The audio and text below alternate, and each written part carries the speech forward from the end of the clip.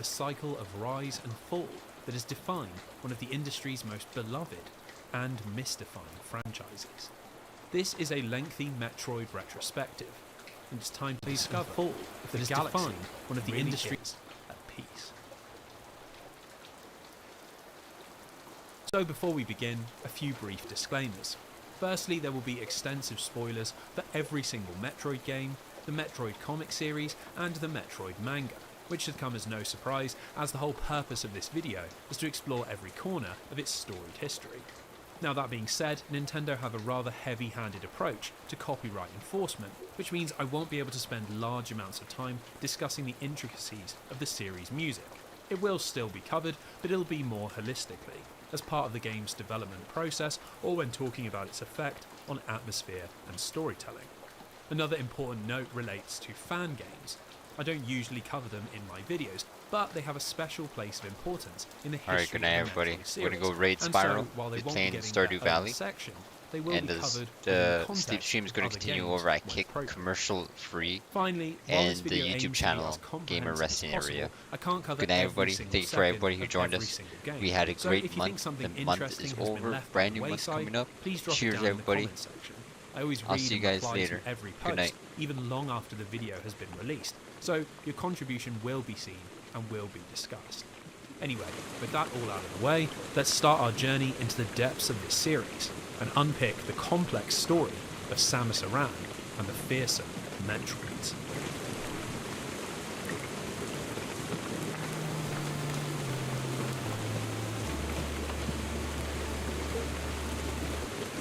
The story of Metroid begins in Kyoto, Japan, deep within the headquarters of Nintendo, as three young employees in the R&D1 department stand before their boss and, despite having no idea how to design a program, ask for permission to make a video game. Now this might sound absurd, but their boss was the legendary Gunpei Yokoi, a man whose unique approach to video game creation had put Nintendo on top of the industry.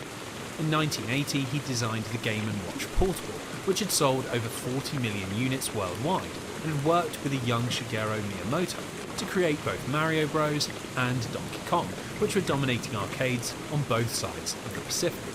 He had an eye for innovation and a love of creativity, and this was central to how he ran his department, the aforementioned R&D1.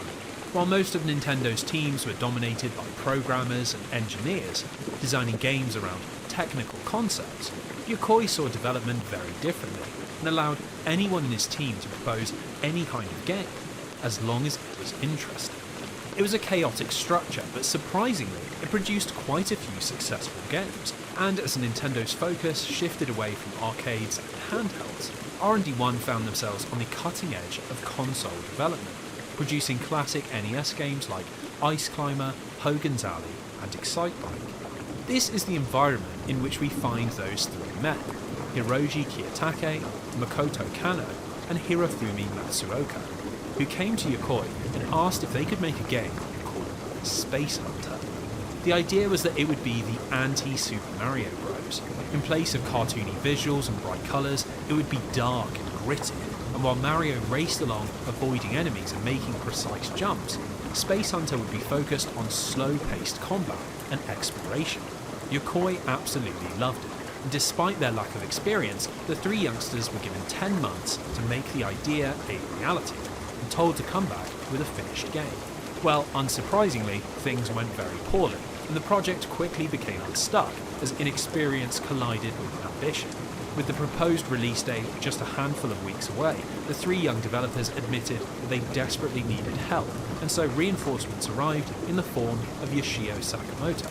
He'd managed the production of both Wrecking Crew and Gumshoe, and so working as an auxiliary director, Sakamoto had to work out what was salvageable, what had to be redone, and what wouldn't make the cut. The biggest change that came out of this period was to the name. Space Hunter was seen as a little too boring, and so Sakamoto came up with something that would better suit its dark atmosphere. A portmanteau of Metro, which reflected the map design, and Android, which reflected the playable character. The result was Metroid, which was miraculously finished in time for its August 1986 release on the Famicom Disk System, and very quickly it became clear that Yokoi's strange management style had produced another hit. Sales in Japan were very positive, and this led to the game being released on the Nintendo Entertainment System the following year, which brought with it a raft of glowing American reviews and helped push the total units shipped to well over 2 million. Now, given Metroid's critical and commercial success, and the simple fact that it's the starting point for this video, you'd be forgiven for presuming that it enjoys quite the rosy reputation, but funnily enough, this is not the case.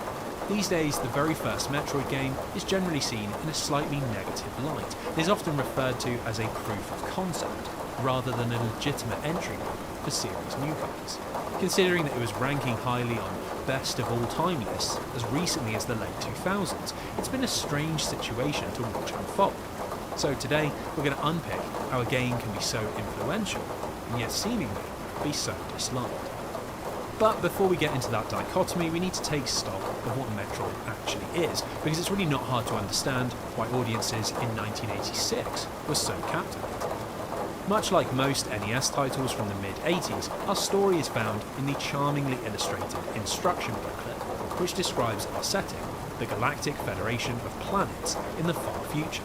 Now, all is not well within the Federation, as while commerce and trade are booming, so too does space piracy.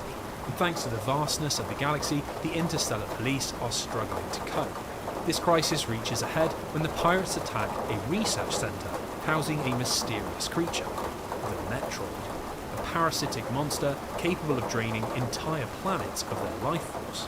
Terrified of the consequences, the Federation dispatch team after team to the pirate stronghold on Zebes, but none are successful thanks to the planet's hostile environment and labyrinthine tunnel systems. The galaxy's final hope is the legendary bounty hunter Samus Aran, veteran of multiple impossible missions, wielder of a powerful suit that can absorb his enemy's powers, and the protagonist of our game. So, as the title screen fades away, we see the emergency order from the Federation. Samus is to infiltrate the stronghold, destroy the pirates' mother brain hive mind, and leave behind no traces of the dreaded Metroids. As far as introductions go, it's pretty low-key, lacking the bombast of adventure games like Zelda and Dragon Quest, and instead opting for an empty shot of the Zebes surface, with a slow, dirge-like tune that haunts our mission briefing. This is our first taste of what sets Metroid apart, not its spacefaring storyline or its subversive gameplay, but how it has a unique appreciation of atmosphere that is far ahead of its time. Let's start with the way that Metroid is laid out, because it's extremely distinct from most of Nintendo's other games. Instead of a linear sequence of segmented levels, Zebes is a sprawling, interconnected labyrinth, made up of tight corridors, enemy-packed caverns, and platform-filled shafts that are all arranged on a single map. While the planet is technically split into unique colour-coded areas, like the lava-infused yellows of Brinstar or the cold gunmetal of Krane's Lair, you're free to pass between these areas at any time, and this is because you don't really complete levels in the traditional sense. Instead, the world exists as an interconnected whole, a maze that you're supposed to explore, searching not only for Mother Brain, but for ways to increase Samus's power in order to better survive. You see, despite our bounty hunter's legendary reputation, at the start of the game, Samus is very weak, and over the course of your adventure, you discover various items that increase your attack, add additional moves, or improve your resources. For example, your laser gun initially has a very short range, which means you have to risk taking damage in order to get close to enemies. But near the top of a shaft, not far from where you begin, there's a statue that holds the long beam. This allows you to shoot across the screen and obviously presents a pretty major increase in power. Now, what's cool about this concept is that the map doesn't flow in a linear fashion, and you often need to travel back to previous locations in order to use newfound abilities. The most famous example of this is on the very first screen. If you head towards the right, as you would in any other side-scroller, you'll quickly find you can't progress, which means heading back towards the left and discovering the Morph Ball, which allows Samus to curl up and pass through small gaps. The rest of the game is structured around ever-increasingly complex versions of this loop. You discover a barrier to your progress, like red doors that can only be opened with missiles, or large gaps that require the high jump, and you have to double back through the accessible space in order to discover the tools that you need. Now, this sounds relatively simple, but it can get rather complicated as the map expands and you build up a large arsenal of verbs. For example, In order to get the Varia suit in Northern Brimstone, which reduces the amount of damage you take, you need to use the high jump boots. But in order to get the boots, you need to blast your way through a wall in Northern, but that requires the bombs, which you get from the most easterly part of Brinstar, past the location of the very first missile tank at the very start of the game. Compared to the simplicity of Super Mario or Donkey Kong, it is much more complex, and really asks you to think about what you're doing and where you're going, rather than just react to what the game throws at you. Now, on top of needing to use these upgrades to open new parts of the map, they also usually have an effect on the gameplay. New beam types allow you to change how Samus attacks, and as enemies are rather strong, your missiles can speed up the pace of combat, and as virtually every enemy hits quite hard, new energy tanks make a big difference to your survivability. There is a huge amount of both combat and movement upgrades spread out across Zebes, and it keeps your power level constantly increasing as you slowly work your way around the map, providing player progression not by ticking off levels, but by increasing your options and firepower. Now, while this was a very novel approach to video game design in 1986, Metroid wasn't actually the first game to incorporate these sorts of ideas, as both The Legend of Zelda and Dragon Quest had been released earlier that year, and both had approached level design from a similarly open-ended angle. Now, that doesn't make Metroid's take on non-linearity any less impressive, but what makes it really stand out from those two is its extremely innovative approach to atmosphere. You see, while Dragon Quest and Zelda had our hero travelling across a huge world, delving into dungeons and discovering magical items, both titles paired this cycle with the reprieve of towns and friendly NPCs. Metroid is devoid of any of this, and from the moment you step foot on Zebes, you are thrust into an utterly hostile world. There are no safe rooms, recharge stations, or friendly characters, just pure isolation and a planet where everything is trying to kill you. It is an unrelenting experience of loneliness and risk, and this was something that Sakamoto wanted to augment with the game's art direction and graphics. Kiyotake and his group of young developers had originally been inspired by the gritty industrial aesthetics of Ridley Scott's Alien, and Metroid represents an attempt to recreate many of its most famous visuals. The creatures of the world are twisted and strange, mimicking H.R. Geiger's blend of mechanical and organic. Even the Metroids themselves are deeply inspired by the xenomorph facehuggers, latching onto their victims and draining away their life in order to sustain their own. The claustrophobic hallways of the Nostromo clearly informed the map design, and through the use of a black background with a small number of tiles around the edges, it's amazing how well the game replicates Alien's tension-filled mood. Now, that same care is found all throughout the soundtrack, which was put together by composer Hirokazu Tanaka, and is similarly focused on elevating the ominous atmosphere. In Tanaka's own words, the soundtrack represented a living organism, where there was no distinction between effects and melody, drawing the player into the perpetual night of the space pirate lair. Now, that might be taking things a little too far, but it's impossible to deny the tunes that Tanaka came up with, and they are some of the most iconic in video game history, perfectly complementing a game that wants to be experienced in a slow and considered way. So, with all this ambitious and imaginative design, you're probably wondering how it's possible for this game to end up with a negative reputation. And well, the answer ironically lies in many of the same things that we've just been praising. You see, that desire to create a hostile and uncompromising world has led to a game that is brutally difficult and lacks anything like the accessible design you'd find even in 1990s video games. For starters, there's no map of any kind, and the job of recording locations you've been to or might need to revisit is entirely on the player. This can lead to an extreme amount of aimless wandering around, bumping into dead end after dead end and hoping to stumble across an upgrade that might open some forward progress. Sadly, this is all the more confusing because many of Zebes' hallways look very similar, and this means you can become disorientated even if you are keeping track of the gameplay. Now, this issue is compounded by the game's over-reliance on hidden pathways, which often mean you can walk right past an important location without realising its significance. Take the Ice Beam, an upgrade that is mandatory because it can freeze Metroids, allowing them to be destroyed with missiles. Instead of such an important item being given to you at the end of a zone or after a boss fight, it's tucked away at the bottom of the pit that doesn't even look like it can be accessed. In order to naturally get hold of all of the items, you'd need to meticulously comb your way through every single screen in the game, and this is a gameplay loop that is in total opposition to another one of Metroid's controversial design decisions. One of the main reasons Metroid is so punishing is that when you die, you respawn with just 30 health, regardless of how many additional tanks you've managed to collect. As there's no way to recover your health outside of random drops from killing enemies, this leads to a monstrous grind to recover your resources every time you fall in battle. Often people hand-wave this away by pointing out good places to farm, but I really think this is just a simple case of the team wildly overtuning the challenge, and in turn cranking up the fear of death well beyond the level required to generate that ominous atmosphere. These twin issues, confusing level design and punishing fail states, make playing through Metroid without a walkthrough a surprisingly rough experience, and this reaches levels of even greater absurdity as you near its finale. At the start of the game, you'll find a room that has two statues that each represent one of the game's bosses, Kraid and Ridley, two space pirate chieftains located on opposite sides of the map, and both who need to be defeated to access Mother Brain. Now, funnily enough, these two fights are actually very easy and won't provide any issue if you've even found a handful of upgrades, but don't let this trick you into a false sense of security. With the two defeated, the final zone, Turian, opens up, and in here Metroid's difficulty level blasts off into outer space.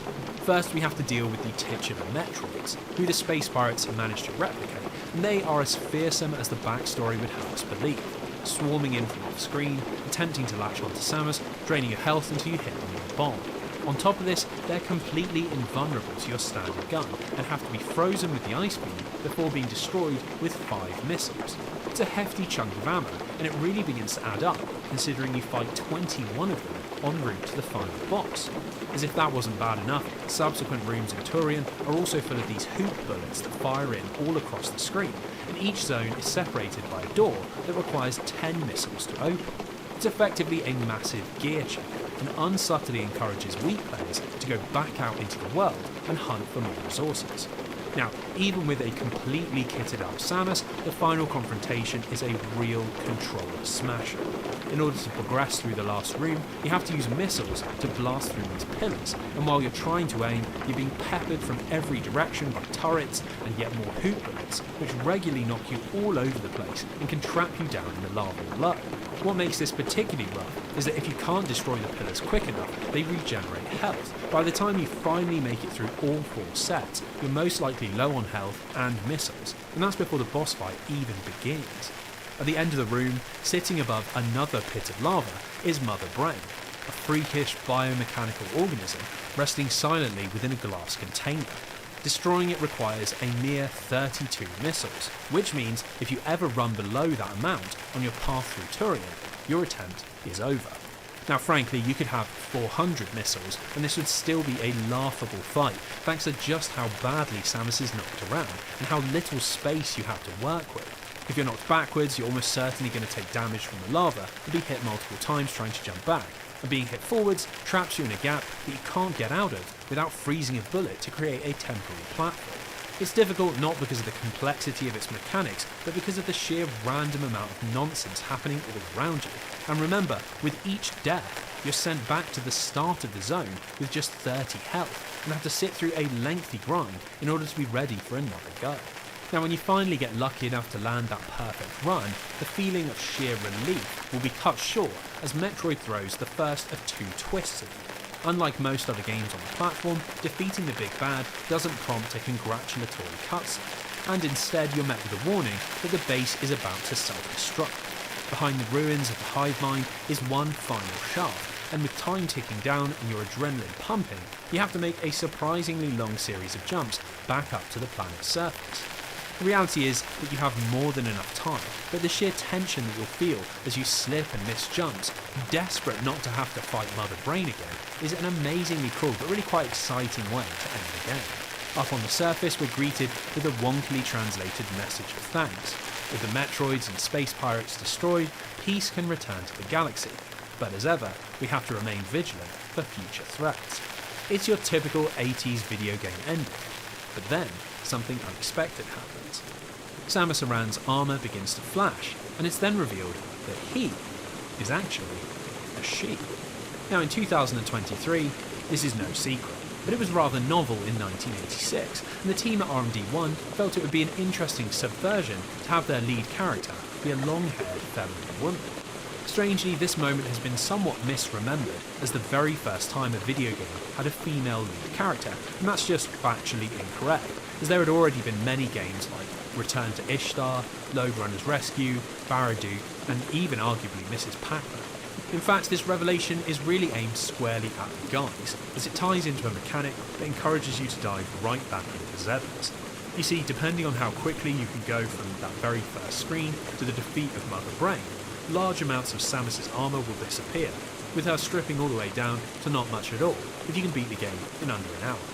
Now, this might just seem like a cheeky reward for dedicated players, but this race against the clock is actually at the very core of how you're supposed to experience Metroid, and it's this element that's often missed by modern players and really contributes to that negative legacy. Almost all of the game's flaws seem like massive issues if you view Metroid as a singular experience, where you stop playing as soon as you see the credits. But that wasn't really how people approached video games in the mid-1980s. You see, you're meant to play this game over and over, hunting down that elusive sub-1 hour run and becoming an expert in all things Zethos. That grind to recover health isn't so bad if you only die a handful of times, and the labyrinthine map quickly becomes second nature on your second or third playthrough. The fact is, Metroid is at its best when you play nothing else for weeks on end. This is a distinctly old-school mindset that few people are going to be able to replicate. Now, that all being said, in the 1980s, these criticisms simply didn't exist, and in both Japan and America, Metroid was considered a very successful game. This might lead you to believe that work would immediately begin on a sequel, but that wasn't really how R&D 1 operated. And so, as soon as the game shipped, the team moved on to completely new projects, with Metroid intended to exist as a standalone experience. For Sakamoto and Kiyotake, their next stop was Kid Icarus, which built on a lot of the same ideas and paired up exploration and role-playing elements with a heavy dose of Greek mythology. After that, the two went their separate ways and produced both Famicom Detective Club and Famicom Wars, which were both critically acclaimed and impressively are still going today, with the former receiving a Nintendo Switch remake and the latter living on as Advance Wars. It was clear that the creation of Metroid had birthed some very talented developers with very large aspirations. And given how Gunpei Yokoi ran R&D 1, it's unsurprising that little thought was given to returning to Metroid. For the next 6 years, while Zelda and Mario established themselves as industry icons, Metroid existed as a single game, and any dreams of its future as a major franchise would have looked rather unlikely indeed.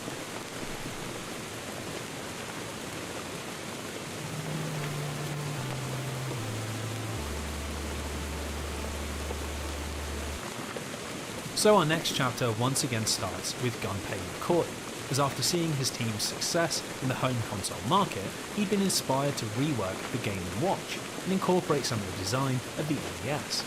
This led to the creation of the Game Boy, a portable device that allowed owners to change cartridges, and in conjunction with a fantastic battery life and an aggressive sub-$100 price point, the device quickly became a hit in every territory when it released in 1989.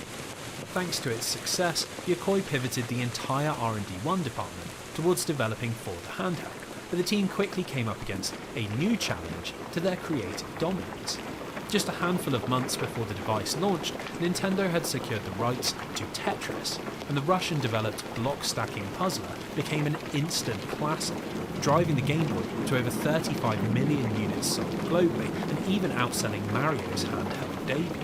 Eager to not be outdone, R&D 1 had developed their own puzzle, Dr. Mario, and while it sold a very impressive 6 million copies, it was still miles behind Tetris, which was by far the best-selling game on the platform.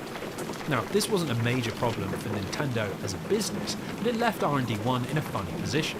They'd spent so much time chasing Tetris that they'd fallen behind the curve. Developers like Capcom, Konami and Square were beginning to create much more complex portable experiences, and it looked like the days of simple single-screen puzzlers were fading into the past.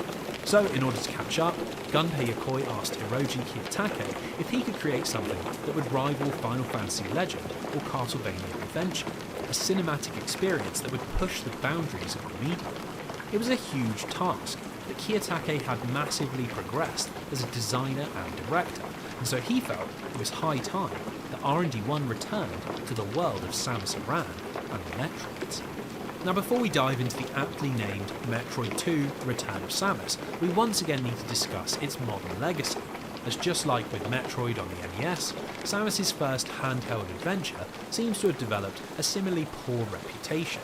It's commonly referred to as the weakest game in the series, and at the risk of getting ahead of ourselves, it's had 2 high-profile remakes, which have only reinforced the perception that it's a flawed game with lots of areas that could be improved.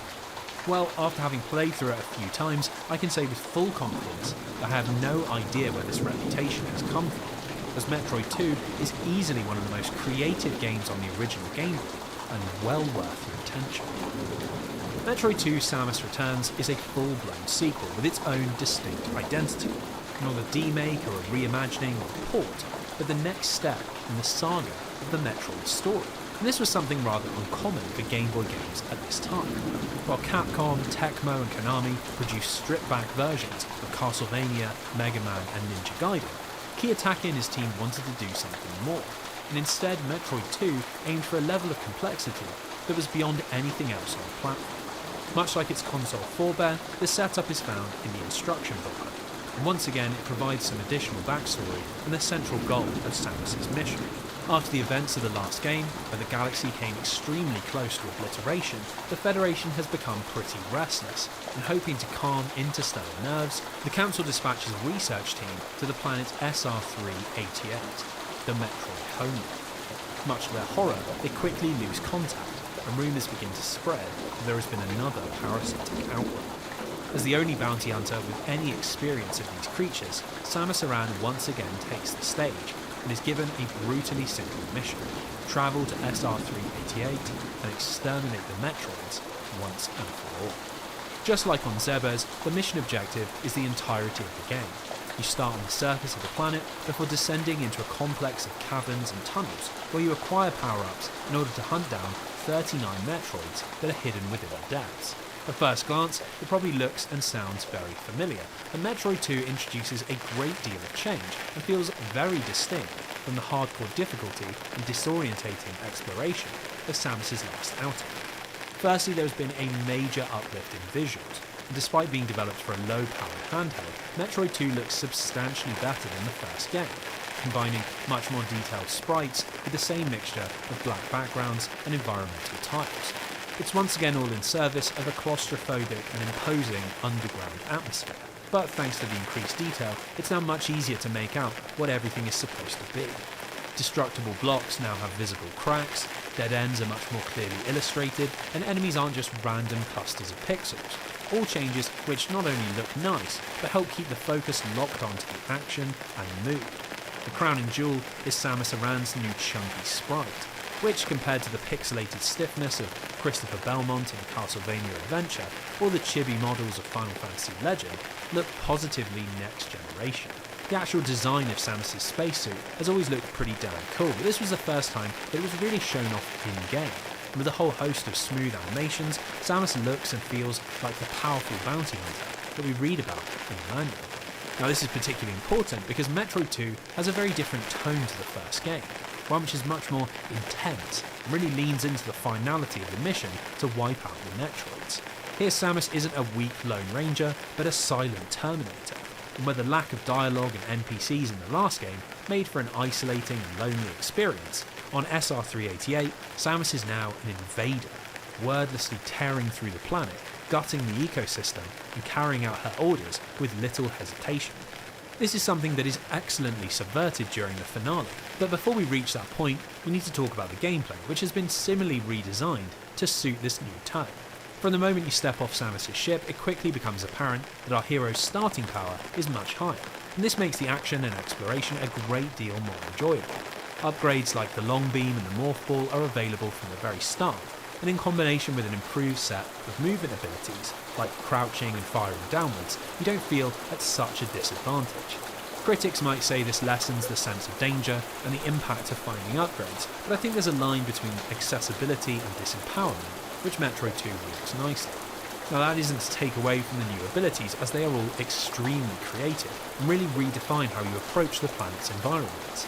Early on you find the Spider Ball upgrade, which allows your Morph Ball to stick to walls and ceilings, Instead of being simply used to get around obstacles, this is paired with a change in how the areas work, as from that point on they become much more open, and you need to think about using this skill to get up to overhanging outcroppings or find secret tunnels in the ceilings.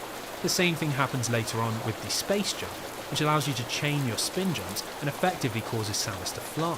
It seems like a huge advantage in a game that revolves around platforming, but from here, SR388 shifts into a series of monstrous caverns that balance this newfound power with hosts of flying enemies and perilous drops.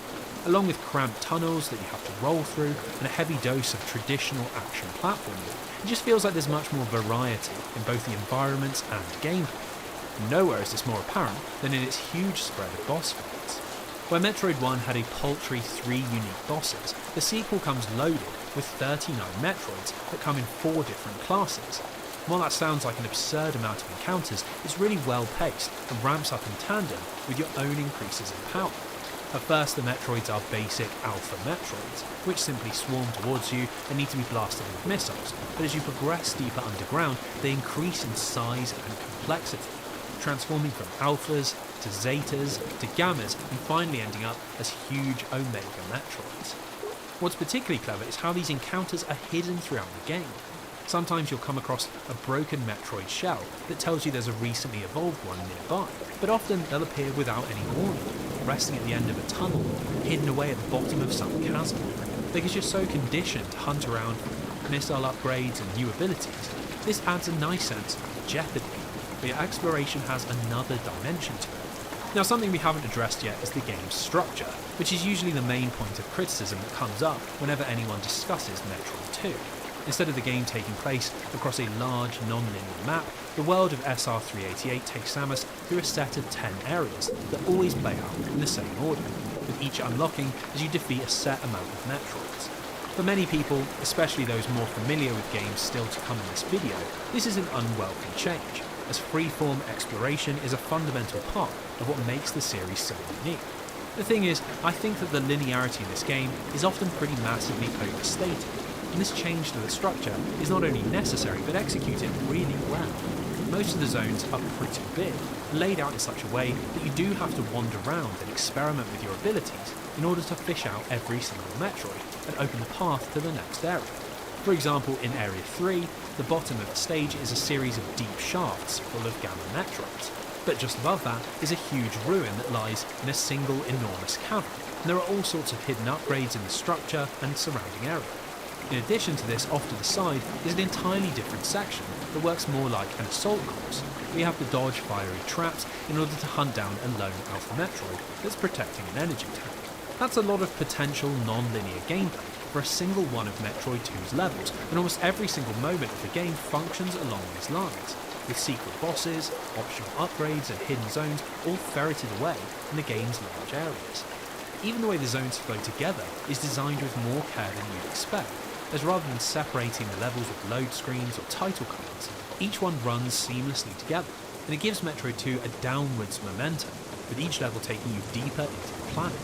As it stands, I think Metroid 2 does a really good job balancing the open exploration of its predecessor with the limitations of the gameplay, and frankly, I think it's not fair to criticise the design of its world, but it achieves exactly what it sets out to do. Now, unfortunately, as much as I think this structure works well, it's not perfect. Really near the end of the game, a few strange design choices cause a bit of a wobble. Almost all of the areas are designed to contain a save point, a spot that regenerates your health, and a spot that refreshes your missiles, which means once you discover these, you can always backtrack in order to save your progress or reset after a particularly rough battle. Now, while this is very welcome after the punishing challenge of Metroid 1, for some reason they are absent from the later areas, and in levels 7, 8, 9, and for most of 10, there's no way to recover your health or save the game. This means you have to backtrack all the way up to Area 6, a journey that not only gets longer the further into the game you go, but becomes more frequent as the Metroids increase in difficulty.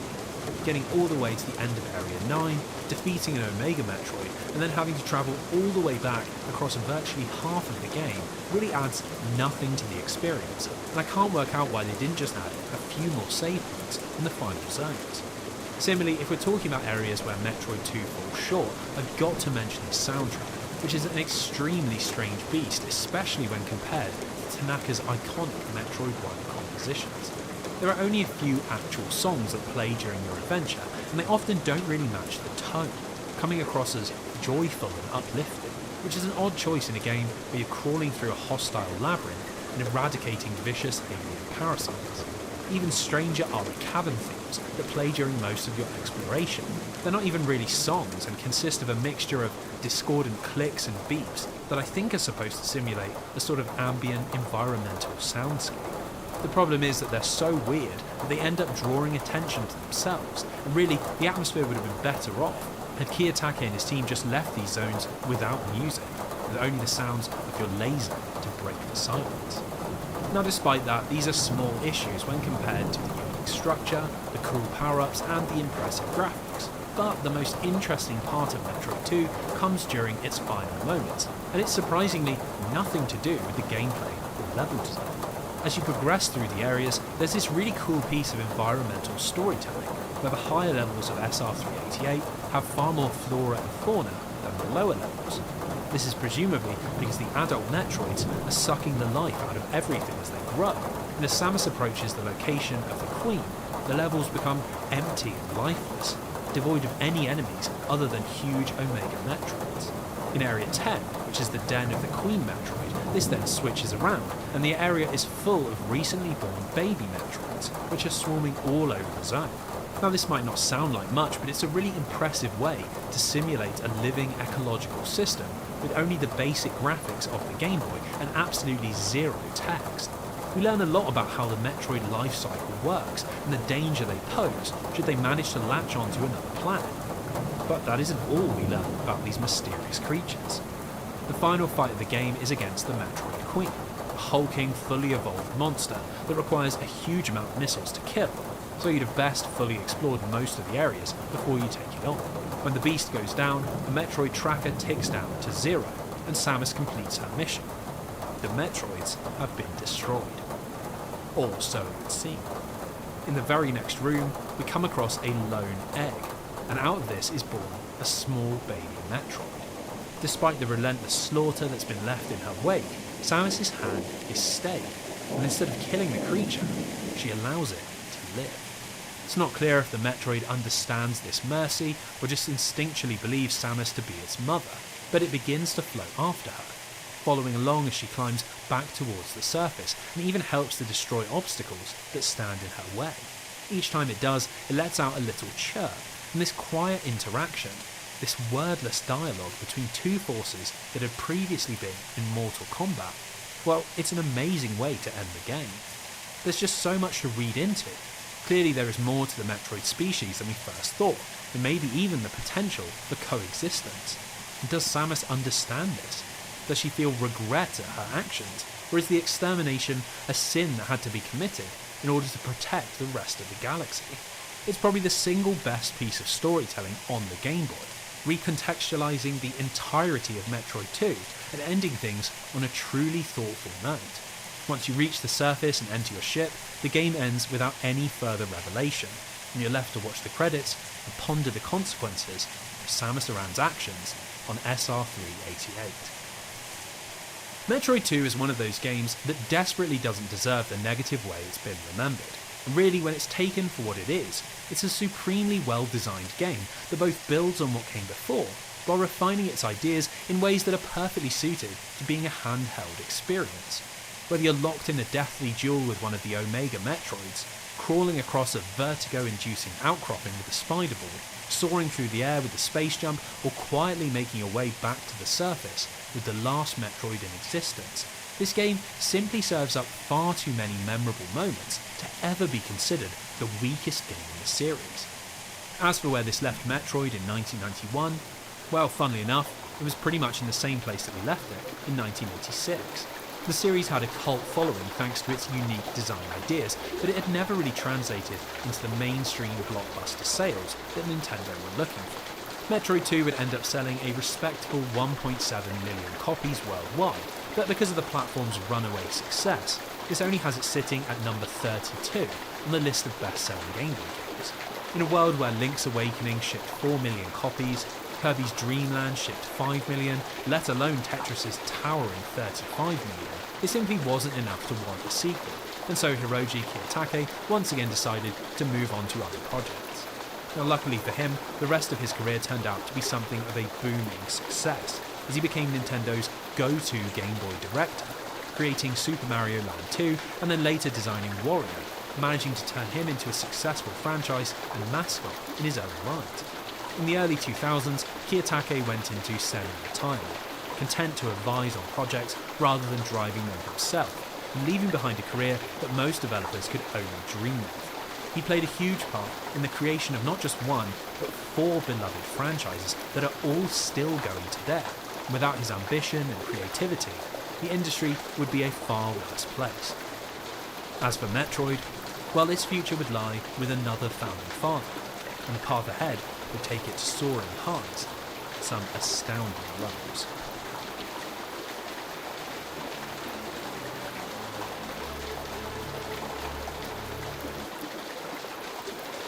With all this talk of hugely successful Game Boy games and fledgling mega franchises, you'd be excused for thinking that Nintendo were in a pretty healthy position, but away from the handheld market, things were looking rather less rosy. While they'd been the dominant video game company in the mid-1980s, competition had quickly emerged, and between NEC's PC Engine and Sega's Mega Drive, they were being squeezed on both sides of the Pacific. It was clear that the NES and Famicom could no longer hold up to modern demands, and so a next-generation home console was developed, one that could handle advanced graphics, complex programming, high-quality sound, and even produce primitive 3D polygons. This was the Super Nintendo, and unsurprisingly it was a big hit, especially in Japan, where Nintendo quickly regained that #1 spot thanks to an early salvo of seminal titles like Super Mario World, A Link to the Past, Street Fighter 2, and Dragon Quest V. Unfortunately, things weren't quite as straightforward outside of their home market, as a launch delay had allowed Sega to build a massive following. With clever marketing, a focus on licensed games, and uncensored arcade ports, the Mega Drive was at points outselling the Super Nintendo by almost 2 to 1, and it left the big end's departments scrambling to create games that could help win back that American market. So it's here that we find the spark that reignited interest in Metroid. Both of the previous games had sold better in America than back in Japan, and while that had meant low internal enthusiasm for sequels in the 1980s, suddenly this Western popularity was a big asset.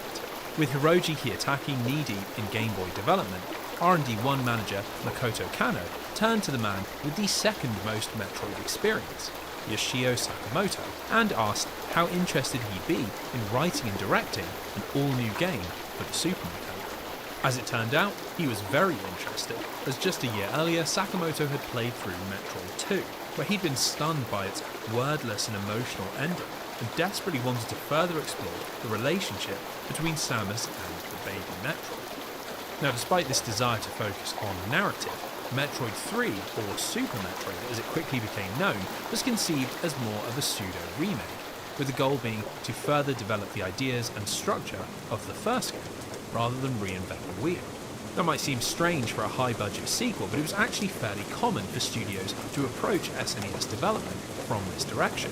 Many of the finest games of the era, like Super Castlevania 4, Contra 3, Super Ghosts and Goblins, and Earthbound, all followed this strategy of beefing up visuals and adding deeper complexity, and it was even something Nintendo had done before, with Super Mario World and A Link to the Past both sticking close to their NES 4 base.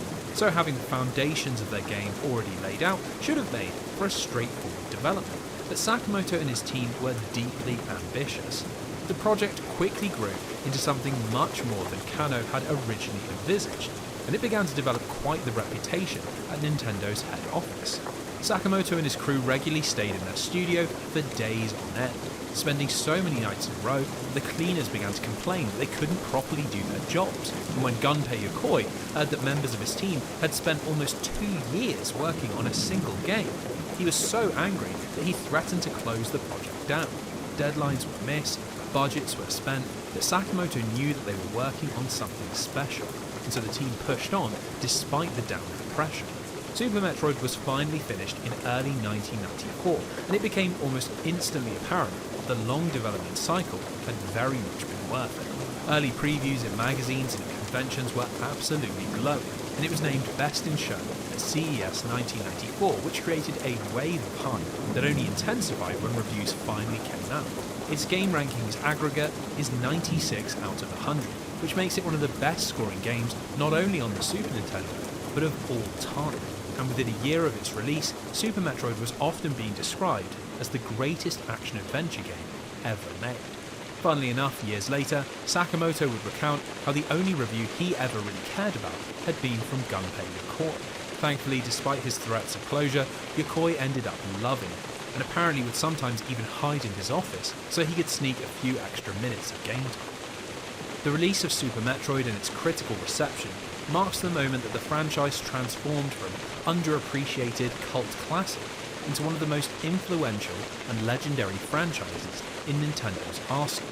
And so it's high time that we work out what exactly made this strange mixture of sequel and reboot such a monumental success. The most upfront improvement is that Super Metroid has a real sense of drama, as one of Sakamoto's main objectives was to create a video game that people would compare to a movie. Take the start screen, for example, where previous Metroid games settled for a title set against the night sky. Here we get tense music and a view of the baby Metroid, trilling and twitching in captivity, surrounded by what looks like dead bodies. Even before the game begins, questions are being asked, and this cinematic flair continues during the game's infamous prologue sequence. Everything opens with Samus recounting the events of the previous games, how she defeated Mother Brain on Zebes and later exterminated the Metroids on SR-388, only to find herself unable to slay the last remaining Larvae. Instead, she delivered it into Federation custody, where scientists discovered that these energy-consuming parasites could potentially be harnessed for the good of all. Satisfied that her time with the Metroids was over, Samus left the station to hunt for a new bounty, but within minutes of her departure, the research facility was transmitting a distress signal. So we take control as she steps aboard the Ceres colony ship, and it becomes quickly apparent that something has gone terribly wrong. Now, Super Metroid is one of those games that's become so famous and so well known that even if you haven't played this, you probably already know how this sequence plays out. After wandering the ship's abandoned hallways, Samus discovers that the baby Metroid has been taken by a rejuvenated Ridley, and after a short, unwinnable boss fight, the ship begins to self-destruct and we have to escape before a timer expires. Now, unfortunately, the fame of this opening often robs it of its intended effect, which is to make you suspect that the Metroid has broken free and caused all of this damage, tempting us back into that conflicted state of mind from the end of Metroid 2. In previous games, our objectives were simple and straightforward: destroy the threat to galactic safety, but in Super Metroid, without the use of a single line of exposition, Samus's motivations are far more murky. We're chasing after Ridley, but are we doing this to rescue the Metroid or destroy him? So once we land on the planet, you'd expect to begin the ability hunting exploration, but surprisingly, we have one more linear sequence before the brakes come off and the world opens up. In order to acquire your basic abilities, the Morphball and missiles, you have to pass through the ruins of Turian from Metroid 1, heading through the shattered hall that once contained Mother Brain. With very little music and a scrolling mist effect, it's a tense reminder of battles gone by, and all helps to establish the core idea behind Super Metroid. This is a remake in spirit only, and for players that go in expecting to understand exactly how its world and rules work, well, there are going to be a great many surprises in store. Now, before we go on any further talking about atmosphere and design, we have to speak about Super Metroid's presentation, as the astoundingly long development time produced one hell of a beautiful looking and sounding game. It is shipped on a whopping 24 megabit cartridge, which at the time made it the largest console game ever produced, and frankly, from just a few seconds exploring Zebes, it's clear that the team have used every inch of the hardware. Continuing the style of Metroid 2, Samus and her foes are once again rendered with large detailed sprites. Where previous games surrounded these with black backgrounds and sparse environmental tiles, Super Metroid is much more maximalist. Brinstar and Crateria aren't just claustrophobic hallways, but complex cavern systems and crumbling ruins, and the SNES's effect chip is used very tastefully to simulate the shimmer of heat in Northa, or a slosh of water while exploring Meridia. There's just so much more visual variety, and while this obviously helps Zebes feel like a living and breathing planet, it also has a palpable effect on navigation, as memorable landmarks and crossroads make it much harder to get lost. Now, while this is all very impressive, the biggest winner is the music, which was put together by Kenji Yamamoto and Minako Hamano. Both had been sound engineers before joining R&D 1, and this understanding of the relationship between sound and gameplay resulted in a soundtrack that is amongst the greatest ever composed. Thanks to the SNES's far more advanced sound chip, which allowed for the simultaneous playback of samples, Yamato and Hamano were able to craft multi-layered tunes full of cinematic flair, using melody to communicate the narrative and make up for the lack of dialogue. Certain songs like Brinstar Underground Depths and Crateria Surface have become as iconic as anything created by Koji Kondo or Nobuo Uematsu, and while Yamamoto is rarely mentioned as one of the industry's greatest musicians, his work on Super Metroid clearly deserves its legendary status. Now, despite all the work that had gone into updating the visuals and sound, it was in the gameplay where Sakamoto was most keen to make improvements. Samus can now aim in 8 directions, and by pressing the shoulder buttons, you can fire at a diagonal angle. This tiny change hugely improves the flow of combat, which is particularly welcome as Super Metroid contains far more of it than either of its predecessors. Along with constant gunfights against different ranks of space pirates and assaults by the planet's wildlife, we now have to defeat 4 bosses to access the heart of Ridley's stronghold.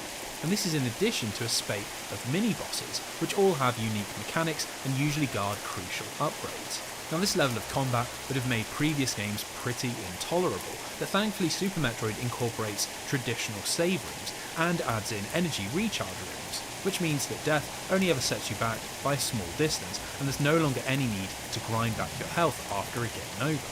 The other major change is the inclusion of an in-game map, which is plotted out automatically by exploring new rooms or by finding a map station. These small but impactful changes make the experience far more accessible than its 8-bit ancestor.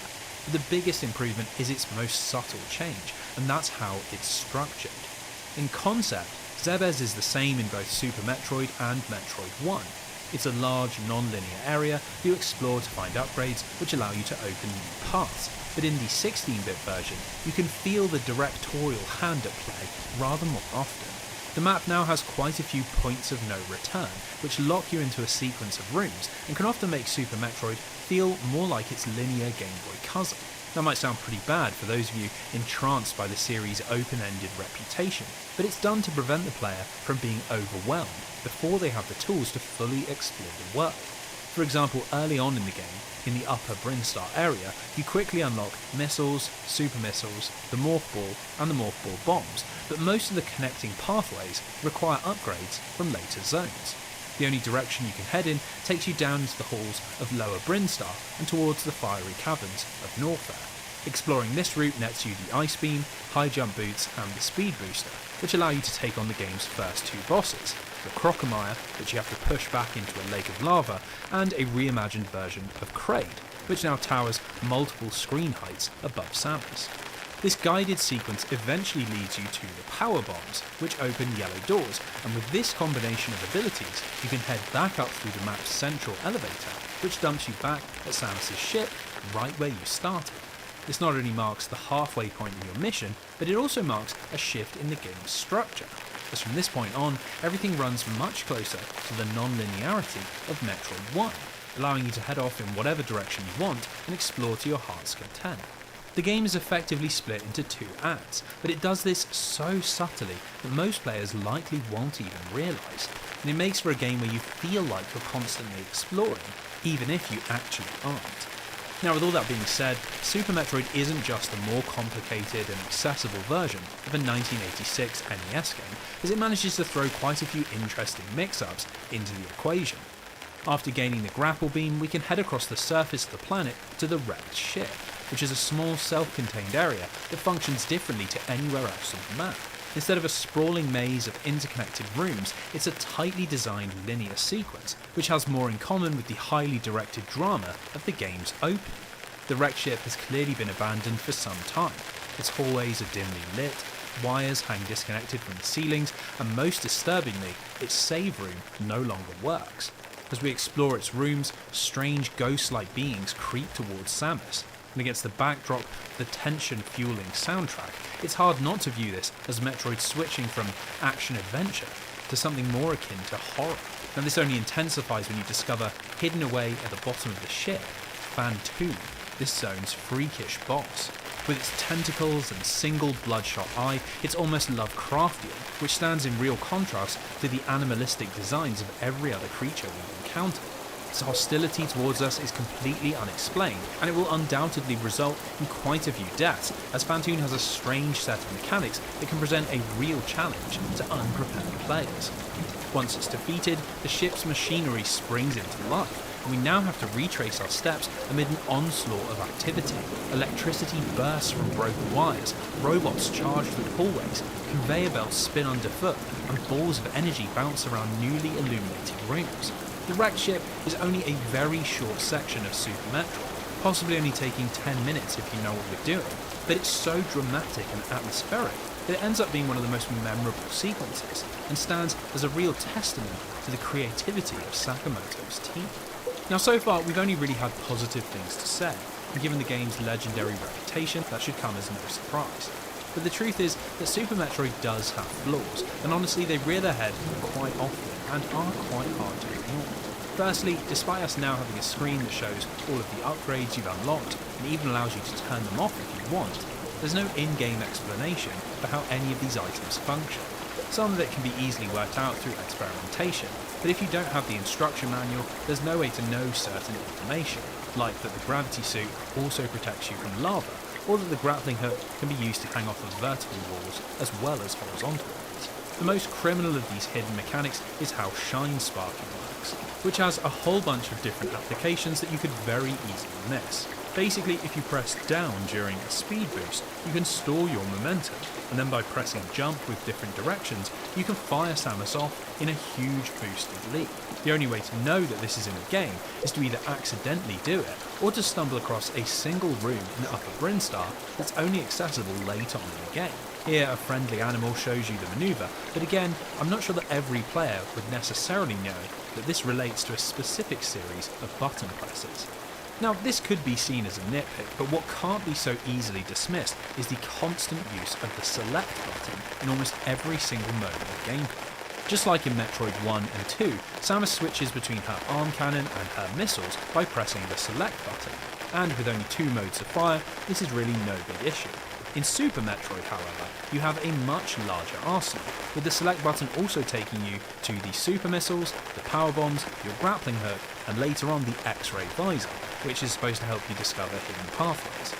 Considering just how often you have to switch between these items as you open doors and travel around zebras, it does get old having to mash the select button every 10 seconds as you constantly change ammo type.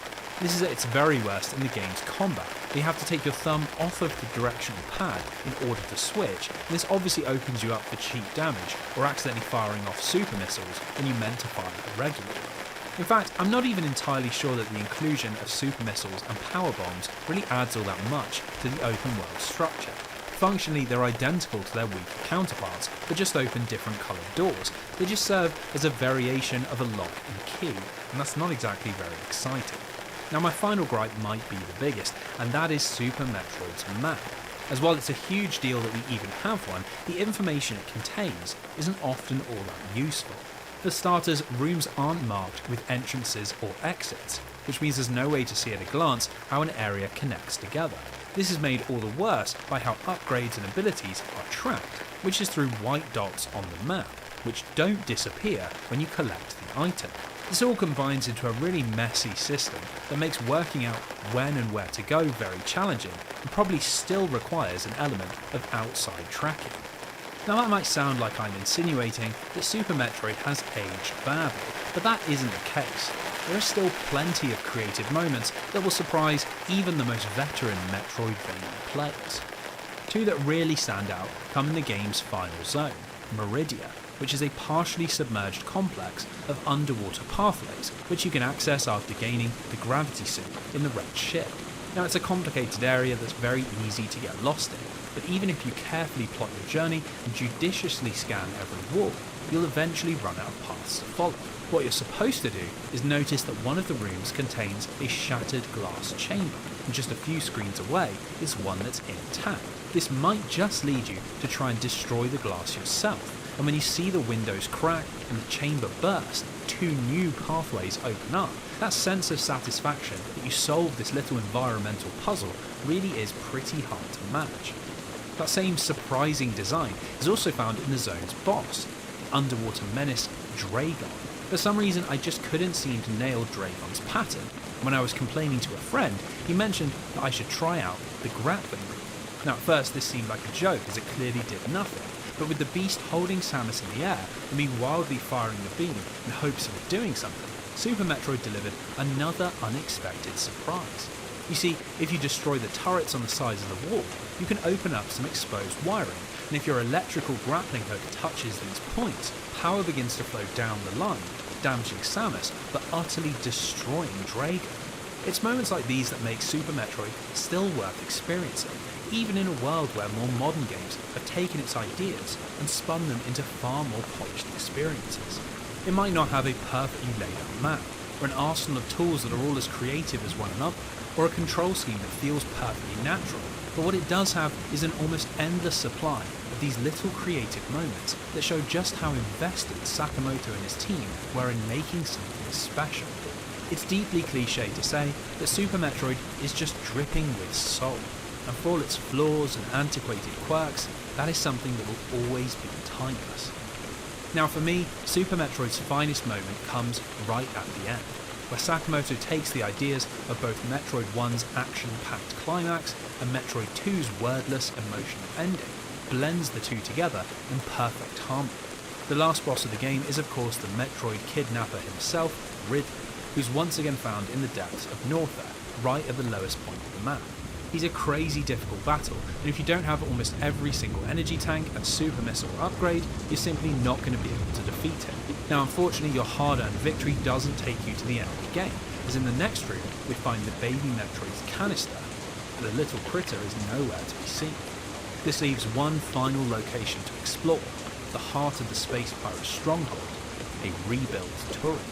Now interestingly, unlike in his 8-bit form, Turian in Super Metroid is nowhere near as difficult, and I think this comes from an understanding that you can't really push things further than the Ridley fight without turning your game into a brutal slog. Final moments of Metroid on the NES are some of the most punishing and unenjoyable of its generation, and so to avoid this, Sakamoto pivots into something wholly different.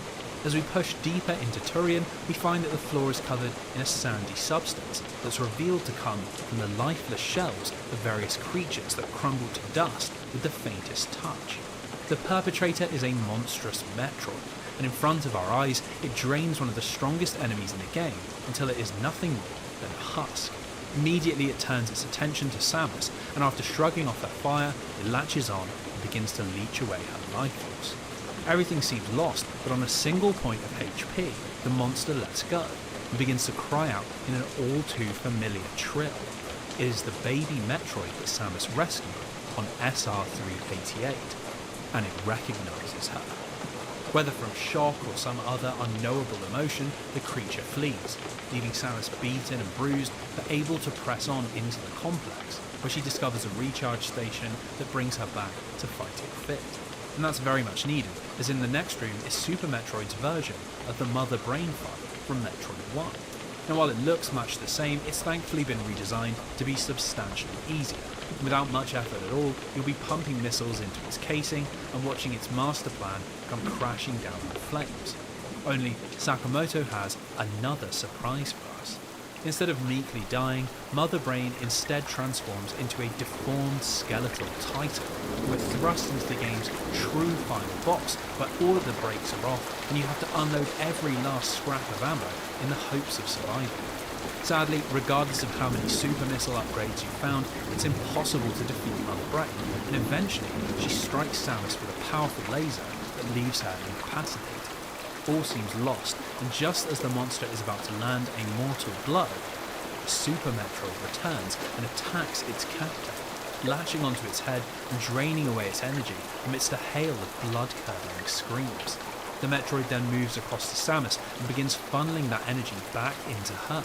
But while this is happening, Mother Brain awakens and begins unleashing attack after attack on the Metroid's body, all while it recharges and protects the being who spared it. Eventually it can take no more, and as the background turns to black, the last Metroid in the galaxy dies.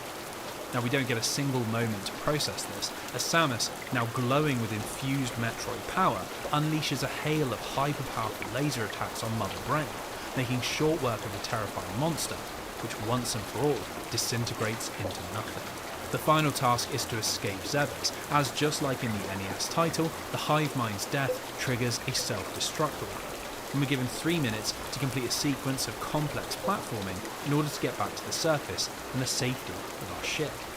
If you remember, this wasn't actually all that hard in the original, but here they've really ramped up the challenge, and I actually managed to fall short on my first few attempts thanks to some really sneaky dead ends that do an excellent job of creating panic as you desperately search for the door.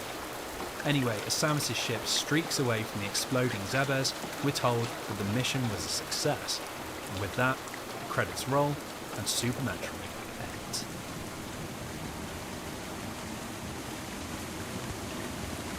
Considering that Sakamoto took on the project with two goals in mind, reimagining the first Metroid and building on the ending of Metroid 2, you've got to say that Super Metroid is a resounding success.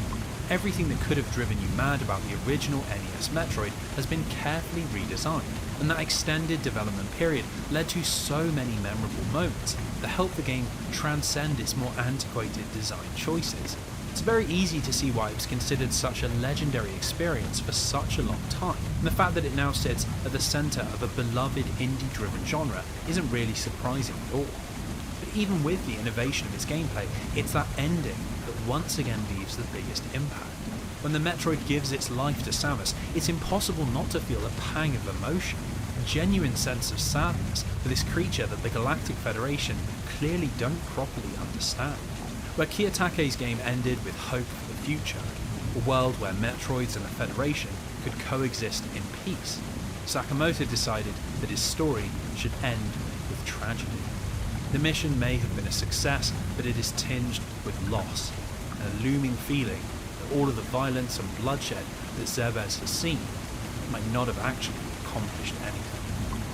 Now, an even greater tragedy is that despite the monstrous critical acclaim that Super Metroid received, the series once again failed to deliver blockbuster sales, with just shy of 1.4 million copies sold worldwide, which was a far cry from the monster success of Super Mario, Donkey Kong, and Zelda. Despite all of the glowing reviews and the innovation that would later spawn a legion of imitators, in the mid-90s, Samus was still distinctly middle of the road in terms of popularity, and so once again, there were no immediate plans for a sequel. Instead, Sakamoto and his team drifted back towards R&D 1's bread and butter, portable gaming, and this sadly brings us to the end of that team's legendary run under Gunpei Yokoi. In 1995, he'd unveiled his next great innovation, the Virtual Boy, and to Nintendo's horror it proved to be a huge critical and commercial failure, losing the company millions and badly damaging Yokoi's reputation. Shortly after its release, he decided to leave Nintendo, and then tragically, just 2 years later, while standing at the side of the road waiting for a repair service to arrive, he was struck by a car and died of his injuries. Sakamoto and Kiyotake might have been responsible for making the series into the critical darling that it became, but Yokoi was its patron saint. Without his guiding hand, Metroid may never have existed at all. It was a painful loss for everyone left at Nintendo, but with a new console on the horizon and the handheld market in vice grip, there was no reason to think that this golden age would ever come to an end.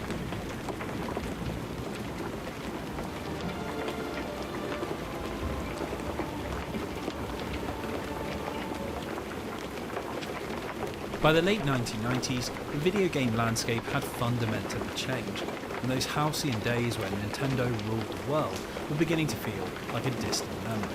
Their next home console, the Nintendo 64, had been roundly trounced by Sony's new PlayStation, and despite the release of generational titles like Super Mario 64 and Ocarina of Time, it seemed there was very little they could do to get back on top.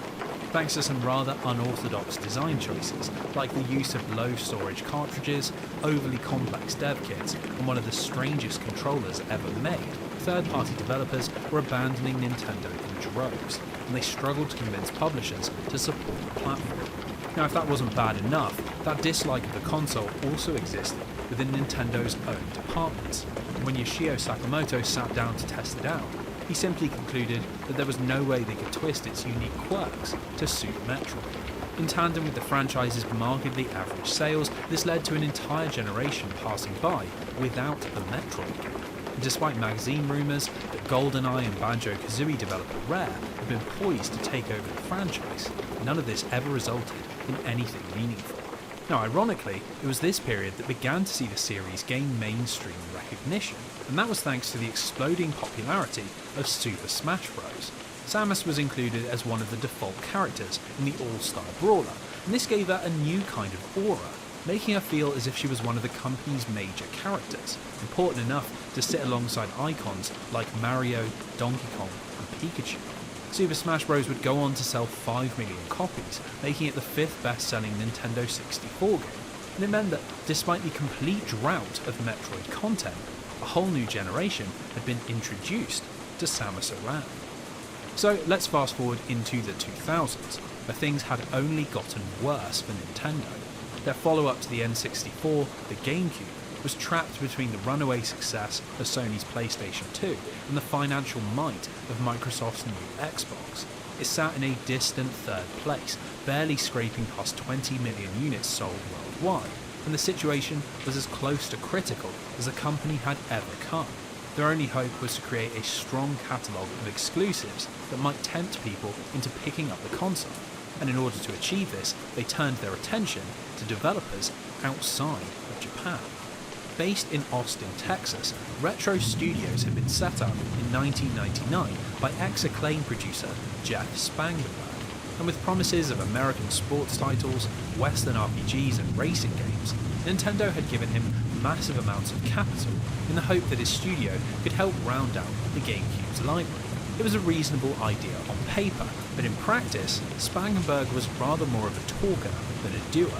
He'd initially promised Nintendo 4 games, but as the years ticked by and Retro Studios continued to spend money and hire new staff, there was conspicuously little being produced. Eventually, the Nintendo leadership got tired of waiting, and so a delegation led by Shigeru Miyamoto was sent over to the States in order to assess what they were actually getting, and the results were not pretty.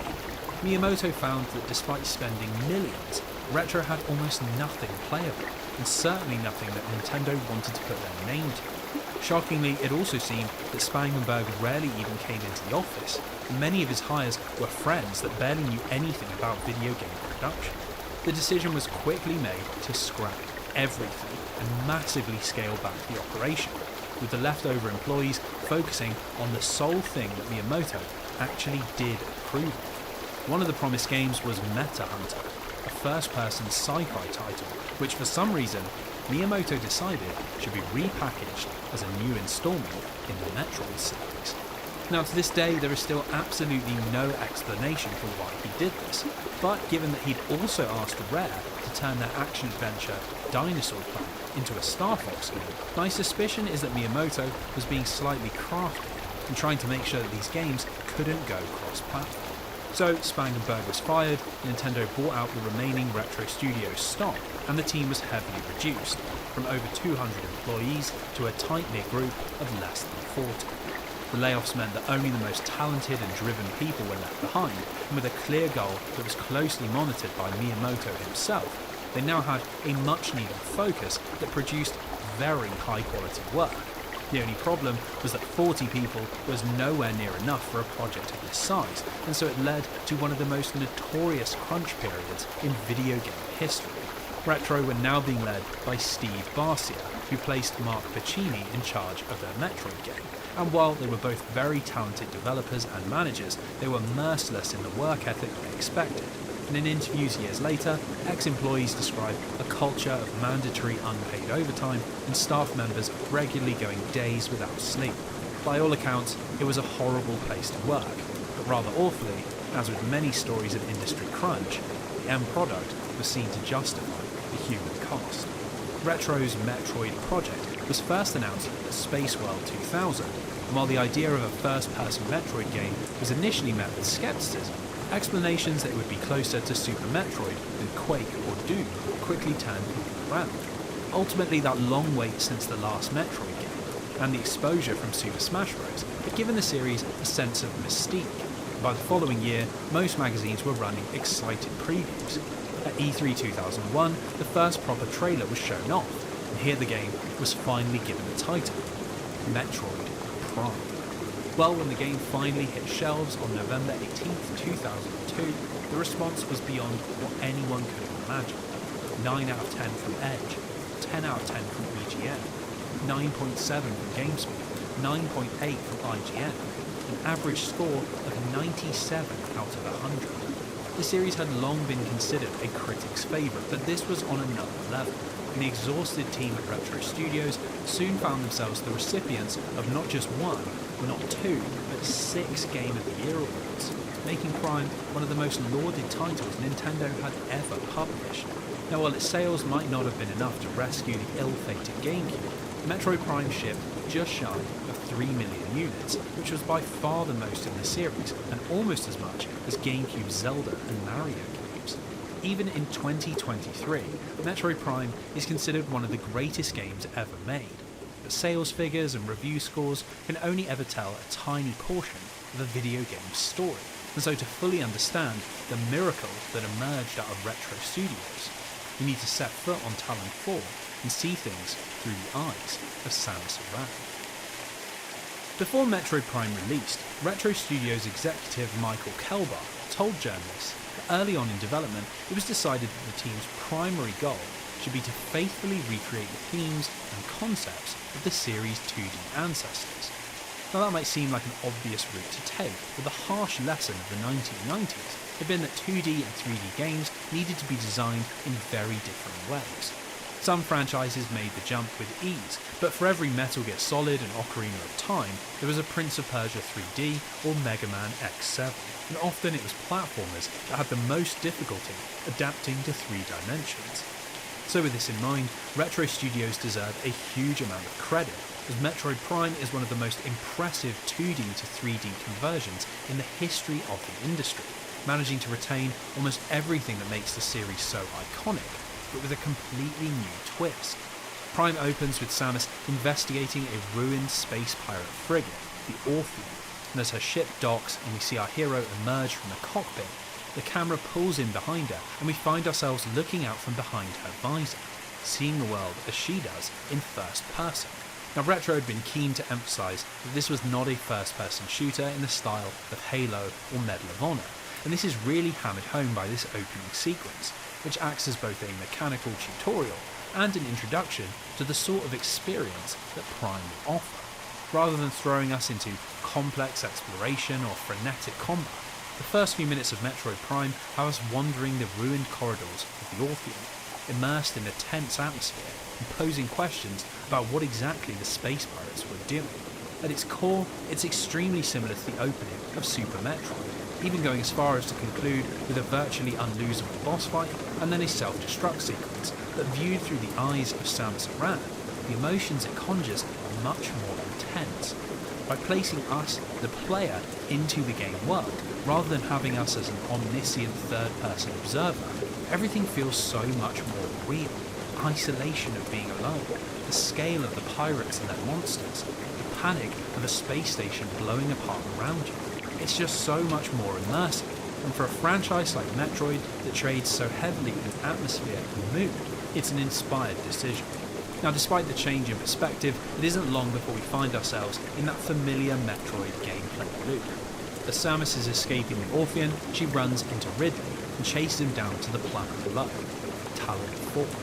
Unfortunately, her hunt is slightly waylaid, as on the way back to her ship, she's caught in a blast that damages her suit and deactivates many of her powers.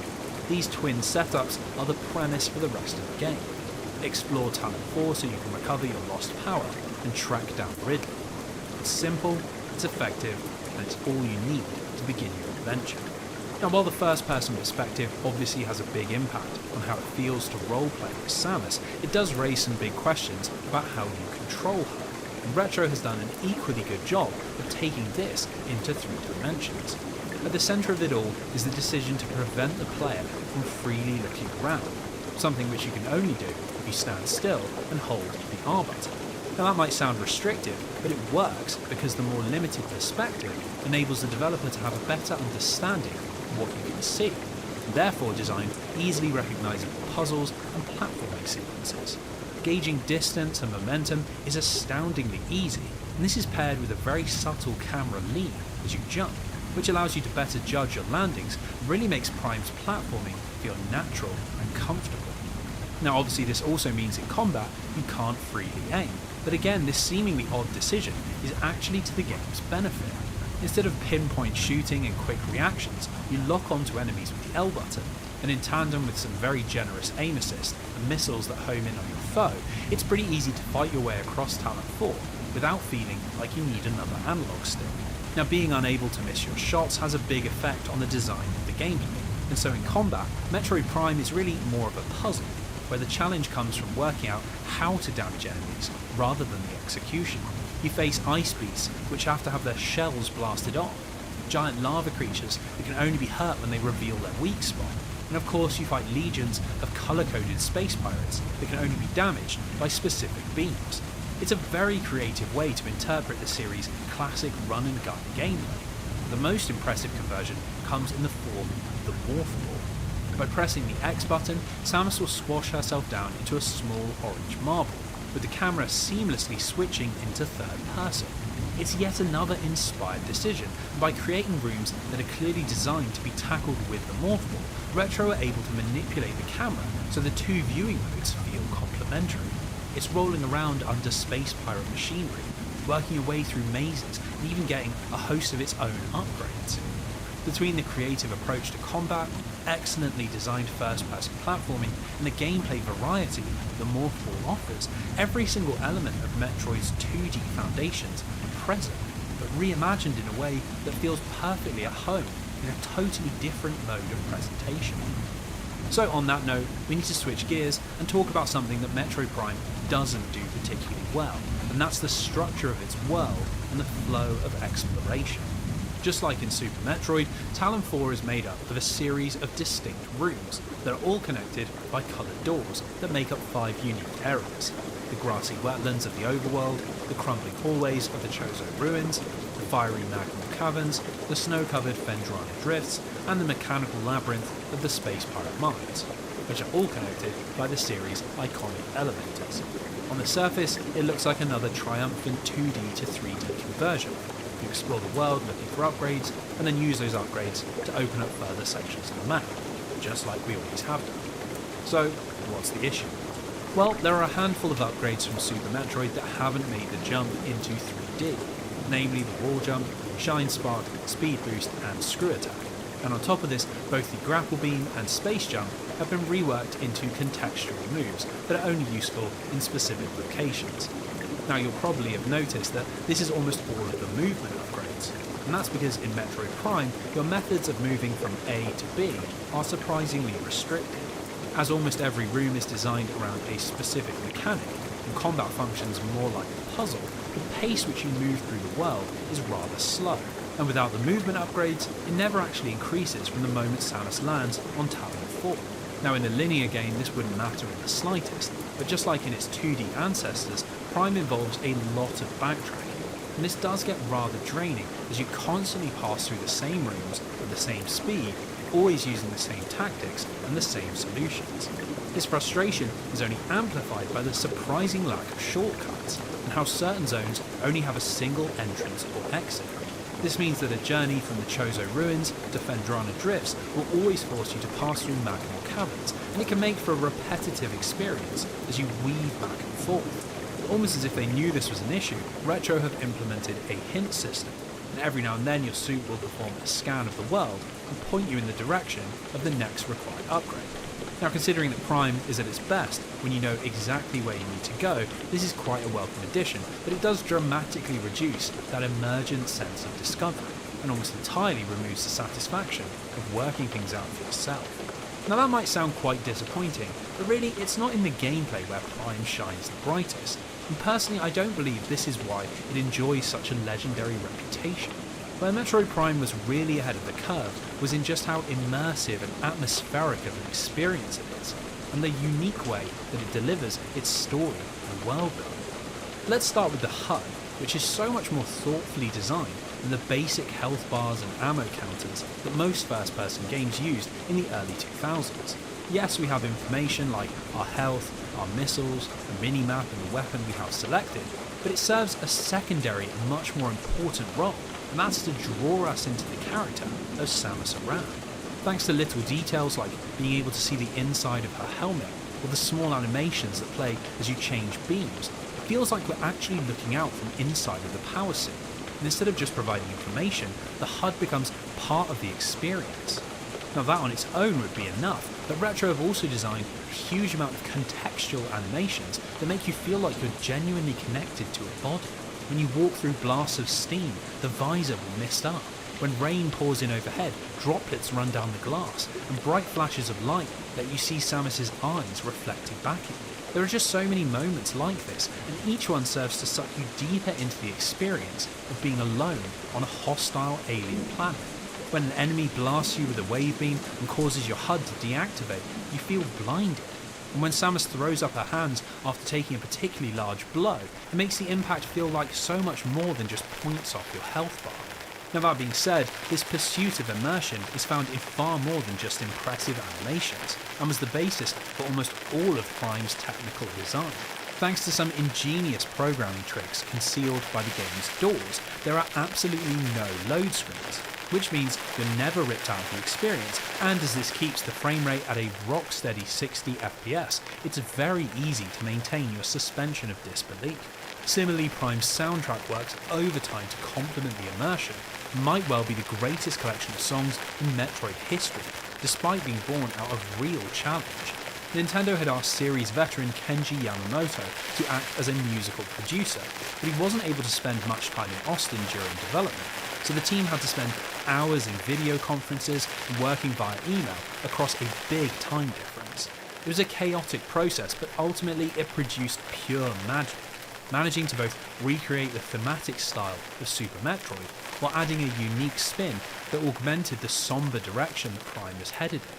While each zone has its own distinct theme, with songs like the Talon Overworld and Fendrana Drifts rivaling anything from the series' 2D heyday, Yamamoto and his team also crafted ambient versions, formed out of sparse drums and stripped-back synthwave. These ethereal alternatives mean that backtracking could have a different emotional impact to your initial exploration, and in the depths of Magmore Caverns or the Chozo Ruins, it's almost as if you can hear the hum of the planet, all formed out of nothing more than clever sound design.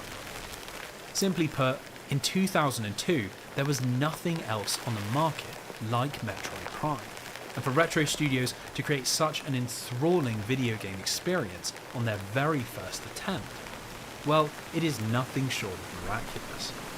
Interestingly, the game's focus on immersion through sight is also the crux of one of Prime's new systems, which was born out of a particularly odd episode in the game's development. Apparently, after having looked over a prototype, Miyamoto had asked the dev team to consider what the game would look like if Samus could have the head of a bug. Now, for days they were completely baffled about what this was supposed to mean, until they realised it was a mistranslation. Miyamoto had said, "What if Samus's perception changed?" This offhand comment led to the creation of the visor system, which is a way to add more depth to the simple act of looking around. You see, in the bottom left corner of your HUD are different visors, and they're used in a variety of different ways, from gating progress to small puzzles, and even have a role in combat. The first you find is the thermal visor, and while it's primarily used to see in pitch black areas of the map, it also doubles as a way to find cloaked enemies, or trace power lines to find hidden switches. Later on you find the X-ray visor, which similarly has you scanning environments, but now for time-warped invisible platforms and secret doors. Both of these add an entirely different dimension to how you look at the world, and it's incredible that a mechanic that plays such a critical role came from such a flippant remark. Now this takes us onto Metroid Prime's second great strength, which is how it delivers its story, and this is focused around another visor type that you have from the very beginning, the scan visor. By switching to this mode, you lose the ability to attack, but in exchange, you can scan almost everything in the game, which reveals a snippet of information about what Samus is looking at. At its most basic and functional level, it's used to scan enemies in order to work out how to defeat them, but really it is so much more than this. Through judiciously scanning all manner of computer terminals and ancient carvings that are scattered all across each zone, you can piece together the tragic story of Talon 4 and discover what exactly happened to make this planet so hostile. Samus discovers that Talon 4 was at one point a Chozo garden planet, which is particularly notable as they are the race of bird-like creatures whose ancient statues she was interacting with on the planet Zebes.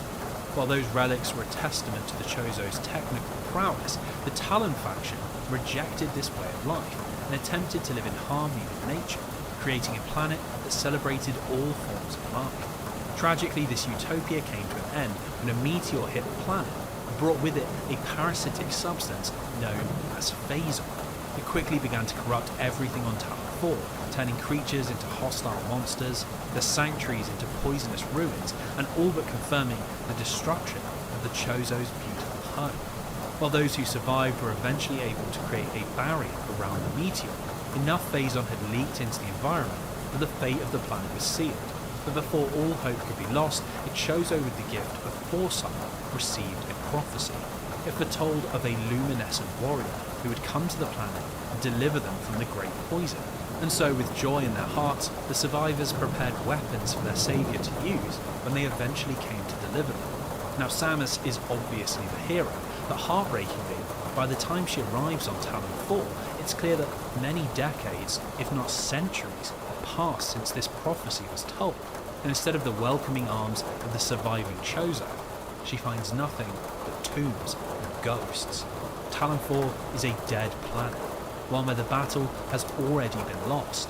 And while we explore its hallways and chasms and vistas, taking the tools that the Chozo left behind and eventually destroying the phazon infection, there is a shadow of death that hangs over everything. I'm loath to make this comparison, but this is exactly the sort of storytelling and world building that would win Dark Souls so much acclaim over a decade later, and arguably Prime does it with just as much dramatic flair.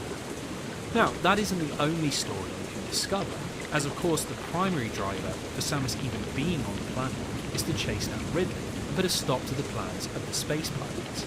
This narrative is a little more overt, and even without scanning a single terminal, it's clear from the environmental clues that they're attempting to use phazon to augment their foot soldiers and reassert some of the strength that was lost when Mother Brother died. In this sense, it's actually quite similar to Super Metroid and Metroid 2, in that there's quite a strong story present if you're willing to look for it, but it never asserts itself at the cost of the gameplay, with Retro perfectly content to let uninterested players walk by if they want to keep the focus on the action. So therein really lies the explanation of Metroid Prime's incredible legacy.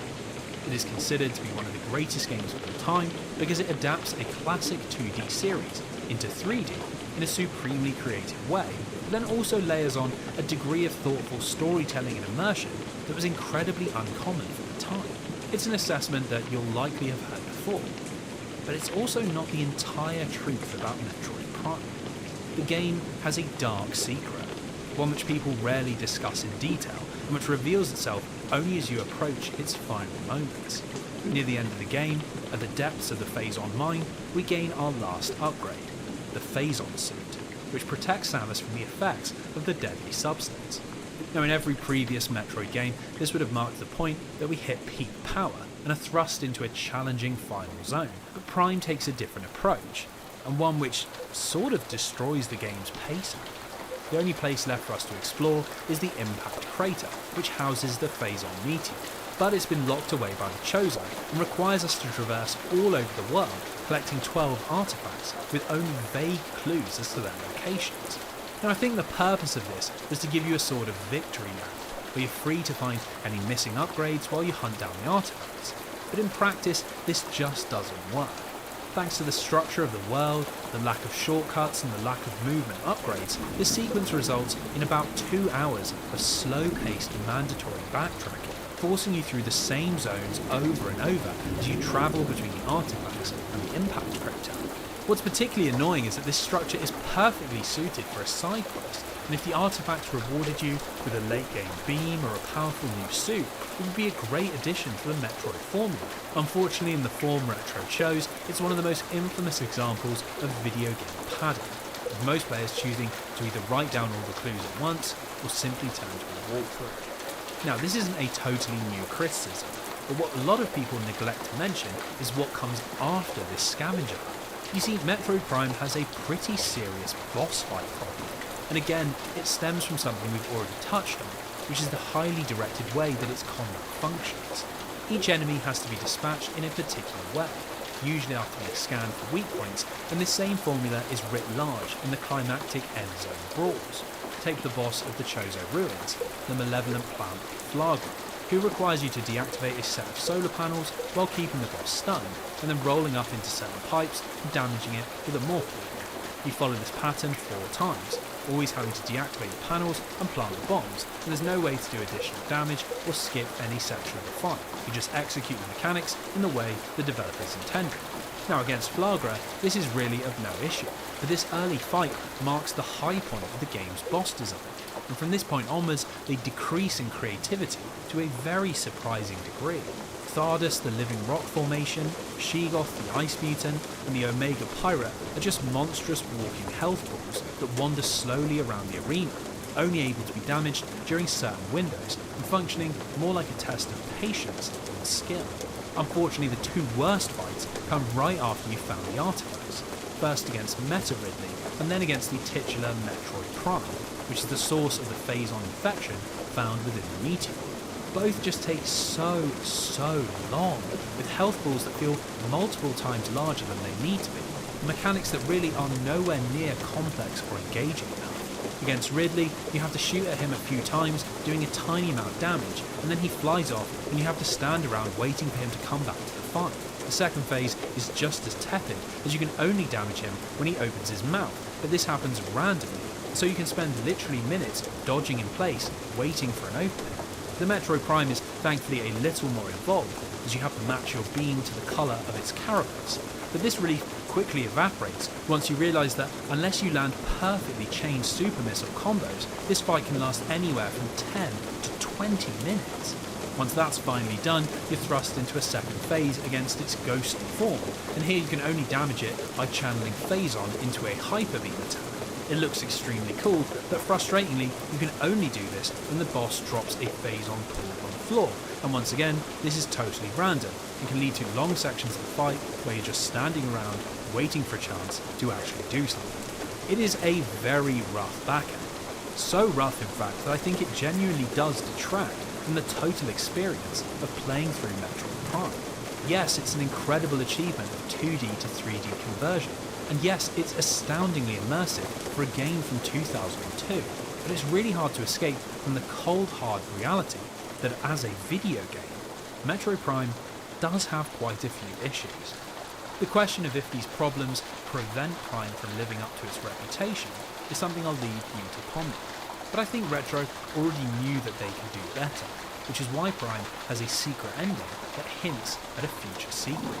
When you defeat Metroid Prime, we're treated to a cutscene where in its death throes it attempts to absorb Samus, but ends up simply stripping away the Phazon that had fused with his suit, dissolving the creature into a puddle and leaving our hero to race back to our ship.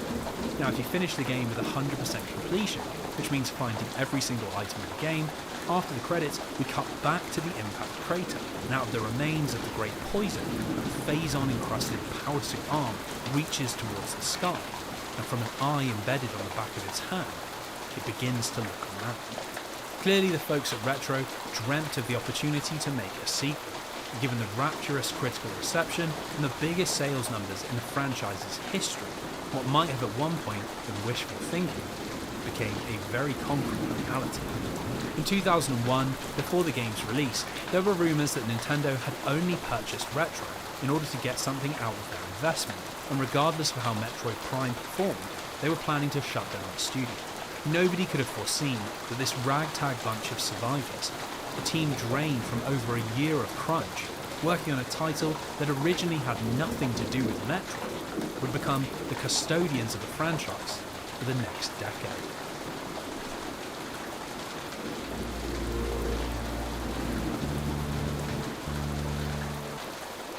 Now, while a 3D Metroid revolution was happening in North America, the series had also come back to life in 2D, and this was thanks to a rather fortuitous change inside of Nintendo's R&D1.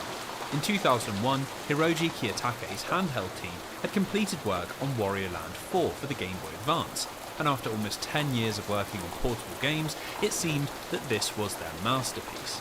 Reviews were really positive, sales were looking great in all markets, and it had even been nominated for a Game of the Year award, so Kiyotake felt this was the opportunity he needed to go out on a high and retire.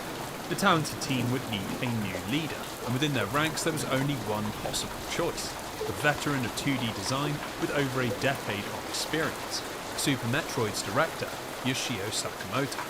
Now, for Sakamoto, this new job represented the ideal opportunity to return to the franchise he loved, as while he'd famously disliked the Nintendo 64's blocky polygons, the Game Boy Advance felt like the perfect place to create a Super Metroid sequel. Now, his first job was convincing his team, as it had been 8 years since Super Metroid had come out, and by his own account, there was now a perception that the series was hardcore old-school Nintendo, and wouldn't allow for any creativity or innovation. So it was decided that they would strike a compromise. The team would go ahead with a new Metroid game, but only on the proviso that it broke from series tradition. And in interviews years later, he would often joke that despite him constantly stressing that they needed to keep the series' identity, his efforts often fell on deaf ears. Now, you might imagine that such drastic changes would elicit quite the fan backlash, but in reality, when Metroid 4 was announced at E3 2001, it was pretty much ignored by the entire industry. Thanks to a very wonky early build, it failed to capture any attention, and between first glimpses of Halo, Final Fantasy X and the reveal of the GameCube, Samus Aran's big 2D return passed by with almost zero fanfare. Thankfully, 12 months later, at the next E3, opinions had done a complete U-turn, and thanks to a highly polished demo that showed off the team's design skill, Metroid Fusion, as it was now called, began to enjoy a raft of positive previews, excitedly discussing this next phase for the series. Nintendo realised that Fusion had some real commercial potential, and so in order to capitalise on this wave of interest, they decided to pull a rather unique marketing gimmick. Metroid Fusion and Retro Studios' Metroid Prime would release on the same day, November 18th, 2002, and for fans that bought both, they could use a link cable to unlock a secret costume in Prime. After 8 years of silence, it was all pretty hard to believe. Fans were not only getting Metroid back, but 2 entirely new games at once, both in 3D and 2D. A move that's virtually unthinkable these days and served to really ramp up the hype. Now, we already know the story of Metroid Prime, but what about Fusion? Could Sakamoto deliver a 2D successor to Super Metroid, while leading a team that wanted to break all of the rules? While Sakamoto had tried to inject more substance into the narrative of Super Metroid, storytelling was never really something that the series was particularly known for. Fusion represents a big break from this tradition, and opens with an introductory cutscene full of lengthy world-building and exposition, all entirely critical to the story we're about to experience. Everything begins with Samus accompanying a research team to the surface of SR-388, where she's attacked by an unknown life form. While initially thinking nothing of it, she later collapses while flying her ship, and has to be pulled from the wreckage and thrust into emergency surgery. It turns out that the mysterious life form is a parasite called X, and its infection has spread throughout her body and power suit, baffling scientists and all but condemning the bounty hunter to death.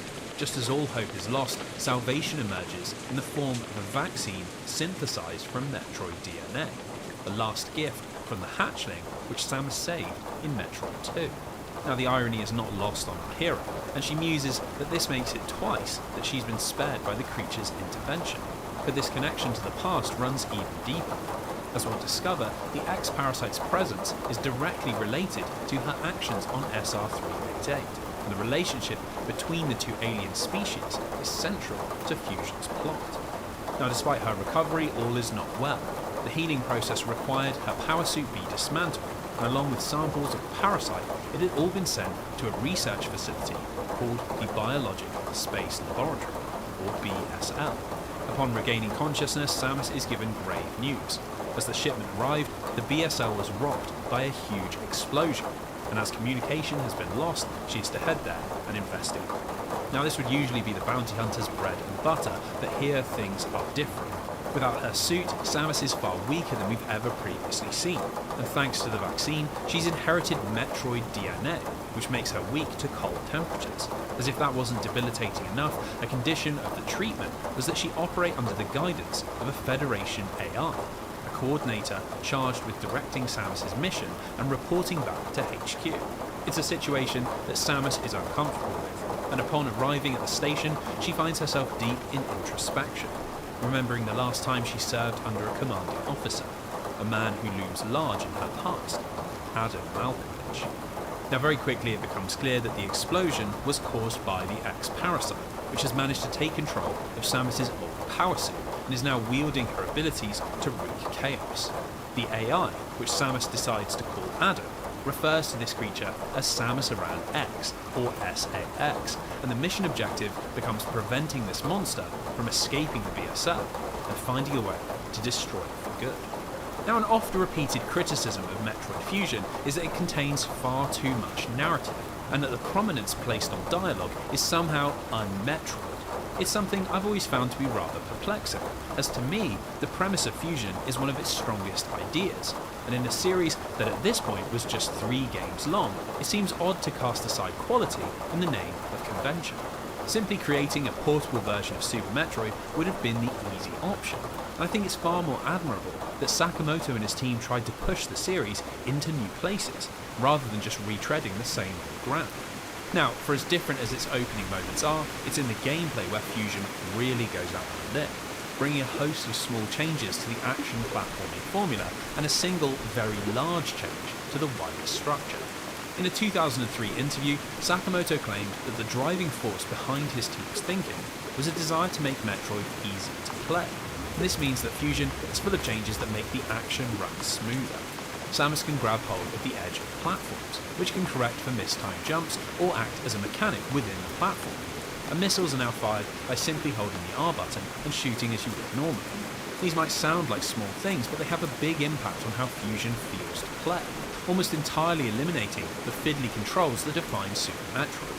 In fact, that game's issues have been doubly addressed, as in Fusion, your beam and missile upgrades now stack, and this means you don't have to hunt for multiple kinds of ammo every time you reach a locked door.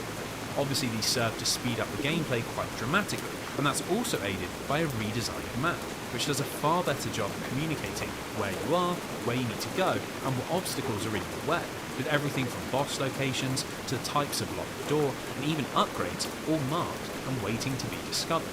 Now, to the Metroid hardcore, this will be pure heresy, but it brings us onto Fusion's most controversial change: the layout of the research centre and the structure of our exploration. Rather than a single large interconnected map, the BSL is split into 7 separate zones. The main deck, where we dock our ship and conduct our initial investigation, and then 6 laboratory sectors, which are accessed via an elevator room. Now, this represents a pretty major departure from how we explored Zevez and SR-388, but this in of itself is not the complaint. You see, in addition to save rooms and recharge rooms, we now also have navigation rooms, and inside of these, Samus connects to Adam and receives not only information about her mission, but directions for how to achieve it. In gameplay terms, this quite literally puts a marker on your map and tells you exactly where you need to go, with the entire game playing out in a linear sequence of events with almost zero room for broad exploration. To those people who love Metroid for its hands-off approach, this is an unthinkable change, taking Fusion far away from the formula that had made the series successful. And to this, I have no counter-argument. It genuinely is a dramatic shift, and in reality, Samus's time on the BSL is more akin to a traditional action-adventure game, and really shares very little in common with her sprawling underground odysseys. Now, after 8 years spent pining for another 2D Metroid game, I can see why this might have gotten under the skin of loyal fans, but from our modern vantage point, we can be slightly more generous. If you remove comparisons to other games and take Fusion for what it is, you'll find a lovingly crafted game, bursting with creativity and more than able to stand shoulder to shoulder with its ancestors, even if it is on slightly different terms. The one big positive to all this linearity is that Fusion is jam-packed with engaging ideas, and every time you head down into one of the 6 sectors, you'll find some interesting spin on the 2D Metroid formula. Early on, you're eased in with simple objectives like finding a security room which will allow you to open yellow doors, or hunting down 5 jammed up heat sinks, which are impacting the station's environmental controls. While Adam gives you the objective, you rarely know where your target is, and this essentially means these missions are a small slice of classic Metroid gameplay. You're still exploring a map, still fighting enemies with your laser and missiles, still hunting down energy tanks and dueling massive monsters, and really everything that makes up Super Metroid is still here, but just on a smaller scale. Now, what makes Fusion so interesting is how it plays around with these conventions, and the further into the game you get, the more experimental these missions become. We race against a timer to prevent the station from self-destructing, hunt down a monster that's electrifying all of the station's water, and even at a later point, head outside of the map when power goes down, and we have to blast our way into the service tunnels. Just like Metroid 2 10 years earlier, I think almost all of the criticism is focused on what the game isn't, rather than what it is. Fusion simply has far too many interesting moments to ever be considered anything less than a fantastic GBA title. In fact, that's something else that's often forgotten when weighing up its legacy. This was a handheld game, and was ostensibly supposed to be enjoyed in short bursts, rather than in lengthy play sessions sat in front of the TV. When viewed from that perspective, the mission-based structure and smaller digestible zones make even more sense. And I think if Sakamoto's aim was to create a Metroid game that could be enjoyed on the bus or on a lunch break, well, you've got to say that him and his team have achieved that with flying colours. Now, all this would be more than enough to make Fusion a worthwhile addition to the Metroid pantheon, but there is another element that makes it stand apart from its brothers. Early on in the game, as you first head down to the elevator room, you see the SAX blast through the wall, and for just a second, the screen shifts to a close-up of the monster's lifeless eyes, a hideous imposter inside of Samus's iconic suit. Metroid always had a faint air of horror. You're usually alone, usually in the dark, and with aesthetics that take influence from H.R. Geiger and Alien, it's certainly no stretch to say that the series has long traded in an unsettling atmosphere. Fusion takes all this and runs with it, delivering exquisitely twisted imagery and mechanics that really lean into the series' potential for cosmic horror. As we push further into the station, Adam and Samus discover that the X-Parasite has not only stolen Samus's power suit, but the bodies of the BSL research team. And throughout the sectors, we constantly see reminders of this disturbing body snatching.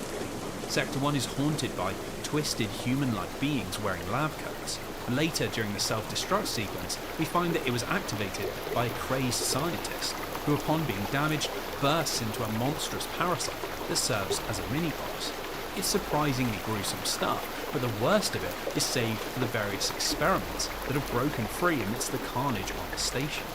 A few of the bosses are strange hybrids of man and machine, either revealing distinctly human elements upon defeat or decomposing mid-battle, a decidedly unnerving spectacle that makes you question what exactly you are destroying. It's a dark tension that's not present in any of the other Metroid games, and is enhanced by Fusion's strange soundtrack, which feels nothing like its thematic cousins, eschewing memorable melody in favour of brooding ambience. There are vast periods of silence, punctuated only with odd effects, and when we do hear repeating motifs, they're almost always made up of discordant noise. Now, that might seem like quite a wild change, but there's actually a clear explanation. Composition duties were once again handled by Kenji Yamamoto of Super Metroid fame, and if you'll remember, his background was in sound design, so it was totally natural for him to use music as a tool to elevate the horrors found aboard the BSL. It all makes for a very intense atmosphere, but Fusion saves its most terrifying moments for the SAX. Beyond acting as the main antagonist driving the plot forwards, this corrupted version of Samus is an ever-present threat in the moment-to-moment gameplay, and functionally feels more like something you'd find in Resident Evil, rather than anything Nintendo have ever made. You see, at various points, you run into the SAX, and thanks to its stolen power and your weakened state, you'll have no choice but to run away, often having to hide until the monster leaves, and invariably dying multiple times while trying to escape its guns. As these moments happen seemingly at random, almost acting as jump scares, it creates a real feeling of unease, as you're never sure when you might enter a door and find yourself staring into a twisted mirror. It's yet another creative twist on Metroid's classic formula, turning the hunter into the hunted, perfect realization of the Ridley Scott influence that sparked the entire franchise. Now, to go hand in hand with this increased visual and narrative intensity, Fusion also ramps up the difficulty, something that perfectly complements the themes of the game. The moment-to-moment action platforming now carries a real risk of death if you're not being careful, as regular enemies hit much harder, and a single energy tank can be wiped out in just 1 or 2 hits. Obviously this has been done because the game is far more linear, and the amount of time spent travelling between save and recharge stations is actually quite low, so enemies have been given a big boost in power. Now, the most interesting consequence of this relates to the parasites, which factor into the gameplay quite heavily. You see, when you defeat a foe, its parasite will be left behind, and if you don't absorb it, which returns either a small amount of health or missiles, the enemy will revive, and you'll be thrust back into battle. What makes this mechanic all the more deadly is that the parasites can fuse onto other enemies, causing them to evolve and develop new abilities like increased speed, laser invulnerability, or even birth entirely new monsters. It's a wonderful expression of the story through gameplay, reinforcing just how dangerous and predictable this creature is without a word of dialogue. Another area where the challenge has been cranked up is in the boss fights, as Fusion marks the first point where a proper balance has been struck between making the player feel powerful and giving them a stern test. Rather than the bullet sponges of the past, each climactic encounter now has unique mechanics, usually based around complex movesets and weak spots that are vulnerable to specific weapons. It's a lot of fun to work out exactly how you're supposed to bring each one down, but you'll need to steel yourself, as this collection of beasts can be eye-wateringly difficult. Bosses like the Guido Spider, Ceres Serpent and Planet Core can kill you in seconds if you don't know what you're doing, and the Nightmare's combination of screen-wide laser attacks and massive floating hitbox have caused many players to simply give up. It's a challenge well beyond the previous 3 2D games, and it's made all the more brutal, as every single boss also contains an X-Parasite that needs to be destroyed if you don't want to find yourself repeating the entire fight. So if it wasn't clear already, there's obviously a lot more going on aboard the BSL than Samus initially realises, and throughout the game we constantly stumble upon things that don't quite make sense. Beyond the horrific bio-organic experiments, you can discover an animal testing laboratory, and hidden away in a warehouse is a frozen clone of Samus's space pirate nemesis, Ridley. The whole game revolves around this atmosphere of mystery and suspicion. And once you've finished all of Adam's objectives and visited each one of the 6 sectors, the narrative curtain lifts and we get some answers. Behind a thick glass door at the bottom of the BSL lies the restricted laboratory, and inside our heroine makes a shocking discovery. We find row after row of cylindrical vats, each one full of baby Metroids. As we progress further into the complex, it becomes painfully clear that the Federation has been breeding and researching these dangerous creatures. It's highly likely that the vaccine which saved Samus's life had long been in secret development. It's a revelation that has huge ramifications, but before we can ponder it any further, the laboratory is rocked by an explosion, and when we head back to the entrance, we find the SAX attempting to destroy the Metroids. Amidst the carnage, a self-destruct sequence is triggered, and as we leap to safety, a short cutscene plays where both the Metroids and SAX plunge into space and are obliterated. Back inside the BSL, Samus races to a navigation terminal and demands answers from her AI companion, but there is little reprieve, as the situation is actually far worse than she realises. Adam reveals that not only had the Federation been experimenting on Metroids, but this was the sole purpose of the entire station, and all 6 sectors that we've explored were designed to replicate environments from SR388. we have been exploring a microcosm of Metroid 2, but this is not the only connection to that game. The X-Parasite and the Metroids are incompatible predators, both competing for a place at the top of the food chain, and when Samus wiped out the latter, it allowed the parasite to take control. It's this battle that has been driving the SAX's destruction of the station, a mindless quest to eliminate the one species that could threaten it, and one that unfortunately did not come to an end in the laboratory. Adam informs us that we have not been hunted by just one SAX, but 10, and this number is increasing as the parasite replicates itself and prepares to spread beyond the station. With Federation ships on course to dock in just a few moments, Samus begs the AI to call them off, but it has orders to allow them to board in order to try and obtain an X-Parasite sample. Despite her protestations, it can do nothing to aid Samus. Now this thrusts us into the final section of the game, where after an encounter with the cloned Riddler, Samus makes one final plea to the computer, accidentally using the name Adam as she does. Surprisingly, this confuses the machine, and he asks more about Adam Malkovich. What would he have done? Would he have trusted Samus's judgment? Would he have carried out the orders he was given? To this, Samus tells the AI that Adam died so that she could live, and at this, something changes. Suddenly the computer informs her that if she can reach the navigation deck, she could program the VSL to collide with the planet below, destroying all of the SAX and any trace of them left on SR-388. The only response we see from Samus is a single scream as her eyes widen in realization. And with that, we have our final objective. Now, just like in the rest of Fusion, this sequence presents a serious challenge, and it comes in the form of a one-on-one duel against an SAX. And with no gimmicks or places to hide, it is a true test of your skill and how many energy tanks you've managed to collect.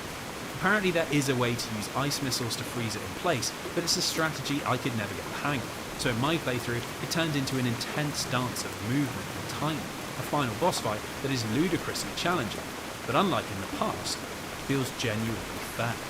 It would be a more than fitting place to end the game, but in true Sakamoto style, there is always slightly more. Once the crash course is set, we have to race against the clock to get back to our ship, and when we arrive, we're ambushed by an Omega Metroid, a being so powerful that it takes Samus down with a single swipe. With no baby Metroid to save the day, it looks to be the end, until assistance arrives from an unexpected place. Into the hangar bursts one of the SAX, and seeing the fully developed form of its mortal enemy, it dives into battle, only to be instantly destroyed. It's another futile gesture in this long-running war, but it allows Samus to reabsorb the parasite, and this returns her to her former Super Metroid level glory, complete with a fully upgraded ice beam. Just like she did many times back on SR-388, Samus unleashes hell on the fully evolved Metroid, and in a matter of seconds obliterates the monster.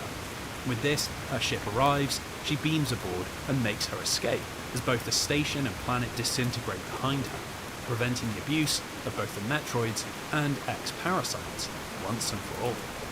The galaxy is once again at peace.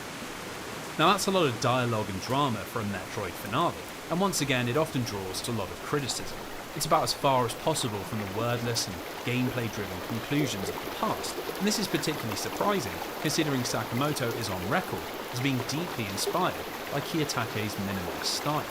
The thing is, for the franchise to avoid another decade-long hiatus, it needed to evolve, and I'm sure Sakamoto cared far more about being able to make another game than sticking to notions of tradition.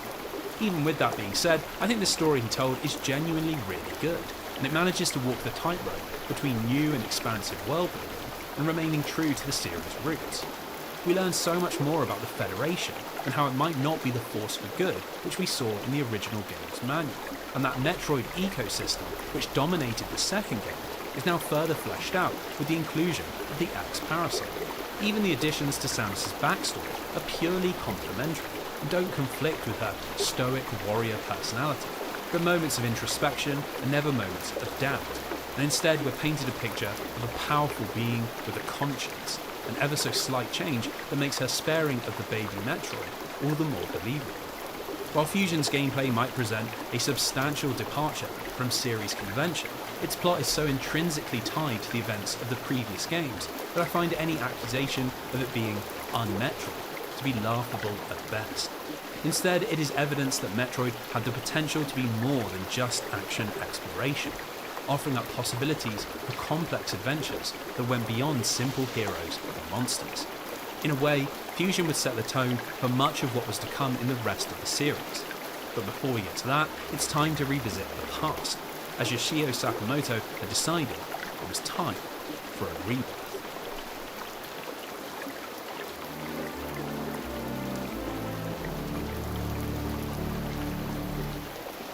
Much like Metroid Prime, Fusion had been a big critical success and a moderate financial one, shipping 1.6 million copies, which, while hardly record-breaking, was more than enough to confirm the franchise was here to stay.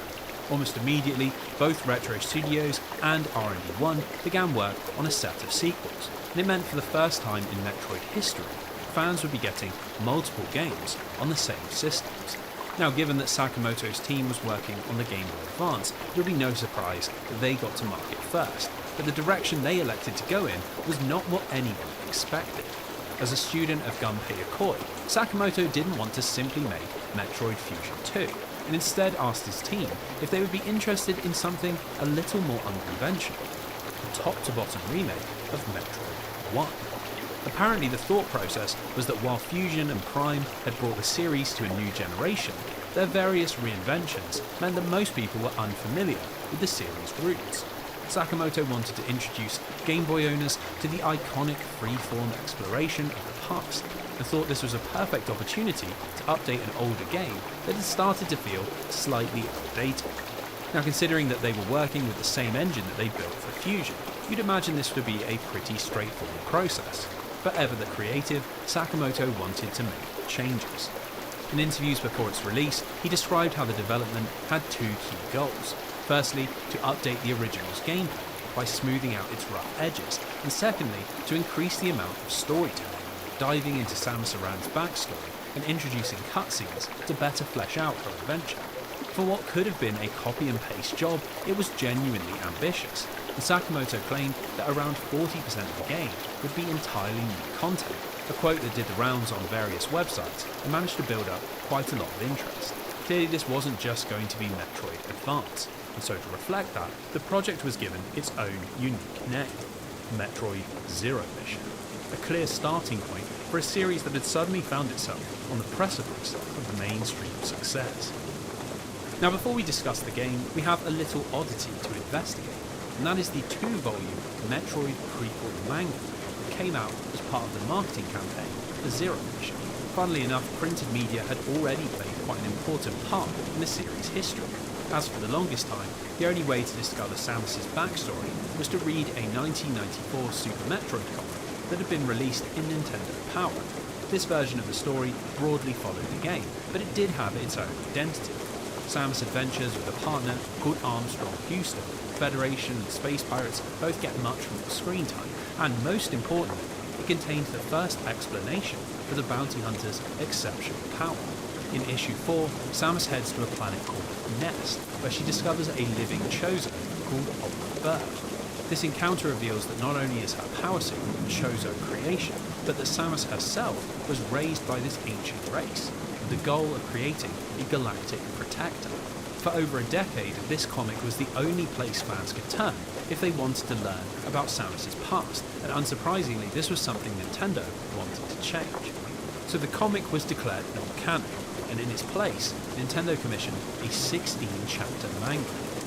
Released in the popular publication Magazine Z, Metroid was written by Koji Tozawa and illustrated by Kenji Ishikawa, and attempts to characterize Samus's early life in a way that provides greater context for the events we see in the games.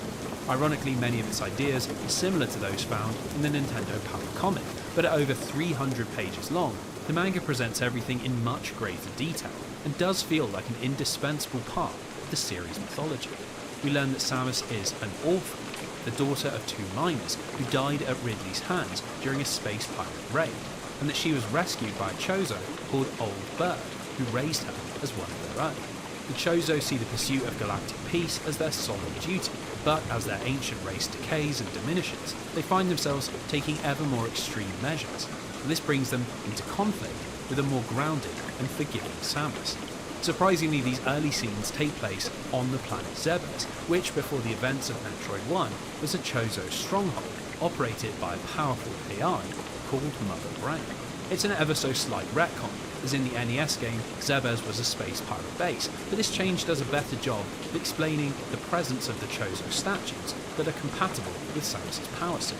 Similarly, we also learn that the Metroids were genetically engineered by the Chozo in order to combat a deadly new threat that they had discovered on a planet called SR-388, the malignant X-Parasite.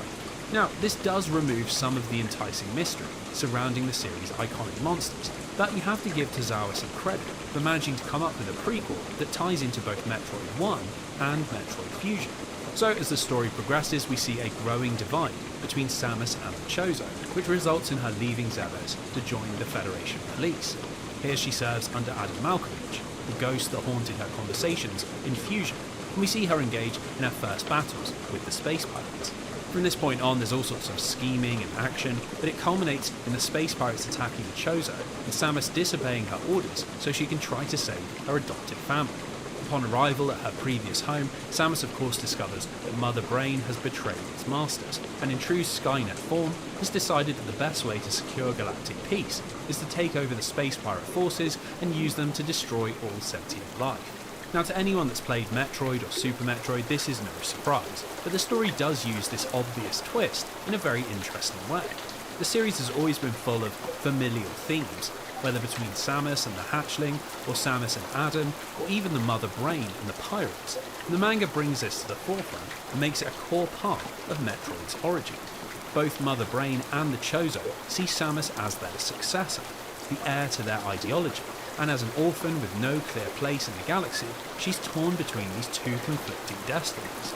Considering that we know from the games that she rejects Mother Brain, but also loses the Chozo, it adds a sense of tragedy to her wandering as a bounty hunter. That aimless pursuit of work for the Federation is really quite sad when you consider she's lost multiple chances to belong. In fact, this relationship with her past becomes even more painful, as during the battle on Zebes, she comes face to face with Ridley, and rather than heroically avenging her parents, she freezes, mentally transported back in time, a little girl unable to fight back. Where so many other video game protagonists simply shrug off the tragedies that haunt their past, Samus is presented as a real person who can't so easily press on, and her struggle to move past the trauma of losing her parents dominates the latter sections of the manga. Ultimately, with the aid of the remaining Chozo, she's able to find the strength she needs to defeat Ridley. But this small character arc adds a lot of depth to the person we see in the games. Is her stoicism a defense mechanism against the hurt she still carries? Is her attachment to the Adam AI because of a fear of losing people close to her? Does she spare the last Metroid because she sees something of herself reflected in the last of its kind? For a manga that is full of retcons and prequel-style revision, it's astoundingly cohesive with the rest of the franchise, and it's this surprising quality that makes its release all the more perplexing.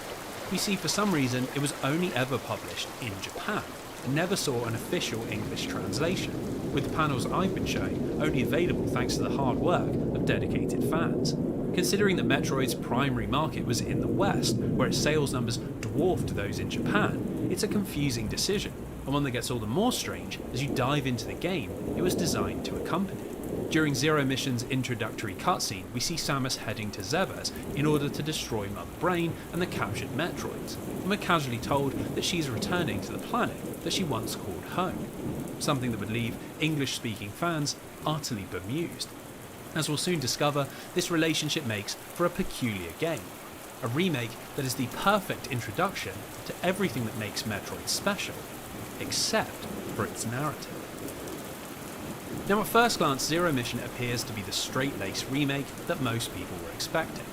The opening moments replicate that same shot of the planet's surface, and we begin our adventure with the infamous sequence of heading left to discover the Morph Ball, and then right and into the rest of the game.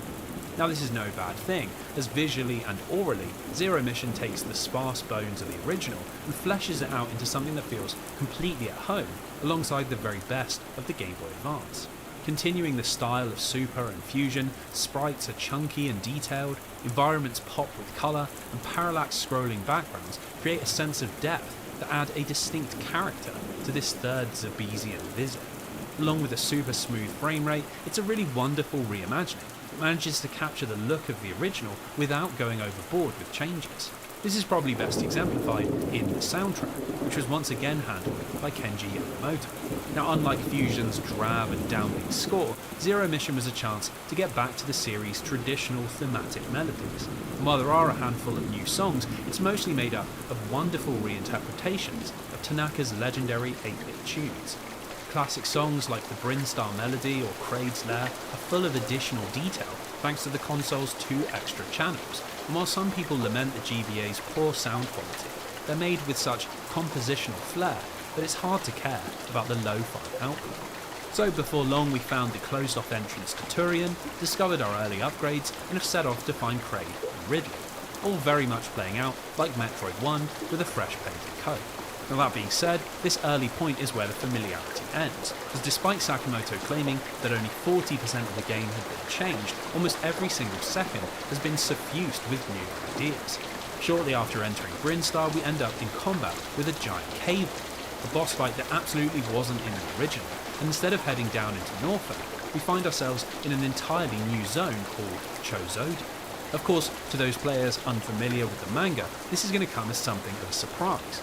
But with full knowledge of Samus's backstory, this area adds a new sense of mythos to our journey, and allows the team to include new upgrades, like the ledge grab, which wouldn't have fit naturally into the original's map design. Now all this might sound like quite a lot, but really the bulk of the changes have been done in the name of accessibility, and make it abundantly clear that Sakamoto and his team wanted to update rather than recreate. The most obvious difference is in the controls, as Samus moves and fights just like in Metroid Fusion, with highly responsive 8-way aiming, a shoulder toggle for missiles, and the inclusion of the aforementioned ledge grab, which makes platforming substantially more forgiving. In combination with frequent save rooms that refill both your health and missiles, and well, it's just a much less punishing experience, creating gameplay that's focused on keeping you in the action rather than constantly throwing out barriers. Now while that might be music to the ears of Metroid 1 critics, it gets all the sweeter when you discover that we now have a detailed map and a hint system that provides a dose of Fusion-style direction. Early on you'll stumble across these Chozo statues that don't bestow an upgrade, but instead place a marker on your map, and that provides you with a general direction to head in, far cry from the aimless wandering and dead ends that characterised the original. For purists, I'm sure this is horrifying, but it's hard to argue that it doesn't make the early game much less frustrating. As you progress deeper into the labyrinth, this system undergoes a clever shift. In later zones like Kraid and Ridley's lairs, the Chozo map markers are extremely vague, showing you a location that's usually pretty far away, and then leaving you to work out exactly how to get there. By doing this, the open exploration of the original is slowly introduced, and as you gain more abilities and resources, and in turn feel more comfortable in control of Samus, the training wheels come off, and the game trusts you to make your own way through its darkened halls. In fact, in the game's final moments, we discover that the statues have been destroyed altogether, a symbolic gesture that indicates that you're now on your own.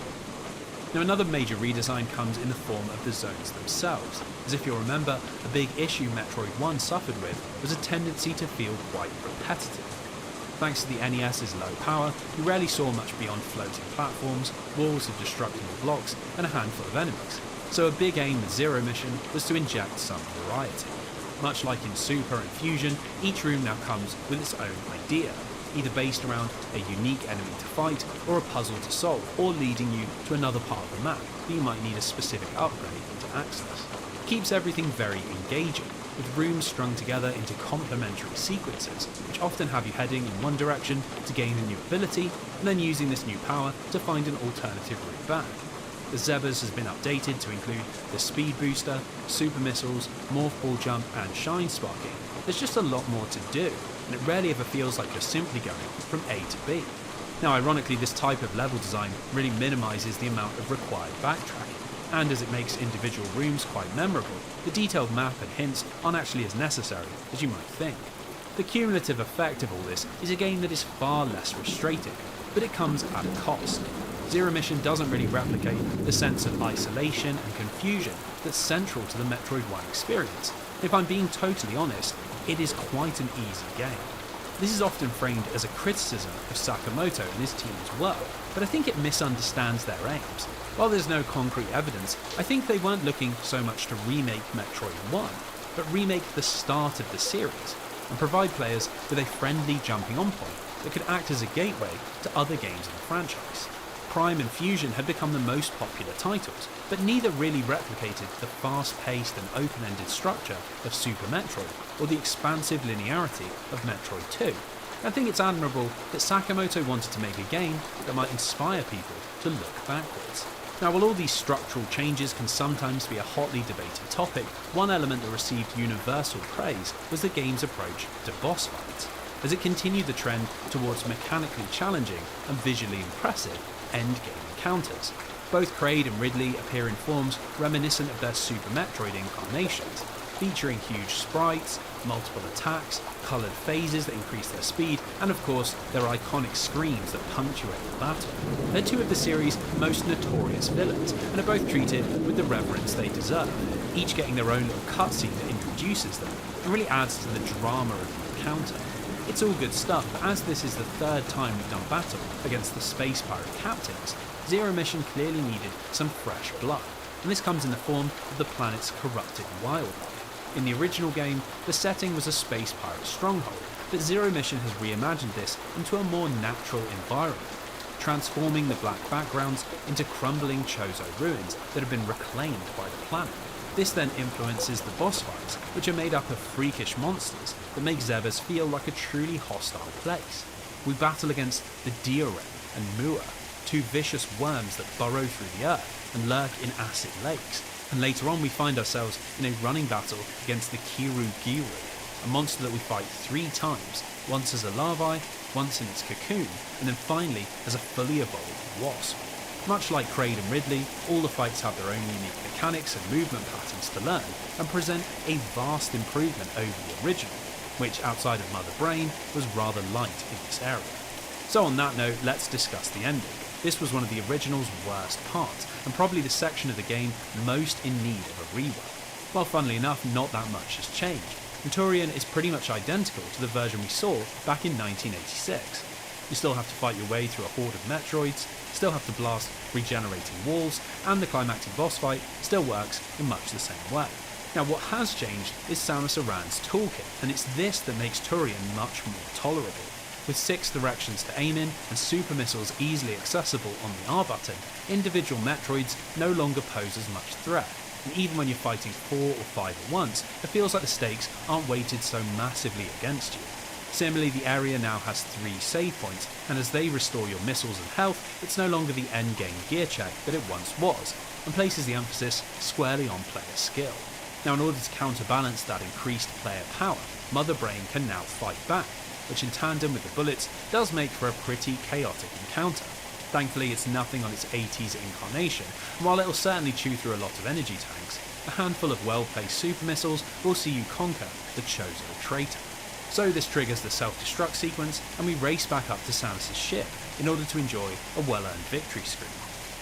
Only, the game doesn't actually end there. In orbit above Zebes, with her mission accomplished, Samus allows herself a moment of reflection, and with her guard lowered, disaster strikes. A space pirate fleet appears out of nowhere, and within seconds, Samus' ship is shot down, and she finds herself back on the surface of Zebes, without her power suit or a way home. What follows is a section of gameplay unlike anything else in the series. Clad only in her Zero suit, Samus has virtually no abilities and only a small pistol, which means she can't fight anything head on. Instead, she has to slowly creep through the space pirate mothership and adjacent Chozo ruins, timing her movements to avoid detection, leaping between security systems, and if necessary, running for her life. Now, according to Sakamoto, the team had decided to continue the game after the defeat of Mother Brain fairly early in development, but the form this would take didn't come together until very late on. It was the product of a few different ideas, namely a desire to experiment with disempowerment and a chance to build on the SAX chase scenes from Fusion, which the team were particularly proud of. It's a genuinely massive gamble to mess with the format of such a well-known game, but what makes this work is just how fun this sequence is.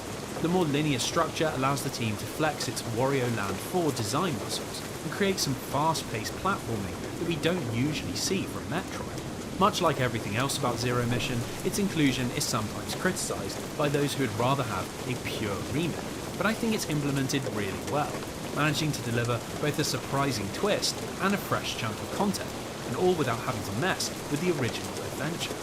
Now eventually this sequence does end, and Samus finds herself in an ancient hall, standing before a massive Chozo mural. It depicts ancient warriors and a proto-power suit, and as she gazes across it, Samus is drawn back to her childhood and the lost beings that raised her. It's a poignant moment, but once again it only really hits home if you've read the manga, and without the knowledge of her familial relationship with the Chozo, and the pain of losing both them and her parents, this emotional moment doesn't really land. Well, manga or not, things get even weirder, as in some sort of spiritual test, the mural comes to life, and Samus has to do battle against it. This contest eventually rewards you with a powerful new suit that enables the use of a strange set of Chozo artifacts that we found while in Chozodia earlier on in the game. Now armed with the gravity suit, plasma beam and space jump, along with her previously discovered upgrades, Samus is now well beyond the power level we were at when we fought through Turian, and this leads into a final section of satisfying revenge. We head back through the Chozo temple, but instead of sticking to the shadows, we're now taking the fight to the pirates, blasting through their troops and carving a path up to the control deck of their mothership. Here we confront the true final boss, a mechanical version of Ridley that, despite being half finished, is easily the toughest fight in the game. With a complex attack pattern, a huge health pool and a tiny weak spot, it's a suitably climactic battle, but I've always felt like this is an odd place to conclude a reboot of Samus's first adventure.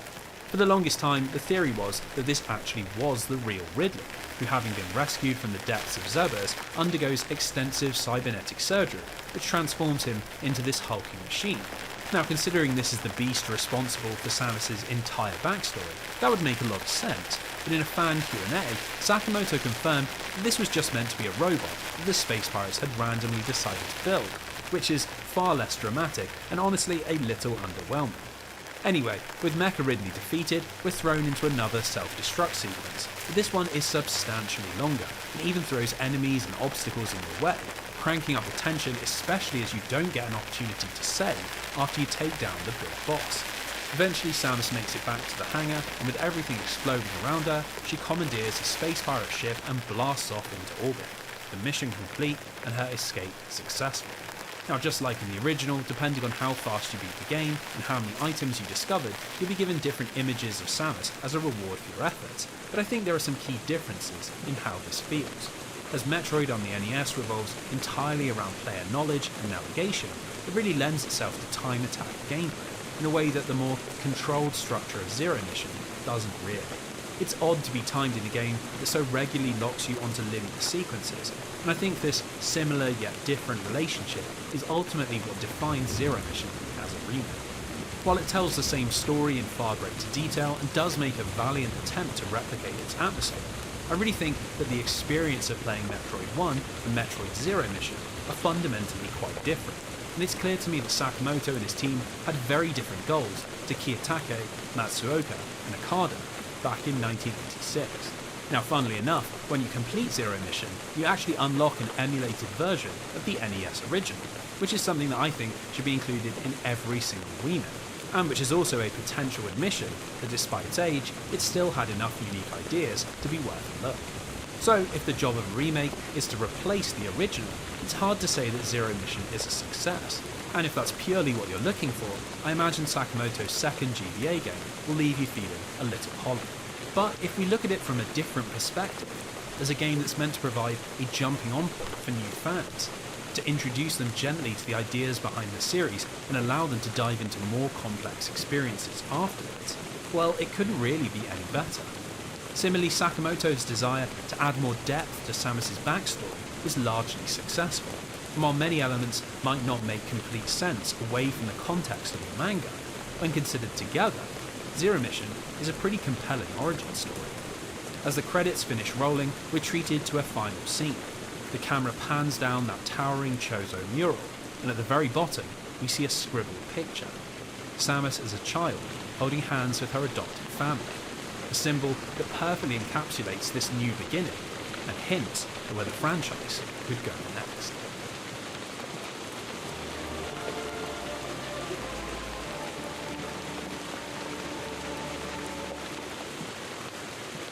Now, despite all the clever reinvention found in Fusion and Zero Mission, the foundation of the 2000s Metroid revival was Retro Studios' work on the GameCube, and the series' future was always going to be defined by what they did next. Now, that being said, there was another home console title that had elevated Samus's reputation, and arguably it did more than both Sakamoto and Retro to bring Metroid to a new audience. I'm of course talking about Super Smash Bros. Melee. The original Smash Bros. Had been a popular N64 game, but its sequel, which was released in 2001, took the series to a whole new level. With more fighters, more stages, more items, more modes, and a heavy dose of museum-style history, Melee turned the franchise from a fun gimmick fighter into a blockbuster Nintendo showcase. Thanks to its astronomical 7 million units shipped, which made it the best-selling game on the platform, its characters were thrust to a level of exposure that they'd never come close to, and for many, it had a real lasting impact. Earthbound's Ness went from a niche RPG character to a beloved fan favourite. F-Zero received the mascot it had always needed in Captain Falcon, and most famously, the popularity of Roy and Marth led to future Fire Emblem games being released outside of Japan. For Samus, the effect was also massive.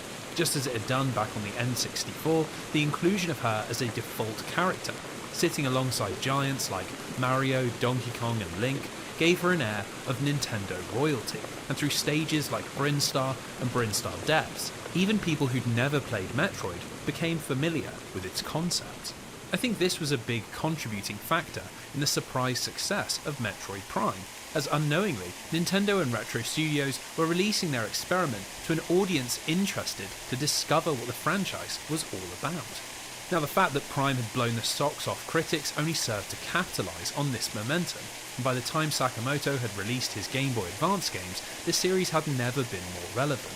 So this brings us to Retro Studios' next project, which for the first time in series history was releasing into an environment of genuine expectation. People wanted another Prime game, and it was on director Mark Pacini and his team to deliver. Now, despite being on the other side of the Pacific and having very different ideas about the future of the series, Pacini and Retro shared one thing with Yoshio Sakamoto, and that was ambition. In spite of the studio having been cobbled together at the last minute, and Prime emerging from a brutal period of crunch, its reception had given the team a lot of confidence. And now that Retro was properly established, they wanted to put their own stamp on the series' legacy.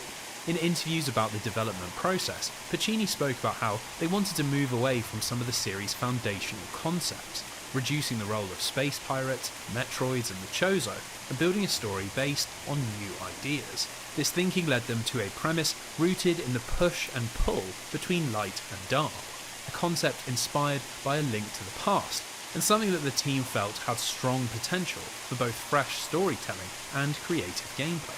Now, that was all well and good, but it was in stark contrast to what Nintendo wanted out of Prime 2. While Shigeru Miyamoto had produced Prime 1, he was busy with projects back in Japan, and so oversight was passed to Kensuke Tanabe, a man who would go on to have quite the impact on the Metroid series.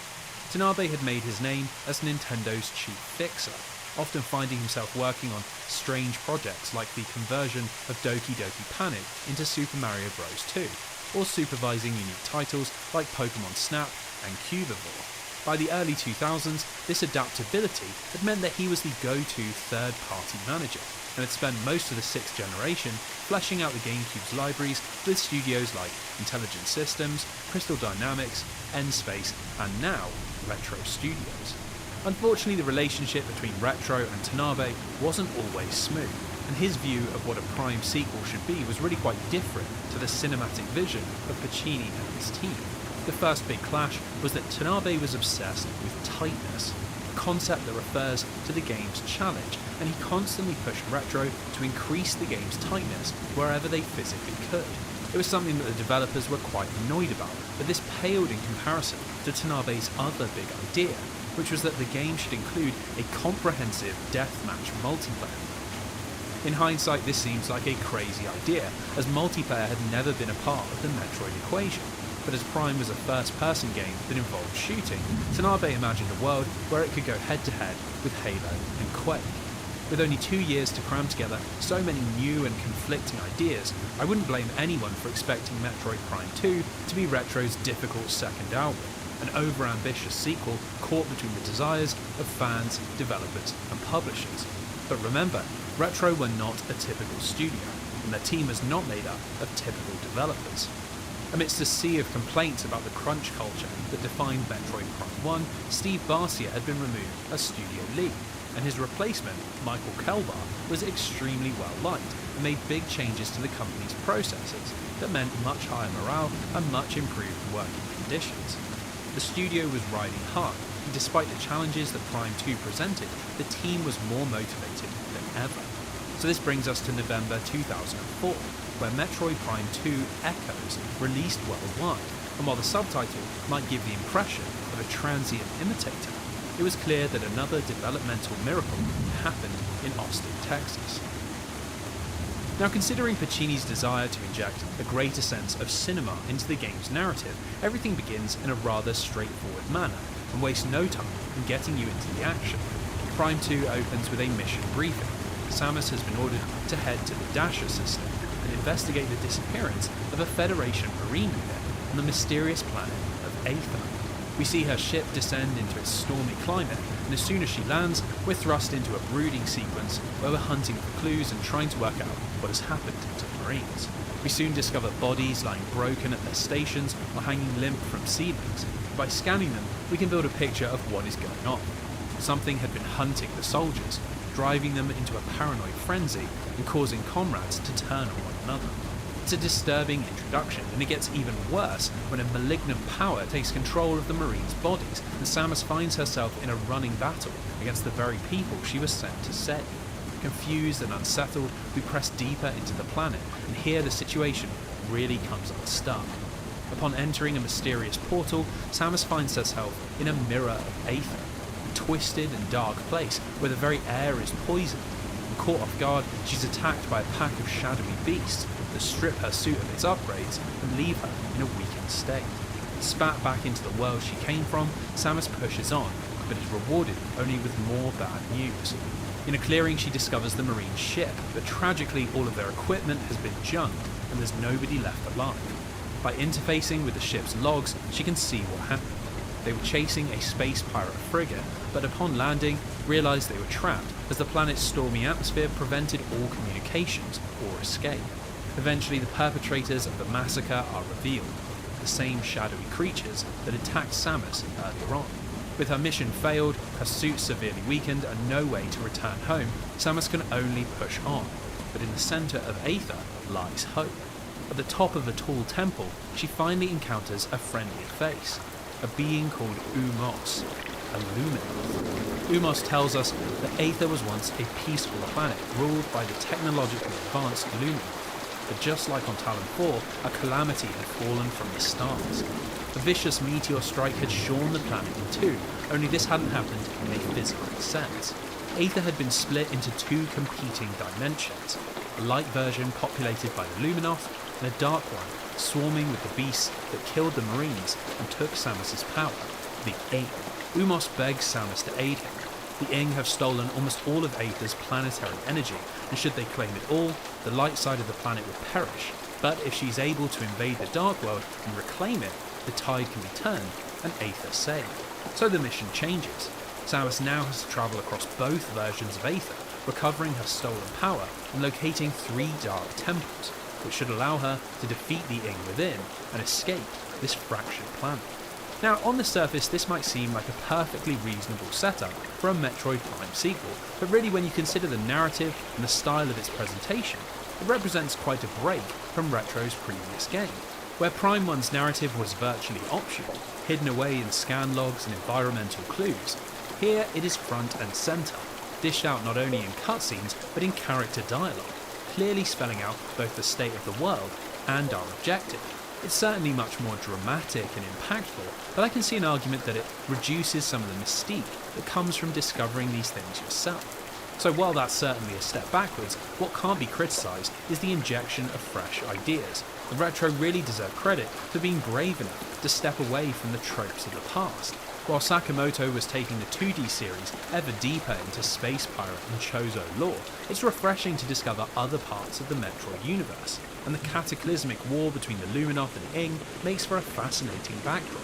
Now, what makes Prime 2's narrative particularly interesting is that this battle between light and dark is not the only conflict raging on the planet, as there is another threat that Samus needs to deal with, an echo of a past battle back on Talon 4. This is Dark Samus, a being we first saw reaching from the primordial ooze left behind by the Metroid Prime. Apparently influenced by the SAX in Metroid Fusion, Retro had wanted to create an antagonist that felt less like a monster and more like an equal, something that would be more than just a boss fight or a chase sequence, but a real part of the light and dark story. Interestingly, there's very little dialogue to explain Dark Samus's actions, and just like back in Prime 1, it's largely left up to the player to piece together its motivations and goals.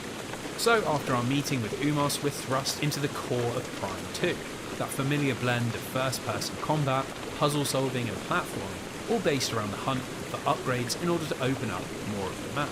Now, given just how popular this was in Prime, it's no surprise to see it back, but that doesn't mean it's exactly the same.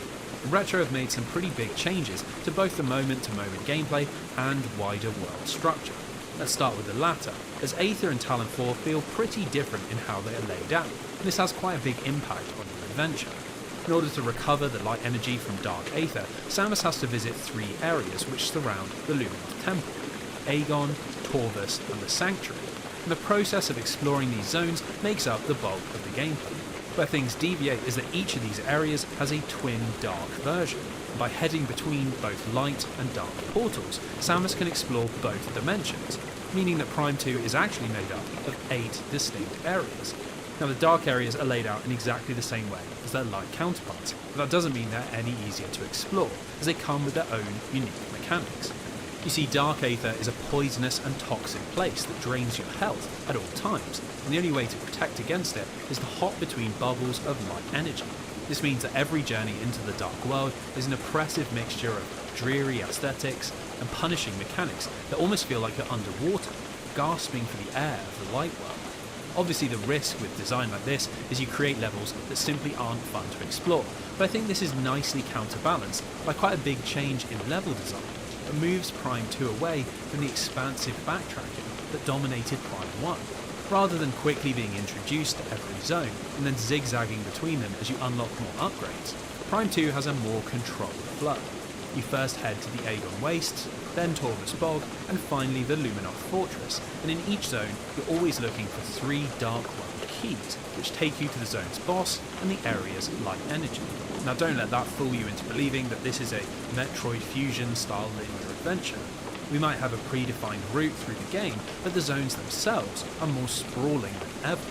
This is really where Pacini's promise to deliver a more challenging sequel comes to fruition, as the 3 areas we visit can get very complicated.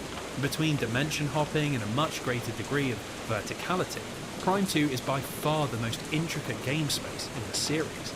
This also applies to the art design and aesthetics, as while Prime 1's levels tended to be based around a single idea, like the fiery caverns of Magmor or the crumbling architecture of the Chozo ruins, Aether is far more holistic, and its levels are based around lots of complementary ideas.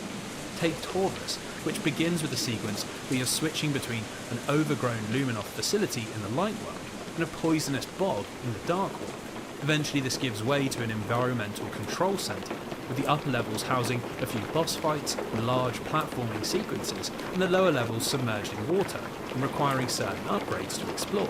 There's just much more variety of flow to the zones, and while some people might miss the broad graphical variety found in Prime, I think it's a small price to pay for some of the best level design in the entire series. Now, that isn't to say that planet-wide backtracking is totally gone, but this brings me on to another very welcome change. In the second half of the game, deep within the shadow version of the Luminoth Fortress, you defeat a boss and reclaim the Spider. Rather than head back to the fortress to explore new spaces, you're supposed to take this all the way over to the Torvus Bog and down to the very bottom of the level in order to grab the power bomb. Just like in Prime 1, this is a pretty long journey that involves backtracking across most of the game mode. but thankfully Retro have seen the light, and we now have shortcuts between every zone that speed up these journeys. The whole design of Aether just feels like it comes from a studio that knows what it's doing. It's the definitive sequel in this sense. The levels are more complex and detailed, but also far easier to understand, perfectly walking that line between guiding players to objectives and leaving them to their own ends. Now, to go hand in hand with increased complexity and exploration, we also have a slight rework to combat, and while it might not look any different from these images, it has quite an impact on how it feels.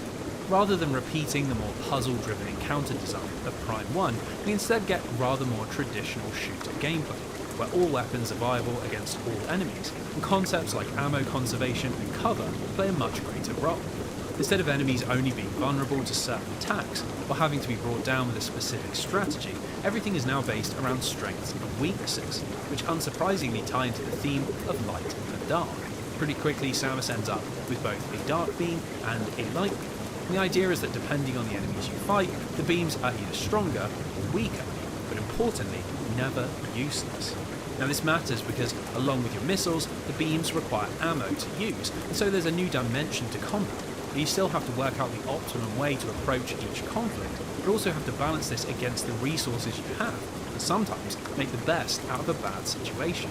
And that's something that will happen quite frequently, as along with these new systems, the difficulty has been cranked up a notch. Now even regular enemies can quickly chunk through your health. It makes for gunfights that actually carry some tension, and particularly in the Dark World, as your health drains away and you frantically run between light bubbles, the gunfights can get pretty intense. Now this is probably an appropriate place to discuss the game's new modes, as while the gameplay changes make for more immediate and exciting single-player combat, it's pretty clear that they're rooted in Kensuke Tanabe's multiplayer desires. With the benefit of hindsight, this is all pretty ridiculous, and Retro developers have since revealed that there wasn't really much faith in its prospects as a LAN party hit. In an interview with a fan site years later, lead technical engineer Jack Matthews spoke about how enthusiasm for this mode was not particularly high, and they had to do lots of fiddly work with their engine to allow for multiple players, and had to spend lots of time polishing animations so they could be viewed from third person. Given so much time was spent simply getting the multiplayer to work, it massively detracted from time spent designing and fine-tuning its mechanics, and that's really evident in what shipped on the disc.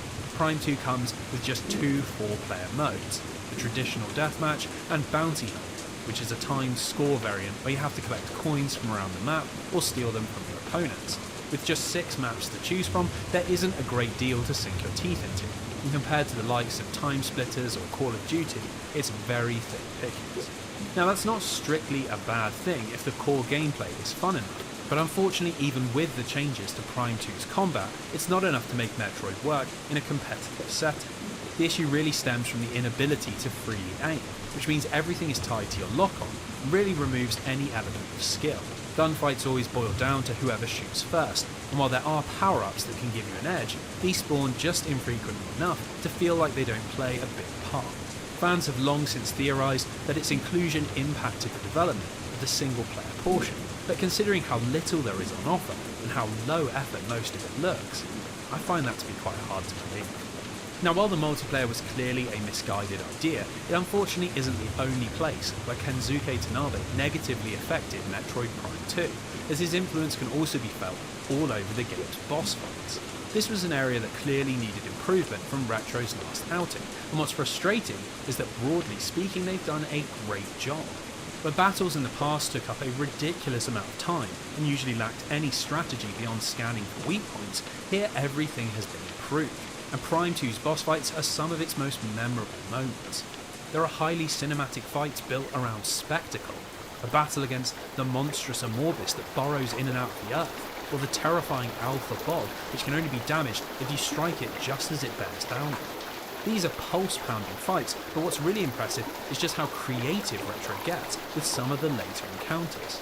At the peak of Torvus Bog, we fight the Chukka, an Ing abomination that morphs from a larvae into a winged adult and then becomes overloaded with dark energy, with each transformation forming a different phase and presenting entirely new mechanics that the player has to react to.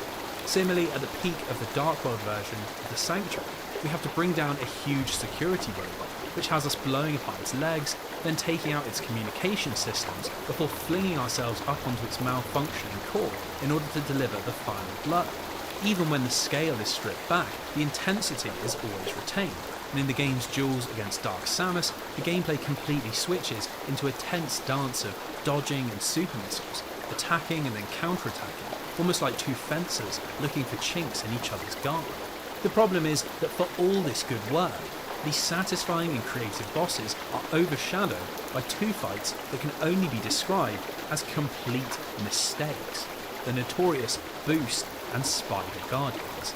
Now, the issue with these stems from Tanabe's tightness philosophy, and late on in development he became obsessed that these bosses weren't tight enough, and so despite protests from the designers, the fights were cranked up in difficulty to a level that is far beyond reasonable. The Boost Guardian fight takes place not only in the Dark World, so you're constantly losing health, but in a tiny room that makes dodging its attacks extremely hard. With additional enemies that spawn in and a boost attack that breaks your lock-on, you'll often lose 50 to 100 health in a matter of seconds. And as this comes early in the game, you'll only have a couple of energy tanks to work with. It's eye-rakingly frustrating, but really it's nothing compared to the pain that is found in the Spider Guardian. It takes place entirely while in morph form, and the aim isn't to take it on directly, but activate different switches that prompt it to run headlong into a power outlet and take damage. On the surface this might sound interesting, but in practice it is agonising. The timing on the switches are far too narrow, and as the morph ball movement isn't really designed for this sort of precision, you'll endlessly miss the window to do any damage. As if that wasn't bad enough, for some reason the fight is made up of a ludicrous 7 phases, and as the boss does a huge amount of damage with each hit, it feels like this fight was purposefully designed to get people to stop playing. I don't even want to think about how many attempts it took me to get past this travesty of a boss, and just like with the Boost Guardian, when I finally emerged victorious, it didn't feel like a rewarding achievement, but just the product of sheer luck. These two fights are such astronomical difficulty spikes that they genuinely do spoil the flow of the game, and overshadow all of the excellent level and gameplay design, artificially adding hours of frustration that absolutely doesn't need to be here. It particularly smarts because, away from Tanabe's influence, Prime 2 is one of the most exquisite sequels ever created, masterfully reworking concepts that didn't quite fit, retaining things that did, and injecting just enough fresh ideas that it never feels derivative. Nowhere is this more keenly felt than in the game's final few hours, as once again we have a game-wide scavenger hunt, but here the results are very different. After visiting all 3 Ing temples and recovering the Luminoth's light energy, Samus returns to the temple and is informed by Umos that there is one last task. In order to access the heart of Ing territory, Samus has to recover 9 Sky Temple keys, which were lost during a last-ditch attempt to save the planet. Just like before, it involves scanning 9 pillars for 9 clues, and then diving back out into the world to hunt for the keys, which would be a disappointingly familiar conclusion if Retro hadn't implemented some major redesigns.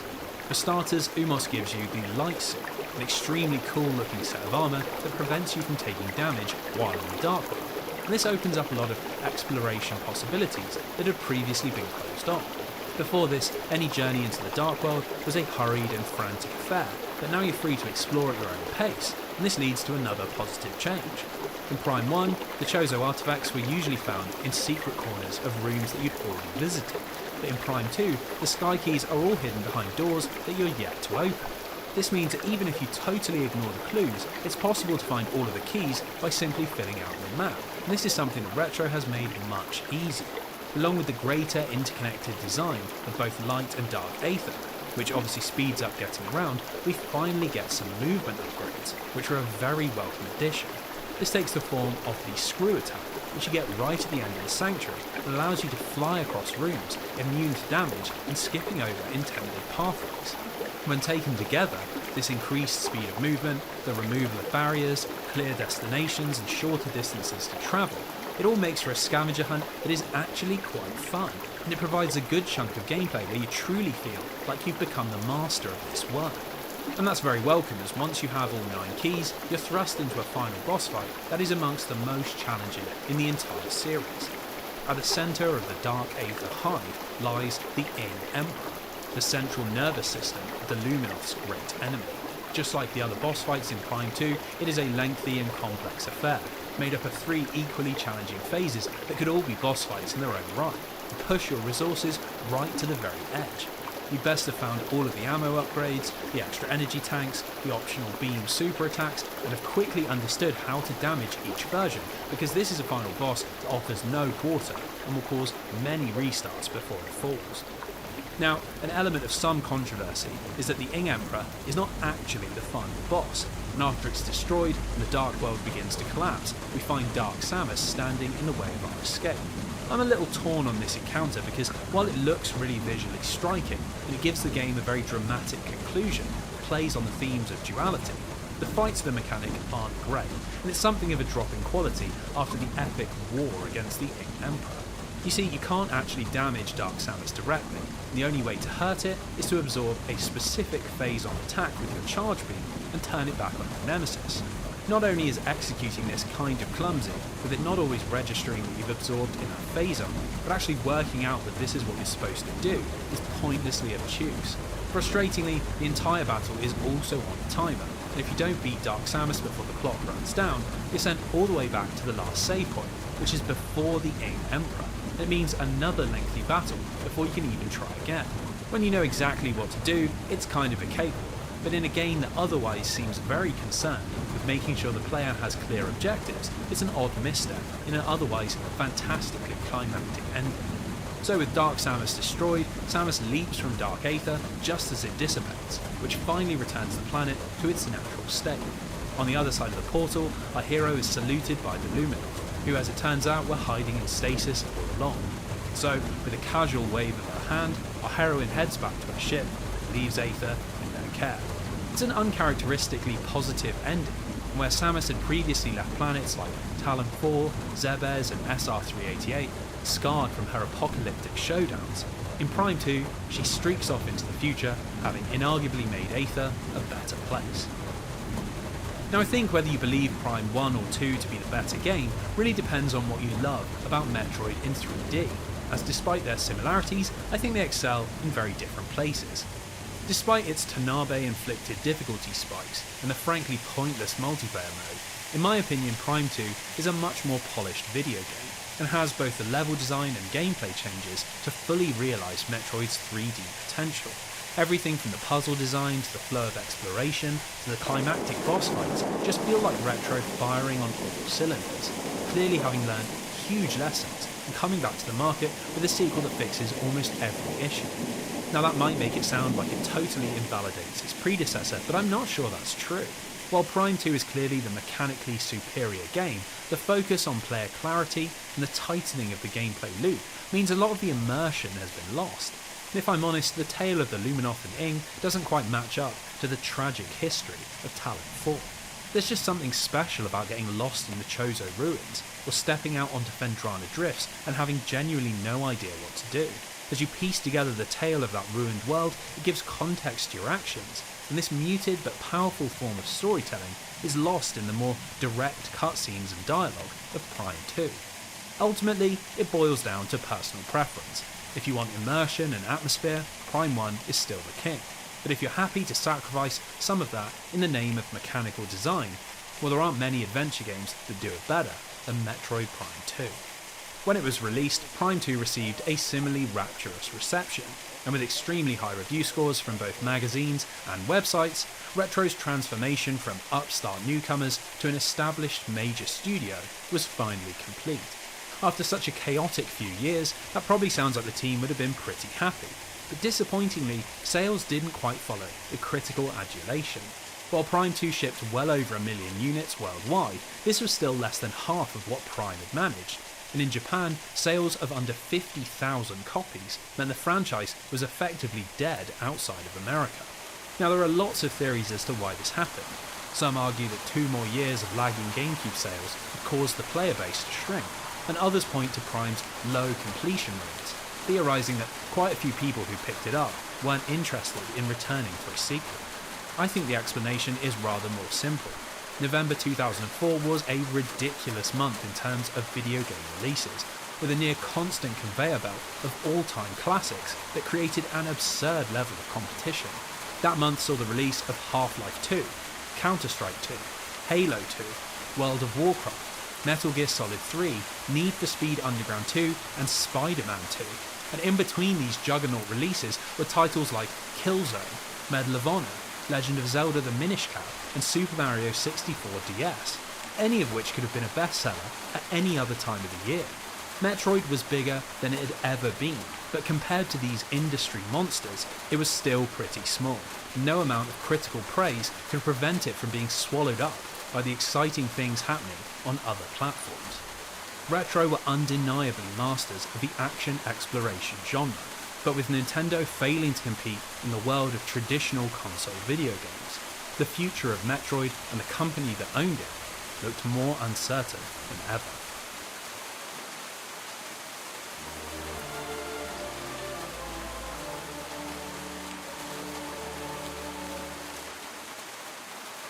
So by the mid-2000s, we find the franchise in a strange position. Metroid was in the midst of a golden age, with more games released in the last 5 years than in the last 2 decades. But this success was in stark contrast to the fortunes of its parent company. Nintendo had been on the receiving end of almost 10 years of disappointing console sales, and by 2005 they'd found themselves in a distant third place, miles off of the pace set by Sony's PS2 and struggling to compete with the muscle of Microsoft's high-definition Xbox 360. As early as 2002, Nintendo leadership knew things had to change, and so director Satoru Iwata devised an ingenious plan. Rather than competing directly with these two technological giants, Nintendo would go after new markets in something called the gaming population expansion. Now this plan had a massive effect on the Metroid series, which we'll explore over the next few sections, but for now we're going to dive into its effect on the series in handheld. This was an area where Nintendo still ruled the roost, as the Game Boy Advance was the world's #1 portable by some distance. The Operation Gaming Population Expansion called for more. In 2003, it was announced that they would be releasing another portable device, one with 2 screens and 2 separate processors.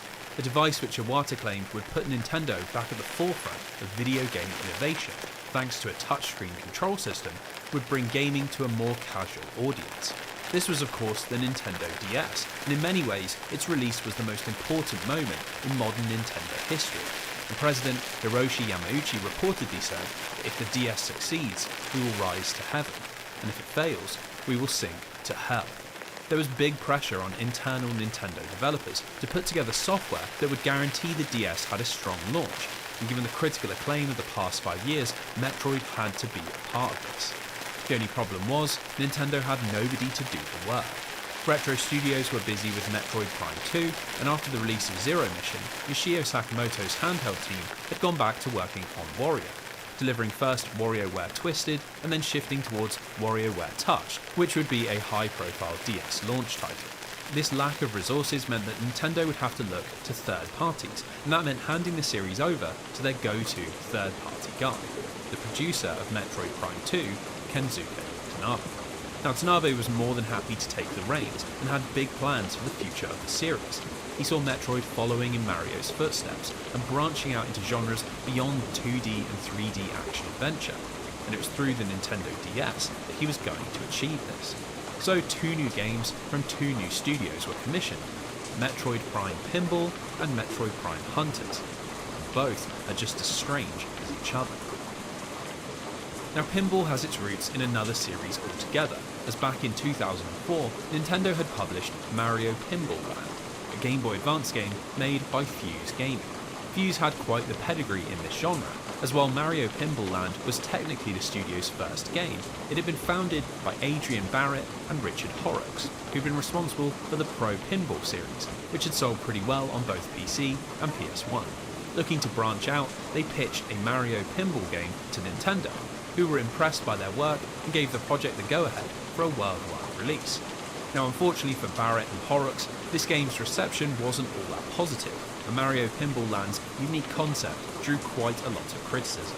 You see, it's not really a pure pinball experience, and is structured more like an adventure game, with you needing to complete mini-games, collect stars to unlock further levels, and defeat bosses, but just all in ball and flipper form. The problem is that for more casual pinball players, it makes for a somewhat random game. It can often feel like you aren't responsible for any success or simply lose because the ball falls in a certain way.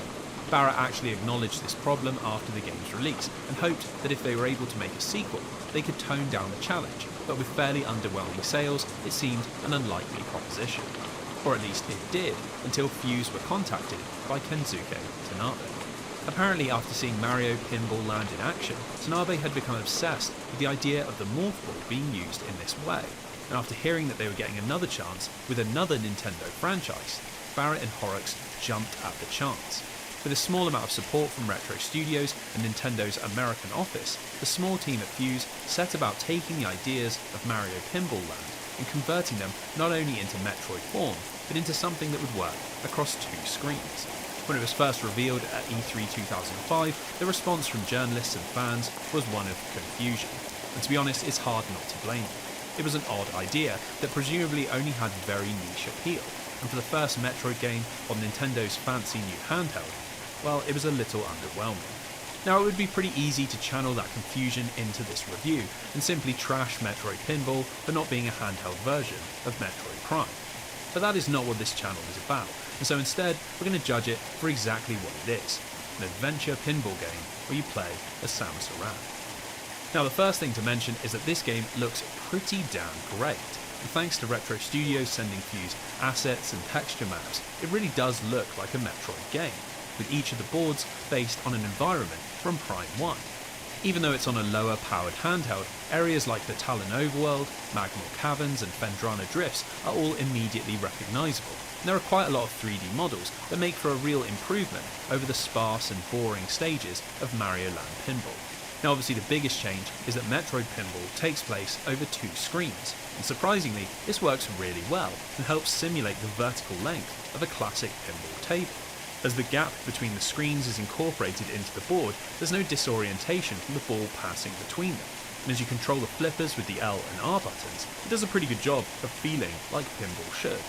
While you can just play on a single board and try to get as high a score as possible, the real reason to play is found in Adventure Mode. Here you start on either the Space Pirate Frigate or the Talon Overworld, and by collecting Chozo artifact keys, you can move between the boards, with the aim being to get hold of 12 and unlock the Impact Crater. Now, rather than being rewarded with the keys for hitting certain score thresholds, you get them by activating various challenges, and here is where Metroid Pinball's more video game elements are found. Depending on different circumstances or on the board you're playing on, sometimes enemies will appear that you have to destroy by slamming the morph ball into them, or a gate will open that takes Samus off into a little wall jumping minigame.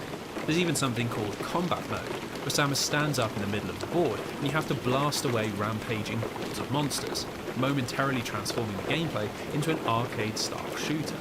Given the only reason you choose a pinball video game over the real thing is to see creative twists like this, I think Fuse have done a good job. And there are even entire boards based around boss fights, where you collect power-ups and health packs and try to aim your shots to take out Thardus or the Omega Space Pirate. Now, the one downside is that there is still a clash between the skill-based progression of a video game and the random nature of pinball. Actually getting all 12 of the artifacts and progressing into the Chozo Temple feels a little all over the place, with some runs feeling doomed by poor luck and others seemingly going on forever, despite you doing nothing different. This variation is part of the design of pinball, and it's an odd thing to see in a video game, as it rather lessens the sense of satisfaction that victory brings, and makes failure feel all the more frustrating. Regardless, Metroid Pinball is still a pretty fun pick-up and put-down game, and while it might lack the mechanical depth or narrative ambition of its franchise cousins, as far as creative pinball video games go, well, this is about as good as it gets. Now, that's all very well when we're purposefully trying to see the good in it, but what was the reception like when it released in 2005? Surprisingly, critics were actually pretty positive, typically handing out scores of 7 or 8 out of 10, and even delivering a glowing A grade from OneUp.com that called it a must-buy. For Fuse, this was everything the team had ever wanted to hear about their unique approach to pinball. But heartbreakingly, these sentiments weren't shared by consumers. In its opening month, the game barely sold 10,000 copies worldwide, a brutally disappointing return that looks even worse compared to other DS launch titles like Super Mario 64 DS and WarioWare Touch, which both sold hundreds of thousands of units in their first week. Given that both Metroid and video game pinball are rather niche markets, it certainly seemed that by combining the two, you narrowed that appeal even further. And for Fuse Gaming, this pretty much marked the end of their time working with high-profile franchises. As Nintendo were uninterested in commissioning another, the quality of their projects took something of a nosedive, and their next two releases were put together on tiny budgets. Over the next few years, they only managed to release a small DSi game called Pinball Pulse and a Carol Vorderman licensed health tracker, neither of which brought in enough money to keep the lights on. By the end of 2009, Fuse were bankrupt, and even though Barrett and Horrocks were able to transition to a Phoenix company, Silverball Studios, we would never again see Japanese video game icons being converted into pinball form.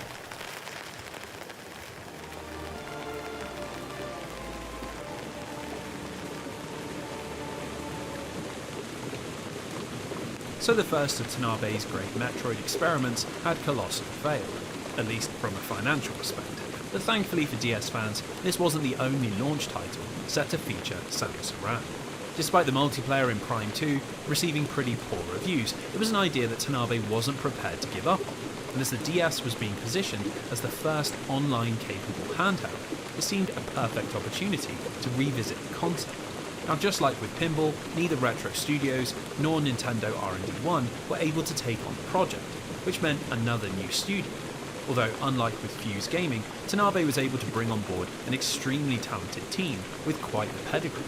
In late 2004, it was announced that Metroid Prime DS would be developed by Nintendo Software Technology, an American-based studio that was led by the legendary developer Masamichi Abe. Abe had originally started his career at Namco, where he'd been a vital part of the Tekken team and had eventually become the series director, overseeing both Tekken 2 and 3, which had both been enormously successful in both Japan and America. In 1997, he jumped ship to Nintendo and immediately made an impact as the director of 1080 Snowball, and then later Miyamoto's GameCube passion project, Pikmin. The game's strange blend of quirky characters and real-time strategy proved to be a big hit, and after an equally acclaimed sequel, it was clear that Abe was one of the most talented directors in the business. So it's not a surprise that when he relocated to America in 2004, Nintendo moved heaven and earth to keep him and offered him a job in charge of their lone non-Japanese division, Nintendo Software Technology, which was based out of Seattle, Washington. The studio had existed for some time, mainly producing ports, but during the GameCube era, they'd been upgraded to Nintendo's primary sports developer, and had released games like 1080 Avalanche and Wave Race Blue Storm. Unfortunately, neither had done all that well, and the studio needed a restructure, which led to Abe being placed in charge and a switch to focus on Nintendo's new two-screen handheld.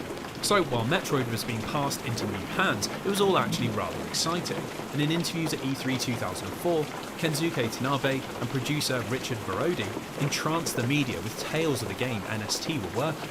It would have online multiplayer, a full single-player campaign, next-generation 3D graphics, and would be produced by a team of 35 developers, the largest ever assembled to work on a handheld game.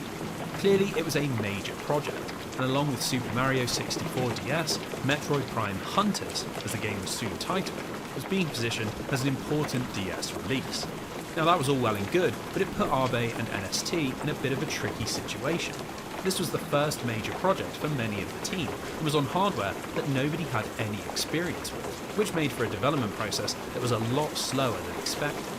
By late 2004, it was clear that Hunters was nowhere near ready for release, and would require at least another year's worth of development, a decision which prompted one of the strangest publishing decisions in Nintendo's history.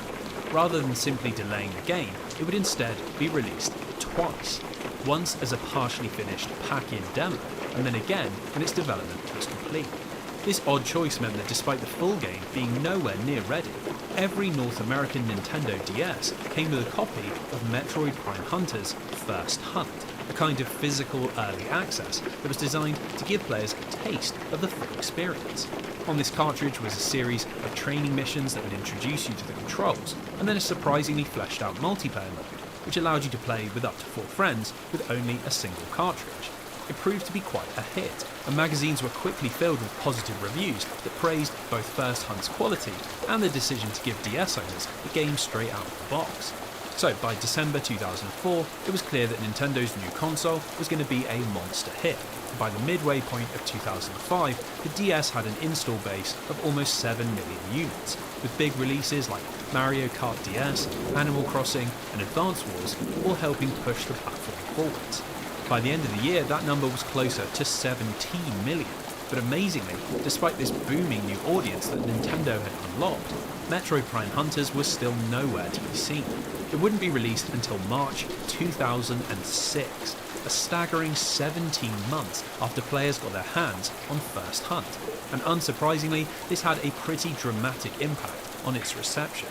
While reviews were almost universally positive, with the game receiving a raft of perfect scores and End of the Year awards from IGN and Nintendo Power, sales proved harder to come by. VGCharts.com has the game listed as selling 1.1 million units, but it provides no source, and as Nintendo's official numbers only state 400,000 copies sold in its first year, it's pretty unlikely that Hunters more than doubled this number 12 months on from its launch. It made for a bitterly disappointing return, not only because NST and Abe had spent almost 3 years on its development, but because by mid-2006, the DS had an install base of over 30 million units, and Hunters was supposed to be a premier release. Metroid had been finally placed at the front and centre of Nintendo's grand publishing strategy, and unfortunately, despite the best efforts of some of its best developers, the opportunity had been squandered. But what about the game itself? Is Hunters a tragically misunderstood hidden gem, or another Tanabe vanity project? Well, the only way to find out is to dive into the game itself, and attempt to unpick the mystery of the mainstream Metroid game that never quite was. Now, at first impressions, it's not hard to see why critics were so entranced, and that's because its two strongest elements are clearly visible from the moment you start playing. Let's begin with the game's graphics, which for the Nintendo DS are frankly astounding. You see, while Nintendo had originally advertised the console as a 3D handheld powerhouse, it quickly became clear that its hardware wasn't perfectly suited to this, and led to many developers opting to stick with 2D. Big series like Ace Attorney, Castlevania and Trauma Center all closely resembled their GBA counterparts, and even within Nintendo's own studios, high-profile games like Advance Wars, WarioWare and Mario and Luigi were all created in 2 dimensions. While there certainly were DS games that managed to make the transition, like Square's Kingdom Hearts or Nintendo's Mario and Zelda, they were almost always third person, and carefully used space and camera angles in order to cover up the platform shortcomings. So given this context, Hunters is all the more impressive, as NST somehow managed to take the look of the GameCube Prime games and almost perfectly recreate it on a low-power handheld. While the resolution and texture detail are obviously a lot worse, this is still unmistakably a Prime game, and as you wander the halls of space stations or dusty corridors of ancient temples, it's impossible not to be impressed that this is all running on a device that only has 4 megabytes of RAM. What's equally impressive is how smooth the performance is. We can transition between first person and morphball instantly, and even when the screen is full of huge bosses and lots of colourful effects, everything is locked to 30 FPS.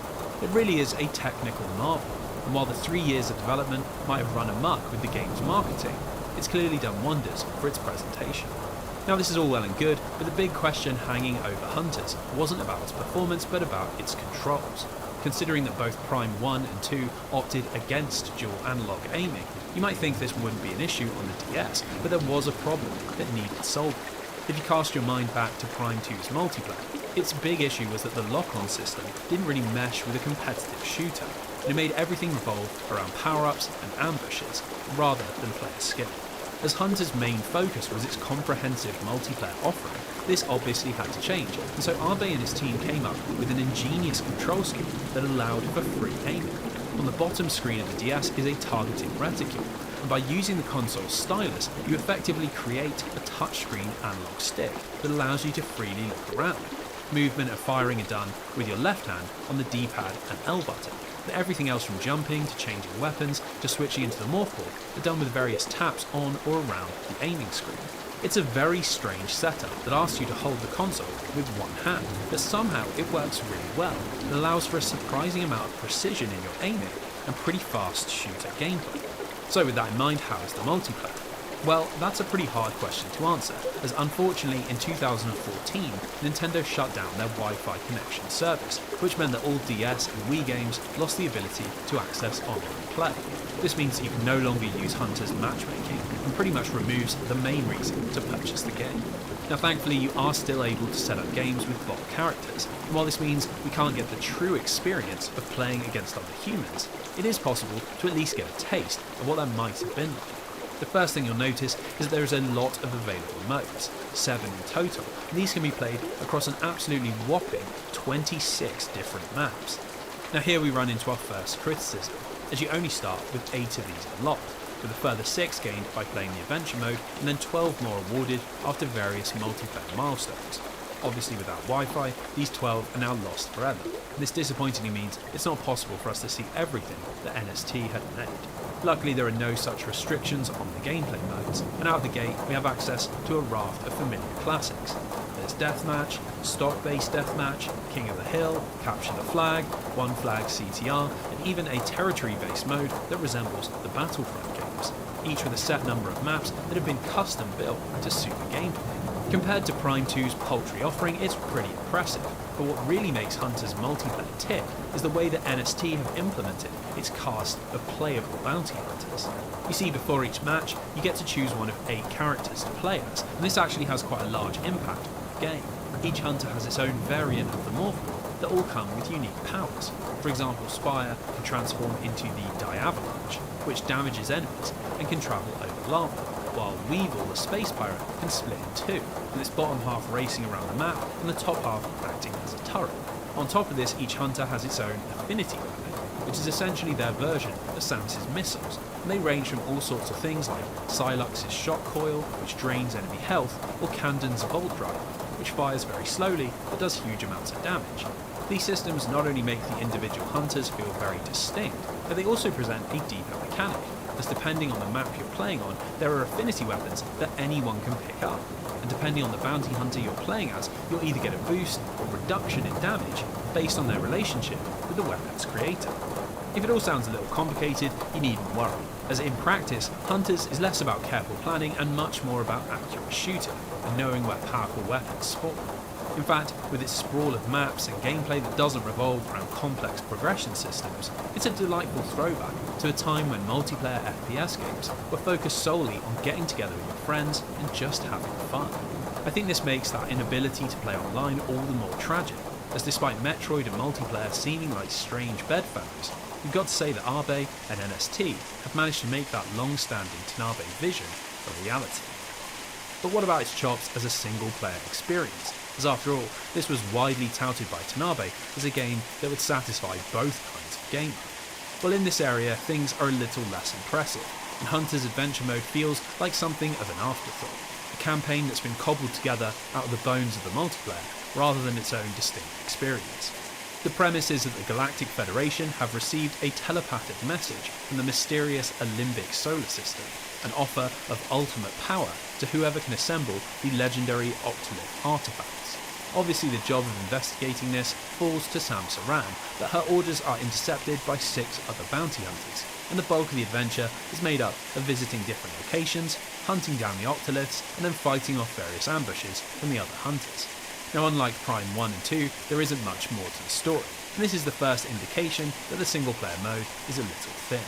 Eventually we discover that the Alimbic civilization was destroyed by an intergalactic monster called Gorilla, and the reason we're collecting the Octoliths is to open its prison and destroy it for good. A pretty average storyline that doesn't really add anything to the overall Metroid mythology. You could argue that the inclusion of other bounty hunters is the game's big lore innovation, but considering that they would have all still been there had we only gotten the multiplayer, Hunters has a real filler atmosphere that it never really shakes off. Unfortunately, the same is true for Adventure Mode's gameplay, as the stages don't really live up to the kind of level design that we've come to expect from games in this series. The Alimbic system is separated into 4 locations: the Celestial Archives, Alinos, Arc Terra, and the Vesper Outpost, and you constantly travel between them on your quest to confront Gorilla. Now, with Hunters set across 4 planets, that might give the impression of a sprawling game space, but we never really do any exploration. And while you are free to travel between the different locations, each visit is a self-contained linear level. In fact, it's arguably even more unimpressive than that, as each level plays out in exactly the same way. You arrive on a planet, fight through a series of rooms to get to the Octolith, before fighting one of 2 bosses and then running back to your ship before a timer expires.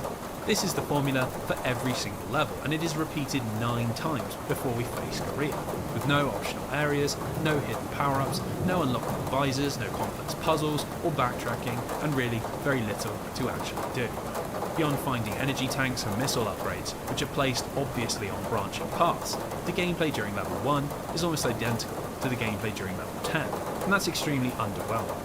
Ultimately, it just comes across as something that's been put together not because of any real passion, but because the game needed a single-player mode. And I think this was likely a big contributing factor to the game's financial failures. You see, it's this single-player mode that's the core difference between the pack-in demo and the full release.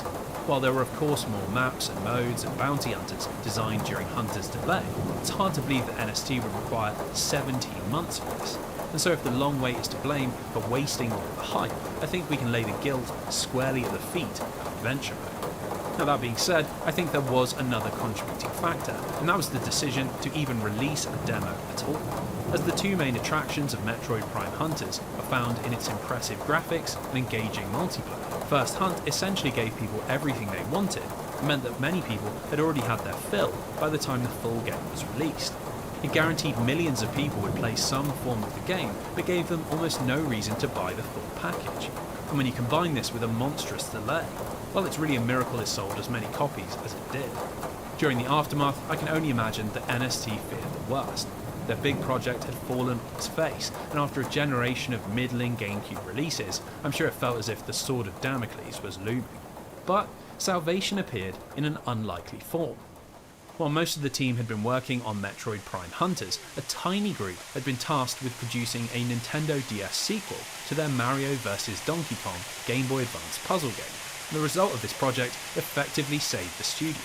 Mario vs. Donkey Kong 2 March of the Minis released in October 2006 and was a quiet success, shipping 1.5 million copies at a fraction of Hunter's cost and providing the studio with a route forwards.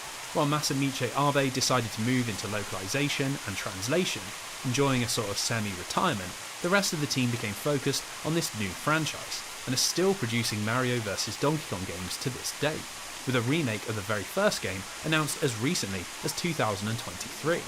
In the end, Metroid Prime Hunters had proven to be a dead end in multiple ways.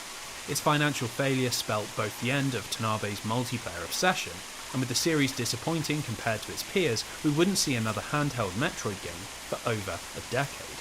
Looking back, it's a real shame, as what it does well, it does extremely well. But in 2006, the video game industry was changing, and the Metroid series needed to find fresh footing if it was going to survive in Nintendo's new world.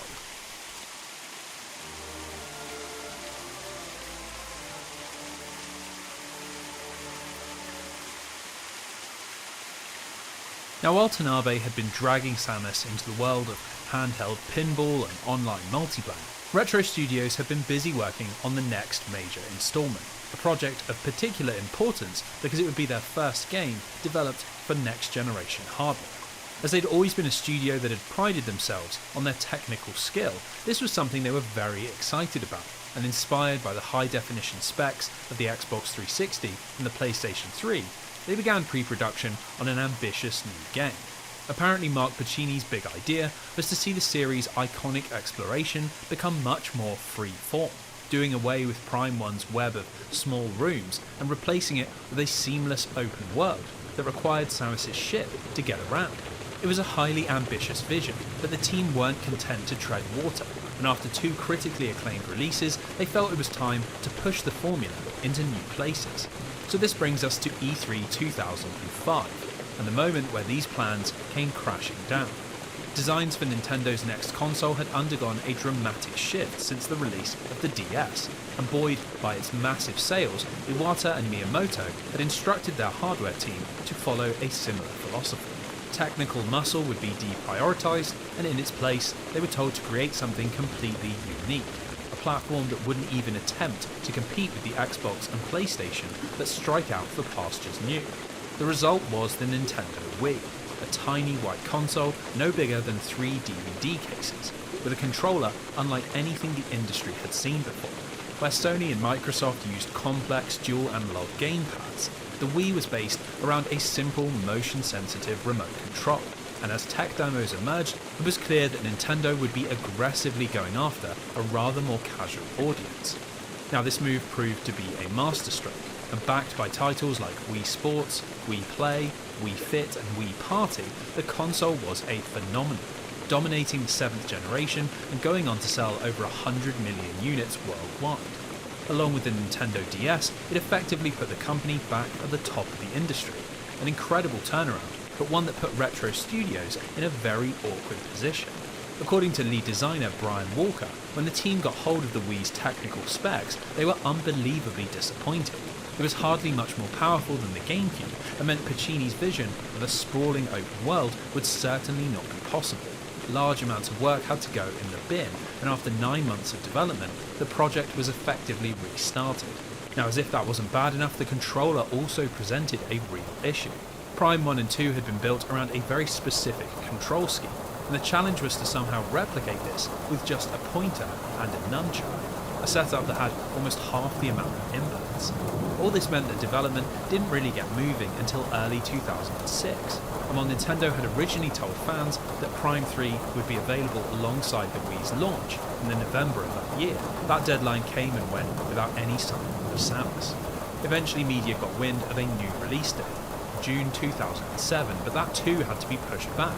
And while previews and interviews assured everyone that the development was going well, it certainly felt like Retro were having some trouble. So it came as no surprise when in an interview with Yahoo Games, Mark Pacini announced that after Prime 3's release, Retro would be taking a break from the series and moving on to new projects. Now this gave the game a real sense of gravitas, as along with being Retro's last hurrah, it was also announced that its story would round out what Nintendo were calling the Prime Trilogy, a final battle between Samus and Dark Samus that would tie back into the events from Talon 4 and Aether. Even with the delays, these parallel conclusions made for a pretty enticing prospect, and as the years ticked by and the Wii's lack of traditional hardcore games started to become an issue, Prime 3 was always there in the back of people's minds.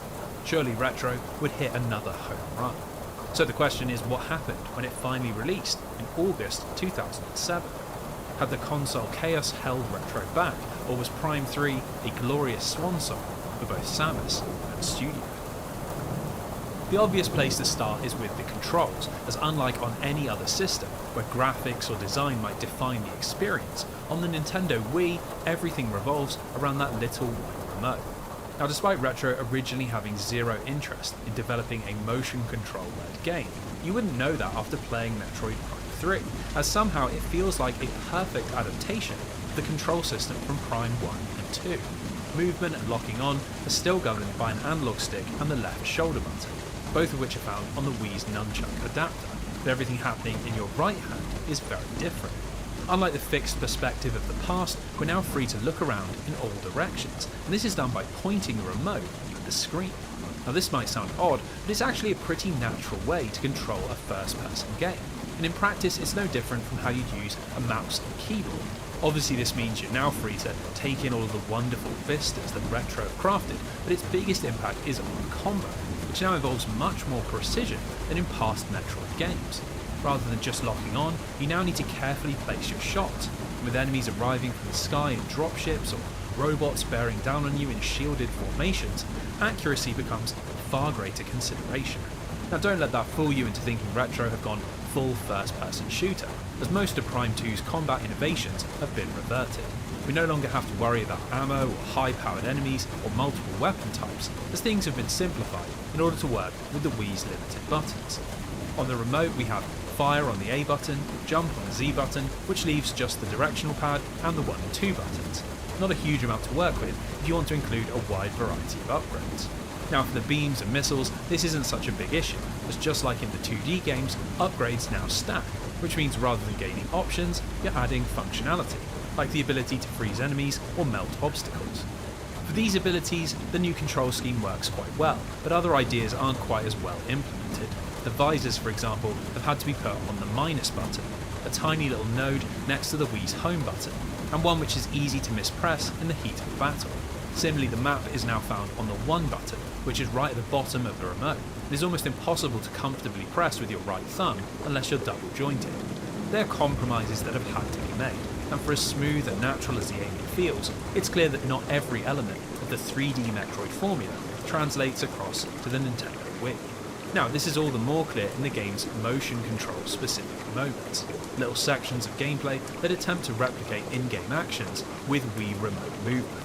To anyone who has seen a Nintendo Wii game in action, their inclusion will come as a little surprise, but in Prime 3, they aren't quite as cynical as you might think. For example, you now enter Samus's ship, and when you're sat in the cockpit, looking out at the expanse of space, using the Wii remote to punch in security codes or activate the thrusters, it genuinely is quite engrossing, and it complements the experience rather than detracts. Now, the issue is that while these moments elevate the game, there are just as many that take you out of it, and usually it's in more intense gameplay sequences that they feel poorly implemented. For example, there's a sequence where you need to pump fuel into an engine, and this is done by pushing and pulling the Wii remote in the direction of the screen. It's a simple gesture, but sometimes it just won't register, and as you're working against the clock, it leads to a ridiculous amount of frustration as your movements seemingly trigger at random.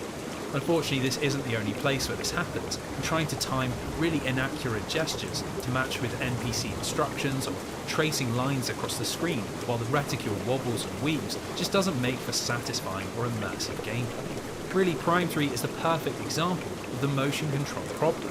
When they're forced into the normal flow of gameplay, they almost always add nothing of value, but when they're used sparingly, and as a way to enhance the tactile qualities of the gameplay, well, there can be so much more than just pointless wagging. So the transition from GameCube to Wii was a somewhat successful one. But what about the rest of the game? Well, interestingly, there's a lot more than just the control scheme that breaks from the past, and rather than acting as a culmination of the ideas from Prime 1 and 2, this final installment feels like something altogether different. For starters, Prime 3 continues the trend away from indirect storytelling towards a much more traditionally presented video game narrative. Prime 3 is set in the Federation solar system, an area of the galaxy that is positively teeming with life, and we find Samus Aran answering a call from Fleet Admiral Castor Dane before joining a mission to repel a space pirate attack on the planet Noria. Now, rather than just jumping into the action, we first play through a non-combat sequence where we board the GFS Olympus and have to make our way up to the command center, passing through checkpoints, scanning security codes, and incredibly even speaking with NPCs. Given the hoorah space military setting and high-quality cutscenes, there'll be no surprise to hear that Bungie's Halo was a big influence on Prime 3, and this is something important to bear in mind when we finally get around to talking about Kensuke Tanabe. So after the mission briefing, we find ourselves in a running battle on Noria, where Samus and her fellow bounty hunters discover that a phase-on meteor called a Leviathan Seed is headed straight for the planet, which means the plans change from repelling the invasion to averting Armageddon. Now, while you're progressing through the map, solving puzzles and fighting enemies, it's all interspersed with high-octane cutscenes. And while the gameplay is pure Metroid, the presentation is much more cinematic, with the sequence culminating in a dark Samus ambush that takes out the entire squad. Samus awakens 1 month later back aboard the Olympus and is informed by the ship's Aurora AI that while she was comatose, phase-on meteors struck every planet in the solar system, and there was only one person powerful enough to save the day. This is our main objective, to travel between the different planets, working out how to destroy the phase-on seeds, and this brings us onto the next major departure in Prime 3's design. Rather than taking place on a single planet, we now use Samus' ship to travel between multiple different locations. Rather than having one loose objective, we're given various missions by friendly NPCs, and it's these that guide our progress through the game. In this respect, Prime 3 shares far more in common with Metroid Fusion than either of the previous Prime games. The levels are much smaller and usually linear in their construction. We have companions that mark important locations on the map, and the mission-based structure makes everything feel a lot more segmented, a real departure from the interconnected webs of Talon 4 or Aether. Now, this doesn't necessarily have to be a bad thing, but Prime 3 implements these ideas in a slightly different way to Sakamoto's handheld experiment, and it often feels like the game is working against its roots. You see, as the game spaces are so separate, with some planets even made up of multiple disconnected zones, natural backtracking doesn't really occur. It makes for these jarring moments where the game gives you an upgrade and then immediately tells you where to use it. Take the Space Pirate homeworld. which is a location you visit around 2/3 of the way into the game. When you arrive there, there's only really one direction you can head in, and this takes you through a lengthy series of rooms that eventually end with a boss fight and an upgrade for your grapple beam. Now, rather than using this to unlock another section of the map, instead your Federation AI simply radios you and tells you you can't go any further, head over to the planet Elysia, where you can use this to get the next upgrade. Considering that the linear level design already dissuades exploration, well, it means that Prime 3 really lacks those light bulb moments where you discover the path forward thanks to experimentation, rather than following directions. Now, for fans of the previous two Prime games, this will likely be very disappointing, but it does have to be said that Retro haven't made this change without justification. The pace of the game is now much quicker, and you spend far less time wondering where you should be going or pondering what to do next. While that might mean less intelligent level design, it inarguably makes for a very fun video game, and that's because it's constantly pushing you into engaging puzzles, creative boss fights, thrilling combat sequences, and even scripted set pieces. That's right, for the first time, we're treated to moments of gameplay that break away from the classic Metroid formula, and really lean into the sort of cinematic, high-octane style that was becoming popular on other consoles. We have a boss fight against Meta Ridley that plays more like a rail shooter, framed as if Samus and her nemesis are plummeting towards the planet's core. We participate in a Federation invasion of Space Pirate headquarters and have to protect a squadron of sappers tasked with blowing open its defences. We platform inside of a frozen pocket dimension, battle against bounty hunters infected with Phaser, and even pilot Samus' ship on bombing runs as she destroys Leviathan seeds. These sequences are always so well realised, and they're seamlessly woven into the design of Prime 3's planets, which help make up for the lack of meaningful exploration. Now, the best of these moments comes on Elysia, a beautifully realised level made up of golden machinery floating in a luscious cloudscape. On our second visit here, the planet's command AI sends us into the Alien Research Centre, and once we set foot inside and discover it to be full of drained space pirate corpses, it's pretty clear that the tone is about to shift. Lining the walls of the facility are various containment fields that hold, you guessed it, baby Metroids. When you reach the end of this zone, you make a terrible discovery. In order to access the Seeker missile upgrade you've been sent to claim, you have to deactivate the building's power system, and this both frees the Metroids and turns off the lights. It's such a simple idea, but it totally changes the atmosphere, channeling games like Dead Space and Resident Evil, and giving us a glimpse of what a horror-driven 3D Metroid could one day look like. It's all completely scripted and all completely linear, but damn if it isn't enjoyable. And really, that is the trade-off at the heart of Prime 3's gameplay. If you're happy to accept some quite massive change to the 3D Metroid formula, you'll find a sci-fi action-adventure that has been lovingly designed and is absolutely one of the best games available on a very strange console. While it might not be a great sequel, it's certainly a great game. Or at least it would be, were it not for the influence of a man that had a real habit of making poor Metroid decisions. You see, as we've already discussed, Kensuke Tanabe wasn't all that happy with the Western-style direction that Retro were headed in, and so he constantly pushed the team to include mechanics and ideas that would make it seem more uniquely Nintendo. The result of this was Hyper Mode, an unescapable mechanic that unfortunately puts a bit of a dampener over Metroid Prime 3. The idea is that during her encounter with Dark Samus, regular Samus becomes infected with Phazon, a sickness that would kill her were it not for the Federation fitting her suit with a Phazon enhancement device. Now that's nice and all, but the real benefit is that it allows our heroine to sacrifice an energy tank in order to go into Hyper Mode, a state where you can't take any damage and your attacks are massively empowered. The downside to this is that you have to use up the energy you convert, and if you allow the bar on the top of the screen to fill up all the way, Samus will fully corrupt and transform into another Dark Samus. Apparently Tanabe imagined this risk and reward mechanic would form the core of all of Prime 3's combat, but this was at odds with the more traditional first-person shooter style wanted by the dev team, and this disagreement causes quite a few mechanical issues. For starters, Hyper Mode is just way too powerful, utterly destroying every single enemy in the game in just a few beam blasts, and thanks to the reduced complexity of the levels, it's very easy to end up with lots of energy tanks, meaning Hyper Mode is virtually always available. Outside of the first few areas of the game, whenever you enter into a lengthy combat sequence, it's almost always faster to just blow them away with Phazon. And for a mechanic that is supposed to revolve around risk and reward, there isn't really much risk at all. Annoyingly, the mechanic is also central to most of the game's boss fights, which typically involve using your beam or missiles to trigger a weakened state, and then unloading phase-on attacks while in hyper mode. Once again, I think this is supposed to create a tension as you time your use of the ability, but in practice it's so overtuned that you can destroy basically every boss in just a few cycles. Along with the guided exploration and smaller zones, hyper mode makes for a game that is very easy. While Retro developers had spoken about how they wanted to tone down the challenge that had defined Metroid Prime 2, it's pretty obvious that the conflicting development ideas have pushed this a little far. And that's particularly disappointing because Retro have otherwise done a very good job of addressing criticisms aimed at Prime 1 and Prime 2, especially in regards to their scavenger hunts.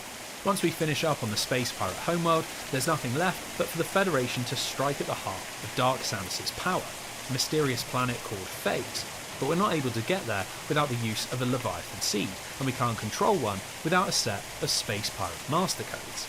Conveniently, Aurora Unit 242 locates a set on the ruined Federation battleship Valhalla, which was destroyed by the Space Pirates just before the events of the game. Now, just like on the planets, you're not free to wander the ship's halls, as you'll quickly discover that the pirates have looted a collection of power cells, which have sealed off various areas, and surprise surprise, they prevent us from recovering the Leviathan seed codes. This is Prime 3's scavenger hunt, although there are quite a few changes made that make it nowhere near as complex as those in Metroid games gone by. Firstly, you don't need to find every single power cell, and it only takes 8 to get from Samus's ship to the Valhalla control room, with all the other cells rewarding things like additional energy tanks or missile upgrades. This is pretty great news for players who want to get straight to the final battle, but the process is actually even faster than it initially seems. Before you even step foot on the Valhalla, you'll have already collected a fair few power cells by simply progressing through the other planets, and as the ship appears in the Federation solar system around halfway through the game, you're free to start the hunt at a much earlier point. In my playthrough, as I'd combed over every corner of the system looking for more energy tanks, I only needed a single additional power cell, which made the scavenger hunt last a grand total of around 15 minutes. For fans that had fallen in love with the series' hands-off exploration, I imagine they won't enjoy this change, but it's hard to say that it doesn't suit Prime 3, and just like everything else in the game, it keeps a relentless forward momentum, even when you're ostensibly supposed to be backtracking. So with the scavenger hunt complete, and Samus and the Federation bearing down on the planet Phase, we arrive at the final thing I want to discuss, and that is Prime 3's conclusion and its strange relationship with storytelling. As our allies pour through the wormhole, everything gets very Star Wars, and as Federation ships and space pirate fighters explode around her, Samus flies down to the planet's surface in order to confront the shade that has haunted this trilogy. Once we land, the gameplay shifts. Turns out that Phase is nothing more than a monstrous chunk of living Phasor, and by coming into contact with it, the corruption inside of Samus dramatically accelerates, forcing her into a permanent state of hyper mode that we have to carefully manage as we plunge into the heart of the planet. Now this might sound challenging, like a sort of Turian mixed with Dark Aether, but thanks to the plentiful health drops and a surprisingly short distance to the final boss, it's not much of an issue at all. Before long, we're locked in a titanic struggle against Dark Samus and then the Aurora unit that was stolen from the Valhalla. Both fights pretty much follow the expected Prime 3 formula. Incredible spectacle, clever mechanics and pulse-pounding action, but rather lacking in actual challenge. Armed with a permanent state of hyper mode, they both fall easily beneath the guns of our phase-on-infused bounty hunter. And that's it. That's where the story ends.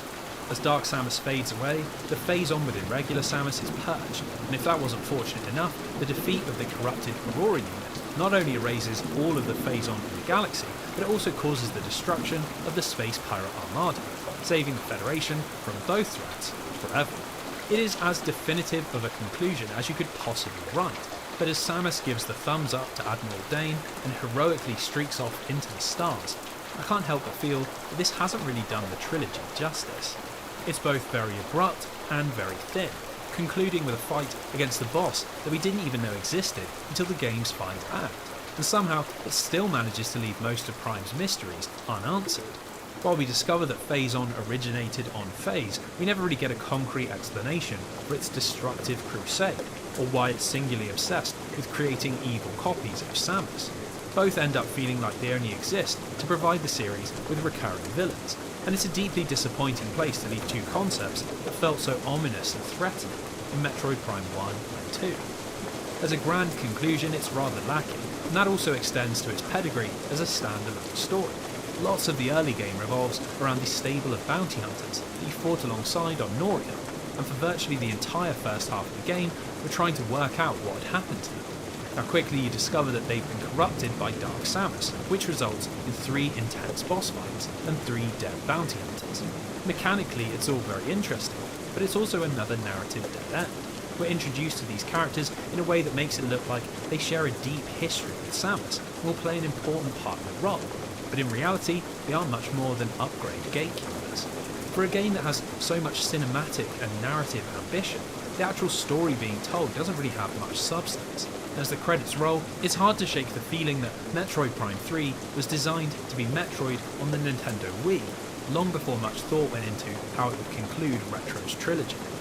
Now, does that make Metroid Prime 3 a bad video game? Absolutely not.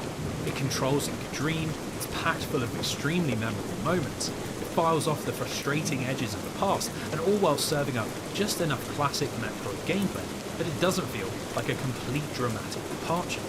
It might not be a totally natural progression from Retro's GameCube classics, but it easily stands on its own 2 feet, and it's inarguably one of the best video game experiences you can have on Nintendo's odd little motion control experiment. Now, when Metroid Prime 3 released in August 2007, this seemed to be a sentiment common amongst critics, as the game received a raft of glowing reviews from influential websites like OneUp.com, GameSpot and IGN, with the biggest praise coming from game trailers Shane Satterfield, who claimed that Prime 3 was by far the best game in the trilogy. Regardless of how accurate this actually is, the positive reviews helped salvage some of the damage that had been done by all of the delays, and strong early sales helped it climb up to number 5 on the US charts in just 4 days. By the end of the year, it shipped 1 million units, mainly in America, and in Nintendo's financial reports for the following year, it looks as if Metroid Prime 3 managed to reach 1.3 million sales before falling out of circulation. They are pretty average numbers, improving on the sales of Prime 2 but falling well short of Prime 1. And while this certainly paints a picture of a stable franchise with a dedicated following, it was clear that the runaway success of the Nintendo Wii hadn't helped Metroid go mainstream. On the GameCube, the series had almost reached parity with other Nintendo big hitters, but while Zelda and Mario had been reinvigorated by Nintendo's newfound console success, blockbuster sales continued to elude Samus Aran. With Retro Studios heading off into pastures new, it was clear that the franchise would yet again require reinvention, but what that would look like was anyone's guess.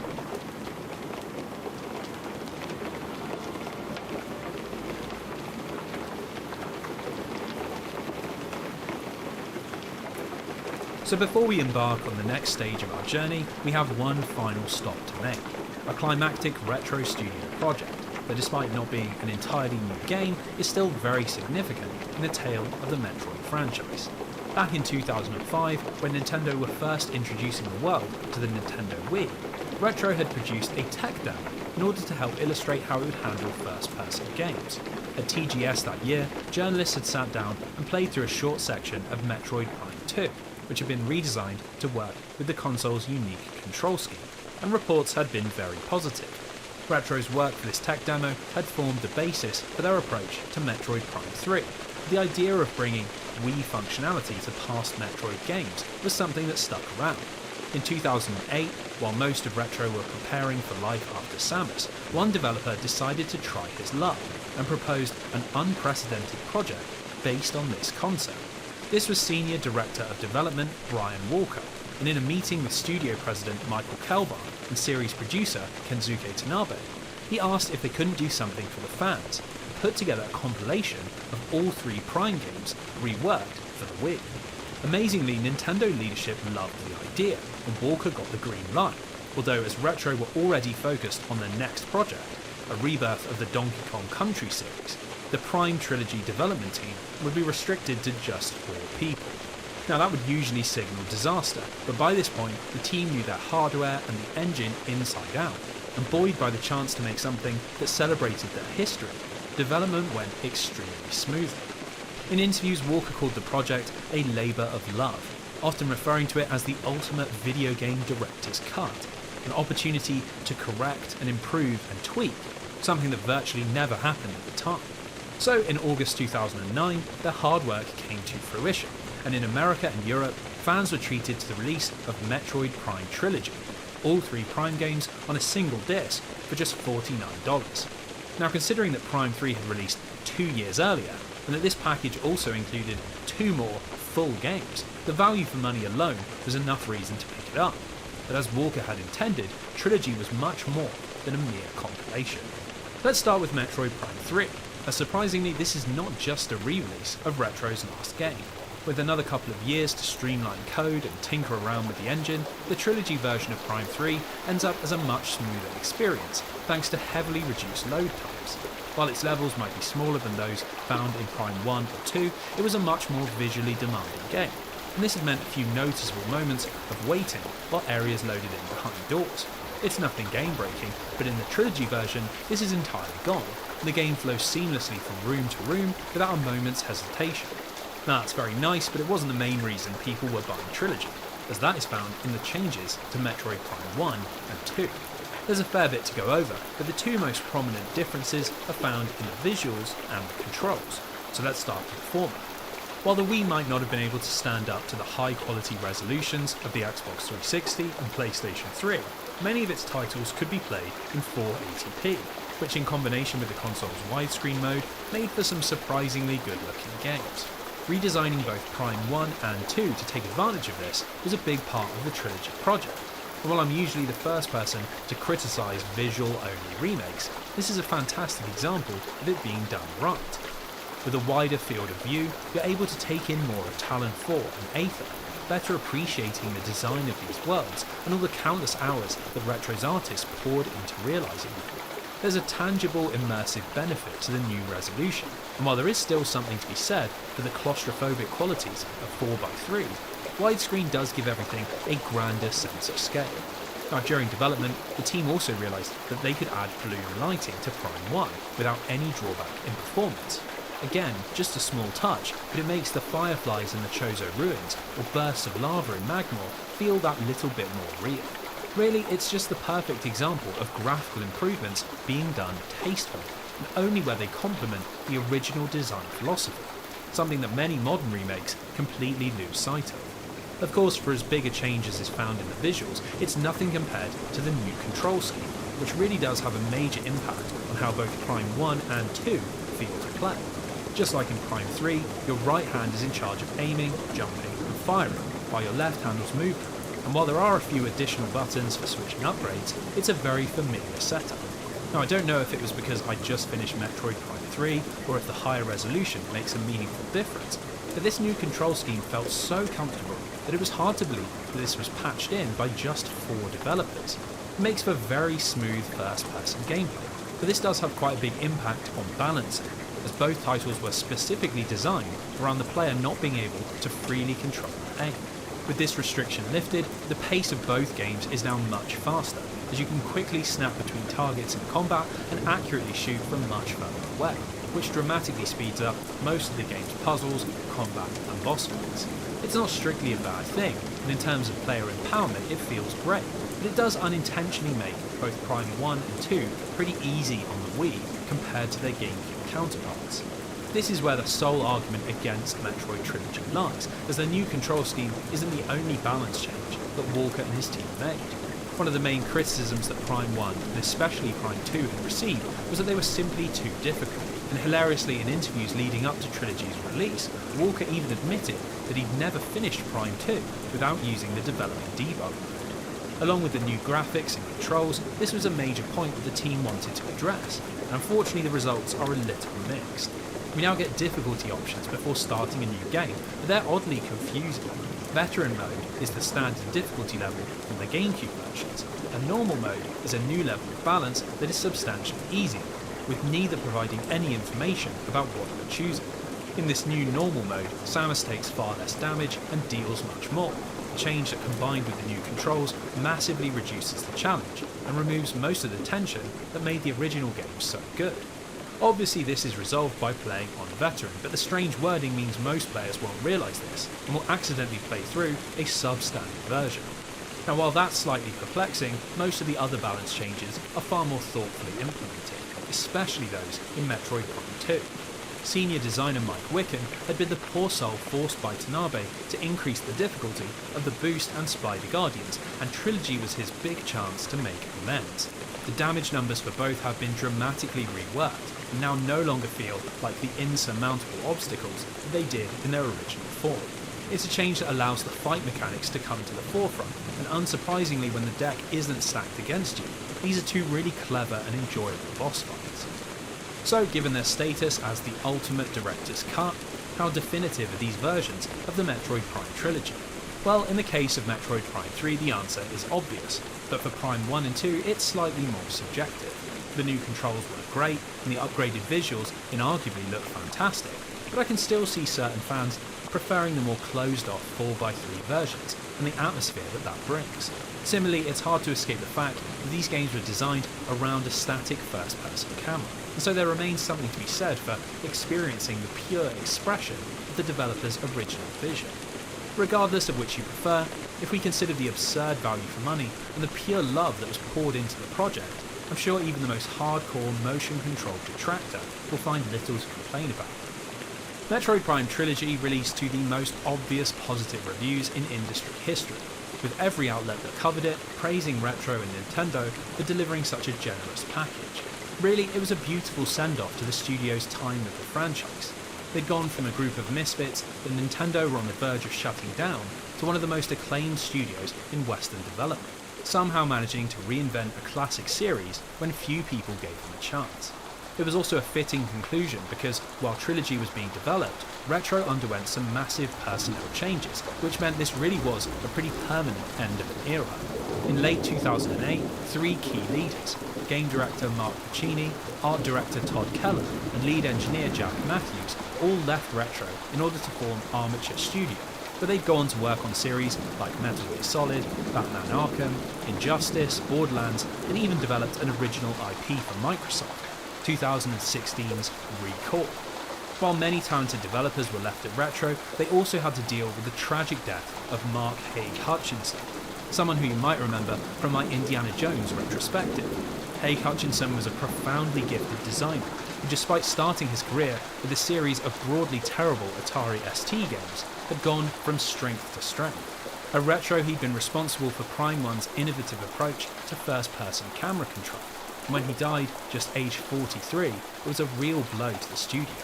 This all meant that for Retro's remaining staff members, leaving behind Metroid and moving on to Donkey Kong wasn't just a decision to get over their franchise fatigue, but a way to break from the past, to move on and find a new identity without the people who had laid its foundations. Entrusted with another legendary Nintendo franchise, their future was clearly secure. But without the custodians that had brought her back from the brink, what would become of Samus Aran? Well, my friends, that is quite a question indeed.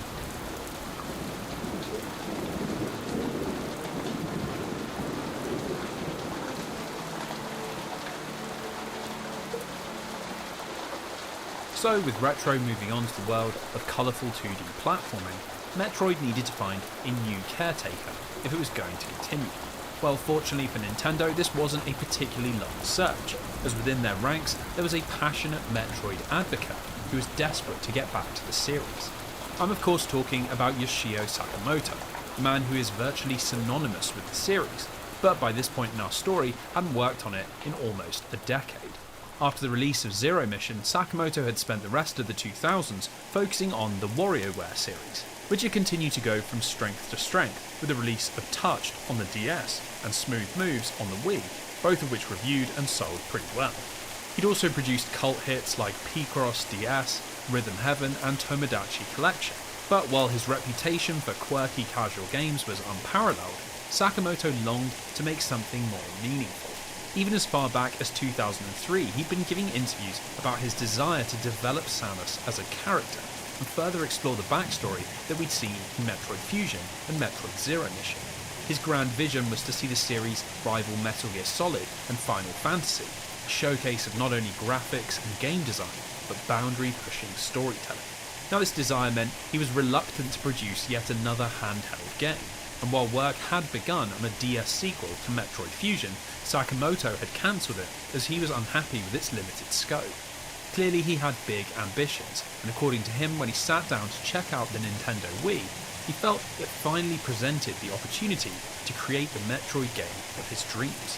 So with Retro moving on to Donkey Kong, Nintendo leadership were more than happy to hand over the reins. But before development even began, they had to resolve a rather large issue. Nobody in Sakamoto's team had ever made a game in 3D. Even with the Wii's less advanced hardware, development simply wasn't possible, and so Sakamoto was told to bring in a third-party developer. The idea was that he would still act as a writer, producer and director, and bring over a core of people from the Metroid Fusion team, but the lion's share of the work would be done outside of Nintendo. At E3 2009, in front of the assembled gaming media, this partner was revealed to be Team Ninja, and in Nintendo's final announcement of the conference, the world was introduced to Metroid Other M. Now, at the risk of getting ahead of ourselves, Other M has become a deeply controversial game, and we'll of course explore why that is in this section. But I think we should remember that before its release, there was a lot of enthusiasm about its potential. Team Ninja were a very popular studio, and were responsible for two legitimate hits: the arcade fighting game phenomenon Dead or Alive, and the brutally challenging 3D reinvention of Ninja Gaiden, both of which were held in high acclaim and had received multiple sequels. From the looks of the Other M trailer, it would be taking big influence from these games, and as the E3 audience watched Samus battling in fast-paced, cinematic close quarters, you can palpably hear people's excitement. Similarly, as the trailer was full of detailed CGI cutscenes, and for the first time ever, we were hearing Samus's voice, there was a lot of interest in the game's narrative, and this was something that Sakamoto stoked while doing interviews. He revealed that the game would feature over 2 hours of cutscenes, and they were so complex that Nintendo had had to bring in an entirely separate studio, D-Rockets, in order to deliver everything they wanted. On top of this, its soundtrack would be written by Kuniaki Haishima, a well-known anime and film composer. He'd only ever worked on a few video games, but Sakamoto felt his cinematic style would complement the greater focus on drama. Overall, it was a pretty captivating picture, and as the Nintendo Wii was sorely lacking in these sorts of traditional blockbuster games, people began to get very excited. By E3 of the following year, Other M mania had well and truly set in, and thanks to a huge TV ad campaign and trailers that were shown in American movie theatres, Reggie Fils-Aimé confidently told investors that he expected it to be the best-selling game in the franchise. Well, for those of you who don't know, this did not happen. When Other M came out in September 2010, it received very mixed reviews, somehow managing to get both a near-perfect score from official Nintendo magazine and a scathing 2 out of 5 from G4. Opinions were all over the place. Some heavily criticised its gameplays, while others stated that that was the only functional part, and there seemed to be no consensus about the quality of Sakamoto's much advertised storytelling. With review scores mattering more than ever, this had a real impact on the game's sales, and by the end of the year, Reggie was backtracking in a rather embarrassing Kotaku interview, where he confirmed that Metroid Other M would likely not even sell 500,000 units. Now, to be fair, critics and the average video game consumer aren't always the best barometer of quality, and there are many worthwhile games that were released to both poor sales and tepid reviews. But as the years have gone by, Other M's mixed reputation has degenerated even further. These days, it isn't just considered disappointing, but a catastrophic betrayal. A project so misguided and so badly executed that most fans would rather it was never made. I think this is why it's more important than ever that we try to understand exactly what Sakamoto and Team Ninja were trying to achieve, and why it might have gone wrong. Now, don't misunderstand me, this isn't some contrarian attempt to convince you that everybody is wrong, but we are going to build a picture of the Other M that actually exists, and not the one that years of anger and disappointment have created. So what exactly is it about this game that has caused so much controversy? Well, as far as I understand it, the roots of its issues are found in 2 places: its strange take on Metroid-style gameplay and its newfound focus on cinematic storytelling. We'll start with the former, as it'll help better frame the latter. Other M has a simple premise. Some months after the events of Super Metroid, Samus intercepts a distress signal from the Bottle Ship, an imposing Federation facility floating in a cloud of space dust. Once aboard, she runs into the Galactic Federation 7's platoon, who are similarly investigating the distress signal and are led by none other than Adam Malkovich, Samus's one-time mentor and the focus of much of the plot of Metroid Fusion. Now, given this relationship, our bounty hunter agrees to join their mission and follow Adam's command, which, through Samus's narration, leads to quite a bit of soul-searching about her past and even a handful of flashbacks. So, as it turns out, the bottle ship is full of unidentified freakish monsters, and after a close shave against a particularly big one, Adam decides to split up the team while he coordinates from the control centre. So, with orders from her commanding officer, Samus heads off to uncover the mystery of the bottle ship and work out what exactly is going on. In this sense, Other M is really a continuation of the structure of Metroid Fusion. While the story is set in a single location, and we spend a lot of time backtracking in order to open new areas, our progression is always entirely linear, based around completing objectives that Adam assigns us.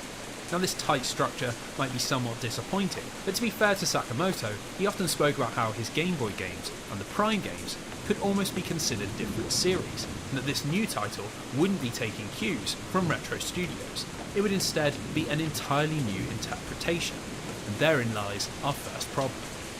You see, the gameplay of Metroid Other M is built upon a contradiction that comes from two competing and largely incompatible design philosophies. As Sakamoto had hired Team Ninja specifically because of their work on Ninja Gaiden, there is unsurprisingly a lot of third-person hack-and-slash action influence on Other M's combat. When fighting against smaller enemies, everything is largely reminiscent of the older 2D Metroid titles. You enter a room, blast away with your arm cannon, and then run, jump and roll to the next door and on towards your objective. It might happen in 3 dimensions, but it's classic Metroid gameplay. That is, until you face Other M's stronger enemies and bosses. Against anything that can survive more than a single shot, the gameplay completely shifts, with a flow of battle that is entirely centred around timed dodges, powerful counterattacks, and surprisingly brutal finishing moves. The core idea is that if you dodge an enemy attack while holding down your beam, it will instantly reach max power, and as this move has almost no cooldown, with proper timing you can avoid taking any damage while also obliterating everything on screen. Against certain enemies, doing this will result in them being damned, and then depending on if you run or jump into them, Samus will execute these pretty intense melee finishers called lethal strikes, which kill almost everything in a single blow. Thanks to the fluid animations and the frenetic pace of battle, fighting monsters as Samus Aran has never felt this good, and it especially shows in the boss fights, where the third-person camera really helps sell the scale of the beasts, and makes last-second dodges or acrobatic lethal strikes look as cinematic as anything else in the action-adventure genre. It might be very different to what we've seen so far, but considering many people were introduced to Samus through Super Smash Bros., seeing her acrobatically leap around and get stuck into intense hand-to-hand combat really isn't as out of character as you might initially think. Now, that might sound very promising, but it is only half of the story. While Team Ninja's pedigree was in highly challenging, reflex-based action games, Sakamoto also wanted Other M to be supremely accessible and able to be enjoyed by a more casual audience. This led to the decision to forego the Wii Nunchuk and have you control Samus with just the Wii remote. By turning it on its side and holding it with 2 hands, Sakamoto saw this as a substitute for the simple controllers of the past, and felt if they could design everything to work around this reduced control scheme, they could attract a whole new audience. Now, as this places the D-pad on the left and the 1 and 2 buttons on the right, in theory it's perfectly workable, but in practice it creates a bunch of problems and clashes with the Team Ninja style gameplay at almost every turn. For starters, with just 3 buttons that control the morph ball, firing and jumping, there's no dedicated input for dodging. Instead, this is done by tapping the D-pad at the correct moment, but it requires you to stop moving. A baffling decision that works against the pace of the combat and really messes with one of the game's core mechanics. Similarly, because of the lack of buttons, there's very little opportunity for additional gameplay systems, which means no alternative visors, no creative weapons, and no upgrades that don't relate to the skill set you start the game with. Now, this is obviously very disappointing, considering that interesting unlockables are a cornerstone of the series, but the control scheme's biggest impact is found in Other M's first-person mode, as the game is also built around switching between different perspectives. In combat, it's used to fire missiles at specific boss weak points, or take out downed enemies that you can't quite reach, and while exploring the bottle ship, forms a big part of puzzle solving, as you scan environments looking for switches or hidden pathways. Again, in theory, this is an interesting idea, but it's killed dead by its implementation, as you switch between viewpoints by letting go of the controller with your left hand and pointing the remote in the screen. It's a tough setup to get used to, and while most of the boss fights have generously telegraphed openings that give you plenty of time to adjust your grip, in the heat of frantic small-scale combat, it's very easy to mess this up, and you can even accidentally activate it by simply shifting your seating position. Ironically, by attempting to work with fewer buttons, the game has become less intuitive, and had Other M utilised the nunchuck, they could have given us a dedicated dodge button and allowed the first-person mode to be a much more seamless part of combat. Unfortunately, this desire to make Other M more accessible has also bled into its system design, and again, it really works against what you'd expect from Team Ninja or Metroid. Thanks to her interaction with the baby during Super Metroid, Samus finds herself with a new power, concentration, an ability that allows her to regenerate both health and missiles. Now, to be fair, I think attempting to redesign how resources work is not strictly a bad thing, as the endless destroying of crates or boxes to find health was never really that satisfying. But concentration is not a good replacement. Firstly, it means that missile tanks are now totally pointless, as you always have an unlimited supply, and increasing your capacity only reduces the amount of time before you have to use concentration. Thankfully, this isn't quite the case for your health, but that's also broken. You can only concentrate when you're down to your last energy tank, but this has bafflingly been combined with a sort of second wind mechanic, where Samus always gets a chance to use concentration if she takes lethal damage, combined with a ridiculous abundance of save points, most of which are spaced mere minutes apart. It makes for an incredibly easy game, where failure is hard to come by and consequences are virtually negligible. Considering that Team Ninja were known for eye-watering challenge and complex mechanics, I'm left wondering why Sakamoto even brought them forward. Maybe he thought they would end up with the best of both worlds, a stylish and exhilarating action game that everyone could enjoy, but ultimately its systems don't come together at all, and it feels surprisingly incoherent for a game published by Nintendo. Now sadly, this isn't the end of Other M's poor design decisions, and while I'm usually loath to apportion so much blame to one man, this cause is once again found in Sakamoto's confused ambition. During Other M's marketing, he'd claimed that gameplay and narrative would seamlessly blend together, and this results in two of the game's worst ideas. In an attempt to create dramatic and atmospheric moments, there are parts of the game where the action slows right down and the camera pulls in behind Samus' shoulder. Now, these are clearly an attempt to ape the non-combat walking gameplay found in big-budget titles like Gears of War and Mass Effect, but I feel like Team Ninja and Sakamoto fundamentally misunderstood the point of these sequences. There's nothing to scan, no characters to speak to, no puzzles to solve, just walking. In fact, these sequences often don't even make any sense, as for some reason, whenever you walk into a bottle ship toilet, the camera drops it and Samus creeps around the stalls as if something dreadful is about to happen. These moments honestly just feel unfinished, and rather than providing a breather from all the action, they form strange roadblocks that slow the pace to a crawl and don't create any sort of atmosphere, as nothing ever happens. Now, while these are annoying, you can at least push through them, but that mercy doesn't exist in Other M's search mode. Just like the walking sections, these happen at random points in the plot, and essentially turn Samus into a detective, asking you to scan the environment, looking for clues before you progress. Now, not only are the clues very hard to spot, like a tiny green puddle on a field of green grass, but they can be anywhere in the environment, which turns search mode into an excruciating pixel hunt, where you typically have no idea what you're even looking for. It's not fun in the slightest, and gets even worse later on in the game when they start combining it with first-person combat, a decision that I cannot believe made it past QA. Unfortunately, every time Metroid Other M steps away from its frantic action combat, the wheels come off pretty hard, and it makes for a game that is constantly pulling you away from its good parts and into frustration and distraction. Somewhere in here, there is a genuinely interesting game, a reflex-driven brawler that wants to present Samus like Kratos or Dante, a stylish power fantasy of a sci-fi bounty hunter at the height of her strength. The problem is that this vision is simply weighed down by far too much that doesn't work, and it's hard to say that Other M's gameplay is anything other than a textbook example of wasted potential. Now somehow, despite all of that, it's not really the gameplay that fuels Other M's terrible reputation.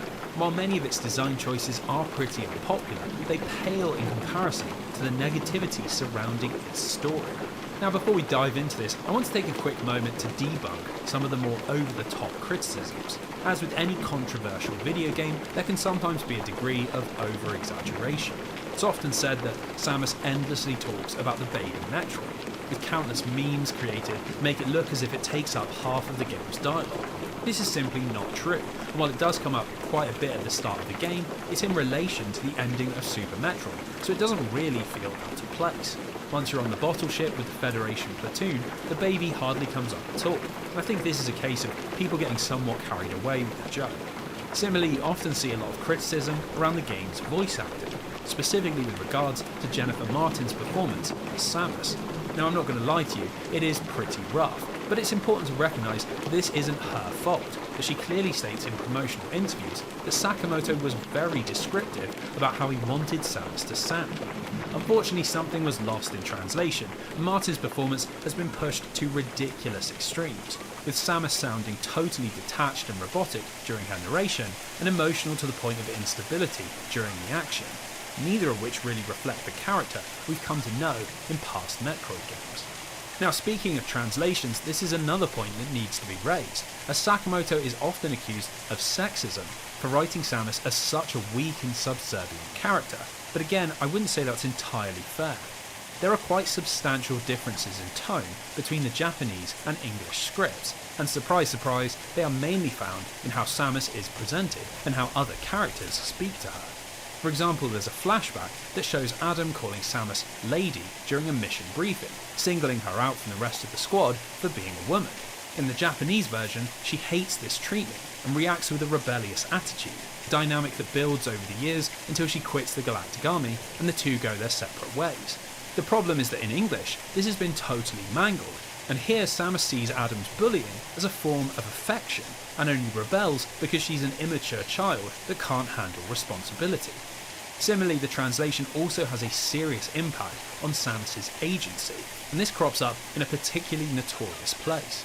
Deep inside Sector 3, we find an area of the bottle ship that is overflowing with molten rock, in which we have to play through without the Varia suit's protection, as Adam hasn't given Samus authorization to use it. Obviously this is absurd, and seeing Samus defer to Adam in such an extreme manner makes her look both stupid and utterly pathetic. The thing is, in the Japanese version, this all plays out totally differently. Here, it's Samus opting against using her abilities as an act of defiance.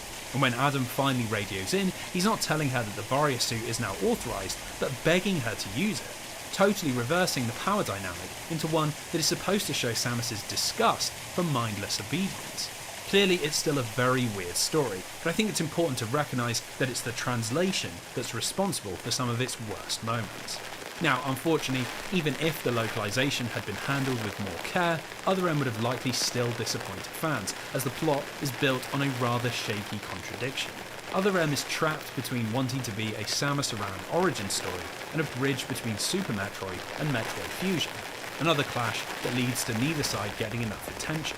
As we've already discussed, large parts of the plot relate to Samus's past, and the game is littered with flashbacks, showing her history with Adam, her time in the Federation, and why she left to become a bounty hunter. Being brutally honest, even in Japanese, these just aren't very well written. It makes very little sense in the context of her actions in other games. Nowhere is this issue more apparent than in her encounter with a reborn Ridley, a scene that is presented as a terrifying and dramatic moment, literally triggering a PTSD reaction and sending her back to feeling like a helpless child. If instead of Other M, this was Metroid Origins, and it was the first time she'd seen her parents kill her as an adult, it would be a brilliant bit of cinema, but as this is a Super Metroid sequel, it just doesn't make any sense, regardless of the language. Now what makes this particularly annoying is that all of this focus on the past takes away screen time from Other M's primary narrative, the mystery of the bottle ship, which despite having its own issues, at least fits within the Metroid timeline. Essentially, it turns out that a splinter faction of the Federation military had been conducting experiments on creatures recovered from Zerbes, with the bottle ship designed to replicate the environments of the infamous planet. Obviously that's not great news, but it's made all the worse when Samus realises that amongst Adam's squad is an assassin sent to clean up the mess and make sure that no information escapes back to the wider Federation. Now while this character is hilariously referred to as the Deleter, another quirk of the awful English translation, the plotline is not that bad, and as you progress deeper into the ship and your allies are slowly picked off, the stakes build to some interesting conclusions.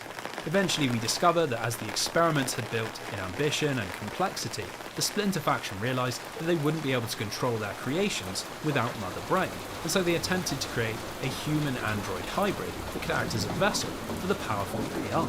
This results in the creation of a being called MB, and unsurprisingly, as it is pushed to ever extreme limits, it becomes self-aware and decides to destroy all the humans, which leads to the activation of the distress signal that brings Samus to the bottle ship. Compared with the subtle environmental storytelling of Metroid Prime, the colourful imagination of Super Metroid, or the twists of Metroid Fusion, Other M is really nothing to write home about. And when you finally come face to face with the Queen Metroid that MB created and save the Federation from impending doom, it all lands with surprisingly little impact. Now I could easily wrap up the review here. Other M has some interesting gameplay ideas that are hampered by a clash of directions, and a wonky narrative that is made even worse by a terrible translation. It's not exactly a flattering picture, and more than enough evidence to explain the rabid fan backlash. But that wouldn't really feel right, so I want to talk about the things that I think Other M does well, because it's not utterly irredeemable, and during my time there were moments where I was impressed, and even had fun. Let's start with how upgrades work, as while the reduced amount of buttons means there aren't a host of crazy visors and different beams, every time Samus does increase her skill set, it feels extremely meaningful. By the time you reach the end of the game, Samus feels like an ultra powerful badass, and while the game isn't challenging in the slightest, the animations and on-screen feedback mean it's always satisfying to run rings around a squad of space pirates while blasting them into oblivion. Now rather strangely, something else that Other M handles very well is what happens after the credits have rolled. Considering how story heavy the game is, it should come as no surprise that it concludes with about 45 minutes of deeply convoluted cutscenes where the plot sort of goes off the rail. Adam sacrifices himself to destroy a batch of Metroids which have been bred on the ship, but somehow a Queen survives, which Samus has to destroy before it can land on the Federation homeworld. Now, as the final piece of gameplay is a search mode, where you're also being attacked by hyper-powerful space pirates, I'm going to go ahead and say this isn't a great place to end the game. Thankfully, it seems that Sakamoto and Team Ninja agreed. Other M has a pretty substantial post-game, and it is framed as Samus returning to the bottle ship in order to find something important that had been lost. You land in the hangar, and then armed with all of your upgrades, you're left to explore the ship and work out what exactly our bounty hunter came back for. This could easily have been nothing more than a chance to find all of the remaining items, but for some reason Other M's epilogue comes stuffed full of unique gameplay moments and is about as non-optional as any post-game has ever been. As you now have access to power bombs, you can use these to unlock new areas, like the residential district and the ship's command centre. Now what's cool about these new zones is that unlike in the base game, you're not railroaded by objective markers, and for the first time, it feels like you're legitimately exploring, working out how to progress through intuition rather than direction. This atmosphere makes it all the more cool when you step onto the bridge and are thrust into a boss fight against a massive reimagined version of Phantom from Super Metroid. It might not make any sense or have any relation to the game's plot, but it is extremely cinematic, and the fight mechanics are pretty punishing, which gives the game a good challenge to cap everything off. Even the story scenes are substantially better, as after all the combat and exploration, you find the item that Samus was looking for, Adam's helmet. Rather than launching into a lengthy monologue about their relationship, she instead simply holds it close to her, and it makes for a really poignant moment. It's the perfect illustration of less is more. Metroid didn't need a detailed backstory or talkative characters in order to have a distinct identity, and this is the sole moment where it feels like Sakamoto understands what makes Samus special. The epilogue is easily the best part of Metroid Other M, and if you ever find yourself wanting to dive into this controversial and confusing experience, you owe it to yourself to persevere past the credits, as that's where the fun takes over and the nonsense finally takes a backseat. Now this might be an unpopular take, but I'm hesitant to call Metroid Other M a truly bad game. As well, it's full of terrible design decisions and an extremely misguided narrative. I think it's a victim of honest ambition rather than anything cynical. This is a game that needed to be made differently rather than not at all. With a better control scheme that allowed for more mechanical complexity, a game world that balanced a relentless pace with moments of exploration, and a plot far less concerned with Samus's character, we could have had the foundations for a genuinely interesting new direction. But alas, that is not what we got, and as it stands, Other M represents little more than a missed opportunity and the beginning of very dark times indeed. For Sakamoto, the fan response was painful, and while he insists in interviews that he wouldn't change anything about his ill-fated 3D outing, it's impossible to imagine that such harsh criticism didn't cut deep. With zero chance of a sequel, he went back to supervising and producing smaller projects like Tomodachi Life and Rhythm Heaven, far cry from his dreams of sprawling cinematic action games. For Team Ninja, the blowback wasn't quite as severe, likely aided by the fact that Ninja Gaiden 3 and Dead or Alive 5 came out the next year, and helped their fans forget about this strange misstep. Funnily enough, while their collaboration had borne little fruit, Team Ninja and Nintendo continued to work together, with the action game veterans producing both Hyrule Warriors and Fire Emblem Warriors in 2014 and 2017, both of which were well received. Other M might not have been so toxic as to bring down the studios and developers that created it, but its impact on the Metroid series was severe and far-reaching. If the loss of Retro Studios had put the franchise on unsure footing, Sakamoto's ambitious misfire had sent it into freefall, and it began a dark period where Metroid lost virtually all of its momentum, and its fans began to lose all hope.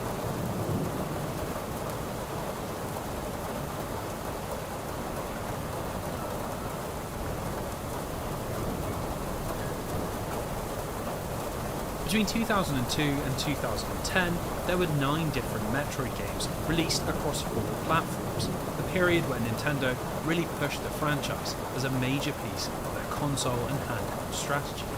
Considering there had only been 3 games in the 2 decades before this, it truly was a golden age. But with the release of Other M, the grey clouds that had been gathering for some time finally began to rain down. The problem was that all that financial backing hadn't really led to the sorts of returns that Nintendo were used to. And while Mario and Zelda and Pokemon continued to ship tens of millions of units, even the very best Metroid games barely even came close to them. Now, this wasn't so much of an issue when they were raking in critical acclaim and drawing eyes to their respective platforms, but as the years rolled by and Tanabe and Sakamoto's experiments failed to connect with fans, any further investment started to look unlikely.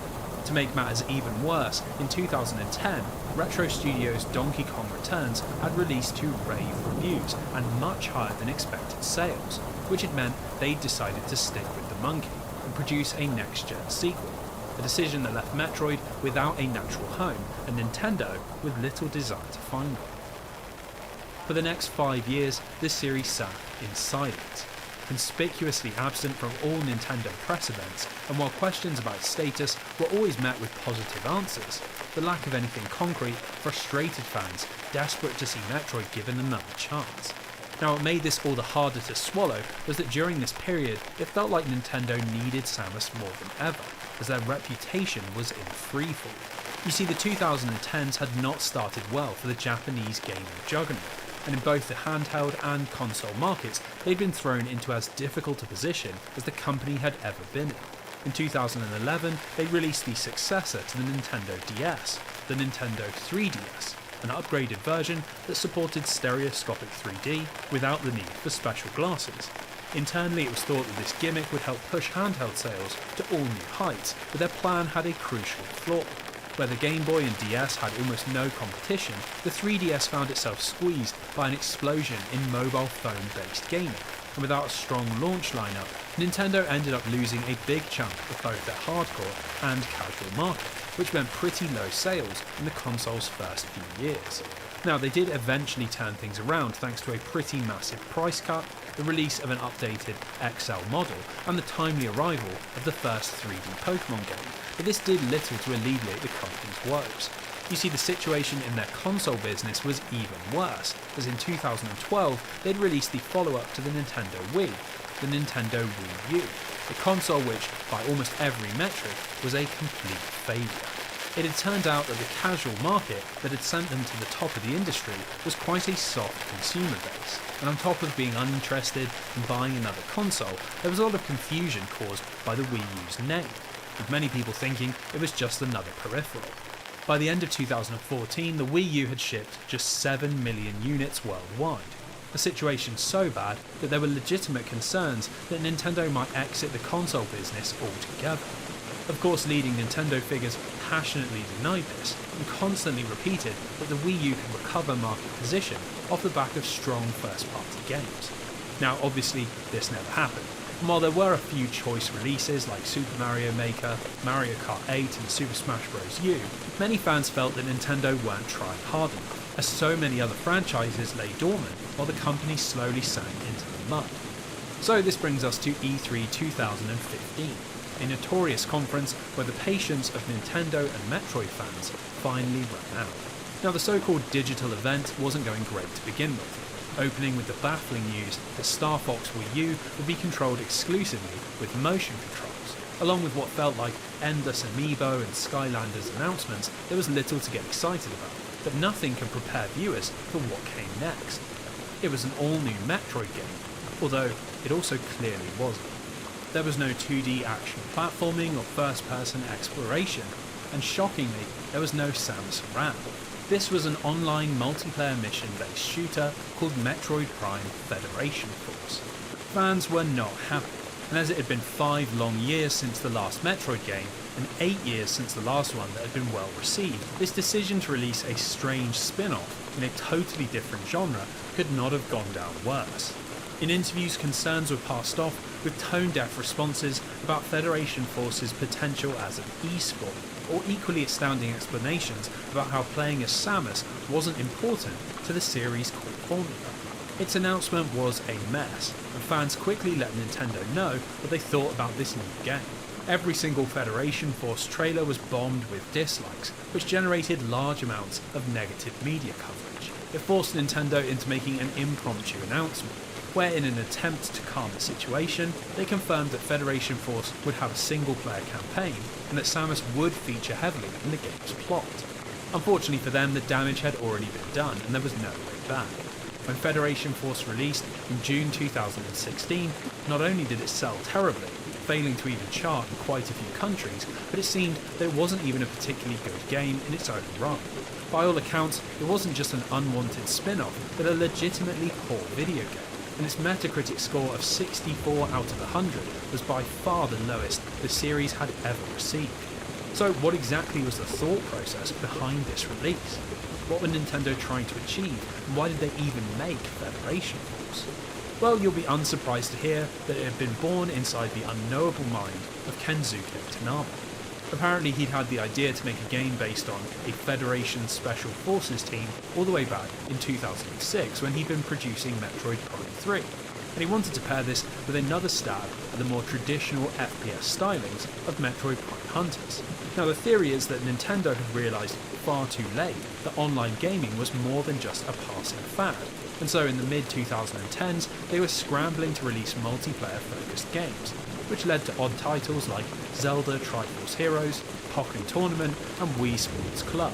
Essentially, Tanabe's ideas for Metroid somehow lined up with this wider strategy, and it meant that despite there being no indication that it would sell, the project went ahead regardless.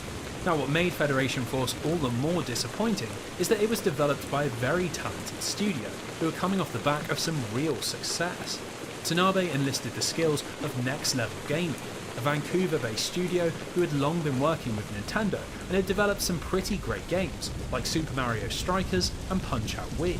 In 2014, this union had fully bloomed, and they released Luigi's Mansion Dark Moon, an absolutely stellar 3DS game that saw the studio reach new heights of creativity and polish, garnering lots of Game of the Year nominations and selling an extremely impressive 7 million copies worldwide. There was a lot of buzz about what this studio would produce next, so to see them strapped into a project that was clearly doomed to fail made Federation Force feel like even more of a waste of time and resources. So it's pretty clear that a lot of the negativity was rooted in this not being what Metroid fans wanted. But as the critical reception showed, Federation Force has more problems than just an identity crisis. The first is evident from the moment you boot up a new game, and that is that it simply does not look like it belongs in the Metroid series. Now, while I wouldn't say the franchise has a particularly uniform art direction, it's tied together by a few loose concepts. It's sometimes more colourful, other times more muted, but there's always a certain grounded and realistic aesthetic that is there whether you're playing Super Metroid, Metroid Prime 2, or even Other M. Federation Force bucks this trend, and instead of embracing the graphical direction of the past, it uses a deformed chibi style. All the characters have huge heads on top of tiny waddling bodies, and while we're still exploring Chozo ruins and battling space pirates, everything has a much more family-friendly look. Now, considering that Nintendo had long since abandoned their push for a casual audience, it's a decision that doesn't make much sense, and this more sanitary approach is similarly felt in the game's story. Federation Force is set after Metroid Prime 3, and while the conclusion of that game saw Samus pretty comprehensively defeat the space pirates, there remains a few splinter factions that the Federation are trying to mop up.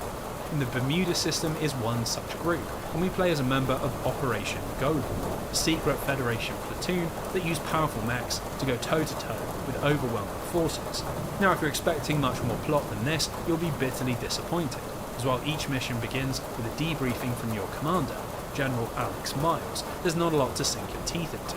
Outside of these briefings and a few in-mission radio messages, there's very little dialogue, almost no cutscenes, and really very minimal narrative, outside of a skeleton plot about a hidden space pirate battleship.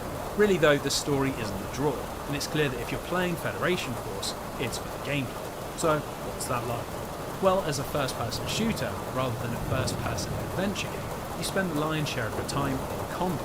And this brings us to another issue that is far more problematic than the art style or storytelling. You see, you aim with the 3DS's gyro controls, which means moving the entire handheld, something that I just don't think is a natural or comfortable choice for a portable FPS game. It effectively means it's impossible to play the game without space to move your arms, or without drawing attention to yourself. And thanks to the small screens of the original 3DS, it practically requires a 3DS XL to even work. Now, if you don't want to play with gyro controls, the solution is pretty damn cynical. Your only option is to either buy a new 3DS XL or a Circle Pad Pro, both of which allow you to use an alternative control scheme that functions more like dual handling. This is not great, and considering Federation Force costs $40 on release, having to spend even more money in order to play comfortably feels extremely painful. So if you have the right handheld or a Circle Pad Pro, you're good to go, right? Well, not exactly, as the gameplay is still something of an acquired taste. While most missions are focused around lots and lots of shooting, there's still a bit of Metroid Prime influence, and that comes in the form of some light puzzle solving and platform which attempt to mix things up. If you're expecting the complexity of Talon 4, you're going to be disappointed, as it's all very simple stuff like blasting a ball into a socket or hitting certain switches to open doors. Now, next level do try to keep the missions interesting. Some large, multi-phased boss fights, a series of missions that have you running around outside of your suit, and even a few non-combat stages where you have to capture giant monsters, but it's all held back by a very slow pace. The mechs are really sluggish and very much don't suit the kind of fast-paced, chaotic gameplay that co-op shooters thrive on. So what about Samus Aran? Tanabe specifically reassured fans that she would be a big part of the game, so where is she? Well, the reality is, she doesn't really do very much at all. We're constantly told by General Miles about how she's clearing up a base we discovered, or being sent by the Federation on some intense mission, but this never affects our gameplay. In fact, the only place where she does play a big role is in a late game mission, where Samus has been captured by space pirates and transformed into a giant evil morph ball, which the Federation Force have to defeat in a sort of strange Rocket League style boss fight. It's certainly an odd choice, and to be brutally honest, I feel like she was added in late in development in order to try and stem the negative coverage. Well, amazingly, that is still not everything, as there is yet another glaring problem. The game is entirely designed around multiplayer, and while Tanabe made sure to emphasise that it was perfectly playable on your own, the solo experience is very lackluster. The core issue is that all of the missions, bosses and puzzles, and literally every single element of the game is meant to be engaged with by at least 2 players, if not a full 4-man party. The only tool to offset this is an upgrade chip that boosts your damage, but even then bosses feel like they take forever to go down, Puzzles take 4 times as long to solve, and there are late-stage missions which feel virtually impossible as you desperately defend points of interest from endless hordes of space pirates. As if that wasn't bad enough, the game's sole progression mechanic doesn't really work on your own. Throughout the missions, you can find hidden caches, which contain mod chips, little stat or ability modifiers that you can attach to your mech back on the Federation battlefield. The idea is that, in tandem with a series of sub-weapons, like a heal, a shield, super missiles or elemental weapons, you build specific loadouts for different levels, with each player bringing a unique utility to the table that are meant to complement one another. With 4 players all fulfilling different roles, laughing about mistakes and pulling off last-minute victories, there is genuinely fun to be had here, but on your own, there's just no attempt to replicate any of this. You just pick your solo play boost chip, take heals and missiles, as there's no reason to choose anything else, and then slowly and silently trudge through levels that were clearly meant to be enjoyed by more than one person. Now, to tell the truth, Federation Force was likely doomed regardless of how it turned out, as it simply wasn't what fans wanted, and after being left in the cold for so many years, any appetite for strange off-brand spin-offs had long since disappeared. It was a brutally tough environment to release into, but you've got to say that neither Tanabe or Next Level Games made the situation any easier. And ultimately, while you can have fun with Federation Force, there are just so many barriers to actually getting there. Obviously for Metroid fans, this was all more fuel for the fire of their frustration. Many people openly wished that Nintendo hadn't bothered, theorising that the game's poor sales and negative reception had made future Metroid games even less likely. Now, incredibly, despite their game's astoundingly poor reception, Next Level Games never made any fuss in the media or gave any interviews complaining about the fan response. Instead, they simply moved on, and much to their credit, their very next game, Luigi's Mansion 3, was a massive return to form, and rightly saw the studio's reputation clawed back from the gutter. As for Kensuke Tanabe, well, he wasn't quite so gracious, explaining to journalists that if Federation Force had launched when he originally intended, right at the start of the 3DS's life cycle, it would have somehow been a big success. The reality was that his vision of Metroid, a blockbuster multi-genre super franchise, was simply not what people wanted, and after almost a decade of motion controls, character-driven drama, painful hiatuses, and multiplayer nonsense, nothing but a return to pure action exploration would satisfy.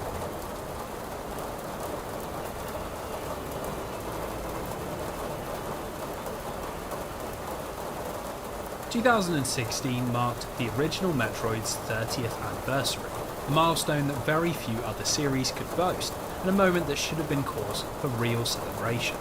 Instead, this momentous achievement arrived at the series' lowest point, where fans had completely lost hope in Nintendo's stewardship, and there was real concern that Samus Aran might never return. And so it is in this atmosphere of despair that we need to take a step off of the official path, and take a look at the people who would not accept this fate for the series that they loved. As the Metroid franchise began to wane in quality and releases grew ever more sparse, there was an equal explosion of interest in ROM hacks and fan-made games.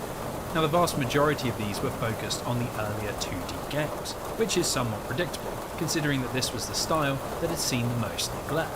Thanks to the relative simplicity of customizing sprites and messing with code, websites like romhacking.net and metroidconstruction.com began to fill the void with new takes on old classics.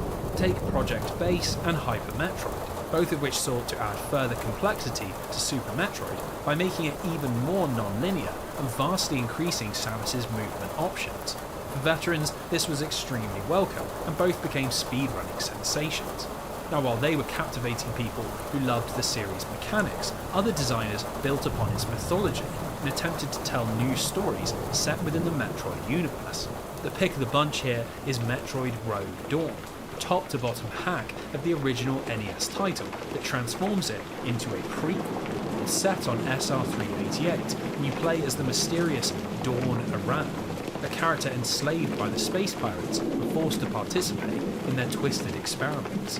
As the years went by and Nintendo continually refused to revive the series, these fan games only increased in ambition and quality, and this brings us to 2016 and the granddaddy of them all. Throughout the 2000s, Milton Guasti, or Dr. MR64, had tirelessly worked on a remake of Metroid 2 called AM2R, or Another Metroid 2 Remake, and thanks to his sheer dedication and the positive reception from the community, it had slowly become quite a big deal. By the 2010s, AM2R had transformed from a simple remake into a sprawling reimagining, taking the concepts of the original and augmenting them with lots of new ideas and a serious facelift. As its development progressed, interest continued to grow, and by 2015, Guasti was pulling in outside composers, graphic designers and debuggers, and his project was getting coverage from websites like Kotaku and Destructoid. Now, while Nintendo had nothing planned for Metroid's 30th anniversary, Guasti thought this would be a perfect moment to release AM2R, and so on August 6, 2016, the game was made available for free download on MetroidDatabase.com. With fans desperate for a more traditional Metroid experience after having gone so long without, AM2R quickly swept across the internet, which led to heavy coverage on websites like Reddit and Twitter, and a slew of high-profile reviews on YouTube. Now, that being said, it wasn't just a case of good timing. AM2R is a genuinely well-designed game that both understands what makes 2D Metroid so compelling, whilst containing enough innovation that it never feels derivative. Along with a more up-to-date control scheme, there's been a huge amount of effort poured into realising the labyrinth of SR388, infusing the game's levels with far more character and better presenting the planet's history as a twisted chosen laboratory. It really is a great realisation of the concepts behind the original, but funnily enough, AM2R really shines when Guasti lets his own imagination run wild. There are original bosses that add variety to the endless Metroid hunting, all new areas that contain surprising set pieces like a mid-game escape sequence, and most impressive of all, a scanning system inspired by Metroid Prime that helps flesh out the history of the planet. Top to bottom, it's just an absolute triumph of a game, easily one of the best fan creations in the industry's history, and delivering exactly what fans needed right when the night seemed darkest.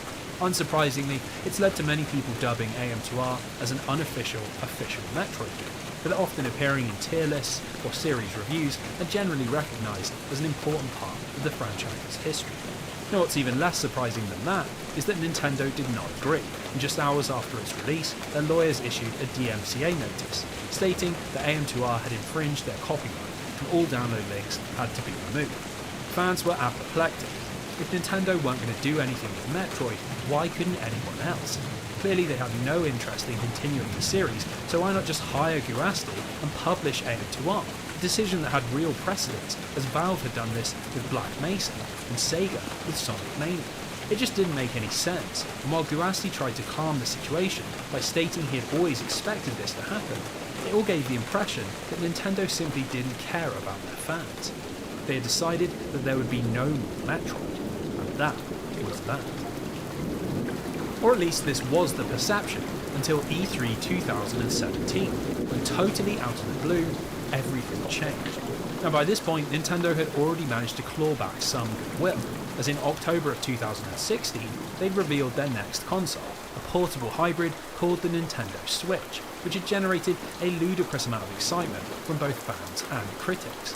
When it released in March of the following year, its intriguing design had captivated consumers, just as the Wii did a decade earlier.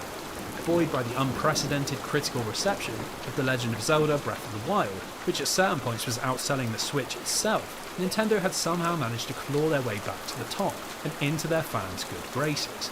By the time E3 season rolled around, there was a lot of buzz about the future of the company, and for the first time in years, they didn't disappoint.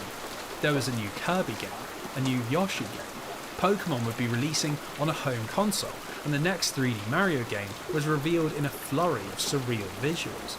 It was a feast for long-starved Nintendo fans, but the finest treasures were reserved for the most hopeless of all. Not only did Nintendo announce that Metroid Prime 4 was in development, but they revealed that there was an all-new 2D-style Metroid releasing for the Nintendo 3DS in just 2 months' time.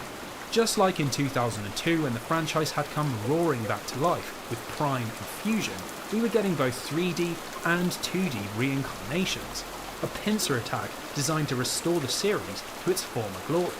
Now this reveal also made Nintendo's treatment of AM2R look a little less vindictive, as it turned out that the 3DS game would be a remake of Metroid 2.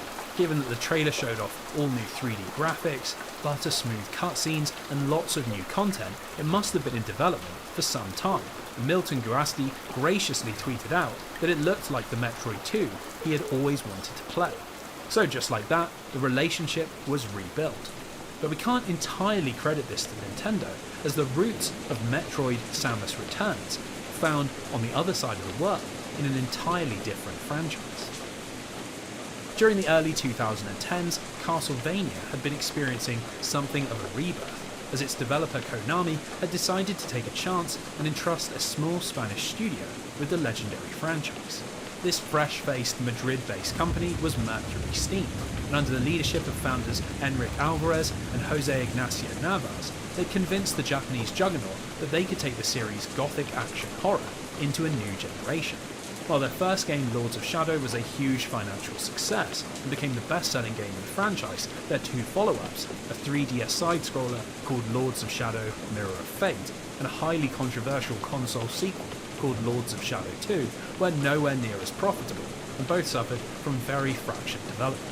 It was something of a roller coaster, and by 2015 Konami wanted off, and decided against any further work with the Spanish studio, leaving Mercury Steam to head back out to market in order to look for a new publisher. Now thankfully, while developing Mirror of Fate, they built a strong relationship with Nintendo of Europe, who agreed to see a pitch for a potential Wii U game. Incredibly, Mercury Steam's idea was a 2.5D remake of Metroid Fusion, and as Mirror of Fate had drawn heavily from the action exploration of Castlevania's past, they felt they were uniquely placed to take on another grandfather of the genre. Disappointingly, the pitch was rejected, but over in Japan, Yoshio Sakamoto caught wind of a studio interested in working on Metroid and decided this was the perfect opportunity for another joint venture. Now, rather than Metroid Fusion, Sakamoto proposed that they remake Metroid 2, as just like when his GBA team had remade Metroid 1 as Zero Mission, he wanted to introduce modern fans to what he considered to be the most important story in the series.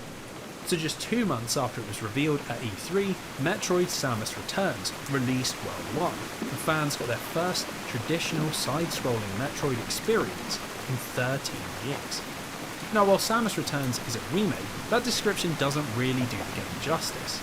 We still play as Samus Aran, we're still on a mission to wipe out the Metroids, and we still descend through SR388 in a linear sequence of levels, but this is pretty much where the comparisons end. The Sakamoto and Mercury Steam clearly see this as a standalone experience. That's probably why it's just called Metroid Samus Returns, as it's intended as an homage to Metroid 2 Return of Samus, rather than a shot-for-shot remake. And as we'll discover, this has quite an interesting effect on its relationship with the original. Now this all means there is a lot of new content and new features to discuss, so let's begin with the most obvious thing, which is the 3DS's unique hardware. As far as portables go, it's a powerful little machine, and its hardware gave Mercury Steam a lot of headroom for a rather substantial visual upgrade. Gone are the chunky sprites, the repetitive tiles and the black backgrounds, and in their place a feast of bright colours, detailed 3D models, and a much bigger field of view that really lets you take in the scope and size of this alien planet.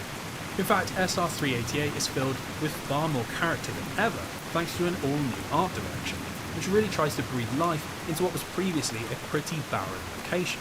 We explore the ruins of ancient Chozo laboratories, a cavernous jungle full of freshwater pools, crystalline Metroid breeding grounds, and hallways caked in overgrown organic matter.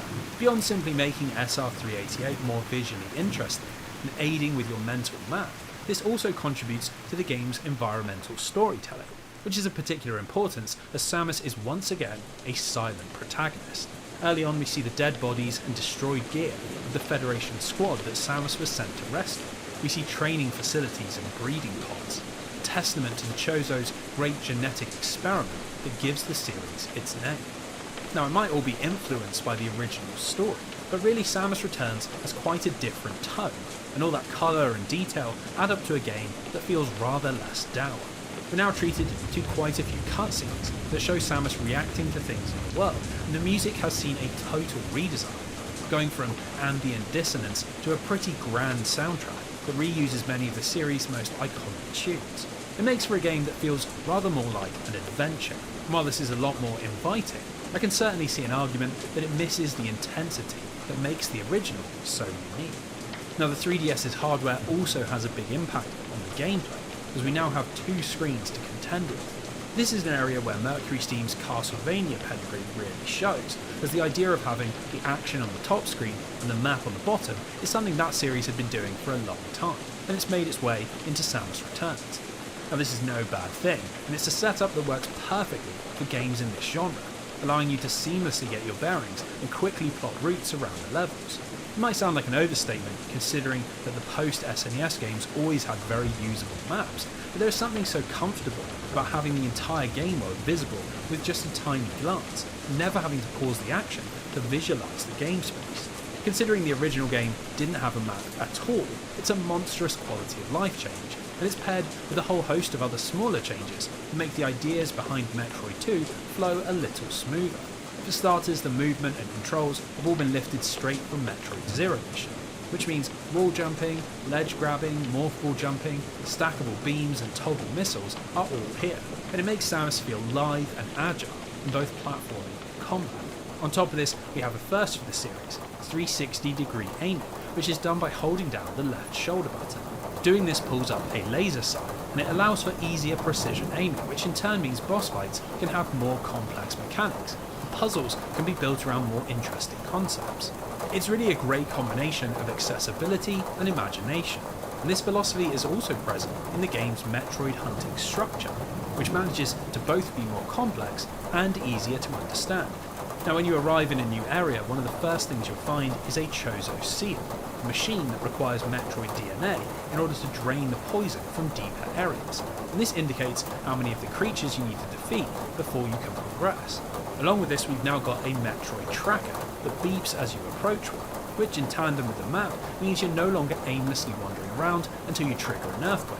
This is obviously quite a large change, and it makes progression much easier, but it's offset by a newfound complexity in the individual area's level design, with each zone taking anywhere from an hour to 2 hours, depending on how hard you search for upgrades. It's easily the largest side-scrolling Metroid game, and while you're always aware of what you're looking for and how close you are to finding it, it's this monstrous scope that creates the sense of exploration, rather than specific mechanics.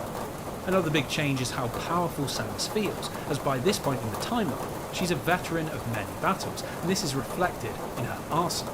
While the game's core structure is still built around finding suit upgrades like the space jump, the spider ball and the grapple beam, we now have a set of new Chozo powers that are governed by the Aeon meter. These are an interesting addition because while they're used to solve a handful of puzzles, they're treated more like optional tools, things that augment your playstyle rather than keys for specific locks.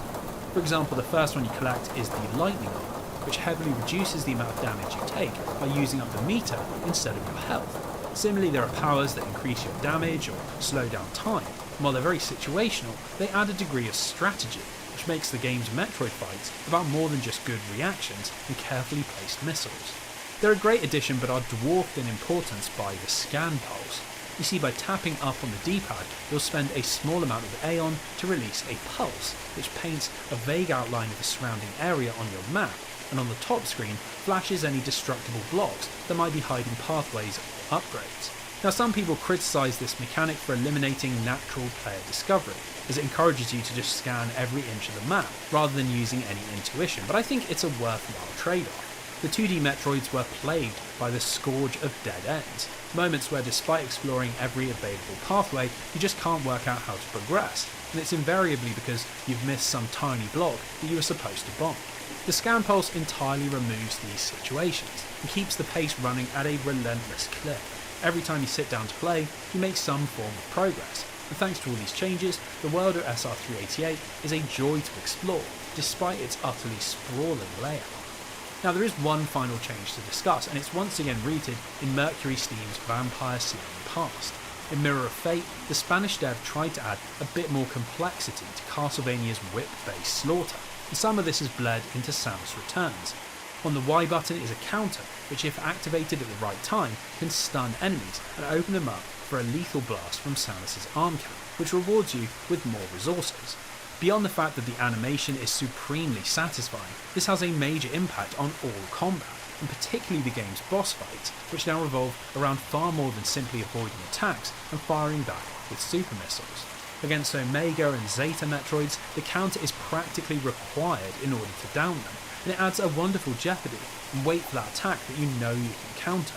For the first few hours of the game, it's a great addition, but as you progress deeper into the planet, a few issues begin to bubble to the surface.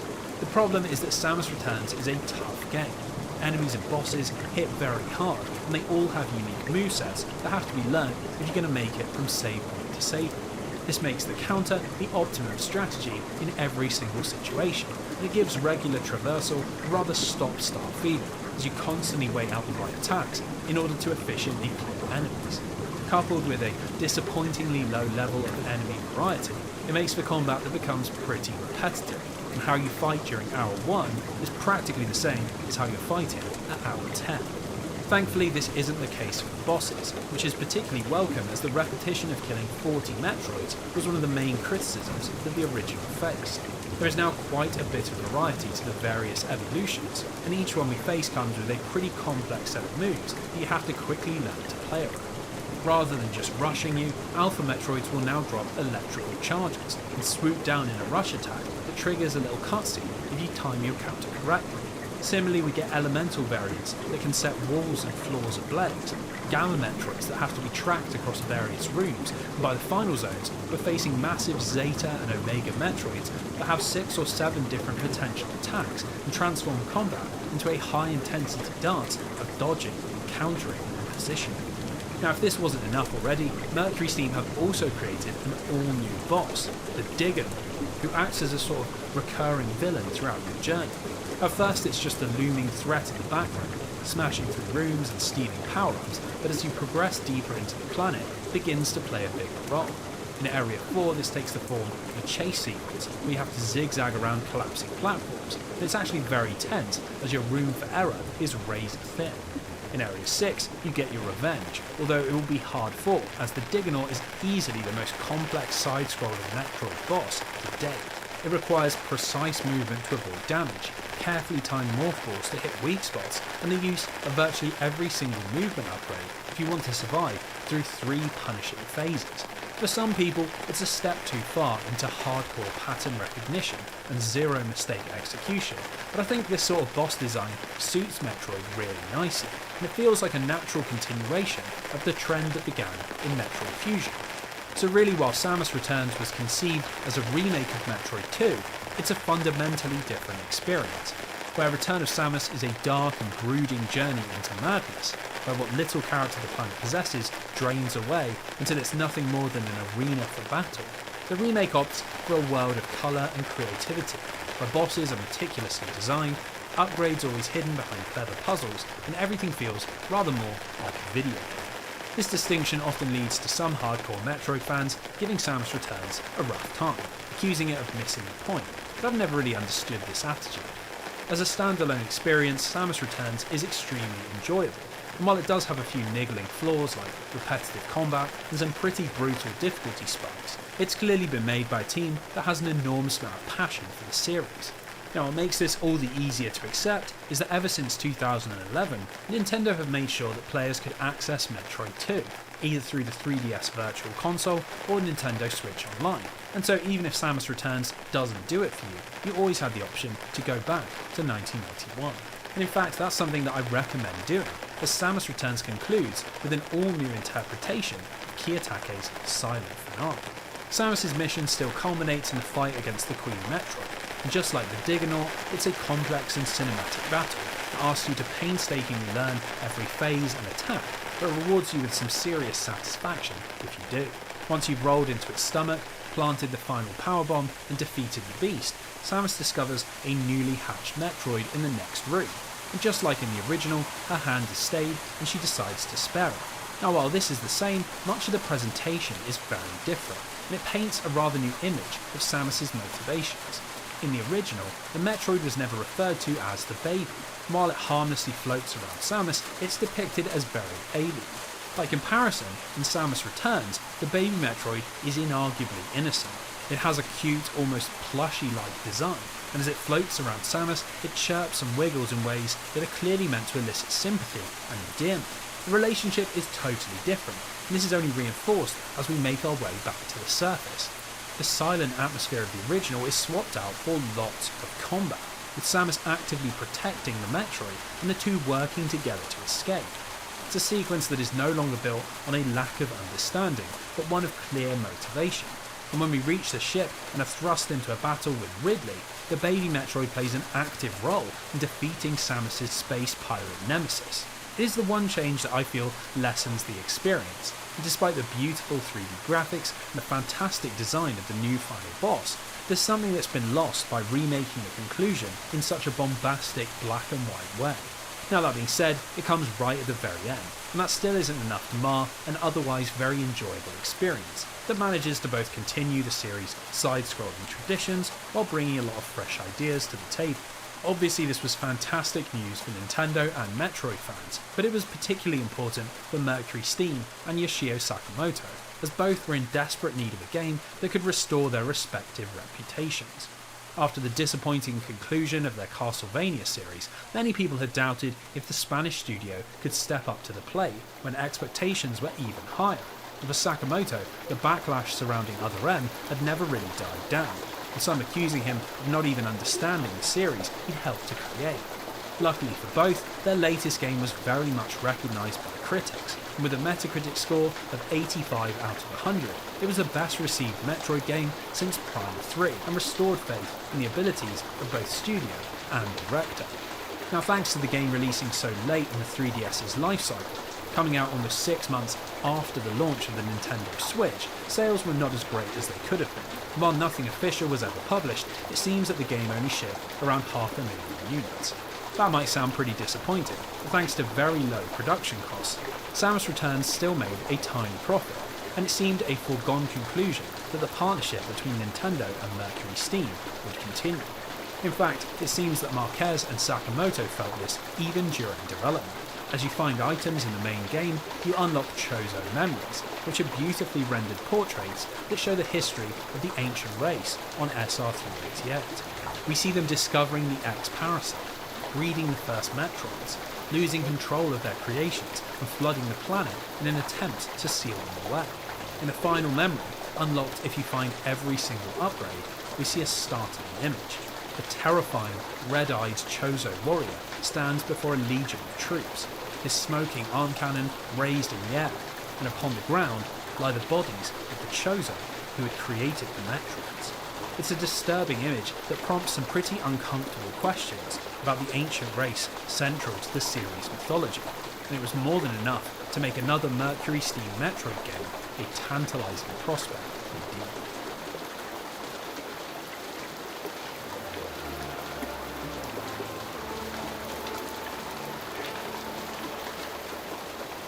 With the successful release of an all-new 2D style Metroid and the announcement of Prime 4, it felt like the start of something great, and every time a Nintendo Direct was announced, fans eagerly watched on, desperate for more information about the future of the franchise. Well, during Nintendo's E3 2008 Direct, we got another big surprise. While lots of great games were announced during the presentation, like Fire Emblem Three Houses, Super Mario Party and Octopath Traveler, they were all overshadowed by the unveiling of the next Super Smash Bros. Game. Fittingly called Super Smash Bros. Ultimate, it was intended to be the definitive version of the All-Star Fighter, featuring every character, every stage, and every item that had ever graced the series. It was deeply exciting stuff, and what really generated hype was the raft of new fighters, which was kicked off by the announcement that Ridley would be joining the roster, with a fully animated introductory cutscene that saw him killing Mega Man and Mario. It was an extremely cool move, and as it closed out Nintendo's biggest press event of the year, it felt like confirmation that the company once again had faith in Metroid's mainstream appeal. Now, this might not seem like a huge deal in the history of the franchise, but you really can't underestimate the influence of Super Smash Bros. Ultimate would go on to sell a whopping 31 million units worldwide, and just like Melee had done 2 decades earlier, it led to an entirely new generation being introduced to Samus and Ridley. The Nintendo Switch felt positively ripe for its own slice of Metroid gameplay, and this is why it was all the more shocking when on January 19th, 2019, Nintendo uploaded a video updating fans about Metroid Prime 4, and it wasn't good news. The half-finished game was apparently far short of the level of quality Nintendo expected, and so production had been moved back over to Retro Studios, who would start everything over from scratch. Now obviously this received a pretty mixed response. It was great news that Retro were returning to the franchise, but as all existing work in Prime 4 had been scrapped, there was no indication of when it might see the light of day. The rest of 2019 passed without any further work, and then 2020 also came and went in silence. As we approached E3 season, halfway through 2021, it marked 4 whole years since the last Metroid game had been announced. It meant there was little surprise when Nintendo General Manager Shinya Takahashi appeared during the Direct to inform us that they were still working on Prime 4, but nobody had expected what would come next. At the click of his fingers, we saw a futuristic and decidedly high-definition Samus, and then it flashed on screen. Metroid 5. This was an all-new 2D-style Metroid, purpose-built for the Switch, but the shocks didn't end there. We saw gameplay of Samus trying to escape from a strange contorting robot, and as it caught hold of her, the title flashed on screen. Metroid Dread. At the sight of this, the internet promptly lost its mind, with reaction videos flooding every corner of YouTube and websites rushing to get out articles explaining just why this was such a big deal. You see, this was not the first time that we'd seen the name Metroid Dread, as it had been the title of Yoshio Sakamoto's cancelled Nintendo DS project all the way back in the mid-2000s. Despite never moving past the prototype stage, somehow release dates had made their way into official Nintendo magazine, and once the name Metroid Dread was out in the wild, it had refused to go away, with every year seeing some form of dubious insider leak that claimed Dread was finally coming. Well, as it turns out, a broken clock is eventually right, and 15 years after its first mention, Metroid Dread was given a concrete release date, October 8th, 2021. Just 4 months after its reveal. Now, with the internet buzzing with excitement, people were desperate to know what had prompted this grand revival. And in a characteristically straightforward interview, Sakamoto told IGN that between his excellent relationship with Mercury Steam and the power of the Nintendo Switch, it just felt like the right time. Instead of any further explanation, he focused more on what people could expect. Apparently Dread was named as such because it would elevate the horror gameplay that Fusion had begun to explore, and he made a specific point to mention its status as Metroid 5, claiming that we would see a conclusion to the storyline that had begun all the way back in Metroid 2. If people weren't excited already, now they were barely able to contain themselves, and outlets like GameStop and Amazon reported record-breaking pre-orders, with Dread taking the top spot in the US, UK, Australia, and Japan. When October 9th finally came around, the game was shifting numbers like never before. Nintendo of America president Doug Bowser claimed that Dread had hit 1 million units sold after just a single month, and that it was the best-selling Metroid game in Japan since the very first title. In fact, in December 2022, in an interview with Game Reactor, Mercury Steam director Enric Alvarez revealed that Metroid Dread had sold an astounding 3.1 million units, the highest in the entire franchise, and a number that would have been unthinkable just a few years earlier. Now, it is true that during this period, video games were selling like crazy thanks to the COVID-19 pandemic, but there was more to Dread's success than a particularly captive audience.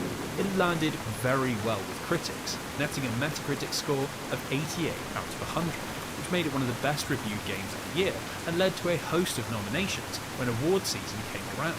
The pick of the bunch was a Game of the Year nomination at the Game Awards, which had steadily built in importance and clearly had a big impact on Dread's commercial fortunes.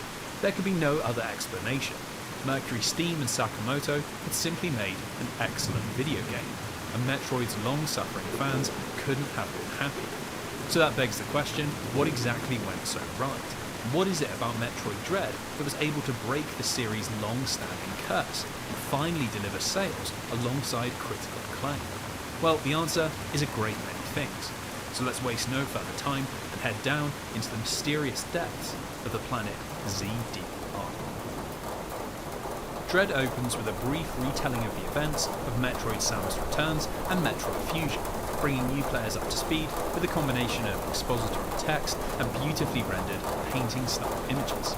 Now, I'll spare you the same recap. The important stuff is that the Metroids have been exterminated, and after receiving a vaccine containing Metroid DNA, Samus was also able to destroy the X parasites and prevent both species from falling into the wrong hands, or at least so we thought. One day the Federation receives a grainy video transmission.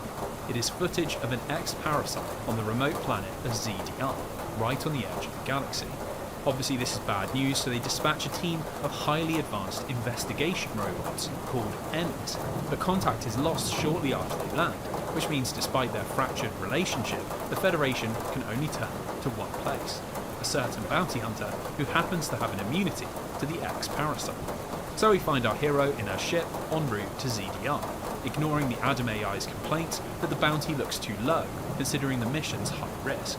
Just as the ship enters orbit, the screen cuts to black, and when it fades up, we see Samus lying on the floor, clearly weakened and missing key parts of her suit. A flashback informs us of what happened. After taking an elevator down into the depths of the planet, where contact was lost with Adam, Samus encounters a living Chozo warrior. Now this was no happy reunion, as with zero hesitation, the terrifying Sentinel opens fire, and the two engage in an intense duel, filling the air with plasma beam shots and super missiles. Eventually Samus is overwhelmed, but for some reason the Chozo spares her life, and she awakens stripped of her power, but alive. It's here that we take control, and after a small amount of exploring, we're able to reconnect with Adam, who informs us that the encounter has left Samus with physical amnesia, a condition that's affecting her power suit and reducing her combat effectiveness. Unfortunately, there is no solution, and so our mission changes: find a way back to our ship and escape ZDR with our life. Now this is a fantastic opening sequence, not only because it presents Samus in the Metroid universe in glorious high definition, but because it ties seamlessly into the gameplay. As this is a Metroid game, we know we're going to be navigating a huge world and hunting for upgrades, but here it's framed as a mystery. Why has Samus lost her powers, and how can we get them back? There's intrigue to go along with exploration, and that's extremely welcome, considering the series often gives very little explanation for why our hero has to reclaim her powers. Similarly, our adventure through the planet has real purpose beyond aimless wandering. Of course, we want to discover the truth about the X-parasites and find out who this Chozo warrior is, but our objective is to get back to the ship. And as this is clearly marked at the very top of our map, we know that as long as we're heading upwards, we're always making progress. It's a clever way to frame two concepts which the series usually takes for granted, and this level of thought and care is found all throughout Sakamoto and Mercury Steam's work. Now, while Dread was advertised as Metroid 5 and a narrative sequel to Metroid Fusion, mechanically it's much closer to Samus Returns and builds on many of the ideas that were found in that game. The most obvious improvement is in the game's visuals, and while the Switch wasn't exactly the most powerful device on the market, it's still breathtaking to see a side-scrolling Metroid realised with such clarity and detail. We've already seen the difference that this makes in terms of cinematic presentation, allowing for fully animated cutscenes or unique camera angles, but its effect on the moment-to-moment gameplay also can't be underestimated. Through the use of clever lighting and deep three-dimensional backgrounds, the planet feels alive, and we get moments where the camera spins around to show off the scale of some of these environments, revealing huge fortresses or raging seas just beyond the edge of the game's space. It's all really tastefully done, but where Dread really excels is in its art direction, which without the use of any exposition or scan logs portrays the planet as an experimental laboratory, with each zone making up part of its structure. Rather than the naturalistic environments of SR388 or the crumbling ruins of Talon 4, we journey through the pulsing geothermal plant in Cataris, the gleaming laboratories of Dario, and a palatial Chozo temple in Ferenia, with a clear focus on using architecture and machinery as the foundation for the planet's look. Now, with so much of the game taking place indoors, when we do step outside, into the jungles of Garavon or the cavernous depths of Artaria, it packs a much greater visual punch. gunmetal greys and cold fluorescent lighting are swapped out for warm sunlight and soft colours, and the hard edges of infrastructure become twisted up in untamed wilderness. There's just been so much care poured into ZDR's design that it's rather surprising that the music is something of a disappointment. For some reason, composition duties were given to Soshi Abe and Sakai Odoi of Nintendo EPD, both of whom had relatively little experience producing a full game score. It's led to what might be the least memorable Metroid soundtrack, and while it's perfectly serviceable in moments of high action or quiet exploration, it notably falls short of the series' lofty pedigree. Now, given the step up in hardware, improved visuals and an expectation of high quality audio are both to be expected, but something that surprised everyone were the huge improvements found in Dread's controls. I'm not exactly sure what witchcraft Sakamoto and Marquez were able to weave, but Samus moves like a dream, gliding and leaping around environments, flowing seamlessly in and out of combat, and all at a pace that the series has never been at before. Much of the reason for this is found in two new base moves, which you don't have to discover and can use from the moment you begin your journey back to the ship. Samus now has a slide, which can be used to get through small gaps and doubles as a combat dodge, and in combination with the ability to counter while running and jumping, you almost never lose momentum. It makes the action of simply travelling around the world one of pure joy. Now, on the subject of momentum, this brings us to the design of Dread's map.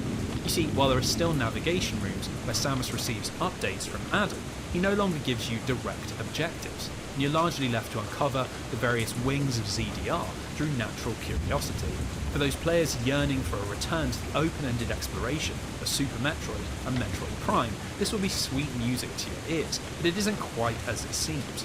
Mercury Steam have sneakily designed ZDR so that while the exploration feels and looks like those games, it's actually structured much more similarly to Metroid Fusion and Metroid Zero Mission.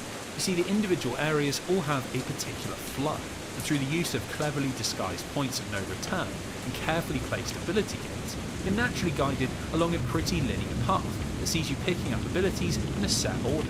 Now, this might sound disappointing, but the reality is this flow is so well hidden that you might not even realise you're being funneled through the map, and it still gives you the same dopamine hit of feeling like you've worked out where to go, but with far less possibility for frustration. And even if you do somehow get turned around, the world map in Dread is absolutely masterful.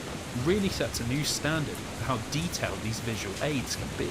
We now have much more information, and once you've gained a new upgrade, the map will update and tell you exactly where it can be used. For later game abilities like the grapple beam or screw attack that can open up a lot of new areas or lead to many different collectibles, this is a godsend, and it makes that 100% completion run much more viable.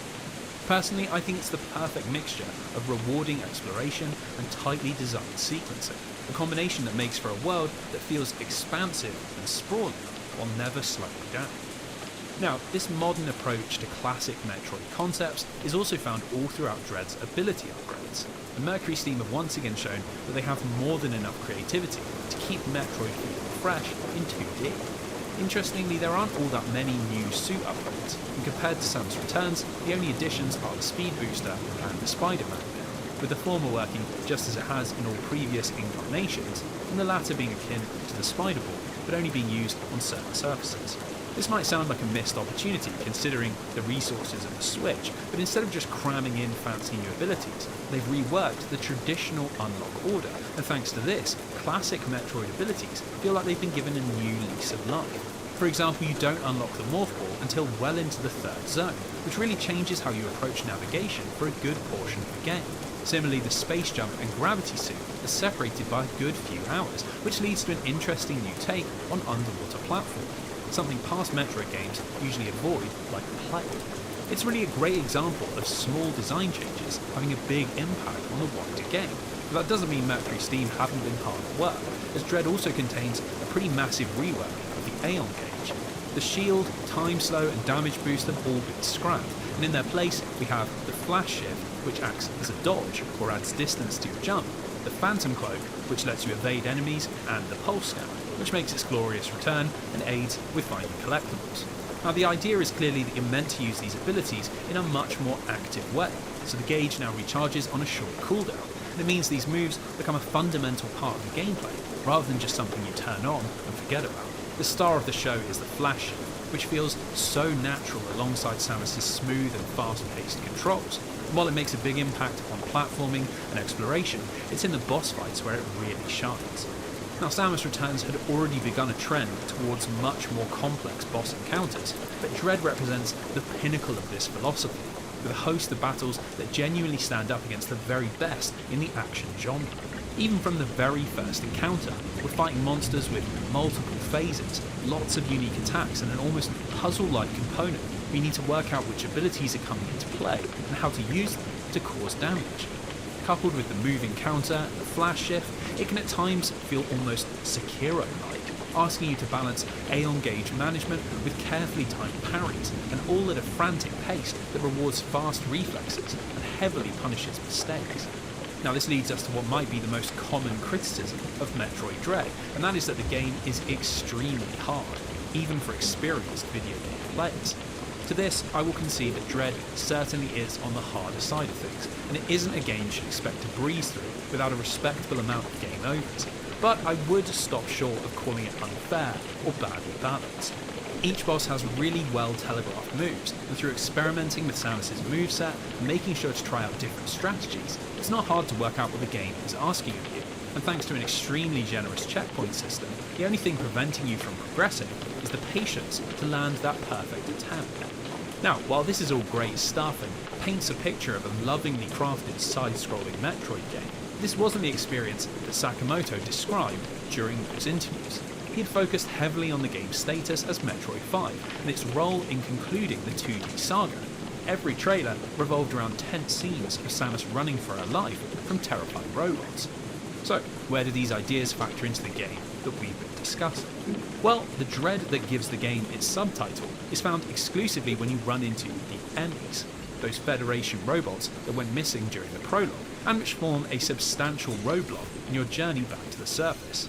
You see, in each zone, there is a specific area that's patrolled by an Emmy, which have all malfunctioned and will instantly kill Samus in a surprisingly brutal cutscene, if they manage to catch her. Now, thanks to the nature of the map, the Emmy zones are often impossible to avoid, and it's pretty obvious that these sequences are trying to evoke a horror-like atmosphere, as you use the Phantom Cloak to hide in corners or desperately try to outrun one after being discovered. Considering that the music gets all tense, the colours in the zones are all muted, and the design of the Emmys can be legitimately unsettling, with their twisting limbs and unnerving chirps that you can hear from off-screen, it's obvious that a lot of effort has gone into these sections. But I don't think they really work, or at least not in the way that Mercury Steam and Sakamoto had intended. Thanks to how great Samus feels to control, being hunted by an Emmy is rather more thrilling than I think it's supposed to be. And rather than creating a sense of dread, these are some of the best moments in the game. As the Emmy zones are much more open, and you have lots of potential routes from the entrance to exit, it becomes a real test of your platforming skills, asking you to wall jump, sprint and slide around the level with instant death hot on your heels.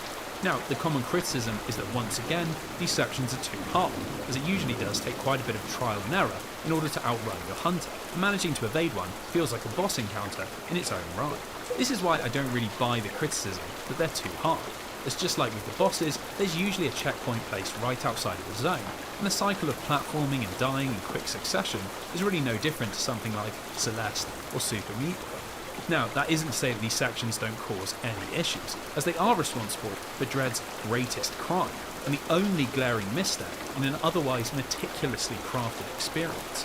For each Emmy in the game, there is also a corresponding control room, which contains a small boss fight. Upon victory, Samus's arm cannon supercharges with Omega energy, and this gives her enough firepower to take out her pursuer, which is done by luring the Emmy into a place where you have enough time to get off a fully charged shot. The first time you do this, it is extremely exciting, and the tension as you get in position and land that one killer blow really can't be understated. In fact, the second time you do this, it's still pretty exciting, but once you get into the third, and then the fourth, and then the fifth time, that cycle of evading the Emmy, killing the command unit, and then positioning yourself to get off an Omega shot will have somewhat lost its charm. It's just far too repetitive, and as we see the exact same animations each time, there's zero mitigation, and what was originally an interesting idea becomes pretty long in the tooth. In fact, this is a problem that plagues other areas as well. For as good as those boss fights are, there's a fair bit of repetition, and along with the 5 command units, we fight 4 different sets of robotic Chozo soldiers and 5 different Chozo knights, all of which have exactly the same mechanics.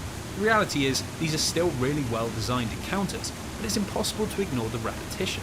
And if you include the Emmy sequences, you do spend a lot of time in Metroid Dread doing the same things over and over. So, if the game doesn't exactly function as a horror experience, how does it fare as the grand conclusion to the 2D Metroid saga? Well, considering Sakamoto's work on Metroid Other M and the somewhat odd revisions and Samus Returns, this was the area that people were most concerned about, especially as those interviews had made it sound like storytelling would be a high priority. Now, from the game's first few hours, this concern seems misplaced, as there isn't really any narrative whatsoever. You just make your way through the first few zones, eliminate a couple of bosses, and slowly regain Samus's power as you snake your way back towards the surface. It's all very Super Metroid, with the environment doing most of the storytelling, and while you do speak with Adam in a handful of navigation rooms, he really just offers moral support and encourages you to increase your power by finding additional upgrades. This is why when we reach Ferenia, at around the game's halfway point, and the storytelling style dramatically shifts, it is all the more surprising. Samus is ambushed by an Emmy, but just as it's about to kill her, it's deactivated by another living Chozo. This is Quiet Road, and for the first time in Metroid history, we hear Chozo's speech as he explains just what Samus has become embroiled in.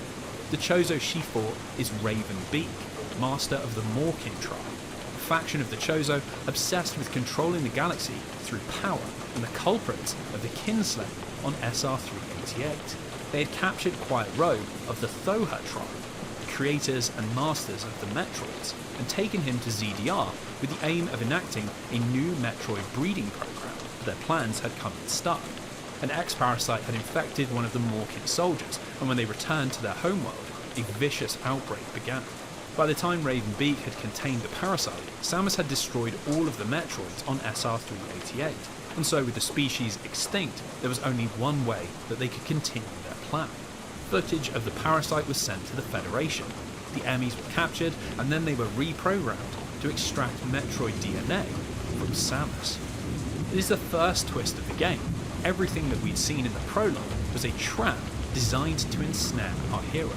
To this, an unfazed Samus replies in her adopted family's language.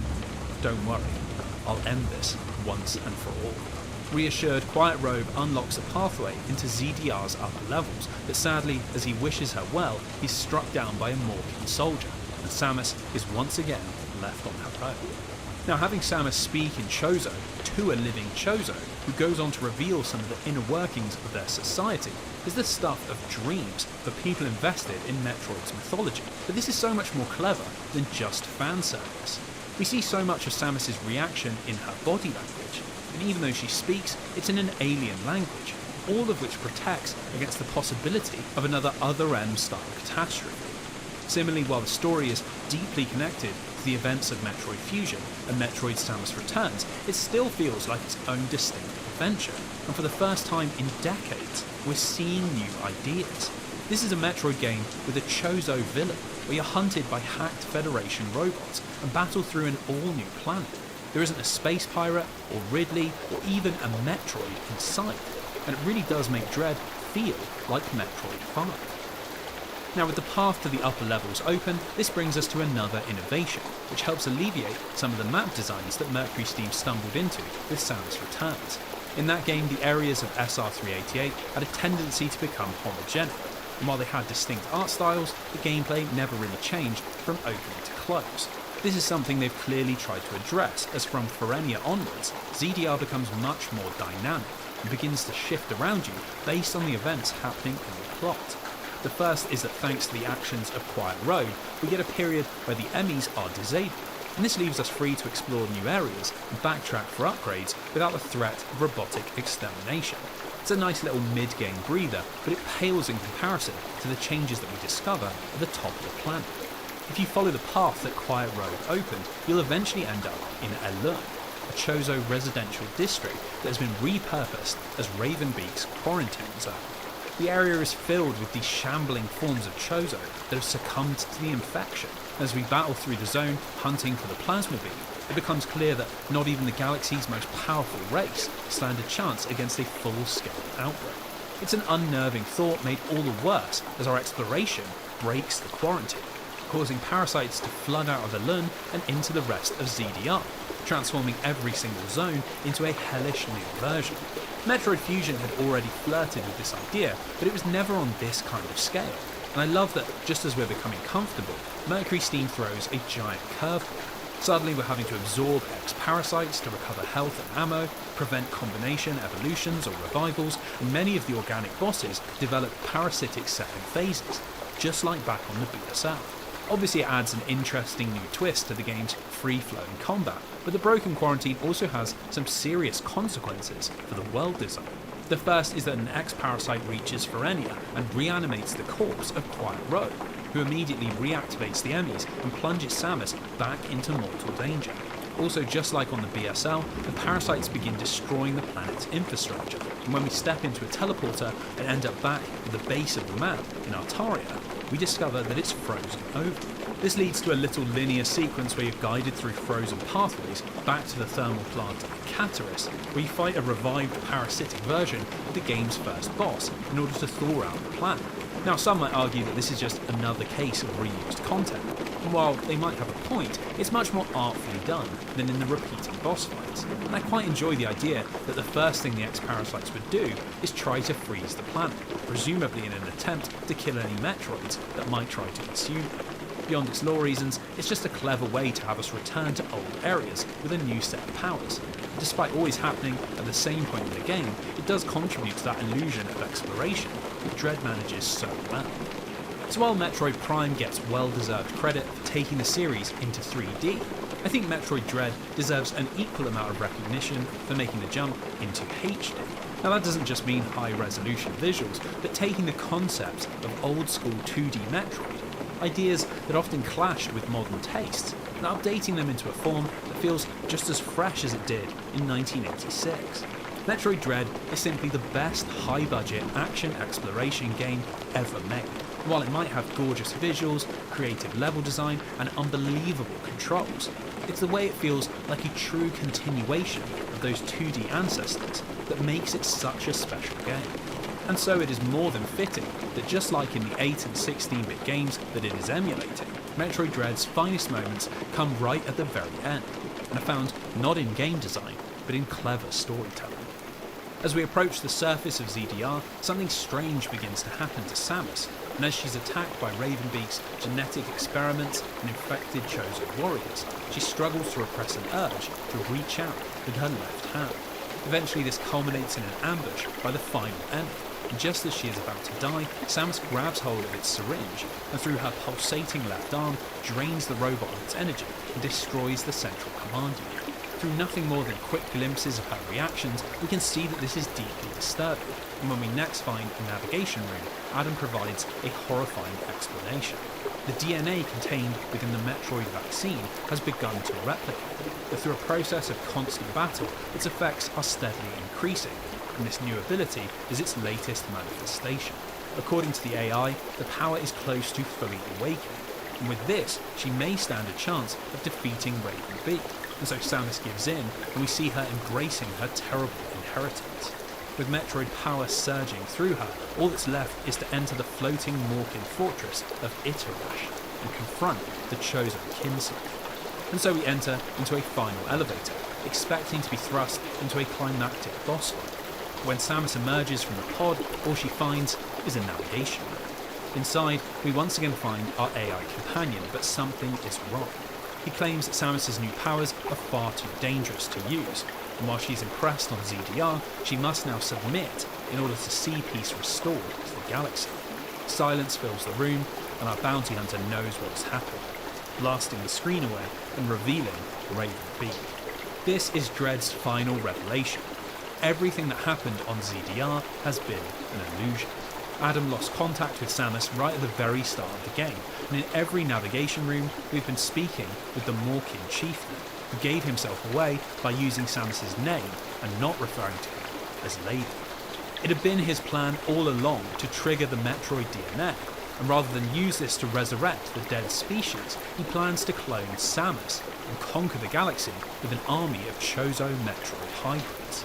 Now, like any good twist, this works because it entirely reframes the events that have led us here.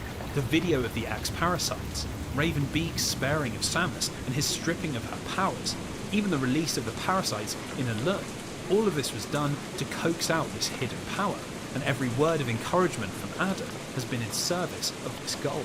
It's one of the best reveals in the entire series, but we get very little time to dwell on it as we are immediately thrust into the game's glorious final boss fight, a 3-phase dance of death that perfectly caps off Dread's crazed approach to boss design.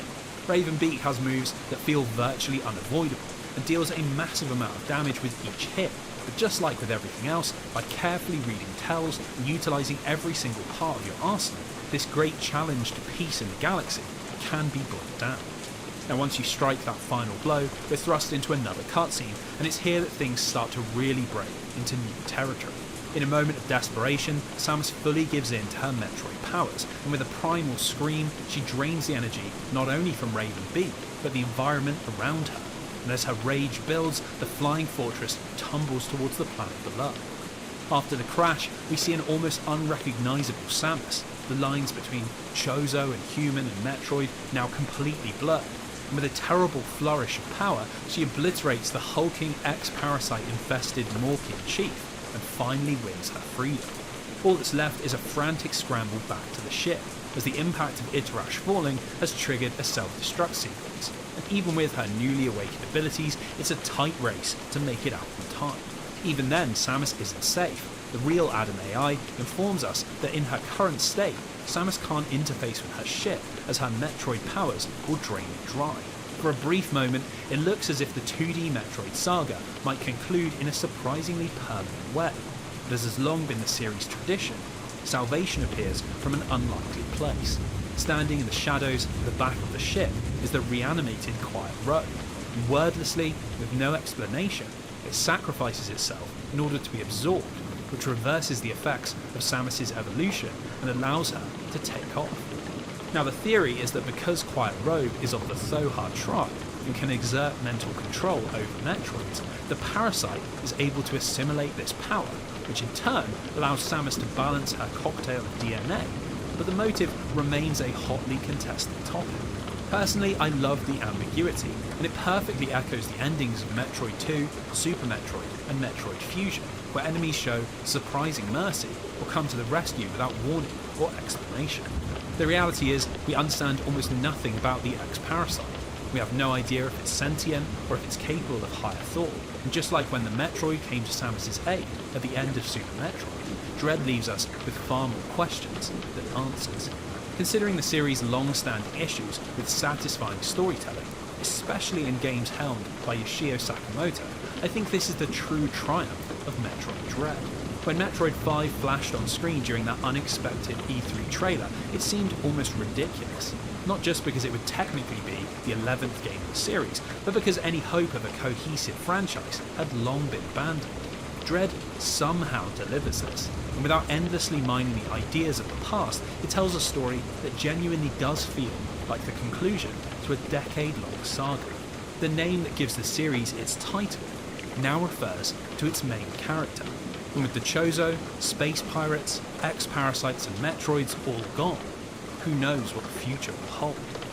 The only thing we do know is that with the highest sales in the franchise, near universal critical acclaim, and fans more happy than they've been in over a decade, good times are back for Samus Aran.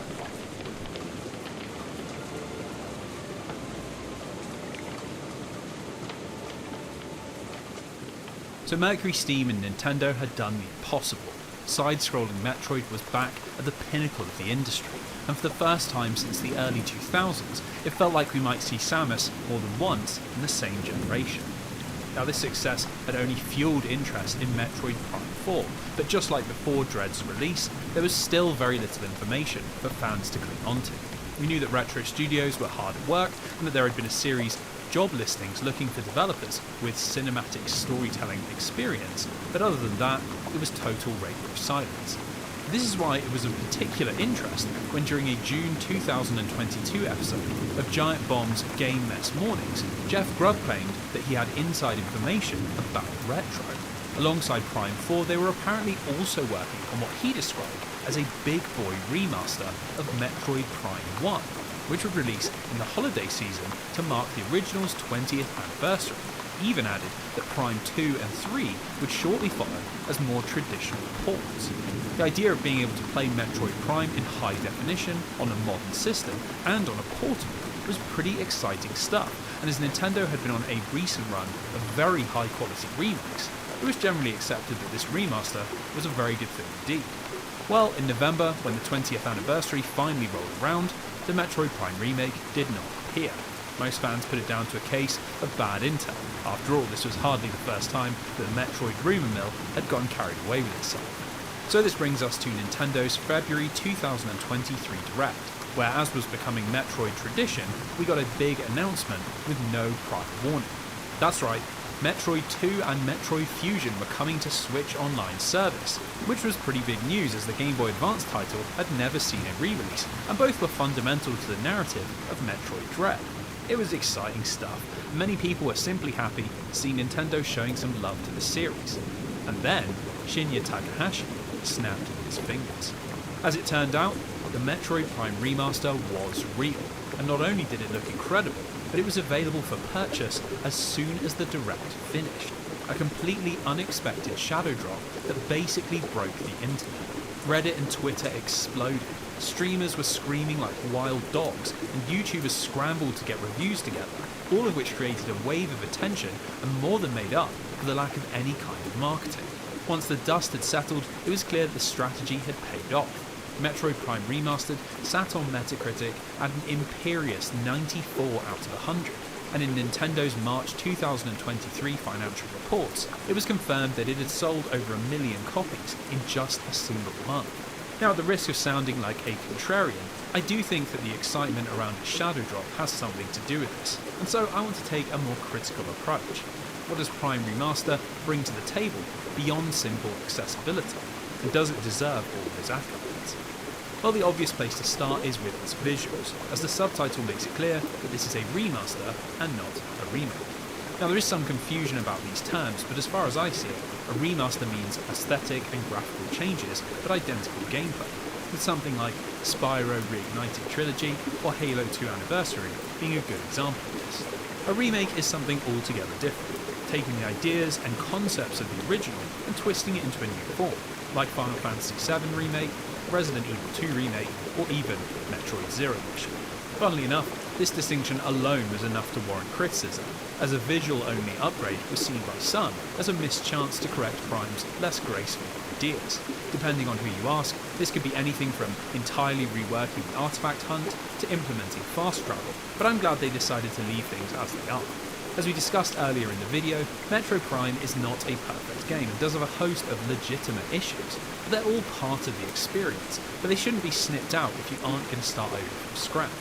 Retro decided to recreate it, warts and all, and it means that new players get the whole package. That feeling of stepping out into Phendrana drifts, the first time you see Samus's visor fog up, and the pure rage as you wait 3 hours for Ridley to land, or realise you have to travel through Magmore Caverns for the 50th time. Ultimately, unless you're going to strip it all back and start over from ground zero, I think you can't mess with any of the gameplay, and that Retro made the right call. So, with the game's systems and design remaining identical, it means that most of the work has gone into a substantive visual upgrade. And to be fair to Retro Studios, the work that's been done is really very impressive.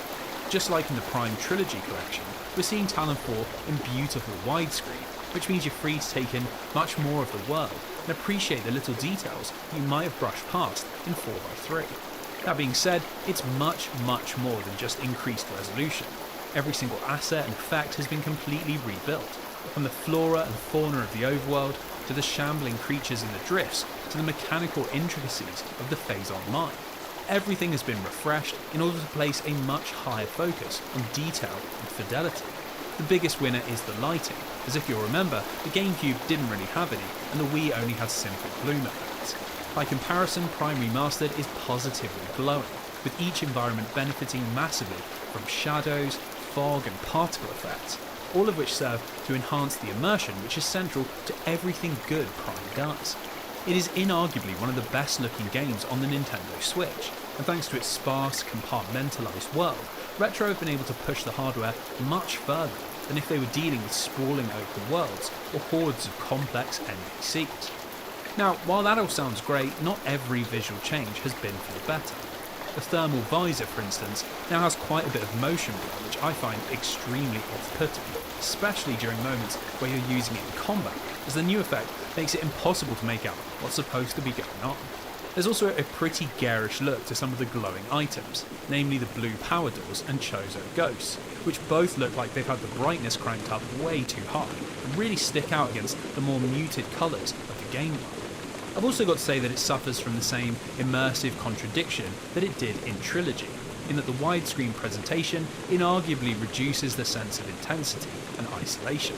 There's just something comforting about having a really wide field of view, and while it makes for a supremely enjoyable video game, it does lessen the feeling that you're actually inside of Samus's suit. Now that's not enough to say this is a mixed bag, as these are only minor complaints about what is largely a very successful facelift. Taking a game from the early 2000s and tuning it up with modern graphics and effects can so often shift the tone of an experience, but Metroid Prime Remastered still looks and feels like Metroid Prime, and that's about as big a compliment as you can pay to this kind of project. Now, what is a mixed bag is the controls, which have seen quite a bit of change with lots of options for players to choose from, not all of which work.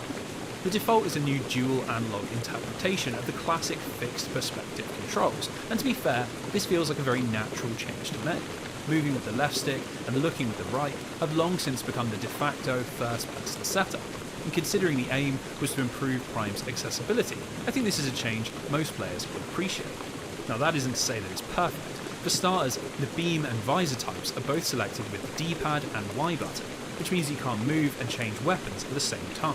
Considering just how much the game revolves around doing this, it adds in a lot of awkward pauses, and in the heat of a firefight, it's pretty easy to accidentally change a visor instead of your gun.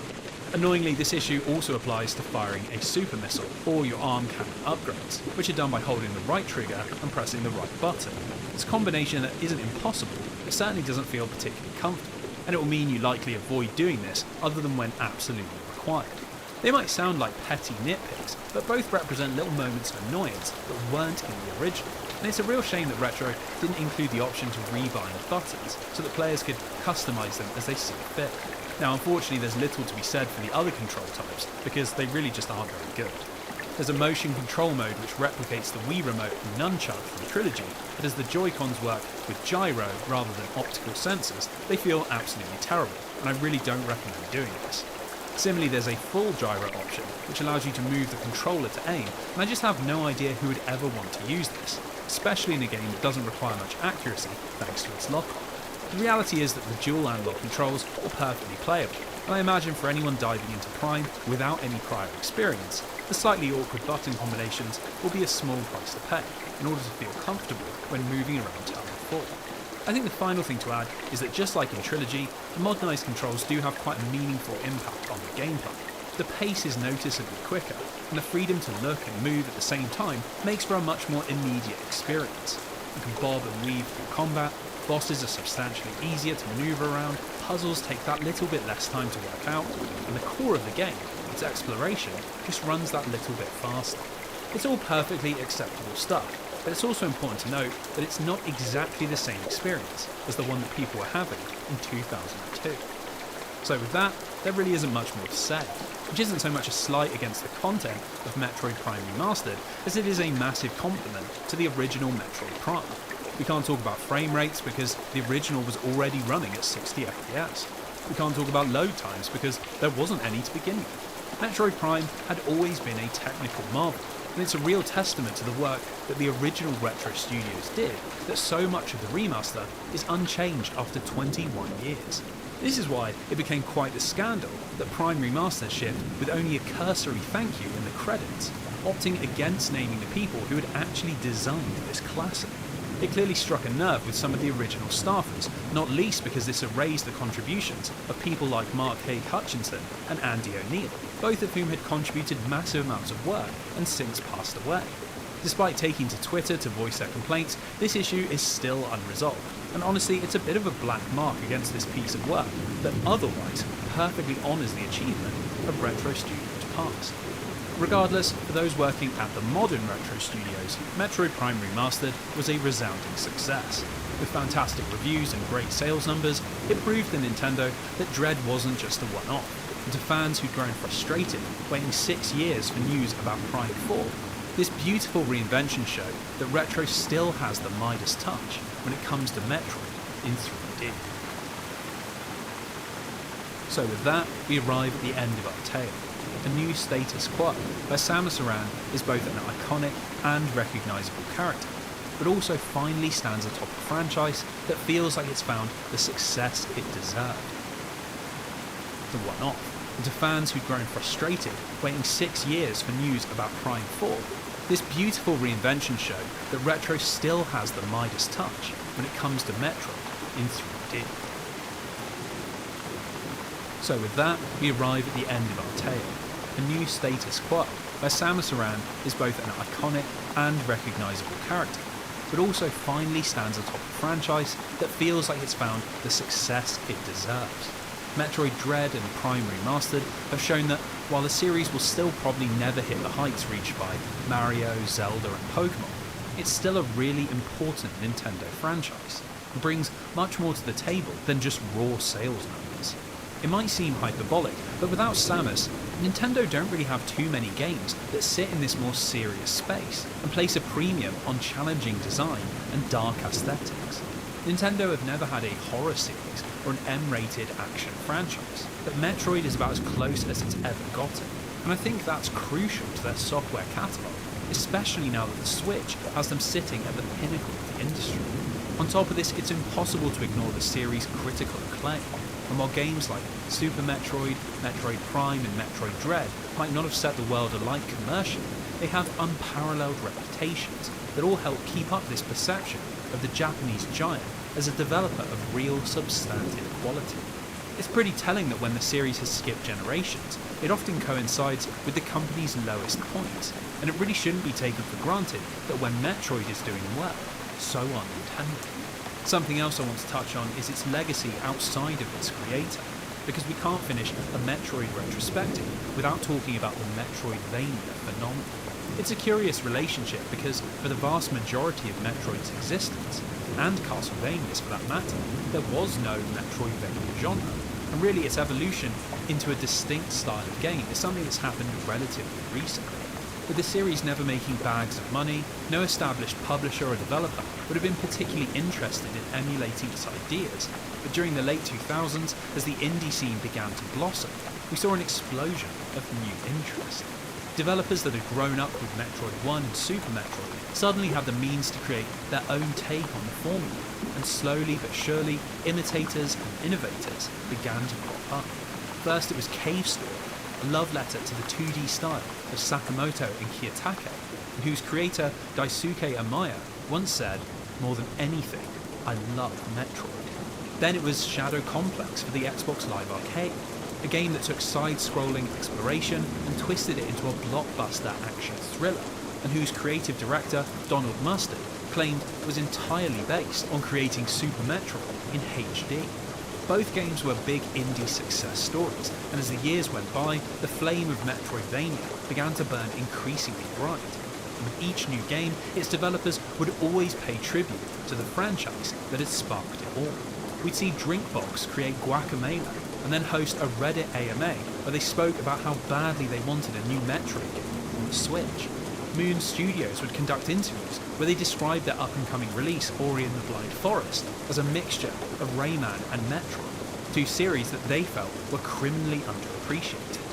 Tom Happ would tell GameRap that his favourite game was Metroid Prime, and that Super Metroid had formed the baseline for his wildly successful Axiom Verge series. In fact, the design ideas from the series have become so suffused into the wider industry that there are now Metroidvania concepts visible in even monster AAA titles. Series like Tomb Raider, Jedi Fallen Order, and Batman Arkham Asylum all owe a serious debt of gratitude to the 8-bit and 16-bit adventures of Samus Aran. Metroid is simply a franchise whose influence reaches far beyond what its sales numbers ever should. And really, that is the explanation for the strange situation that we discussed at the very start of this video.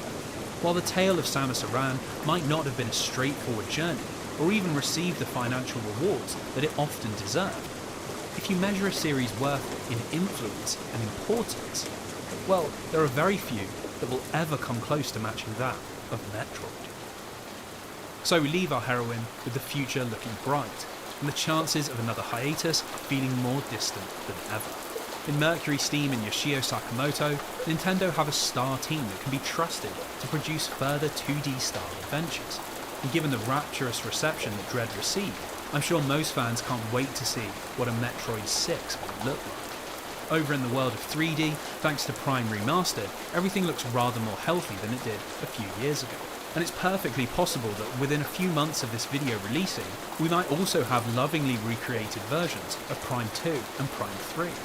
As for Metroid Prime 4, well, I'm almost certain that the lengthy delays and development mishaps have led to it being bumped to Nintendo's next console, a successor to the Switch that by all accounts should be hitting markets in late 2024.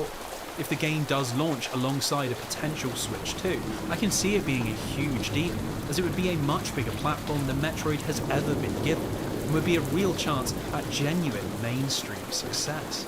Without any concrete information, it's hard to know for sure, but unlike in times gone by, there is genuine reason to hope, and not just dream. So who knows, maybe one day Samus Aran will be recognised not just by those who love her games and those who take influence from her ideas, but by anyone and everyone. A character for the ages. Thanks for watching. A special thanks to my patrons for their support and kind words during the process behind this video. It's been a long road to getting this one out, so every message has been hugely appreciated. If you'd like to join in supporting the channel in this way, you can do so in the link down below, where you can see previews of the videos before they come out, and you'll gain access to the Bonus Damage podcast, where I talk about the series I cover with a host of deeply interesting people. If you do join, obviously it's massively appreciated and helps keep the channel going as a full-time venture. So if you do decide to pledge, thank you from the bottom of my heart. This will also be the last video of 2023, a crazy year that's seen my channel go from 50k subscribers to almost 125. I could have never dreamt of this kind of response when I first started making these strange, sprawling histories. So once again, thanks for watching, and here's to another year and another set of lengthy retrospectives. Catch you next time. Was vocal, and Destiny's launch period was filled with a mix of awe for the game's mechanics and vistas, juxtaposed with critiques on its storytelling and content gaps. The flux was nowhere more evident than in the Rise of Iron expansion. Perceiving the constraints of older consoles and acknowledging the dwindling player base on these platforms, Bungie made a strategic decision. They halted updates for the Xbox 360 and PS3 to channel all energies into optimizing Destiny for the Xbox One and PS4. You can imagine the feedback they got for that. EVE Online. Now, here's an MMO unlike any other. While massively multiplayer online games have been enjoying success in various forms, EVE Online stood as a stark departure from the formulaic grind of its contemporaries. Instead of go kill 10 rats, you found yourself deep in political intrigue, territory wars, and economy management that often mirrored real-world complexities. But let's zoom in on an event that underscored EVE's uniqueness and ingenuity: the bloodbath of BR5RB. This was a 21-hour-long PvP encounter involving over 7,000 players, an event sparked entirely by a missed payment on a virtual station, cascading into a full-scale war. But the bloodbath wasn't just an anomaly or a flash in the pan, it was the natural culmination of years of intricate player politics, alliances, and economic systems. The event showcased how EVE Online transcended traditional gaming boundaries, becoming a digital stage for human social phenomena. The most fascinating part? The economic repercussions. The destruction of ships and assets in the bloodbath had real-world financial equivalents, placing a numerical value on the collective endeavors and conflicts of its players, an estimated in-game loss equivalent to $330,000 in real-world money. That's not just fascinating from a gaming perspective, it's a moment of anthropology, a study in emergent behaviors facilitated by digital worlds. Bayonetta 2 stood as a testament to how far the industry had come in terms of collaboration and setting aside old rivalries. At the intersection of Platinum Games' expertise in action,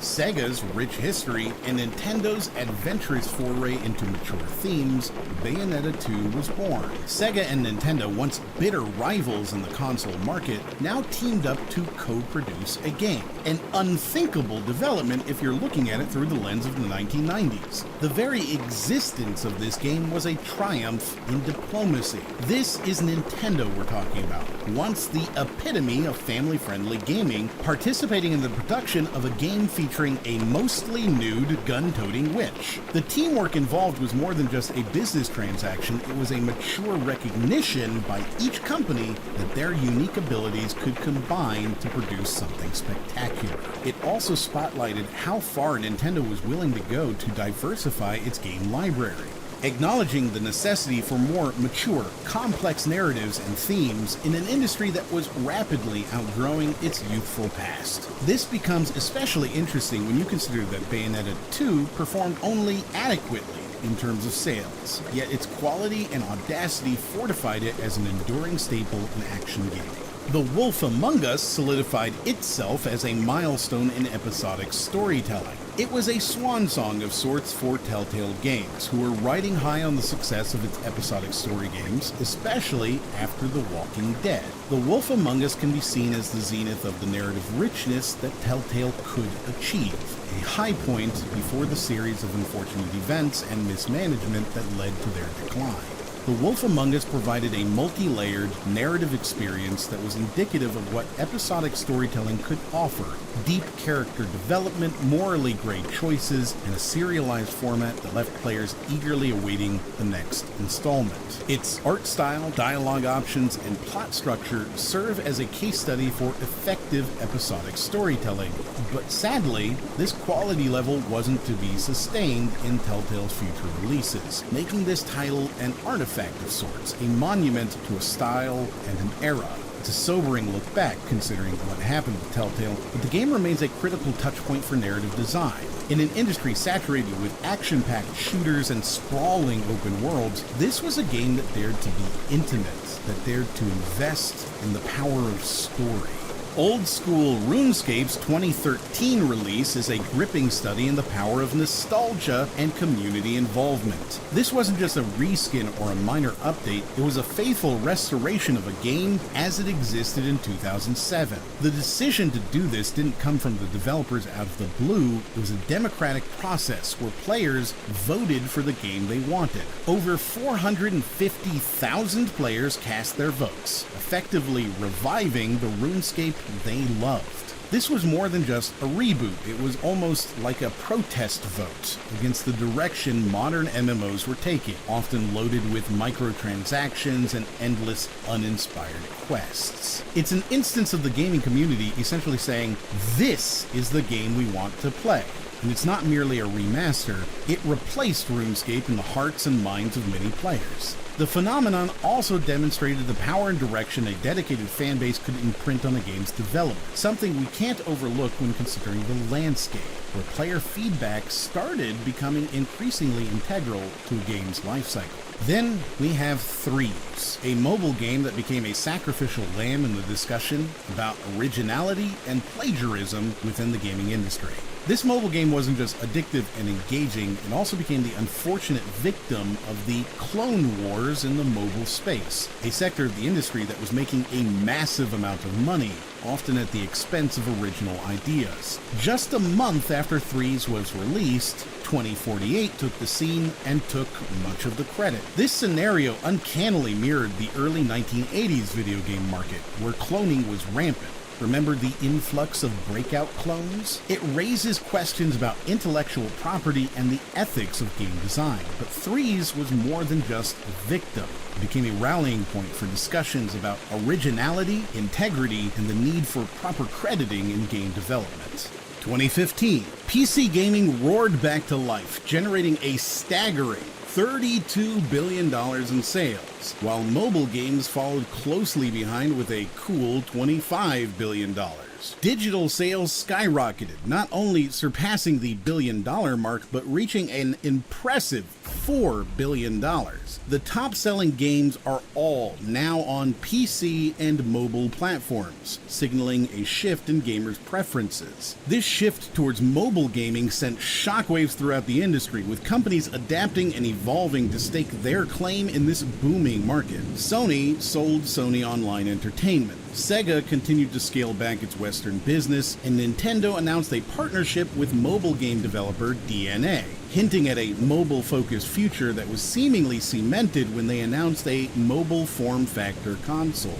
The industry had grown so vast that many developers celebrated 20-year milestones, while others faced mergers, shutdown, and acquisitions too numerous to list in this video. Sometime around 2015, people start to realize that there's a significant retro gaming movement happening as well. No one's really sure when it started, but suddenly gamers are very interested in 20 or 30-year-old classic games. The prices of them start to go up. Game collecting is becoming serious business, and some games are selling for very high prices. Virtual reality emerged as the next frontier for gaming, with companies like Oculus and PlayStation investing billions into development, and Steam announcing its Steam VR platform and rumored high-end headset. With the industry buzzing about the potential of VR, gamers eagerly awaited the arrival of immersive, boundary-pushing experiences that would redefine what it means to play a game. Everyone is quietly confident that VR won't be a replay of the Kinect and PlayStation Move. It wasn't just about the games themselves, but also the merchandise that came along with them. Funko Pop, a company known for creating pop culture collectibles, started releasing their products this year. These collectibles quickly gained popularity with their stylized designs and wide range of characters from various franchises. Expensive franchises like Star Wars, Marvel, and Harry Potter. In the midst of all of this, a bizarre development in the film Pixels. Hubert, a character from the classic arcade game, was revealed to be a gendered sexual being that could have viable children with humans, which is now canon. So thanks for that, Sony Pictures and Adam Sandler. Controversies like review bombing captured headlines as Titan Souls and Skyrim faced waves of negative reviews due to various disputes. This phenomenon highlighted the growing power of online communities and the potential for coordinated efforts to shape public opinion and influence the success of a game. Speaking of which, don't forget to hit the like button and share this video somewhere on Discord, Facebook, or Reddit. How has the resurgence of PC gaming influenced game design and distribution? What lessons can we learn from the mobile gaming boom and the challenges faced by companies like Sony, Sega, and Nintendo? When discussing the Legend of Zelda series, it's all too easy to let Ocarina of Time steal the limelight. Yet what immediately followed that epic was not just a sequel, but a thematic revolution that echoes through time. Majora's Mask. The arrival of Majora's Mask on the 3DS wasn't merely an exercise in high-definition resurfacing. It was an event that recaptured the collective imagination. This reimagined classic with its updated graphics and fine-tuned gameplay reminded us all why Majora's Mask had held its ground in the gaming canon. Gamers who had never played the original found themselves enraptured by its depth and innovative mechanics, while veterans returned to experience the magic anew, as if meeting an old friend but seeing them with fresh eyes. What amplified this resurgence was Nintendo's strategic move to offer the original Majora's Mask on the Virtual Console for just 150 coins.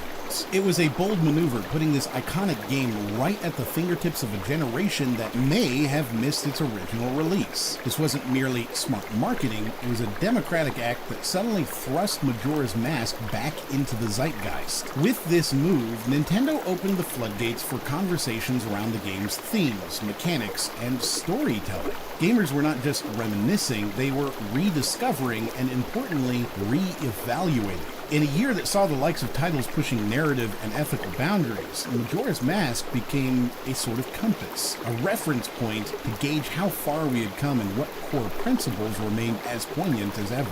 We often hear that games allow us to escape to new worlds, but Majora's Mask confronted players with the heavy burden of an impending apocalypse. It was a game that didn't merely hint at high stakes, it made the ticking clock a core gameplay mechanic. As you played through it, the game's recurring 72-hour cycle became a pressure cooker.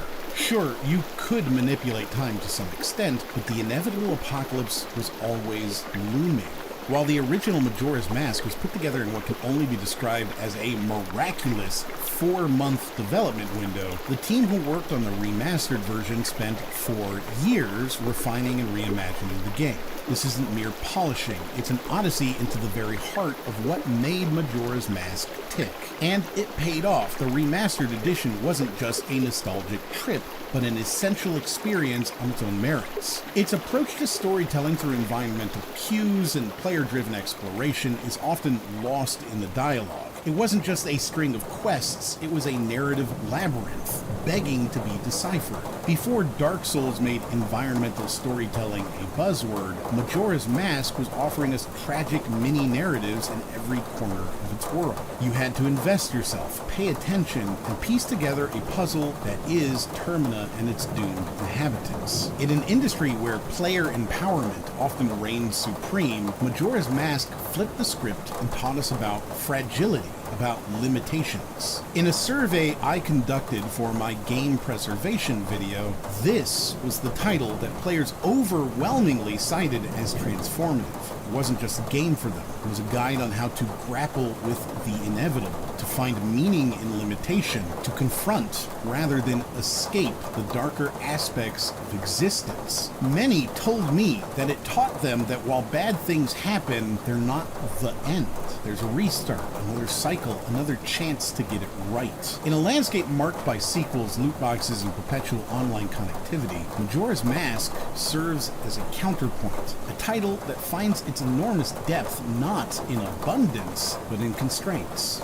Terraria's retail release on the PS4 and Xbox One wasn't merely a repackaging, but a strategic move that brought a game primarily associated with PCs to the living room. The retail release represented a leap for the game and by extension the indie genre itself. It's an affirmation of how indie titles had matured to stand alongside console giants. The ripple effect of this can't be underestimated. It signaled the erasure of the false dichotomy that indie games were PC-centric experiences while consoles were reserved for blockbuster titles. Terraria on consoles helped blur these boundaries, democratizing game platforms in an unprecedented way. Now, what's truly phenomenal about Terraria is its ability to sustain itself through continuous updates and content expansions. Unlike games that lose their sheen post-launch, Terraria morphed, evolved, and managed to captivate a whole new generation of gamers with its major 1.3 update. The update didn't just add new items or cosmetic changes, it overhauled systems, introduced expert mode, and even revamped the game's animation and sprite designs. By doing so, Terraria demonstrated the vitality of treating a game not as a product, but as an ongoing project, an evolving digital organism. This has since led Terraria to become one of the top-selling games, at one point sitting at number 10 best-selling game of all time. While Terraria was charting its own course, the game's creator also announced Terraria Otherworld.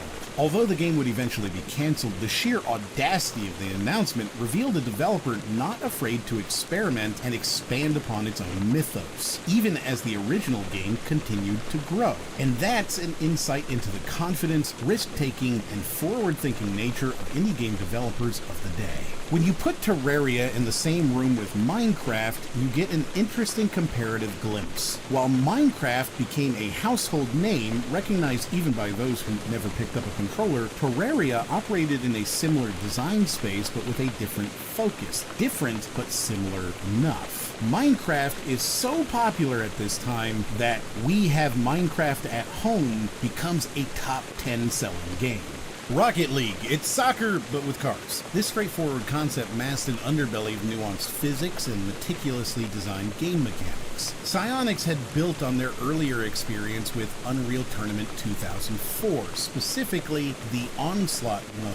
The vehicular combat elements from that era were elegantly repurposed into a soccer-like setting. Anyone familiar with Unreal Tournament could see the genealogy, yet the experience felt novel. Interestingly, Rocket League's successful blend of disparate elements wasn't an overnight success. The game's precursor, supersonic, acrobatic, rocket-powered battle cars, was a mouthful to say and equally cumbersome to market. So why did Rocket League succeed where its verbose predecessor stumbled? It comes down to understanding your strengths and pivoting when necessary. Psyonix realized their original game had a cult following for its core mechanics. People enjoyed the vehicular mayhem infused with soccer. Building upon this, the developers retained the concept but put a laser focus on polishing every aspect of gameplay and presentation, making it competitive with AAA titles. It's a tale of iterative success, honing in on what worked while cutting out the fluff. Rocket League broke new ground by debuting as a free title on PlayStation Plus. Despite the inherent risks like ballooning server costs, the audacious move almost backfired when the game's free activations reached such staggering numbers that they nearly equaled the total existing PlayStation consoles. Essentially, they were on the brink of saturating their potential market and doing it for free. But this gamble didn't just pay off. It paved the way for a transformative approach to free-to-play success that transcended mobile and MMO formats. This allowed Psyonix to break away from contract work, focusing all their energy on a game that was rapidly amassing a dedicated following. Rocket League became an example for an industry teetering on the edge of aggressive monetization. It showed that you could be consumer-friendly and still financially successful. This is particularly intriguing considering the pressure Psyonix was under, given that their previous projects hadn't exactly set the world on fire. The game has shown remarkable staying power, punctuated by its transition to a free-to-play model even on platforms other than PlayStation. It has woven itself into the very fabric of esports, becoming a staple that stands shoulder to shoulder with juggernauts like League of Legends and Counter-Strike. When the word Halo is mentioned, many recall epic battles, iconic characters, and masterfully crafted narratives. The series, under Bungie's tenure, had set a gold standard. By the time Halo 5 was announced, expectations had already been tainted by the memory of Halo 4, which, while a solid game in its own right, lacked some of the distinctive magic Bungie had infused into the series. And then there was the troubled launch of the Master Chief Collection, which left a sour taste in the mouths of fans. The issues that plagued its online functionality, something so fundamental to the Halo experience, made many wary of what was to come.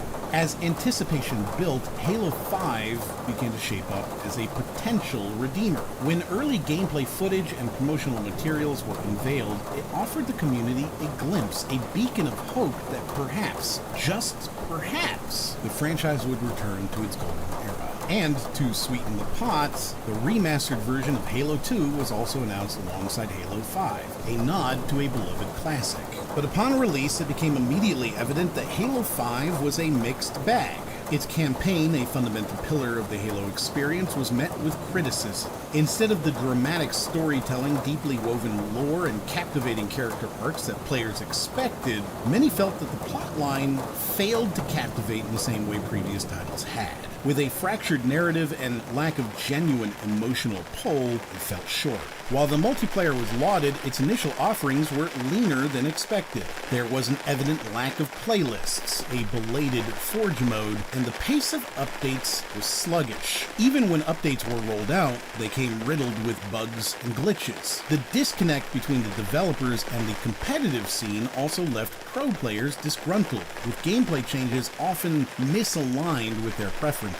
The vision of creative director Tim Longo, who favored squad-based gameplay experiences, shines through. The introduction of Blue Team and the establishment of Fireteam Osiris, even after numerous iterations and changes, underscored a desire to give players a narrative that was multifaceted, allowing them to explore the vast Halo universe from different vantage points. But somewhere along the line, this vastness, this ambition, led to a narrative that many felt lacked focus and coherence. If we examine the announcements of Final Fantasy VII Remake, Kingdom Hearts 3, The Last Guardian, and Shenmue 3, they share a common thread of rekindling nostalgia while offering the promise of innovation. Each of these games had predecessors that were not just products, but events in gaming history, delivering seismic shifts in narrative design, gameplay mechanics, and graphical fidelity. The announcements of these titles wasn't simply about game trailers or developer interviews, they acted as social touchstones, evoking community discussions and speculative debates that lasted for years. The idea of remaking Final Fantasy VII wasn't just about enhanced graphics and gameplay, it tapped into a collective memory of the game's 1997 release. A revolutionary juncture in RPG storytelling and technological capability.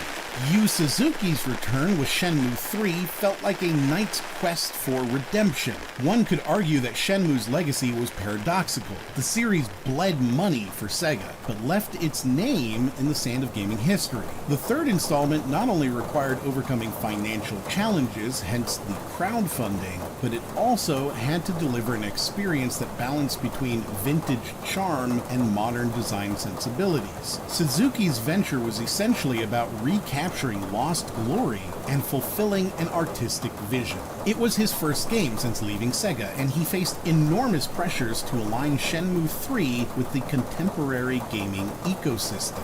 Suzuki's attempt to crowdfund the third installment was not just a fundraising effort, it was a referendum on his initial vision. Fallout Shelter offered a lesson in unexpected places. A lawsuit against Warner Brothers for allegedly stealing its game design brought to light the precarious nature of innovation and the vulnerability of intellectual property in the mobile gaming world. The lawsuit wasn't just a legal scuffle, it revealed a harsh landscape where an original game could be dissected into its core mechanics, replicated, and then sold without missing a beat. This was eerily similar to the Threes and 2048 debacle, where a unique and intelligent game was cloned to produce a simpler, more viral experience. Fallout Shelter's predicament underscores how intellectual property can become a battlefield, even in a medium designed for diversion. Five Nights at Freddy's 4 played an instrumental role in the transformation of indie game marketing, setting an example for using YouTube as a primary distribution channel for visibility. The game was deliberately designed with simple but unpredictable gameplay mechanics that not only contributed to its replayability, but also made it perfect for YouTube's short, bite-sized entertainment format. It essentially exploited YouTube's algorithmic preference for high engagement videos, where every jump scare translated into a spike in viewer retention rates and created a viral loop between creators and consumers that fed on itself, setting a gold standard for how indie developers could leverage social media platforms for both notoriety and profit. The game demonstrated how indie titles could create visibility, community, and monetization through alignment with a prominent social media platform. And while we're examining the intersection between YouTube and gaming, who could ignore PewDiePie? PewDiePie, legend of the Brofist, provided insights into the growing intersection of YouTube influencers and game development. It's tempting to dismiss this as a simple commercial venture, but there's a deeper undercurrent. This mobile game, which became the top grossing game in the United States just 2 hours after release, showed that a YouTuber's influence could not only be expansive, but also commercially quantifiable. It showed that the connection between influencer and audience had matured to a point where an entirely different form of content could be successfully monetized. The boundary between viewer and player blurred, as fans of PewDiePie could now engage with his brand on a more interactive, immersive way. The game exemplified how an influencer's brand could be extended to other platforms in a way that feels organic to the audience. Life is Strange, meanwhile, was a time-traveling odyssey that was less about manipulating time and more about the emotional gravitas of choices in a volatile world. The game defied the typical protagonist mold, giving players a lens into the experience of Max Caulfield, a teenager with a complicated life and a time-bending ability. The game tackled heavy themes like friendship, adolescence, and moral dilemmas, all from the perspective of a teenage girl,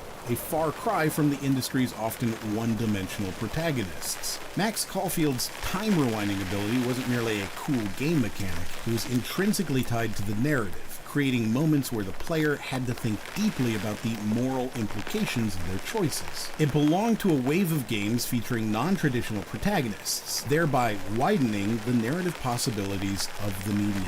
In 2016, the gaming landscape was truly transformed with the arrival of VR headsets like the Vive. Mid-generation refreshes such as the PS4 Pro, PS4 Slim, and the Xbox One S, and the explosive popularity of augmented reality games like Pokemon Go. While VR struggled to find its footing, AR became the industry's golden child, with Pokemon Go raking in what seemed like infinite cash. Mobile gaming soared to new heights, reaching $41 billion in revenues and surpassing PC gaming. To put that into perspective, mobile gaming revenue in 2016 was 4 times the size of the entire video game industry just a decade earlier in 2006. Digital sales continued to dominate, accounting for 74% of all video game software sales. Tencent, a Chinese multinational conglomerate, flexed its muscles with 6 of the top 10 best-selling games, generating an impressive $8 billion in revenue all on its own.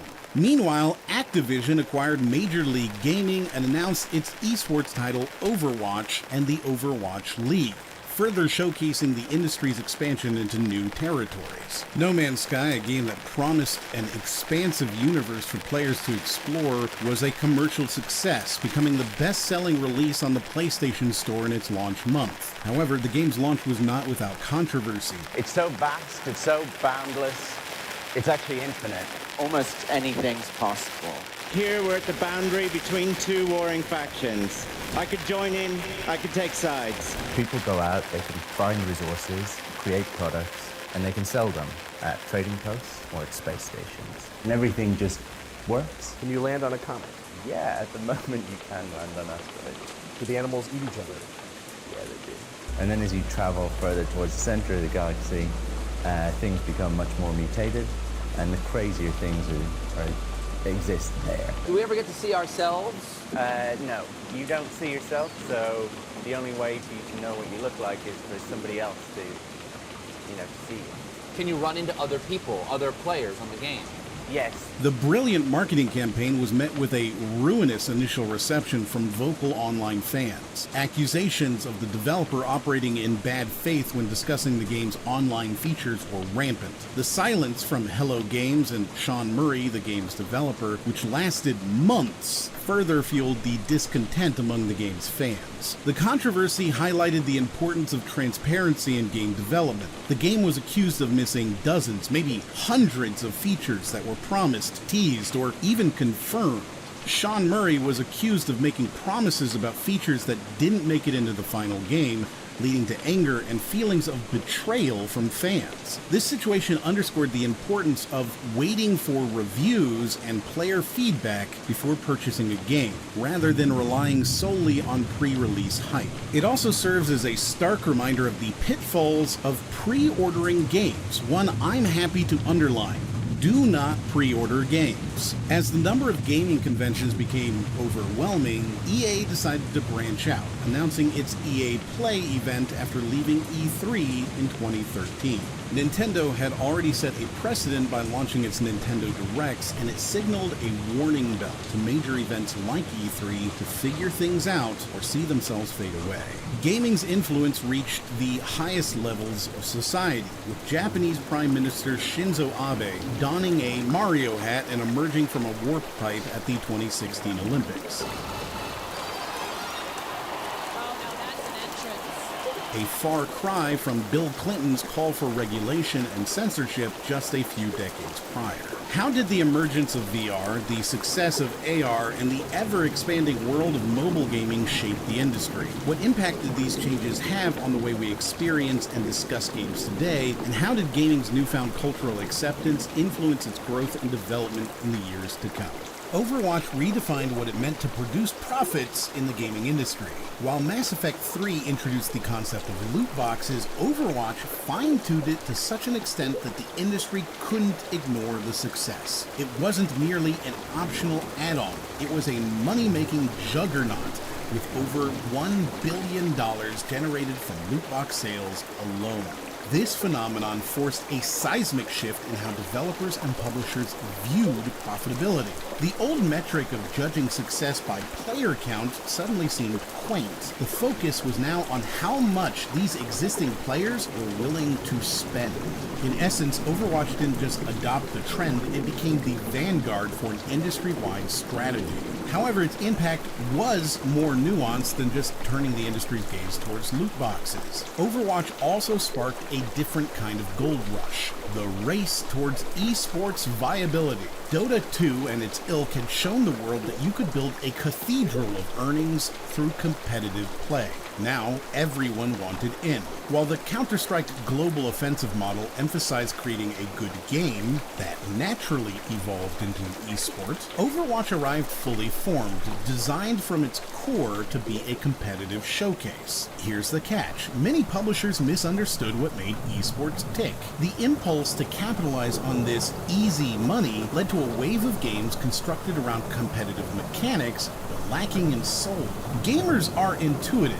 They want quality gameplay before a game can even qualify as a sport. It seems that Blizzard did not pay close enough attention to the cautionary tale of its own push to make Heroes of the Storm an esports phenomenon. Despite Blizzard's forceful efforts to position it in the competitive scene, it couldn't match the organic growth and player engagement seen in other titles, reinforcing the notion that successful esports environments are cultivated through authentic community engagement, not merely manufactured.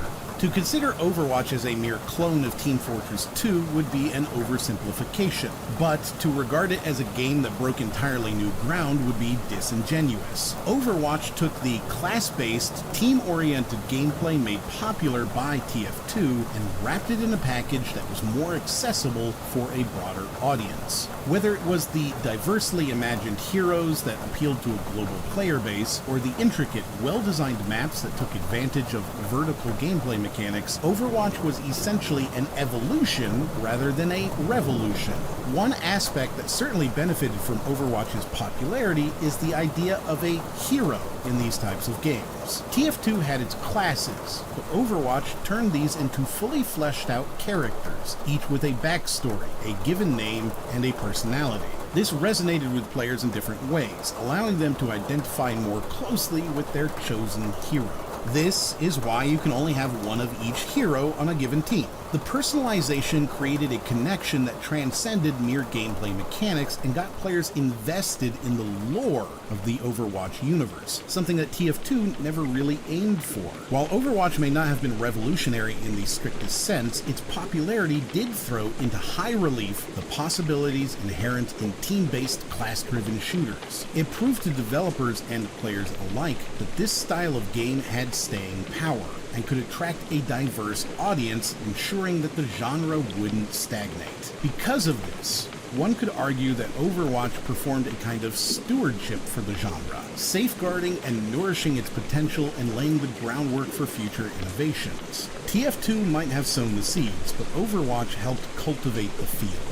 Despite its trailblazing success, I should note the perplexing decision by Activision to essentially destabilize Overwatch's competitive scene with the announcement of Overwatch 2. While sequels are hardly new in the gaming world, this move seemed to serve no other purpose than to convert a population of paid players into an ongoing stream of paying players. It's a case study in how not to handle a sequel in a genre that thrives on consistency and balance, and it diluted the focus of a game that had built its brand on being tightly focused and fiercely competitive. The remarkable thing about Undertale is that it lets you resolve conflicts through non-violent means. In an era where the spectacle of visuals and the thrill of combat often overshadowed narrative and choice, Undertale shifted focus. Combat encounters could be manipulated in such a way that allowed for peaceful resolutions. You could talk your way out of a fight, offer a compliment, or even engage in a jokey interaction. This approach resonated with players weary of hack-and-slash dynamics and those looking for a different type of challenge, a moral or ethical one. And the shift in focus wasn't trivial. It was a pointed critique of a genre that often emphasizes combat as the primary or even sole method of interaction. Now, Undertale's non-violent path wasn't just a narrative alternative, but also a mechanical one, forcing players to understand the unique personalities of each enemy to spare them effectively. Your interaction with the game's codes and mechanics, as well as your emotional investment in the characters, becomes far more complex. This blurring of lines between game mechanics and narrative content became an example for many games that followed, whether consciously inspired by Undertale or not.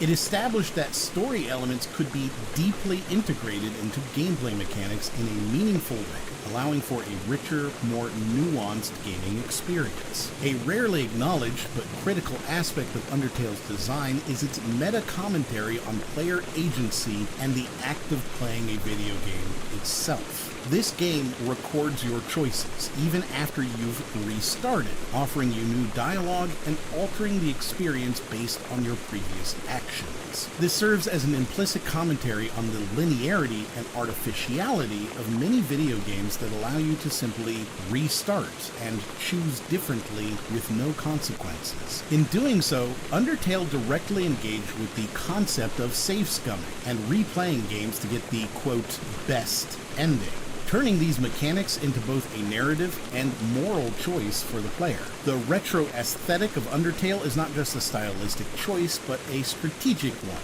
that subverted the notion that cutting-edge graphics are integral to a game's success. Here lies the evidence that contradicts the graphical arms race we've seen in the past 2 decades. Undertale leverages its 8-bit aesthetic not as a crutch, but as a method for storytelling, even integrating it into the plot. The game took us back to appreciate the minimalist art of yesteryears, revealing that storytelling and gameplay innovation could stand toe-to-toe with visual spectacle. The game's success during a period marked by a retro revival in gaming serves as a testament to this, as more indie developers started to adopt retro aesthetics not for lack of resources, but as a deliberate artistic and narrative choice.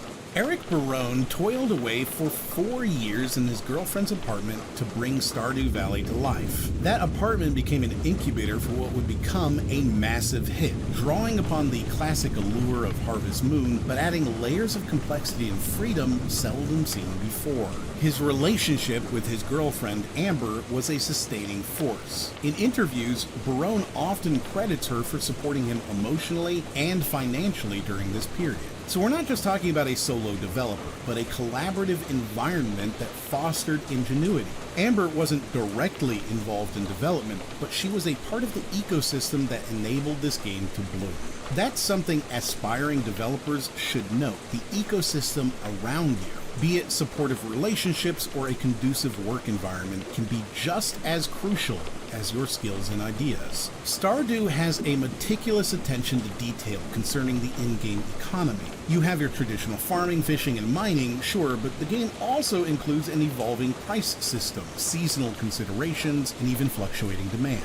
This is an intricately balanced web that changes over time and interacts in subtle ways, requiring a level of engagement that goes beyond merely planting crops and selling them for a profit. Here, Barone achieves a complex interplay between simple actions and their downstream consequences, a dynamic that mirrors real-world economic systems, but does so in a way that's graspable and enjoyable. The game presents a tapestry of characters, each with their story arcs, personalities, and problems. Romancing these characters isn't just about giving them a gift they like. It involves engaging in a set of interactions, learning their histories, and sometimes even helping them through personal dilemmas. The game thrives on its community and relationships, making the world feel lived in and evolving. Many AAA titles could take a leaf out of Stardew Valley's book on how to make NPCs that feel less like set pieces and more like integral elements of the game world. And where multi-platform releases were becoming more common, Stardew Valley also managed to extend its reach further than most indie titles. It started off Windows, but then steadily expanded its footprints across all major platforms, including consoles and mobile devices. It's not just that it went multi-platform, it's how seamlessly it did so. The game adapted well to different control schemes and screen sizes, something that even AAA titles struggle with. This adaptability meant that Stardew Valley was more accessible, thus further broadening its appeal. Inside, developed by Play Dead, the creators behind Limbo, captured the zeitgeist of the gaming landscape in several unique ways. This game has often been compared to its predecessor Limbo, but what sets it apart is its conceptual grandiosity. While Limbo explored the stark brutality of a monochromatic world, Inside leverages a more nuanced color palette, heightened graphical fidelity, and layered audio design to create a different kind of immersion. What's intriguing is how Inside managed to mirror and advance its predecessor, Limbo, in every conceivable aspect, from its arresting visual language to its haunting, minimalistic soundscape. It creates a wordless narrative that's both enthralling and unnerving. The most intriguing element is how the game manages to build this dystopian world without uttering a single word. It's a lesson in how video games can create a visceral experience that goes beyond just adrenaline-pumping action. It's an exercise in storytelling, where the narrative is pieced together from environmental cues rather than exposition. The game doesn't simply tell you to be afraid or anxious, it crafts an environment that naturally elicits these emotional responses. It's all about the interplay between the visual, the audible, and the interactive, transcending what many people would call simple gameplay mechanics to tell a story that's anything but simplistic. Hitman in 2016 stands out as a unique case study in how not to handle episodic game content. Initially, when Square Enix released it as an episodic game, they inadvertently made the title a referendum on episodic gaming itself. Its subsequent lack of success became the metaphorical stick used to beat any argument supporting the episodic model. Square Enix, despite possessing franchises like Hitman, Deus Ex, Tomb Raider, and Sleeping Dogs, has often mismanaged them. The episodic nature of Hitman did not work for Square, leading Square to allow developer IO Interactive to buy themselves out. What happened next is a fascinating reversal of fortunes. IO Interactive rebounded to create a highly profitable trilogy, also incorporating the most robust form of backward compatibility we've ever seen, allowing previous missions to be played with new mechanics. They didn't just regain their IP, they rejuvenated it. In a sense, the journey of Hitman serves as a bellwether for how corporate strategy and executive decisions can potentially stifle creativity and innovation. When IO Interactive took over, they proved that the problem wasn't with the episodic nature per se, but with how it was implemented and marketed. This development underlines a harsh truth about Square Enix. Despite their prowess in the Japanese gaming market, their stewardship of Western IPs often leaves a lot to be desired. Square's approach was overly risk-averse, painting each of their Western franchises as underperforming. It's a stark juxtaposition to their Japanese-focused games, which by comparison may not have fared as well, but are touted as successes. This is the conundrum of Square's marketing strategy, and a noteworthy point of reflection on how different cultural contexts within the same company can lead to disparate outcomes. Moving on to Disney Infinity and Skylanders, they exemplify the risks and downfalls of over-commercialization.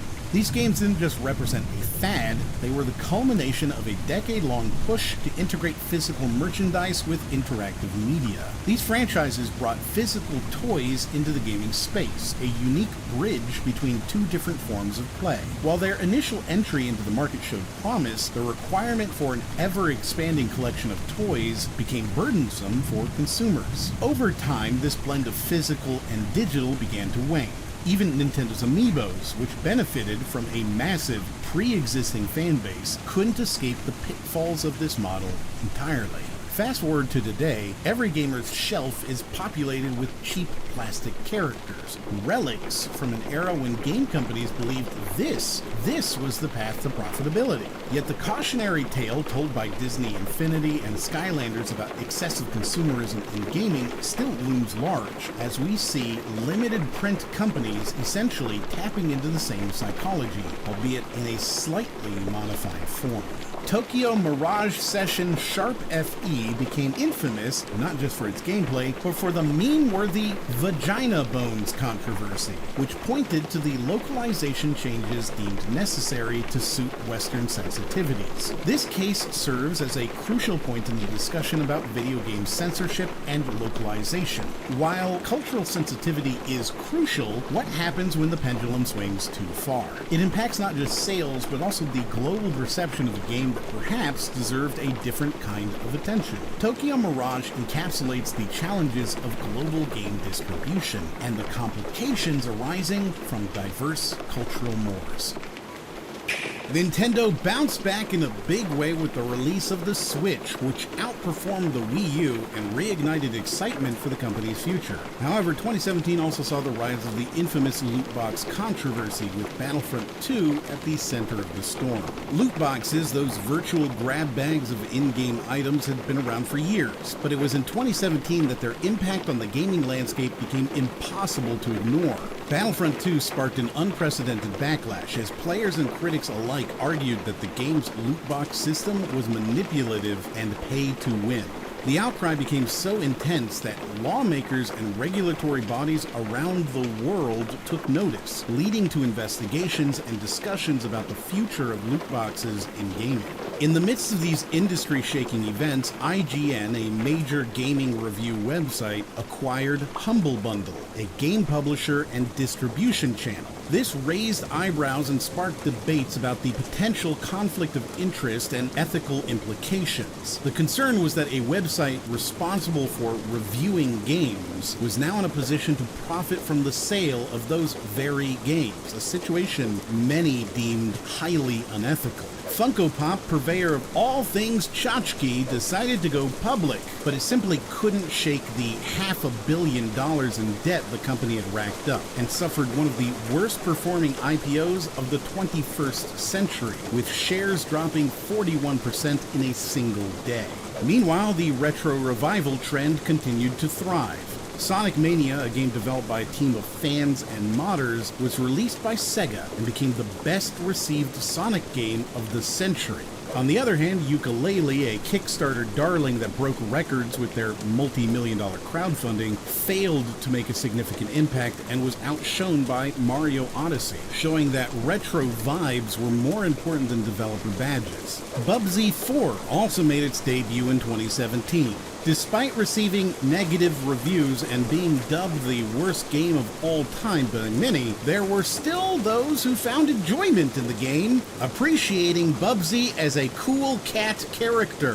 Okami finally broke 1 million sales after 12 years. Capcom, bless them, tried their best to give the mad geniuses at Clover Studio as wide a berth as they needed to create their special brand of games. That goodwill resulted in the excellent Beautiful Joe series, the completely bonkers God Hand, and Okami. Sadly, none of Clover's releases found a major foothold. Its project leads eventually left, leading to Clover's dissolution in 2006. Despite these pitfalls, Capcom seemed to know it had something special with Okami. On top of producing a still underrated spin-off, Okamiden, for the Nintendo DS, and giving Amaterasu a place of honor in the Marvel v. Capcom 3 roster, Capcom has ported the game to pretty much every single platform since its release, exposing it to an audience that has continued to grow through sheer word of mouth. The game may have flopped at launch, but has since gone on to sell 1 million copies. Good dog.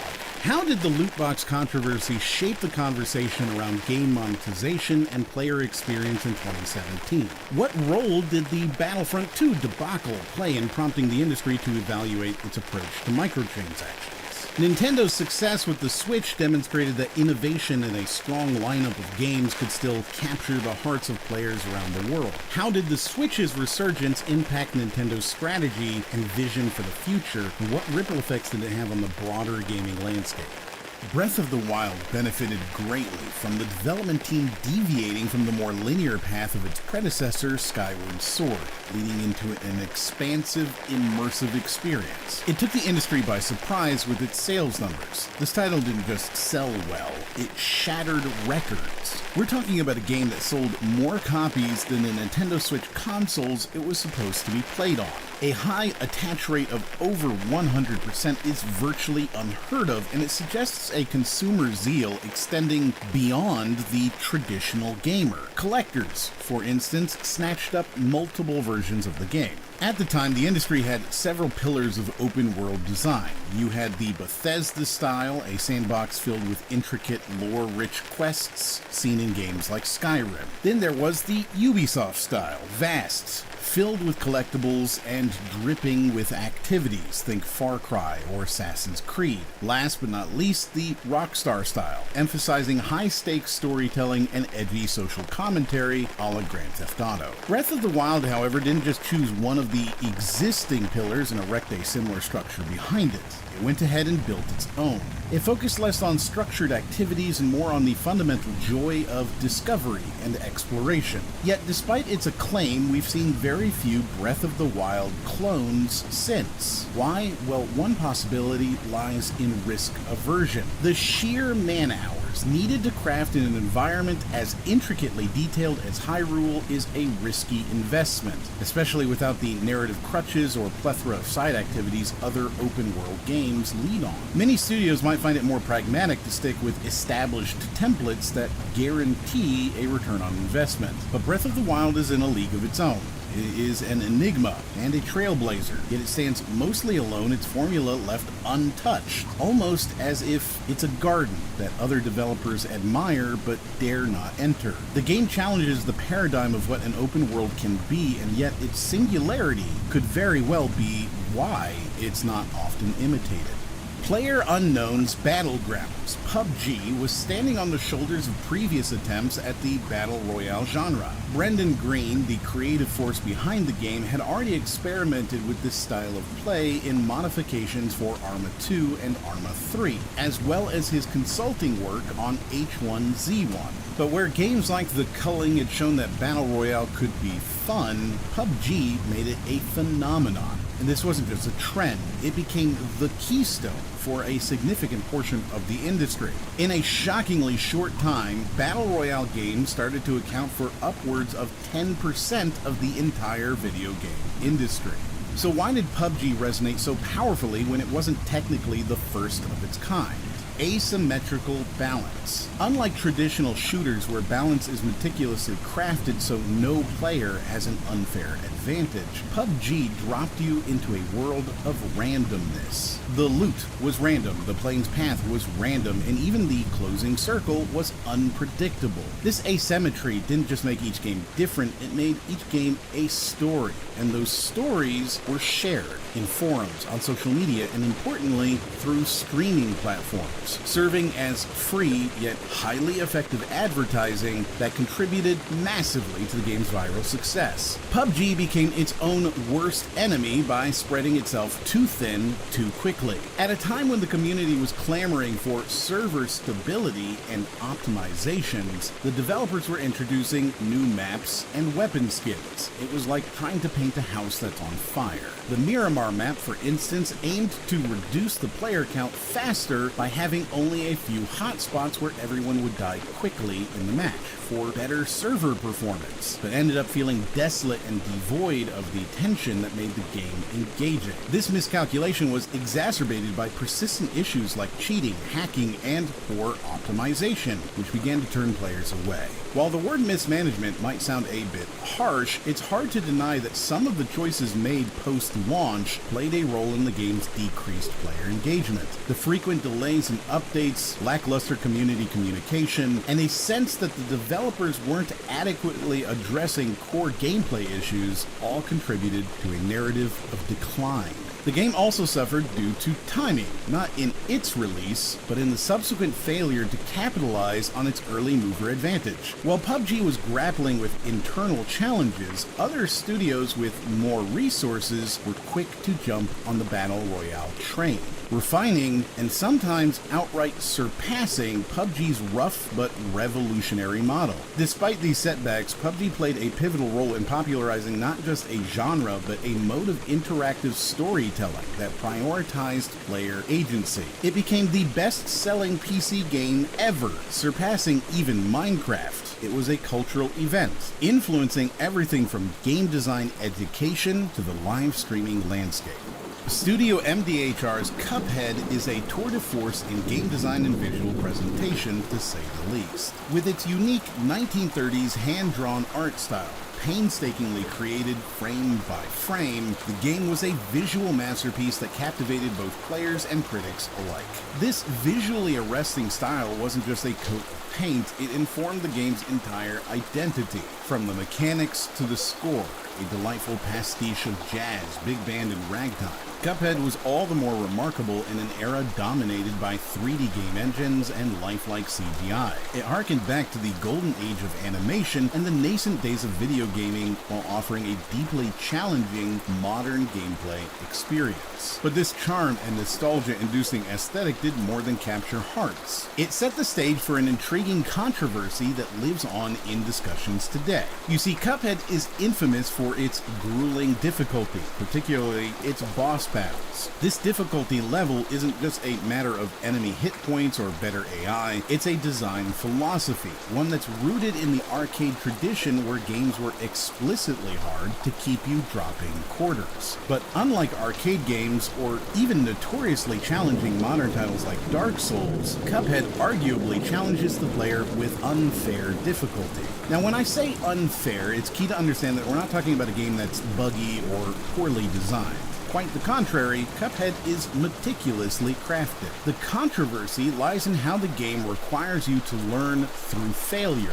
using memorization as a mechanic in itself. Where other difficult games like Dark Souls offer a difficulty curve that can be navigated by player skill and real-time adaptation, Cuphead sets a stage where you are intended to die, again and again, to understand enemy behavior. There's a debate here that straddles the line between traditional difficulty, what some perceive as artificial difficulty. This has become a hot-button issue, with players falling into camps that argue either for the game's high skill ceiling or against its repetitive, memorization-heavy approach. However, there's a less discussed nuance to this design philosophy. The very controversy it created fostered a robust, engaged community. Forums, Reddit threads, and Discord channels filled with advice, strategies, and war stories. It led to a form of communal learning that is rare in single-player games. This in turn impacted not just how the game was played, but also how it was experienced as a collective.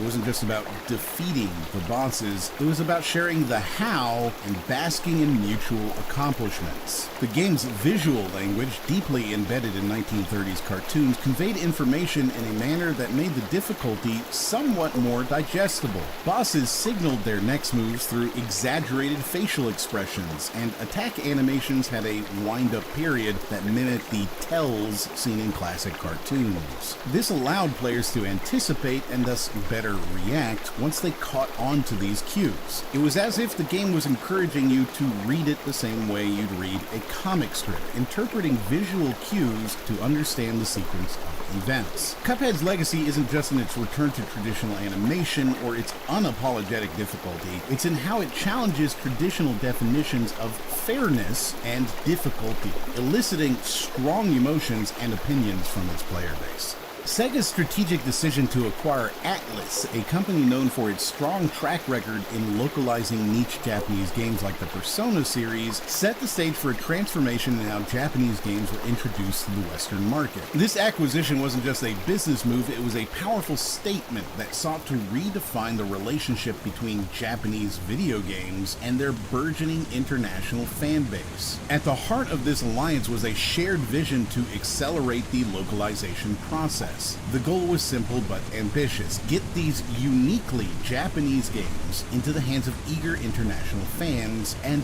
do it fast. And this vision soon bore fruit in the form of an industry-changing title, Yakuza 0. Before this game, Yakuza 5 had already generated some buzz thanks in part to a better localization process, but it was Yakuza 0 that seized the spotlight, fanned into life by Sega's localization advancements thanks to the Atlas acquisition. The game's global release was now almost simultaneous with its release in Japan. This was a win-win for everyone. Developers faced less risk of piracy and loss of interest, while players could engage in a global conversation about the game as it happened. But Yakuza 0's impact went beyond timing. It broke down cultural barriers, disproving the idea that Japanese games couldn't make it big in the West. The game excelled in storytelling and character development, aspects that appealed to audiences worldwide. While Yakuza 0 did build upon the concepts introduced by earlier titles like Shenmue, it took those ideas to the next level.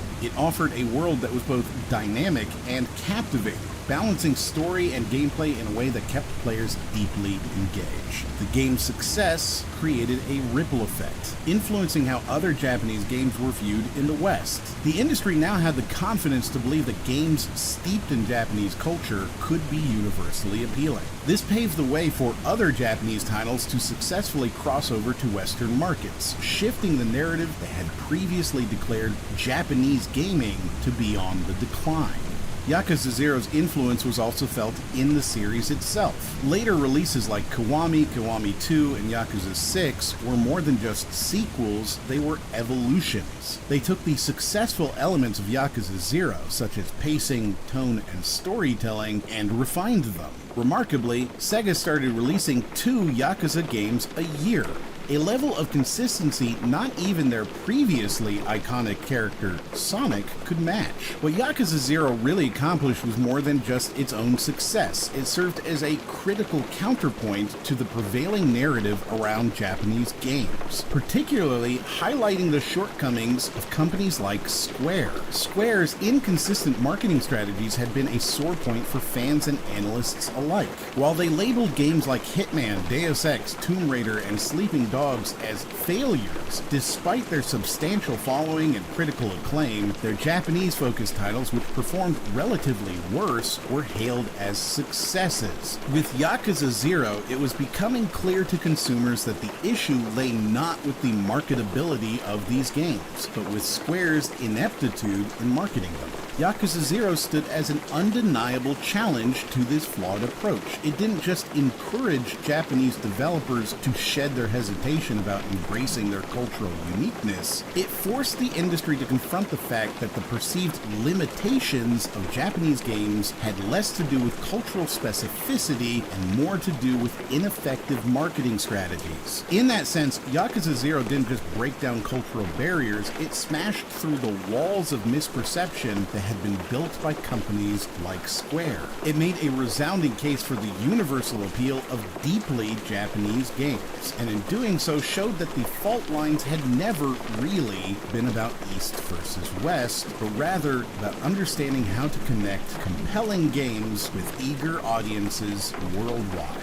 As Bungie started work on Destiny 2, the weight of Destiny's success bore heavily upon them. The original game, while initially critiqued for its narrative shortcomings, grew a devoted player base through its expansions. This was a player base that Bungie knew they couldn't let down.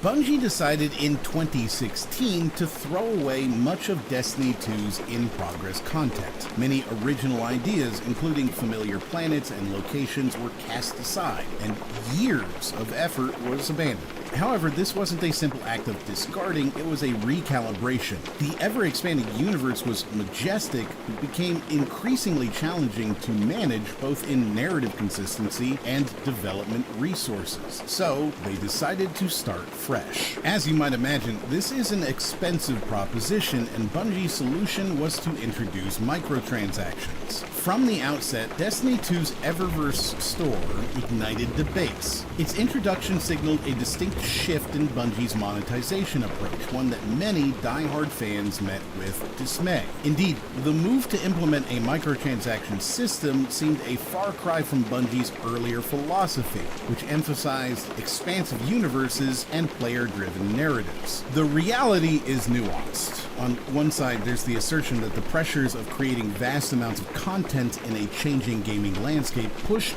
Bungie towards the Eververse solution. From a purely developmental standpoint, one can sympathize with Bungie's struggle. They faced rising production costs and the constant demand for high-quality content. In this light, Eververse might appear as a necessary evil, a way to maintain the high production standards of Destiny 2. But then there's the shadow of Activision. Known for their aggressive monetization strategies and shareholder-first mindset, their influence cannot be discounted. While it's simplistic to place the blame squarely on them, it's hard not to speculate that Activision's profit-driven approach nudged Bungie towards the microtransaction model. This direction starkly contrasts with Bungie's more player-centric philosophy, revealing an evident culture mismatch. So was the Eververse store solely a Bungie initiative, or was it largely influenced by Activision's profit motives? While the exact dynamics of their partnership may never be fully transparent to the public, it's clear that there was a tussle of ideologies. Bungie's hands may have been somewhat forced, but this doesn't absolve them of responsibility. After all, they played their part in forging the partnership with Activision, likely aware of the cultural and philosophical differences. While the original Destiny was often critiqued for a fragmented narrative, Destiny 2 became a canvas for Bungie's writers to paint intricate tales. The Osiris and Warmind expansions, for instance, not only introduced players to new environments and foes, but deeply explored the lore and mythos of the Destiny universe. These narratives humanized the Guardians, the game's protagonists, and made the cosmic battles feel deeply personal. Mario Kart 8 Deluxe, a revamped version of its Wii U predecessor, landed on the Nintendo Switch amidst some controversy regarding its full price tag. Despite this, it sold a staggering 40 million copies. What's particularly intriguing about this title isn't just its commercial success, it's how it served as a testament to the viability of Nintendo's hybrid console. This game made it apparent that the Switch could breathe new life into titles that were otherwise overlooked on less popular systems like the Wii U. The game's deluxe version took advantage of the Switch's hybrid nature, allowing for both portable and console play, effectively transforming the way we perceive multiplayer interactions. Mario Kart 8 Deluxe has effectively become a staple of social gaming, a sort of digital board game that people keep coming back to. Before this, Nintendo was often criticized for lagging behind in online services. Mario Kart 8 Deluxe made strides in showing that Nintendo was capable of providing a seamless online multiplayer experience, complete with various modes and customization options. This game also took inclusivity to a new level, introducing an auto steer function, which made the game more accessible to players of all ages and skill levels, underlining Nintendo's long-standing philosophy of games being for everyone. Wolfenstein 2, The New Colossus, invites a nuanced discussion. The odd thing about this title is how it's viewed today compared to its initial reception. It debuted with a Metacritic score of 88, but has, for some reason, retreated into the shadows when discussions about the most impactful FPS titles arise. The timing of its release played a role here. Bethesda's effort was sandwiched between the groundbreaking predecessor Wolfenstein: The New Order and the mechanically fluid 2016 reboot of Doom by id Software. While it promised much and was adorned with jaw-dropping narrative twists, its actual gameplay mechanics have been less enduring in public memory. Yet its bold storytelling choices, in a climate increasingly weary of political subtleties, deserve recognition. It's a game that tackled tough themes head-on, pulling no punches in its narrative. It's easy to overlook how political politically charged this game was, given that it released in a period of heightened political discourse globally. It unabashedly explored themes of racism, totalitarianism, and resistance at a time when such topics were at the forefront of global conversations. The game managed to weave an alternate history that felt uncomfortably relevant. Hellblade: Senua's Sacrifice took storytelling in gaming to a new level altogether,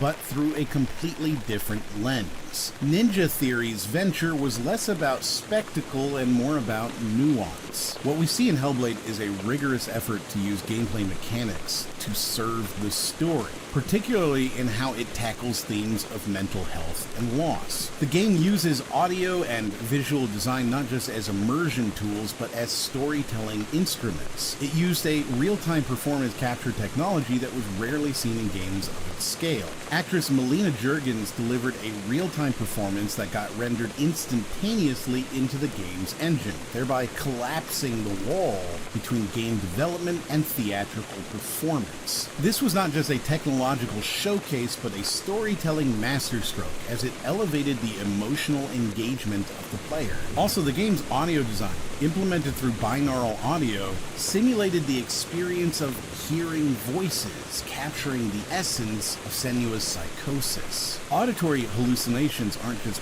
background noise, they're integral to understanding Senua's harrowing journey, capturing the essence of what it means to deal with psychosis. This intimate form of storytelling, powered by AAA-like quality on an indie budget, further blurred the lines between what indie and AAA studios were capable of. Hellblade was a technological and emotional marvel in equal measure, contributing to the ever-blurring boundaries between cinema and interactive media. Finally, we arrive at Star Fox 2, the long-lost game developed in 1995 but released this year. This game holds a unique position as a relic of a different time, but its eventual release tells a story of change within the gaming industry. Star Fox 2 was originally canned because Nintendo felt it would conflict with the upcoming Star Fox 64. It also coincided with Argonaut Software's rather unceremonious split from Nintendo, another sign of the industry's volatile nature. Its release on the SNES Classic Edition and later the Switch Online service made it the first new Super Nintendo title to officially debut in over 2 decades. This release not only satiated the curiosity of longtime fans, but also raised questions about the value of historical game preservation,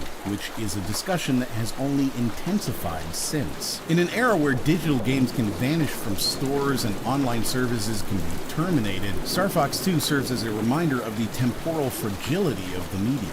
In 2018, everyone wanted a piece of the PUBG pie, as developers scrambled to capitalize on the insane success of the Battle Royale genre. Epic Games, fueled by Fortnite's success, launched the Epic Games Store, securing a foothold in the market by offering a higher revenue share to developers. But it wasn't all fun and games. The Chinese government halted the approval of new video games, significantly impacting giants like Tencent and NetEase, even though Tencent still managed to own 6 of the top 10 games, generating a whopping $14.2 billion in revenue.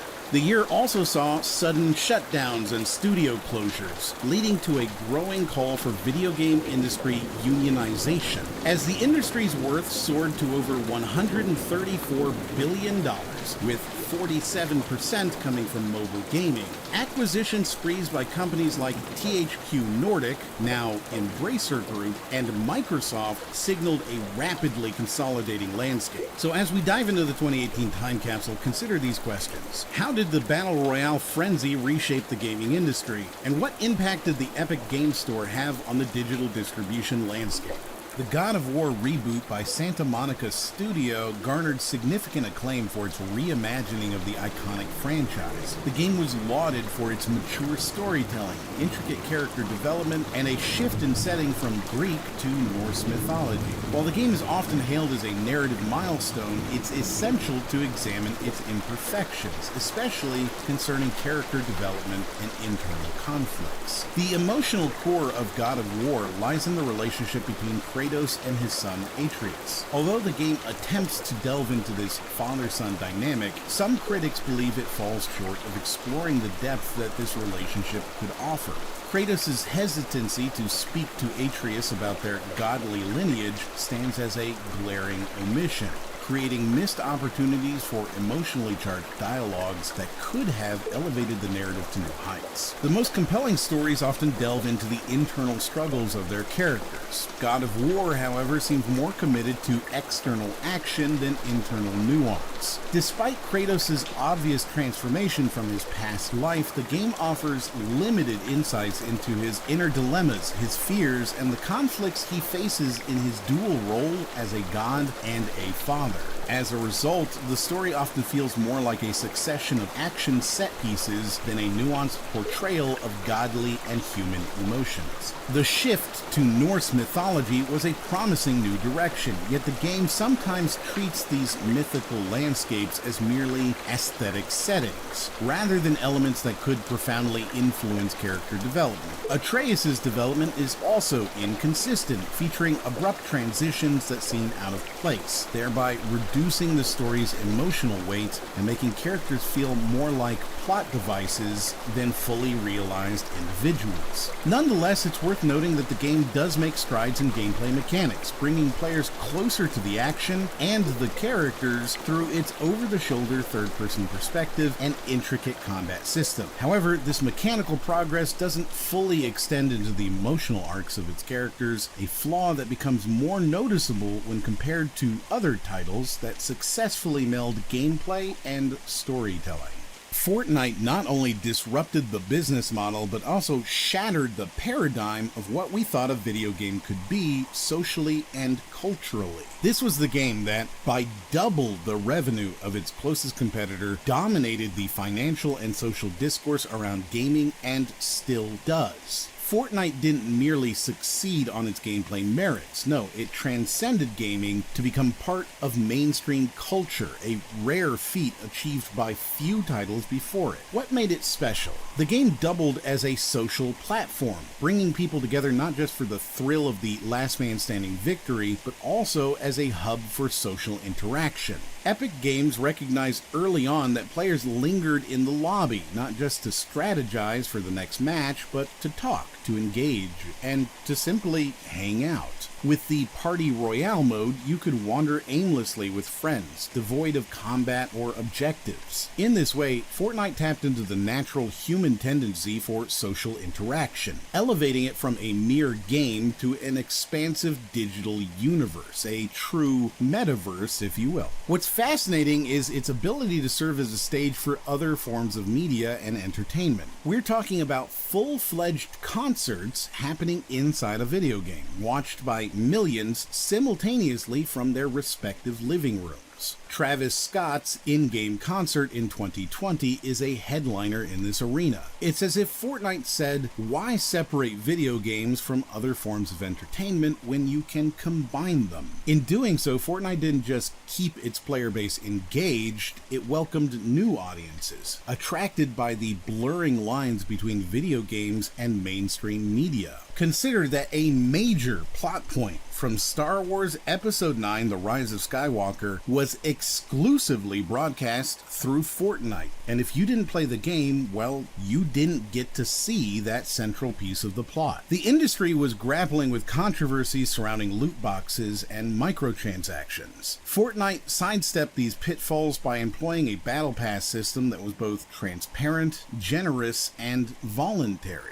It showed the industry that ethical monetization isn't just good practice, it's profitable. Fortnite has established a blueprint for games as live services. Its seasonal updates and ever-evolving world provide a model for keeping a community engaged, while its forays into cross-media events has given us a glimpse into the future of digital interactive entertainment. The game's framework and philosophies have been emulated but seldom duplicated, because what Fortnite accomplished is not just a product of mechanics or economics, it's a zeitgeist, a cultural phenomenon that happened at the right place at the right time with the right technology. Digital Extremes, a Canadian-based studio known for previous successes like Epic Pinball and contributions to the Unreal series, found themselves at a crossroads. Struggling with the logistical complexities of collaborating with other major players like Epic Games, they took a daring leap with Dark Sector. Although not a groundbreaking success, this title marked a pivotal moment for the studio, encapsulating their desire for creative freedom and steering them away from offers that didn't align with their vision. Warframe was conceived against this backdrop, partly as a calculated risk to stay afloat, and partly as an expansive canvas for creative ideas. The game's reliance on procedural level design was not just a financial necessity, it became the foundation for dynamic, ever-changing landscapes that offered players an unparalleled level of unpredictability and replay value, rarely seen in free-to-play games. The game also distinguished itself through a unique aesthetic, an amalgamation of influences from European mythologies to space operas. Major updates like the Plains of Eidolon not only expanded the gameplay but also enriched the game's artistic identity, showcasing an audacious individualism often absent in mainstream market-driven titles. 5 years after its 2013 release,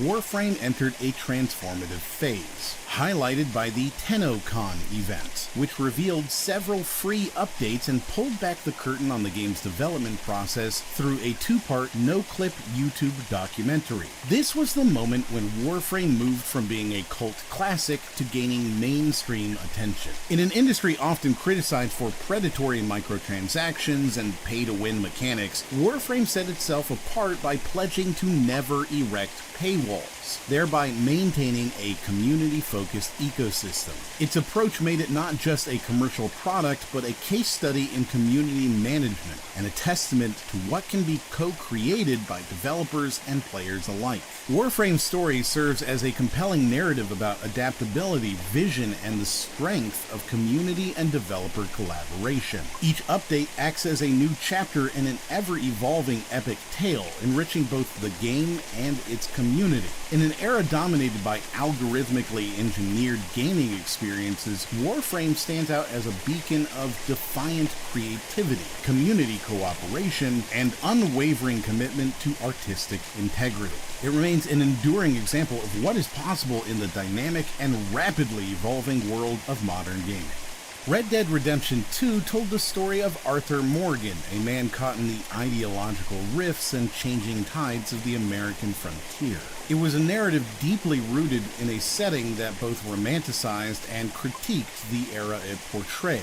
The narrative drive behind Arthur Morgan's tale brought an emotional dimension to open-world games that's usually reserved for more linear narratives. Morgan, a member of the Vanderlyn gang, wrestles with loyalty, survival, and his own evolving code of ethics in a world steadily grinding down the outlaw lifestyle. It's an ambitious approach, one that required incredibly detailed character writing, voice acting, and an array of intricate systems governing player choices and interactions. This element reshaped what players could expect from choices in an open-world game. No longer was it merely about branching paths, but about subtle, personal consequences, a model which games have continued to emulate but seldom match. Speaking of the world, its sheer depth, dynamic nature, and intricate systems interact in ways that raise the bar for realism in gaming. The game doesn't just allow you to hunt, it demands you do it skillfully. You can't just rob a train, you have to plan it, from the route to the crew to the getaway. The world lives and reacts around you in an organic way. The game employs an honor system affected by the player's actions, whether it's committing a crime or helping a passerby. It sounds simple on paper, but the ripple effects shape everything, from the story outcome to everyday interactions. It's a system that has set a gold standard for environmental reactivity. Of course, not everybody likes this, and Red Dead 2 is controversial for its slavish devotion to realism for realism's sake. And it's a common discussion starter for whether or not games respect your time. Red Dead Redemption 2 cleaned house during the 2018 Game Awards, but ultimately lost Game of the Year to God of War. Yet it managed to reinvigorate debates about what a AAA title should aim for, profit or art. The game's painstaking attention to detail in everything from horse anatomy to historically accurate firearms presented a logistical and financial gamble that few other studios would dare to take. The game reportedly took 8 years and an alleged $100 million or more to develop. That's almost unheard of, and yet it paid off, not just financially, but as a reference point for what's possible in the realm of interactive storytelling. No Man's Sky, here's a name that's synonymous with comeback stories in video gaming. When it launched in 2016, the game was hyped to be the next big thing. The universe was your playground, or so it seemed from the ambitious trailers and lofty promises. But what consumers got was far from it, leading to a PR catastrophe. Yet the story didn't end there. The game didn't fade into the obscurity of digital marketplaces as some had predicted. Instead, it's become a study in redemption and in many ways represents the positive yet challenging aspect of game development in the late 2010s. The evolution of No Man's Sky is especially interesting because it defied the prevalent ship it and forget it model that plagued many video game releases at the time. Let's not forget, 2018 was a year where discussions about microtransactions, loot boxes, and minimal post-launch support were rampant. In contrast, Hello Games, led by Sean Murray, chose a different route. They got to work, issuing patches that transformed the game. According to Murray, each update saw greater commercial success than the last. It's a telling tale of a developer's commitment to quality and, more importantly, to their player base. By the time the next expansion was rolled out in 2018, No Man's Sky was not just back, it was thriving. It surged into the top 10 most played games on Steam. That's right, a game that was essentially written off 2 years earlier was now competing for eyeballs with the likes of Fortnite and PUBG. It became what Sean Murray had initially envisioned, and dare I say, it even surpassed those first trailers that led many to board the hype train. No Man's Sky is built around procedural generation, but it's not just any procedural generation, it's an entire universe generated through algorithms. That's celestial bodies, life forms, weather patterns, everything. It's so intricately designed that players are still discovering new species, geological formations, and even glitches that turn into features. This procedural generation serves as a metaphor for the game itself. Always changing, always surprising, but governed by a consistent set of underlying principles. Perhaps one of the most under-discussed aspects of No Man's Sky is its community engagement model. Hello Games established what can best be described as a conversational feedback loop. It wasn't the toxic ranting of disappointed players versus the stoic silence of developers. Through platforms like Reddit, Twitter, and even direct feedback, Hello Games has done something incredibly tricky. They've made their audience part of the narrative. Sean Murray's willingness to publicly face criticism, apologize, and chart a path forward is a shift in developer-player dynamics that many AAA studios have yet to fully grasp. As for its legacy, No Man's Sky defined the digital disposable culture that characterized much of the gaming industry at the time. Many developers would have moved on to another project, leaving behind a half-finished game and a disgruntled community. Instead, Hello Games delivered continuous updates, expansions, and improvements that genuinely considered player feedback. They changed the endgame for what post-launch commitment should look like.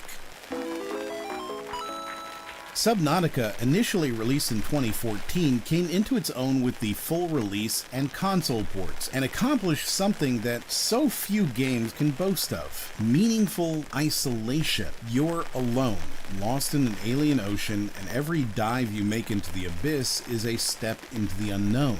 The game turned the ocean itself into a character, an entity that's not so much an adversary as it is a home.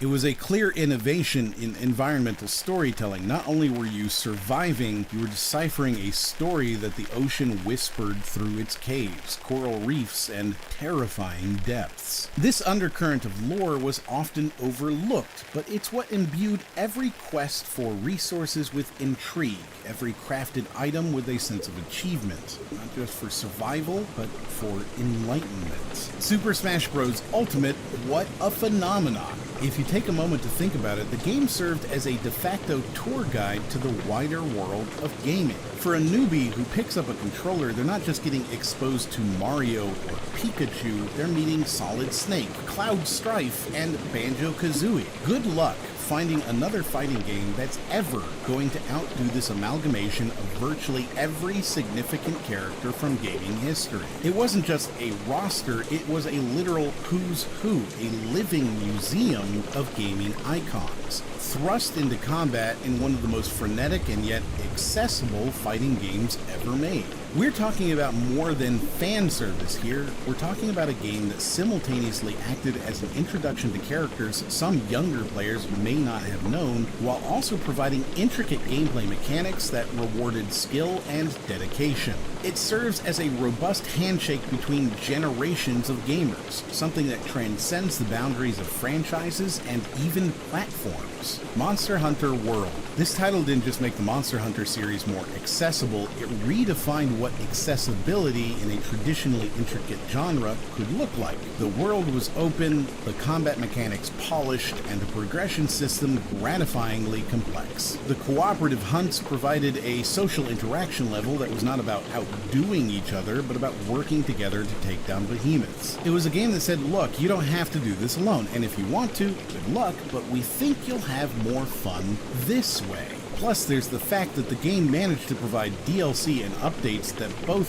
veterans and newcomers found enriching, a tightrope few games managed to walk well. Now, Celeste's narrative and mechanics are a masterful blend. We know that. It perfectly encapsulated the spirit of what indie games were doing, blending impeccable gameplay with emotionally resonant narratives. You got a game that's not only challenging to play, but also challenges your understanding of mental health, battling inner demons both figuratively and literally. It's not just a hard game, it's a game about overcoming hardship. You start out struggling to climb both a mountain and your internal world of doubt and fear. Every failed jump, every slip into a pit of spikes is not a defeat, but a lesson in persistence and self-improvement.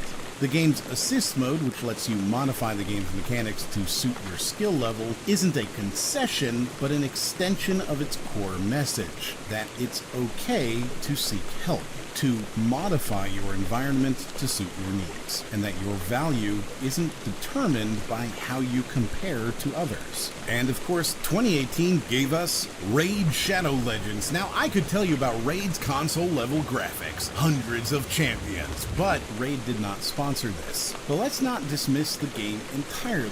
It's a harbinger of how aggressively mobile gaming was pushing into traditional gaming conversations. The ubiquitous nature of raid ads serves as a snapshot of mobile gaming's ever-increasing marketing reach. It adopted elements traditionally found in RPGs like hero collection, team composition, and strategic combat, and restructured them to serve the microtransaction model more efficiently. This isn't just about Raid, though. It's a snapshot of a broader shift in how game design was being influenced by monetization strategies, an indication of the seismic shifts occurring in business models underlying the gaming industry. 2019, Google jumped into the gaming arena with Stadia, while Sony and Microsoft geared up to unveil their next-generation consoles. Amidst all the excitement, loot boxes remained a hot topic, with countries like Belgium, the Netherlands, and the UK seriously considering bans. Today, they accused the gaming industry of failing to tackle addiction. I think the games industry should accept a much more proactive responsibility. It gathers the data about how people play, how much they spend, It can identify the outliers, people who maybe are suddenly playing a lot more, or for a long period of time been playing a lot more. Ray tracing became the buzzword of the year, and new genres like Auto Battler proved that innovation in the gaming industry was far from dead. Mobile games continued to dominate, surpassing 50% of the industry's revenue, with projections indicating it could eventually surpass $100 billion. Meanwhile, consoles represented a mere 10% of sales. 2019 also marked the retirement of two industry giants, Reggie Fils-Aimé from Nintendo and Kaz Hirai from Sony. Their retirements showed that gaming had reached a point where people could spend their entire careers working for major gaming corporations and retire as famous industry magnates. Meanwhile, Bungie, the developer behind the Destiny franchise, ended its 8-year partnership with publisher Activision. The split was a result of several factors, including Bungie's desire for independence, clashing with Activision's profit-focused approach. Destiny, which was originally envisioned as a living, breathing universe with a 10-year plan, failed to meet these lofty ambitions. Instead, the franchise faced numerous issues, from the problematic release of the original Destiny game to the oversimplification of Destiny 2 that alienated hardcore fans. The introduction of microtransactions further fueled player dissatisfaction. Bungie paid a significant sum to end its publishing agreement with Activision, marking a tumultuous end to their partnership. This move was seen by many as a loss for both parties. Activision Blizzard had wanted to break up with Bungie due to the Destiny franchise failing to meet its commercial projections. On the other hand, Bungie, despite its desire for independence, struggled to maintain the financial stability necessary to remain independent. The terms of the split allowed Bungie to retain full publishing rights to Destiny, a stark contrast to the Halo-Microsoft split a decade earlier. This enabled Bungie to focus on the franchise independently, while Activision shifted its attention to its other major franchises. However, the separation was not without its costs. Activision Blizzard had assigned additional studios to assist Bungie in developing Destiny content, and these resources were now redirected to other projects. Bungie's repeated attempts to break away from partnerships with major corporations like Microsoft and Activision have resulted in financial struggles and a loss of content for their flagship franchise. Since the launch of Destiny 2, a substantial amount of content has been removed from the game, representing a reduction of 50 to 75% of the entire game. Bungie's desire for independence has been a recurring theme in its history, but financial constraints have repeatedly forced it into partnerships. Its breakups with Microsoft and Activision have not resulted in clear victories for any party involved. Bungie's struggle to maintain its independence while also meeting commercial expectations continues to shape its trajectory in the gaming industry. The question remains, can Bungie succeed as an independent entity, or will the desire for independence continue to result in losses? Furthermore, how did Google's entry into the gaming market with Stadia impact the industry? And what were the long-term effects of the loot box ban discussions? Shenmue 3's journey began with a promise of continuation of a story left unfinished. Yu Suzuki's journey with Shenmue began as a beacon of innovation, but as the years went by, a series of professional setbacks cast a shadow over his career. By the time he left Sega, many had written him off, relegating his legacy to the footnotes of gaming history. However, the embers of Shenmue continued to glow in the hearts of its dedicated fans. These players saw past the technical limitations and imagined a world where Shenmue was appreciated for the groundbreaking narrative experience it intended to be. The anticipation was palpable when Yu Suzuki, the game's creator, announced its development. The Kickstarter campaign's record-breaking success was a testament to the hope and excitement fans held. The rapid funding milestones it achieved were not merely numbers, they were a resounding statement of belief and hope from the community. The fact that Shenmue 3 became the highest-funded video game on Kickstarter at the time wasn't just a record, it was a vindication. but what was delivered was a game that felt out of touch with modern gaming standards. The game's UI was clunky, reminiscent of designs from 2 decades ago. Questing felt like a chore with objectives that were often unclear, leading players on wild goose chases with little reward. The stamina system, a mechanic meant to add realism, instead added frustration. It's one thing to pay homage to the past, but Shenmue 3 seemed trapped in it. The narrative, which should have been the game's saving grace, was its most significant letdown. The story was shallow, with little progression, making the game feel more like filler content than a continuation of a beloved saga. This was not the Shenmue that fans remembered or thought. Perhaps more accurately, it was too Shenmue, and time had pulled a nostalgic filter over people's memories, because the game is very Shenmue, and that's the problem. In either case, it certainly wasn't the game fans had waited decades for, nor was it a game that could attract a new generation of players. Suzuki's vision for Shenmue 3 seemed to be more of a personal passion project than a game designed for the masses. It's evident that he wanted to create a game that he believed was perfect, regardless of industry trends or player feedback. Shenmue 3 was never trying to be something it's not. It wasn't aiming to be the next big blockbuster or the poster child for next-gen graphics. It was and always will be Shenmue, a game that marches to the beat of its own drum, unapologetically and proudly. While this kind of dedication can be admirable, it's also a double-edged sword. The aftermath of Shenmue 3's release saw a divided fanbase. While some appreciated the game for its nostalgic value, many felt let down by its outdated mechanics and lackluster story. The game's performance was a clear indication that while nostalgia can be a powerful motivator, it cannot replace quality and innovation. It underscores the importance of balancing personal vision with player expectations and industry standards. While Shenmue 3 might not have been the triumphant return fans hoped for, its legacy will be one of reflection, learning, and the relentless pursuit of passion in the face of adversity.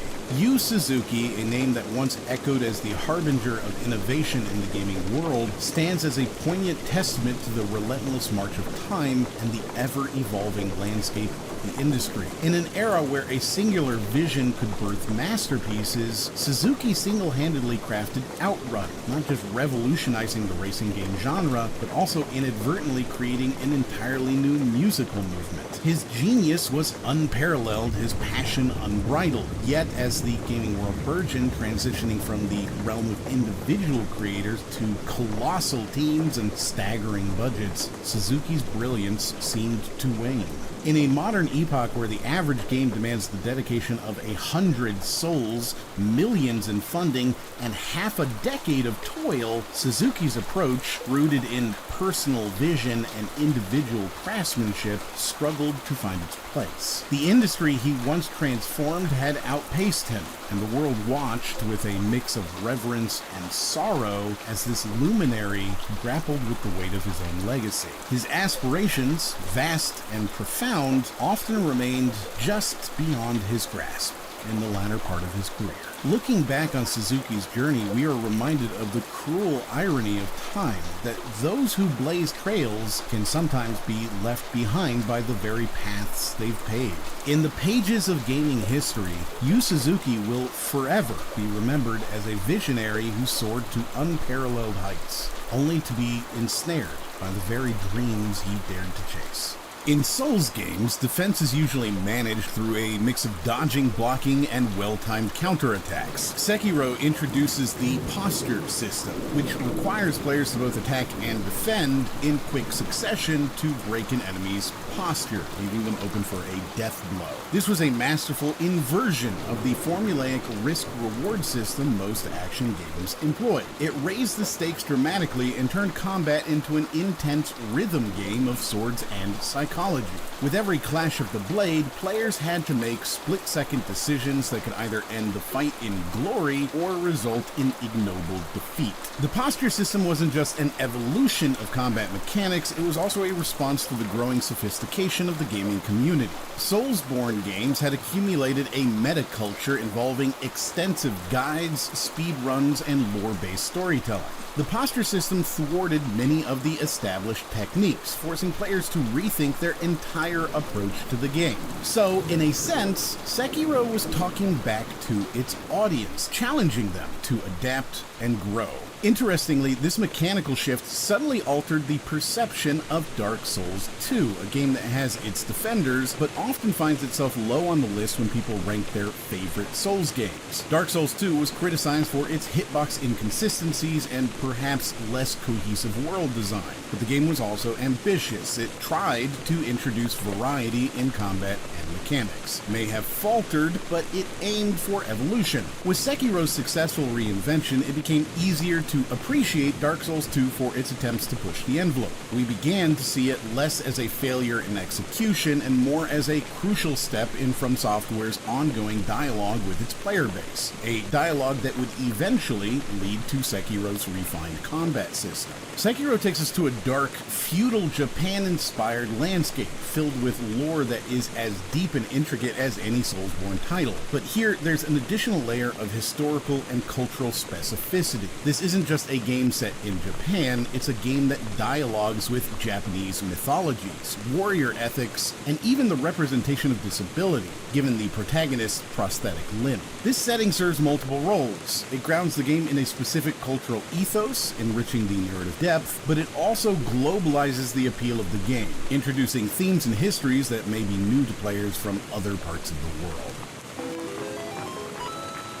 Final Fantasy VII's release on Nintendo platforms came as a full-circle moment for many longtime fans. Back in '97, Square Enix, then Squaresoft, chose Sony's PlayStation over Nintendo, dramatically altering the trajectory of both companies and the industry itself. The gravity of Final Fantasy VII finally arriving on Nintendo speaks volumes about the enduring significance of the game, the reconciliation of old industry foes, and the evolution of platform-agnostic digital gaming environments. More than that, it symbolizes the maturity of video game culture, the readiness to set aside past console wars in favor of an experience that transcends hardware boundaries. Resident Evil 2's new iteration was more than a remake, it was a deconstruction and a nuanced interpretation of the original. In a market where remakes often end up being just visually enhanced editions of the old code, this game set a new standard. It went so far as to re-engineer the original's fixed camera perspectives into an over-the-shoulder view. This choice wasn't just aesthetic, but foundational to reimagining how tension and fear could be orchestrated.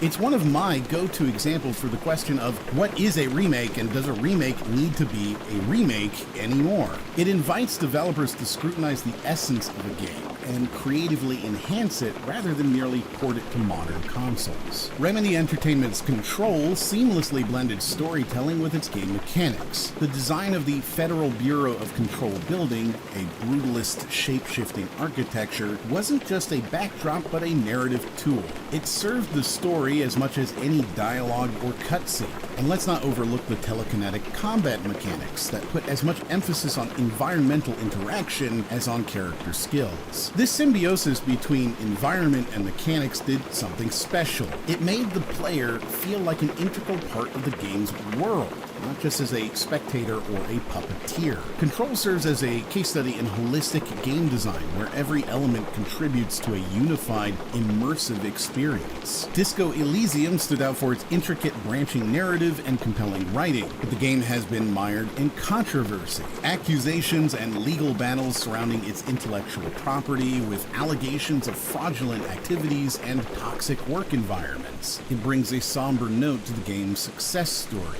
It reminds us that even as we applaud the front-end creativity, the back-end can be fraught with challenges that threaten not just sequels, but the reputation of the gaming industry itself. Bloodstained Ritual of the Night is a standout case of crowdfunding done right in an era when the Kickstarter brand itself has faced skepticism.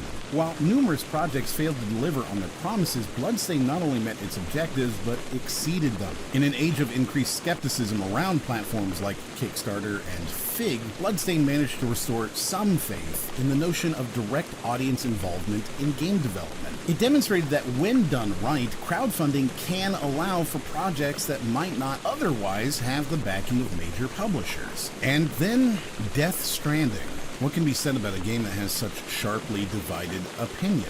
Metal Gear Solid 5 serves as the backdrop to understanding Death Stranding. Released in 2 parts, Ground Zeroes and The Phantom Pain, it was conceived as a sprawling epic. Then something inconceivable happened. Kojima's abrupt departure from Konami not only left fans shocked, but raised questions about the completion of MGS5. The game's fragmented narrative and somewhat truncated ending led many to speculate that Konami's oversight forced a hurried finish. Now, post-Kojima, Konami released Metal Gear Survive, a title that can be described as a complete departure from what Metal Gear had traditionally represented. This was Konami trying to continue the Metal Gear legacy, but without its most crucial visionary. As you might expect, the game wasn't warmly received.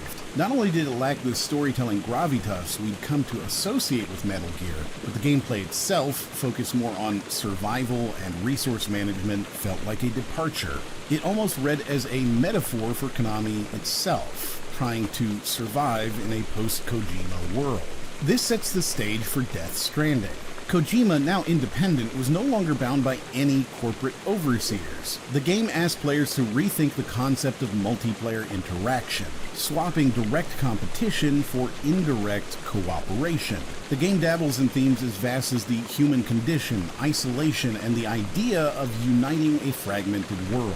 Its storytelling was cryptic, filled with symbolism and abstract concepts. However, the game polarized audiences. For some, the game's pacing felt glacial, bogged down by what appeared to be endless fetch quests. The narrative's abstraction also bordered on obfuscation for players who felt that the story was hard to follow or just plain nonsensical. While some hailed it as a masterpiece, others found it laboriously self-indulgent. Konami's oversight had always provided a counterbalance to Kojima's more extravagant instincts. That Konami's previous involvement in Kojima's projects served as a kind of necessary boundary that kept his more extravagant, potentially alienating ideas in check. This dialectic between the creator's freedom and the constraints of commercial viability or playability forms the crux of the conversation around Death Stranding. Kojima Unchained gave us a game that was uncompromising in its vision, for better or worse. It certainly fuels the ongoing debate about the role of auteurs in an industry increasingly driven by collaborative efforts.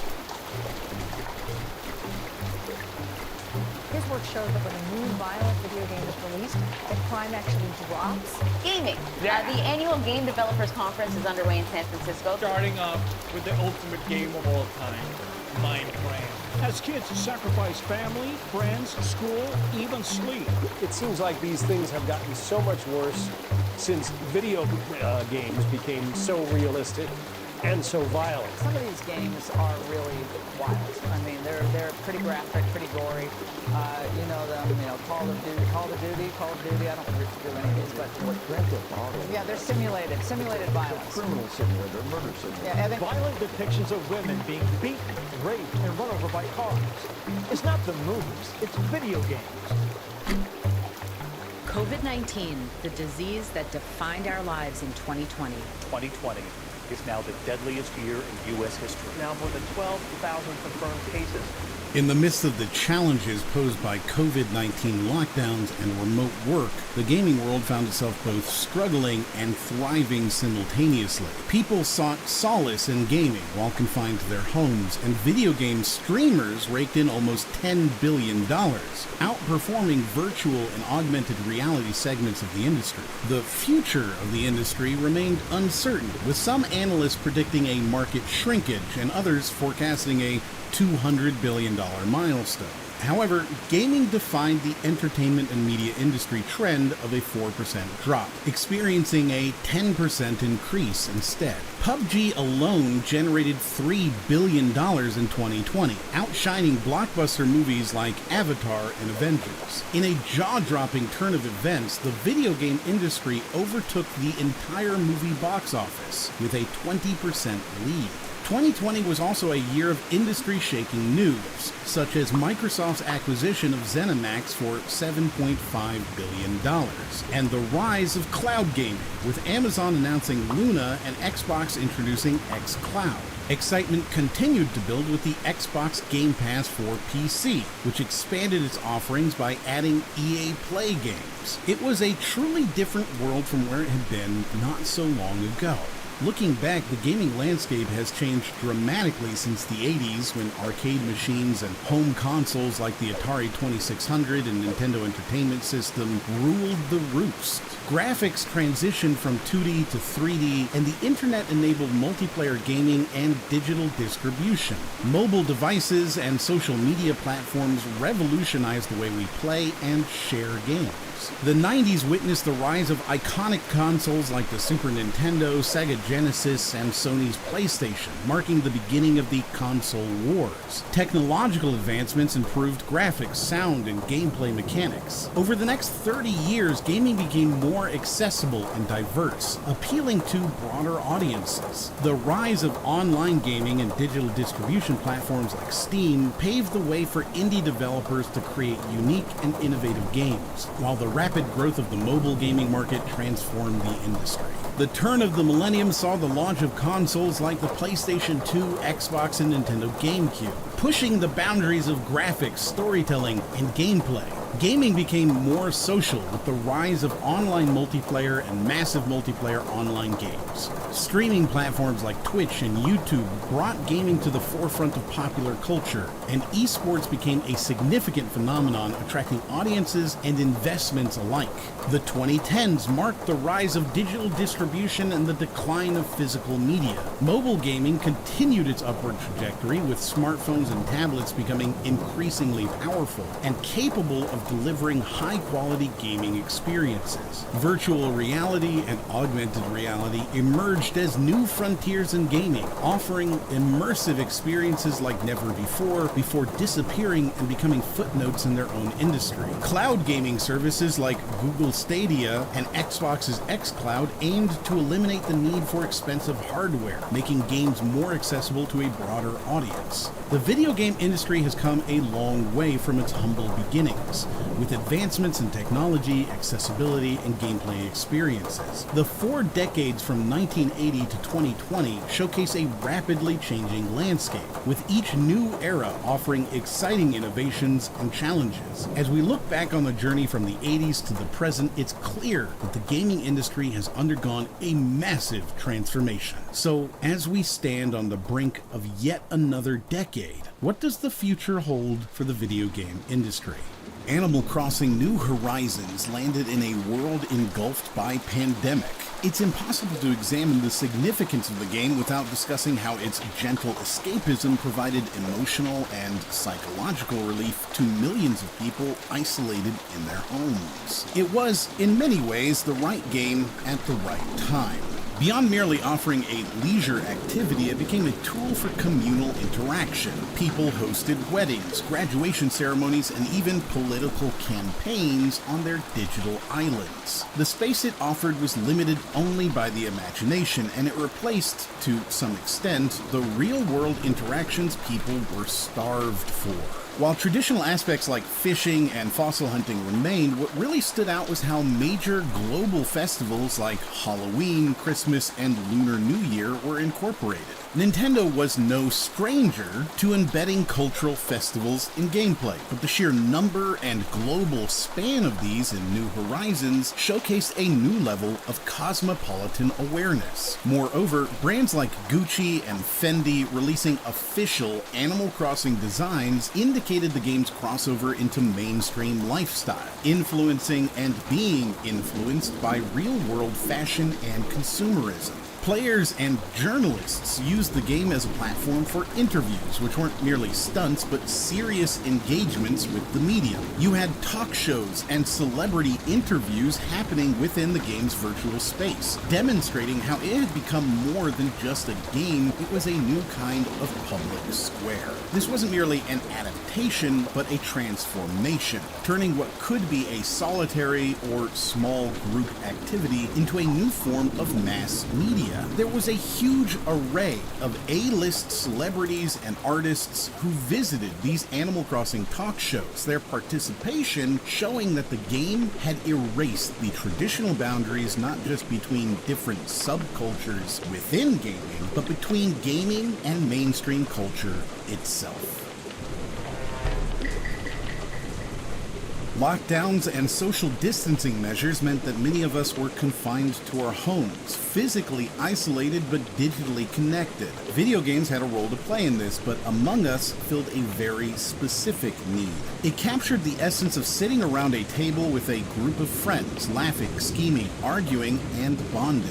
The very things we were starved for in the real world suddenly came alive on our screens. Among Us wasn't merely a substitute for real-world social interactions, it became a new format for them, enabling far-flung family and friends to engage in a shared experience. A lot of the games that get media attention are resource-intensive blockbuster titles that require high-end hardware. Among Us ran counter to that trend. Its simple graphics and minimal processing needs meant it was accessible to almost anyone with a digital device. Smartphones, tablets, low-end laptops, you name it. This inclusivity broke down traditional barriers of entry to gaming, pulling in an audience that was genuinely diverse in age, geography, and gaming literacy. And let's not forget how Among Us became a fresh canvas for self-expression. The in-game cosmetics, the mods, and yes, even the memes created a culture around the game that went far beyond its coded parameters. The artwork, the fan theories, the communities that sprang up around it, it became a living, breathing entity. The game wasn't just a game, it was a culture, a dialect almost, understood by millions and continually evolving in fascinating ways. Twitch streamers amplified this cultural pervasiveness. Here, we see an instance where content creators and a game fed off each other's popularity in a symbiotic relationship. Among Us provided endless content opportunities, whether in the form of debates, betrayals, or downright comedic moments. Streamers could interact in real time with their audience, polling them for decisions or just sharing a laugh, thereby adding a participative layer to the viewing experience. And each Twitch broadcast reached new audiences, drawing them into the Among Us ecosystem, a self-sustaining cycle of visibility and engagement. It should not surprise anyone after hearing that to find out that Among Us is the most played game of all time, at one point reaching over 500 million monthly players. Doom Eternal served as both a refuge and a battleground for gamers. While I gave the game a 7 out of 10 in my in-depth hour-long YouTube review, I must admit it has divided opinions within the community, including my own. id Software's attempts at innovating the franchise, particularly through the new resource loop system, led to a form of gameplay that I found to be more about micromanagement than the adrenaline-pumping action Doom is known for.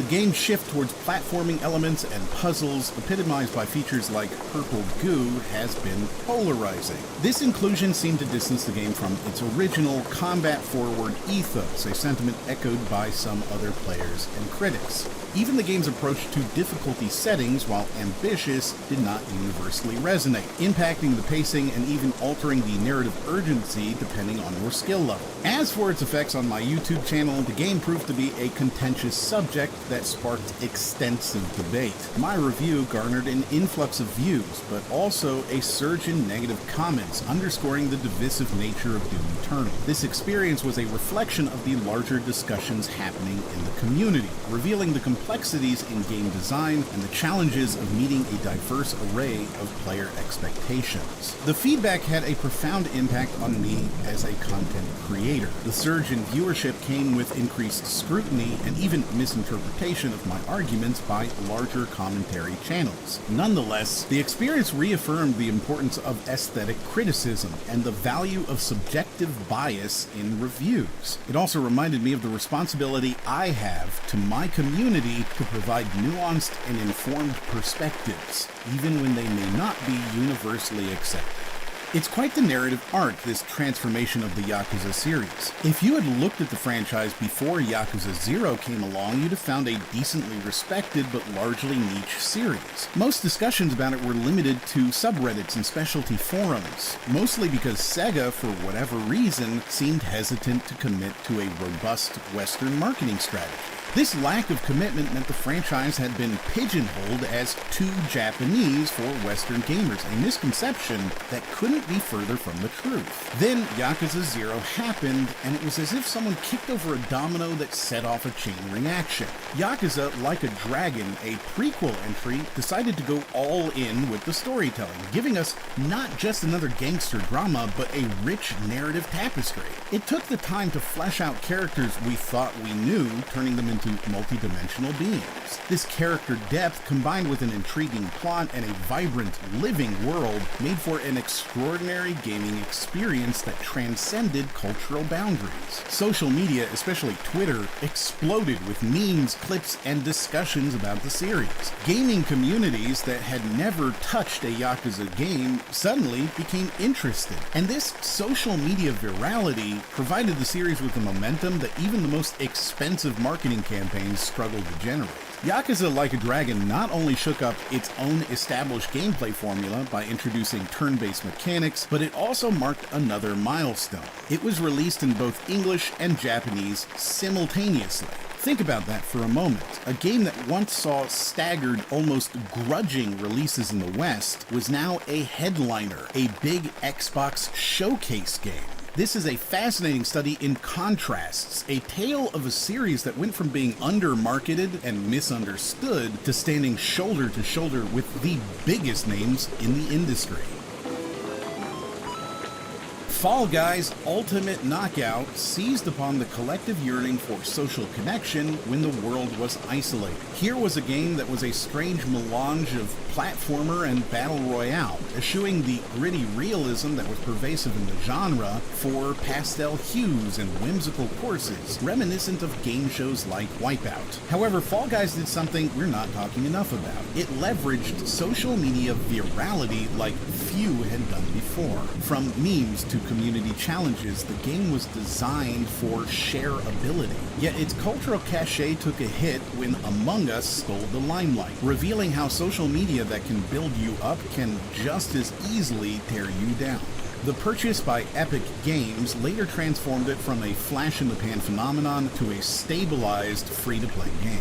On to Final Fantasy VII Remake. This was more than just a graphical overhaul. The game served as a meta-commentary on the nature of nostalgia. Characters you knew and loved were suddenly complex, filled with nuance. No longer did Cloud strut around with polygonal arms, he was now a fully fleshed out human being struggling with an identity crisis. It is absolutely incredible that the developers have managed to make us question whether or not the single most well-known spoiler in the history of gaming is going to happen again in this game. The original Final Fantasy VII led the charge in narrative storytelling in video games in 1997, and its remake is a marker for how far we've come, showing that gaming narratives can be just as intricate and emotionally resonant as any Oscar-winning film.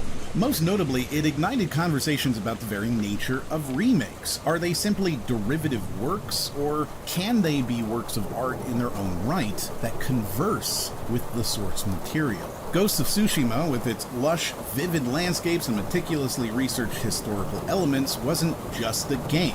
It was a love letter to feudal Japan and samurai cinema. The Guiding Wind was a paradigm shift. It's an element that redefined the concept of immersion by making navigation feel less like a task and more like a form of exploration that you are intrinsically motivated to do. The game demonstrated how form could meet function in ways that also deepen the narrative and the emotional resonance of the experience. In a game when HUD and UI elements have often been distracting add-ons, GPS lines, mini-maps, and blinking compass locations, Ghost of Tsushima allowed players to immerse themselves in the world, truly living the life of Jin Sakai, if only for a few hours at a time.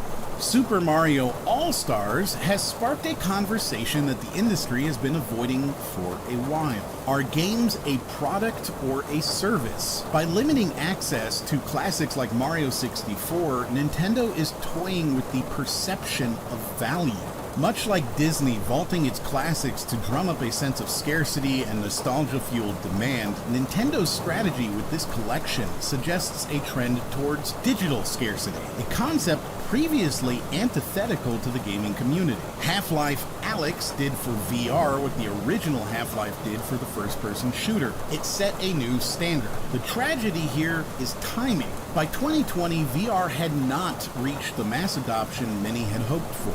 Yet Alyx showcased what VR could do, from the tactile nature of reloading a gun to the sheer terror of facing a headcrab in full 3D space. Its timing demonstrated the pitfalls of technological adoption cycles in gaming, illustrating how even brilliance can be obscured by external trends. Cyberpunk 2077 embodies the risk of ambition. This game promised a sprawling, neon-lit future filled with narrative depth. Yet it became a lesson in the dangers of overhyping a game to the point where it could never meet expectations. The game absolutely did not work on the PS4 and barely ran on any consoles at all. While CD Projekt Red's reputation took a substantial hit, those who played the game on capable systems found a narrative richness that rivals literary works in the sci-fi genre. It's a dual narrative of incredible success and catastrophic failure rolled into one.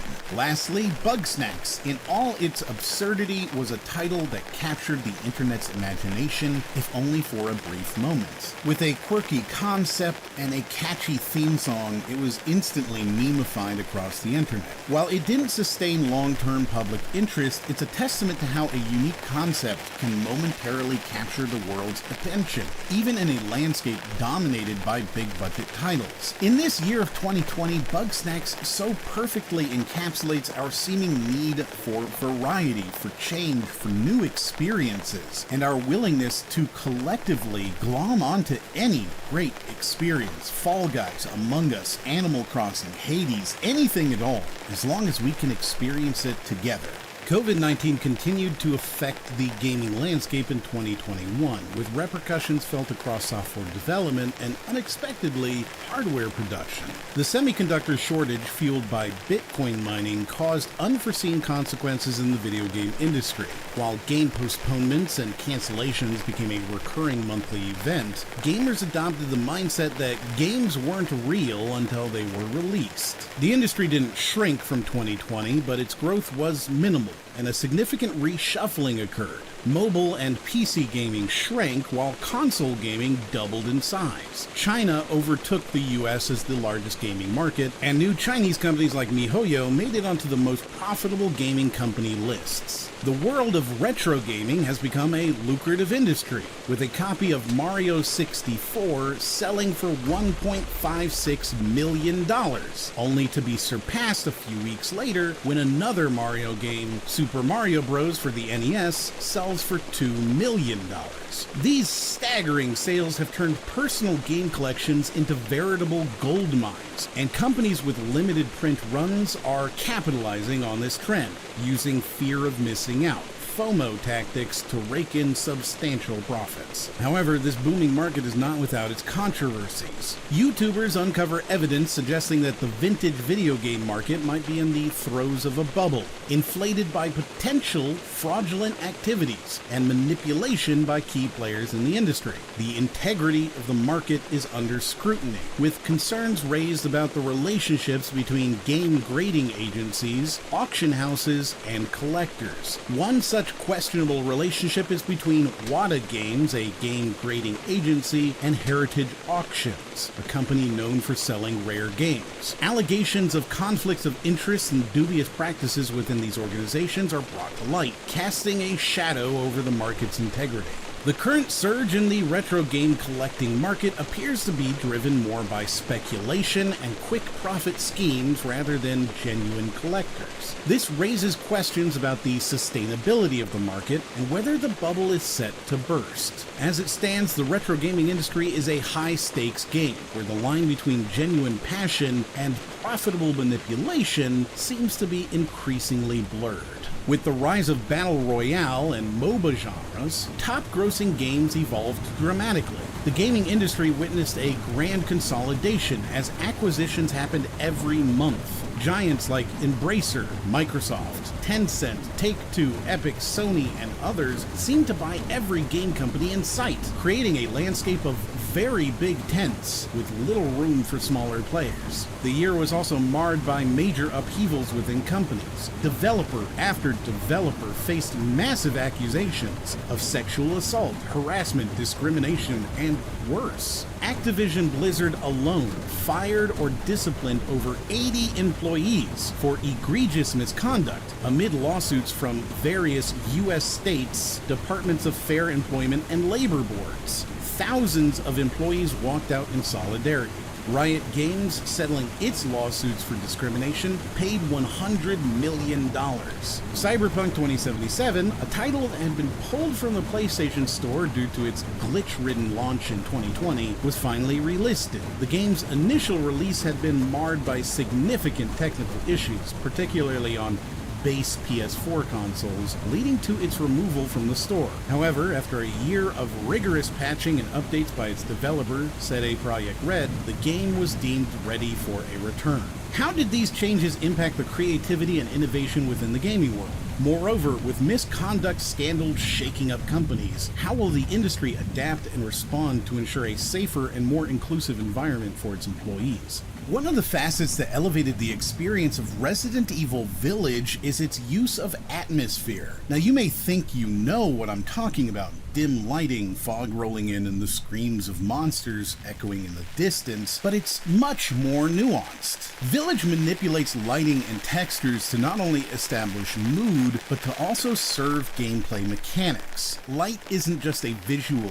cue, it's a design tool that teaches players to be hyper-observant. Did you notice how your eyes naturally drift towards the areas of the environment bathed in low hunting illumination? That's by design, and it's a design philosophy that dates back to horror cinema, manipulating audience attention without being overt. While other franchises and studios either outright copied their earlier hits or rehashed them poorly, Capcom successfully modernized familiar elements, satisfying veteran fans while creating a fresh experience for newcomers. It's a balancing act few can maintain, but Capcom did, despite laboring under the same pandemic-induced challenges affecting all of us. The character of Lady Dimitrescu stands out in this regard. With her imposing height and charismatic malice, she embodies the legacy of unforgettable Resident Evil antagonists while delivering something novel, almost a marriage between a classic Disney villainess and a survival horror monster. However, what isn't often discussed is the idea of power dynamics she introduces into the gameplay. Traditionally, the Resident Evil series has often presented itself as a gun-toting, machismo-filled landscape. Lady Dimitrescu subverts this in a rather unique way. Not just a villain, but an obstacle, an ever-present threat that makes you question every action you take within her vicinity. It's a mechanic reminiscent of the stalker elements from previous entries, but pushed to an entirely new level. While I personally think this is just such a bad game, it is undeniable how successfully it integrated Lady D into gaming's pantheon, and it's likely she'll be remembered fondly for the next decade or longer. The legacy of the Halo franchise is one both storied and complex. From its inception, it sculpted the shape of console FPS multiplayer experiences and secured the Xbox as a gaming titan. Yet, like all great empires, the golden era of Halo saw challenges both external and internal. The transition from Bungie, the franchise's original creator, to 343 Industries was more than just a change in name. It ushered in a new philosophy and approach to Halo. Halo 4 marked 343's debut, and while the game had its merits and was generally positively received, purists noted subtle shifts in tone, design, and narrative approach. These initial reservations, although mild, were perhaps harbingers of broader shifts to come.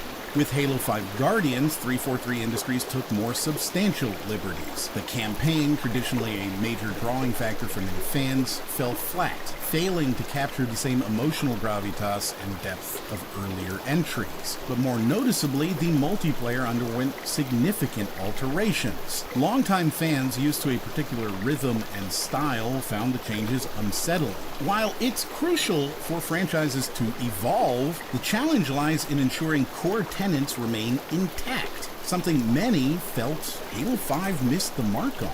Halo Infinite was poised to be no different. The game's initial trailer launched and, well, it became the stuff of meme legend. The graphics, especially our dear friend Craig the Brute, left many scratching their head. But instead of doubling down, 343 did something commendable. They listened and delayed the game. Fast forward to the public beta, and the atmosphere was electric. The gameplay felt fresh, yet familiar, and there was a collective sigh of relief. Could this be the best Halo ever? The stage was set for a triumphant return. But then came the official launch. While the campaign was generally well received, the multiplayer component faced a barrage of criticisms. While it improved on some of Halo 5, it also bore its own share of controversies. The absence of certain gameplay modes like campaign co-op and Forge left many feeling they had an incomplete product. High initial sales were overshadowed by diminishing player retention, revealing a disconnect between the game and its community. And while every game has its teething problems, the issues with Halo Infinite felt more profound. It wasn't just about missing features, it was about the very essence of what made Halo, well, Halo. The progression system felt out of touch, and the customization options, or lack thereof, became a sore point. I mean, having to pay for the color blue? That's like telling Mario he has to pay for his mustache. The gaming landscape was undergoing its own transformation during Halo's transitional period. The rise of games like Overwatch and Fortnite redefined multiplayer experiences. These titles, with their colorful aesthetics, more general appeal, and varying gameplay mechanics, began drawing players, including those once loyal to Halo. The shift in rating for Halo from mature to teen perhaps signaled 343's attempt to capture a broader audience, much like its competitors. However, this decision further alienated purists and positioned Halo as a follower rather than the trendsetter it once was. Introducing microtransactions to the Master Chief Collection, a compilation of Halo's iconic past, felt to many like a desecration. At a time when trust in 343 was already shaky, this decision was seen as prioritizing profit over player experience, further eroding faith in the franchise's direction. Halo's challenges weren't limited to the gaming realm. The much-anticipated TV series adaptation, a potential saving grace, became instead another point of contention. While adaptations always necessitate some change, the series made poor decisions, particularly with the beloved character of Master Chief. For a fandom that reveres its lore, these deviations were simply too hard of a pill to swallow, and 343 was no longer seen as an acceptable steward of the brand. Microsoft announced that 343 would no longer be the studio to work on future Halo products. And then the 2023 Games Showcase happened, and it may well be one of the most telling signs of the franchise's decline. Here was the premier platform to spotlight Xbox's crown jewels, their most enticing offerings, and a stage to reassure fans about their favorite games. While the audience was treated to indie gems, deep dives into third-party partnerships, and even exclusive segments with the likes of Keanu Reeves discussing Cyberpunk 2077 Phantom Liberty, one notable entity was conspicuously absent: Halo Infinite. It's not just that Halo was missing, it's that the omission occurred a mere 4 days after the launch of a new season for Halo Infinite. This wasn't a period where Halo was dormant or lacked updates. The game had fresh content, which typically would be prime material for a showcase event. Yet, in the lineup that included every new DLC for Bethesda's games, discussions on High on Life, and even a behind-the-scenes look on Microsoft Flight Simulator Dune expansion, Halo was nowhere to be found. The silence spoke volumes.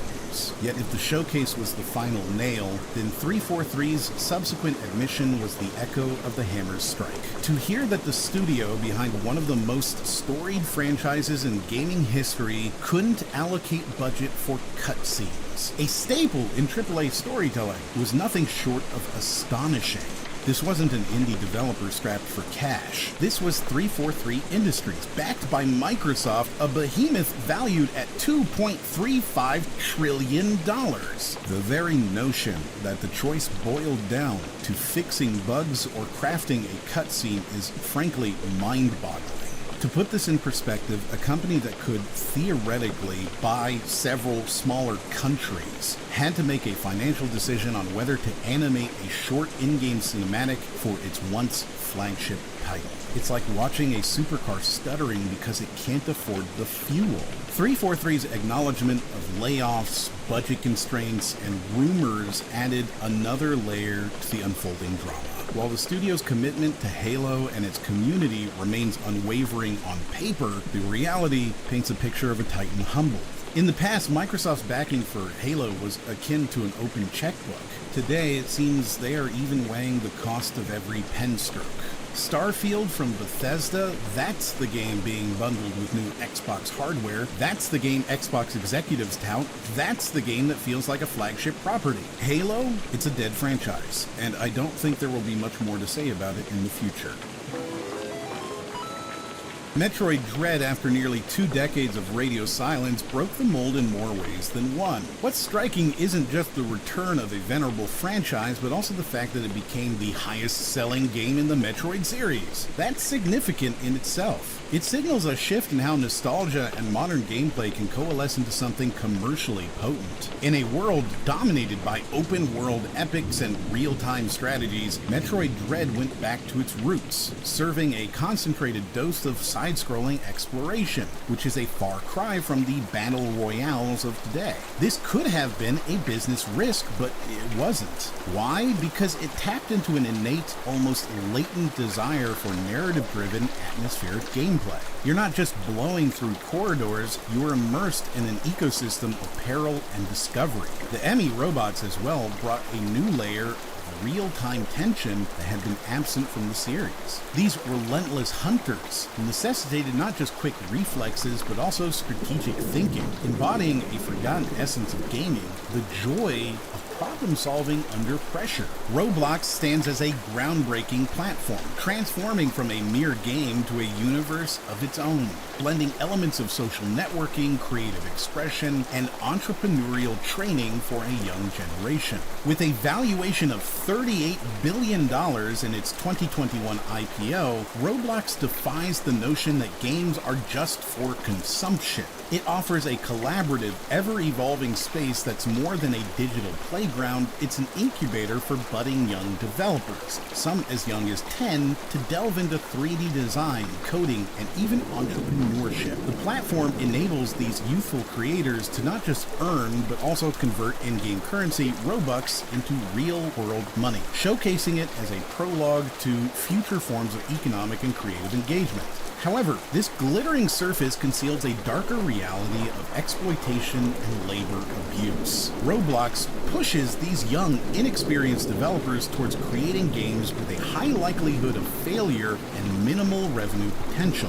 The hurdles for converting the in-game currency to real-world money are steep, including advertising costs and the platform's hefty cut from any profits. Worse still, developers are paid in a pretend currency, tethering them to a platform that offers limited financial mobility. This encourages burnout and perpetuates a cycle of labor abuse, as the platform promotes addictive over enjoyable game designs. In the wake of these leviathans, the return of Alex Kidd may seem quaint, but here lies a rich piece of gaming lore. Sega's erstwhile mascot had been dormant for 3 decades. It's a nod to the bygone era when console makers sought to define their brands with mascot characters, much like comic book companies. Alex Kidd's re-emergence is a testament to the enduring appeal of simplicity, clean lines, intuitive controls, and unambiguous objectives. Sega's decision to bring him back isn't just a play on nostalgia, it also reflects the need for medium-sized releases in the era of either indie games or blockbuster titles. Alex Kidd fits neither category, yet still appeals to a broader audience. It's a gentle reminder that there's room in the industry for the middle child game, one that doesn't require hundreds of hours of commitment or offer complex branching narratives. Simple, straightforward gameplay can still hold its weight in gold, provided it's executed with finesse and passion. Returnal has an interesting symbiosis between narrative and game mechanics. Housemarque has done a fascinating job of incorporating the roguelike death cycle into the protagonist's personal journey. Every time you die, you're not just restarting a level, you're reliving the protagonist's existential dread, making each gameplay loop a narrative loop as well. This design choice serves as a masterstroke in immersive storytelling. With its gameplay, it doesn't just show off, it integrates many of the PS5's features into the core experience. The haptic feedback isn't a gimmick, it's a new way of immersing yourself in the game, where each trigger pull and raindrop contributes to the mood and the stakes. It Takes Two presents a notable shift in how we view co-op games, from a narrative perspective. In many co-op games, the story often takes a back seat, serving as little more than context for the gameplay. But in It Takes Two, your actions as players actually mimic the emotional hurdles the characters are going through in their failing marriage. Whether it's timing jumps to perfectly match your partner's actions, or solving a puzzle where both players must contribute equally, the gameplay mechanics are designed to foster emotional synchronicity between players, making them truly feel the highs and lows of the characters' relationship. 2022 marked an era of dramatic change in the gaming world, with Microsoft's jaw-dropping $70 billion proposed acquisition of Activision. This move epitomized the ongoing trend of vertical consolidation, as mid-tier developers dwindled and everyone from Beamdog to Zynga got scooped up. Even Wordle wasn't immune. Netflix even joined the fray, acquiring 6 studios to produce games for its platform. This wave of consolidation raised concerns about the industry's diversity and creativity. With fewer independent developers, the gaming landscape became increasingly homogenous, dominated by corporate behemoths. This shift in power dynamics affected both the types of games produced and the way they were marketed and distributed. Following the trends of consolidation, Sony acquired Bungie for $3.6 billion. Bungie, the creator of the iconic Halo series for Microsoft's Xbox platform, had previously parted ways with Microsoft and later Activision Blizzard to regain its independence. This acquisition was not merely a business transaction, but a strategic collaboration that benefited both parties. Sony could now expand PlayStation products to a larger audience and leverage Bungie's expertise in live services. Bungie, on the other hand, saw an opportunity to broaden its horizons and explore new interactive experiences. Sony's acquisition of Bungie signals a shift in the gaming industry towards owning a library of universes rather than specific platforms. Bungie, with its popular sci-fi universe and plans to expand into other media, is a valuable asset for Sony, The partnership could also lead to technology sharing and improvements in Bungie's corporate culture. In another significant development, Cyberpunk 2077 was finally launched for PlayStation 5 nearly 2 years after its original release. The game's initial launch was marred by glitches and performance issues, which led to its removal from the PlayStation Store. However, the PS5 version finally delivered the experience that was originally intended. Despite the damage to the brand caused by the failed launch, console players could now understand why PC players hailed it as one of the best RPGs ever. Meanwhile, workplace harassment continued to plague the industry, and crunch culture, long hours, high pressure, and little work-life balance finally emerged as a significant issue. In response, studios began unionizing to protect employees' rights and create a more sustainable work environment. Amid these transformations, the Steam Deck was introduced, bringing almost the entire Steam library to a mobile form factor. This innovation signaled a growing interest in mobile gameplay as gamers sought flexibility and convenience in their gaming experiences. For a lot of gamers, this became the preferred way to play some of their favorite games. The gaming industry faced a turning point, grappling with the ramifications of consolidation and the need for cultural shifts within the workplace. How will the industry evolve in the face of these challenges? And most importantly, can it maintain the spirit of innovation and creativity that has fueled its growth for decades? Elden Ring, a collaboration between the esteemed director Hidetaka Miyazaki and famed novelist George R.R. Martin, has emerged as one of those paradigm-shifting titles in the video game landscape. Unlike many open-world games that hold your hand through quest markers and elaborate logs, Elden Ring took a more radical approach in line with Ghosts of Tsushima. The absence of these guiding elements allows the game to treat its players like curious wanderers, rather than guided tourists following a well-trodden path. In doing so, Elden Ring nurtures a genuine sense of wonder. You are incentivized to pay attention to the world, to learn its secrets, its characters, and the repercussions of your actions within it. To see an interesting landmark and journey to it. This sense of player agency is liberating, and the individualized journeys it engenders make for deeply personal gaming experiences. In this context, the absence of handholding is not a bug. It's a feature that elevates the game into a narrative playground, where the game isn't just presented, it's discovered. The storytelling of Elden Ring exists as fragments scattered throughout its world. Much like an archaeological dig, the more you invest in exploration, the more coherent the story becomes. But crucially, your understanding of the world is yours alone. This approach to indirect narrative offers layers of complexity, adding substance to the game's thematic richness. It's a far cry from cutscene-heavy epics, but it offers a more textured and open-ended experience that leaves room for interpretation and debate. Now, while discussing gameplay experiences with others has been a part of gaming community for years, it's worth noting how Elden Ring mobilized this to an almost unprecedented degree. In the absence of markers and logs, players found themselves drawn to online forums, social media, and yes, even physical spaces to share information, swap theories, and offer guidance. The game managed to do what few others have: make community interaction almost a soft requirement for full enjoyment and understanding. This interplay between individual discovery and collective problem solving represents the pinnacle of organic community building within the realm of gaming. The release of the Hitman trilogy was a milestone moment that marked the culmination of IO Interactive's meticulous work over several years. And it's not just a milestone for the developer or the stealth action genre, it's a significant marker for the entire industry for a few crucial reasons. The complexity of the original game's pricing, coupled with a wave of negative reviews at launch on Steam, showed an industry grappling with legacy issues. As games transitioned from being standalone experiences to more live service models, there's a learning curve for developers and consumers alike.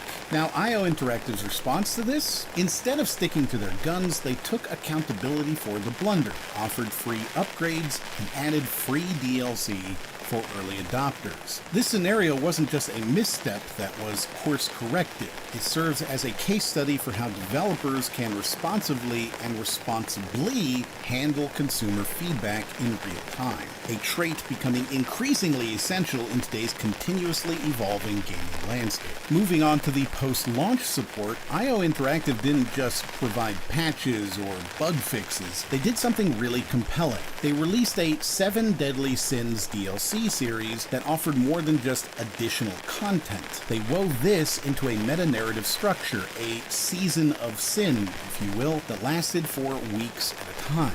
It gave players a new lens to explore already familiar environments, making it more of an evolving story rather than just a mission pack. This sort of rolling content keeps communities engaged, yes, but also offers developers a framework for how to extend a game's narrative without simply adding more bricks to the edifice. It's a more organic form of storytelling that fits well within the episodic nature of the modern media consumption landscape. Beyond these specifics, there's the rebranding effort to Hitman World of Assassination, which encapsulates the entire journey of the Hitman games from their original release to the cohesive and broad ecosystem they form today. It also echoes a larger industry trend where games evolve into worlds or platforms for various types of content. Think of it as a version of backwards compatibility, but not just in terms of software or hardware, but in narrative scope and user engagement. By packing older games into the rebranded Hitman 3, IO Interactive made a strong statement about how we should think about the life cycle and accessibility of video games. RimWorld, launched officially in 2018, still stands as an example of how a game doesn't need high-budget polish to deliver a compelling experience. Initially debuting as an alpha version back in 2013, RimWorld took a lean budget and used it to build a deeply intricate simulation, turning a survival management experience into an epic storytelling machine. This game demonstrated that narrative in video games doesn't always come from scripted events or pre-written dialogue, but often from the organic, player-driven experiences that emerge from complex systems interacting with each other. Often mislabeled as merely a management simulator, if you look at the game's AI storyteller, it's easy to see how every decision, every relationship, every death in your colony is part of an intricate web of narrative built on a foundation individual colonist psychologies. Not only do players have to manage resources, but also the mental health and interpersonal relationships of their colonists. The AI storyteller crafts events that often put the moral and ethical choices of the player under a microscope. This game speaks to the complexity of human experience in ways that are deeply interactive, and it does so with very minimal graphical fuss. Lost Ark, developed by Smilegate RPG and published by Amazon Games in 2017, revolutionized what we expect from MMORPGs. Stunning visuals and an action-packed combat system show us that MMORPGs can be as visually thrilling as any blockbuster title. Its class system, beyond just providing aesthetic choices, deeply influenced the way players approached the game, instilling a sense of ownership and individuality. The rich narrative was a reminder that compelling storytelling isn't confined to single-player experiences. You could argue that Lost Ark combined the best of two worlds, the storytelling depth commonly seen in single-player RPGs, and the communal and competitive elements that make MMORPGs captivating. Towns are bustling, the environments are incredibly varied, and the world feels lived in, something quite difficult to accomplish in online multiplayer games. But it's not just about the world you see, it's about the world you interact with. Crafting and trading don't just serve as side quests, they're vital for survival and progression, offering a degree of economic realism rarely seen in the genre. Moving on to Horizon Forbidden West. While its predecessor was praised for its world building, Forbidden West takes it up several notches. The ecological focus, for instance, is far more than cosmetic. Through Aloy's interaction with flora and fauna, the game subtly educates players on biodiversity and the impact of human activity on the environment. Forbidden West also gives players underwater exploration capabilities, and this is more than just a visual feast. It expands the game's storytelling palette, opening new avenues for ecological narrative and hidden lore. Aloy's journey through a lush, post-apocalyptic Earth remains one of the most visually stunning experiences in gaming. It takes the question of what if and runs with it. What if society collapsed and nature took back our cities? What if robotic creatures roamed the Earth? These questions make the player reevaluate our relationship with technology, and that's a dialogue that continues to be more relevant each passing year. God of War Ragnarok is a narrative masterstroke in video gaming, redefining what sequels can do. The game doesn't just continue the story, it fills in the blanks, fleshing out characters and plot lines that seemed peripheral in the original game. In doing so, it elevates the narrative depth and emotional investment of the series. The relationship between Kratos and his son Atreus undergoes a noticeable shift, echoing the growth and maturity of both characters, and retroactively fixing one of the major issues in the original. This is a game that shows how the medium can handle themes of fatherhood, legacy, and the emotional weight of one's past with nuance and grace. It also shows how a sequel can alter the discussion of an original's flaws by recontextualizing them into a sequel's boons. Sifu caught everyone's attention with its elegance. The combat system isn't just a button masher, it's a dance. Each move, each block, each strike has to be timed and executed to perfection. Game manages to recreate the look and feel of iconic martial arts films, providing both a nostalgic homage and a fresh take on the genre. This isn't just a game about fighting, it's a game about mastery, about the long and often brutal path one takes to become truly exceptional in any craft. It celebrates martial arts not just as a form of combat, but as a form of art and discipline. But the appeal of this game isn't just in its combat. Its aging mechanic, where the character grows older each time they die, adds a layer of urgency and stakes to the game. It reminds players that the path to mastery is not infinite, that there are costs and sacrifices to the relentless pursuit of revenge. Sifu's fluid combat mechanics aren't just there for show. They reflect the themes of mastery and discipline that are at the core of martial arts philosophy. Each failure and retry are learning experiences, mirroring the real-life dedication it takes to become a master. And let's not ignore Marvel Snap. While everyone was expecting yet another Marvel action game, what did we get? A card game without turns. Initially, people might have raised their eyebrows, but as it turns out, people are really enjoying it. No, they're not Disney bots. People genuinely find the strategy and fast-paced nature of the game to be a refreshing departure from the usual Marvel gaming fare. As we glance back and peek into the unfolding story of 2023, it's clear that the gaming industry has no intention of slowing down. This year has seen some significant shifts and trends that have set the stage for the future of gaming. Google Stadia has finally closed its virtual doors, leaving behind a trail of unfulfilled promises and a lesson in the challenges of cloud gaming. With Stadia's departure, the question remains, can cloud gaming ever truly compete with traditional consoles and PCs, or is it destined to be another footnote in gaming history? The Nintendo eShop for the Wii U and 3DS also waved goodbye, signaling a shift in digital distribution strategies. Game companies like Ubisoft started shutting down their older games' online components. Companies that had long supported their own launchers on PC were reintegrating back into the more centralized channels like Steam. As more platforms emerge and compete for a piece of the gaming pie, how will this affect the way we purchase and experience games in the future? This year has seen a continued surge in acquisitions, with the Activision-Microsoft merger being the cherry on the top. As the industry continues to consolidate, what does this mean for the future of game development? Will we see more creativity and innovation, or will the concentration of power stifle the unique voices that make gaming so diverse and vibrant? E3, the annual convention, finally bites the dust. With the last remaining publishers pulling out, it seems the era of the Grand Gaming Expo is coming to a close. With the rise of digital events and alternative showcases, we're left to wonder, how will the industry adapt and evolve to keep the excitement of gaming announcements alive? EA, which had previously been a vocal advocate for multiplayer experiences, made a significant pivot towards single-player games. This change in direction was marked by the release of a remake of the beloved horror classic Dead Space and a new entry in the Skate series. Both games were met with enthusiasm by fans and critics alike,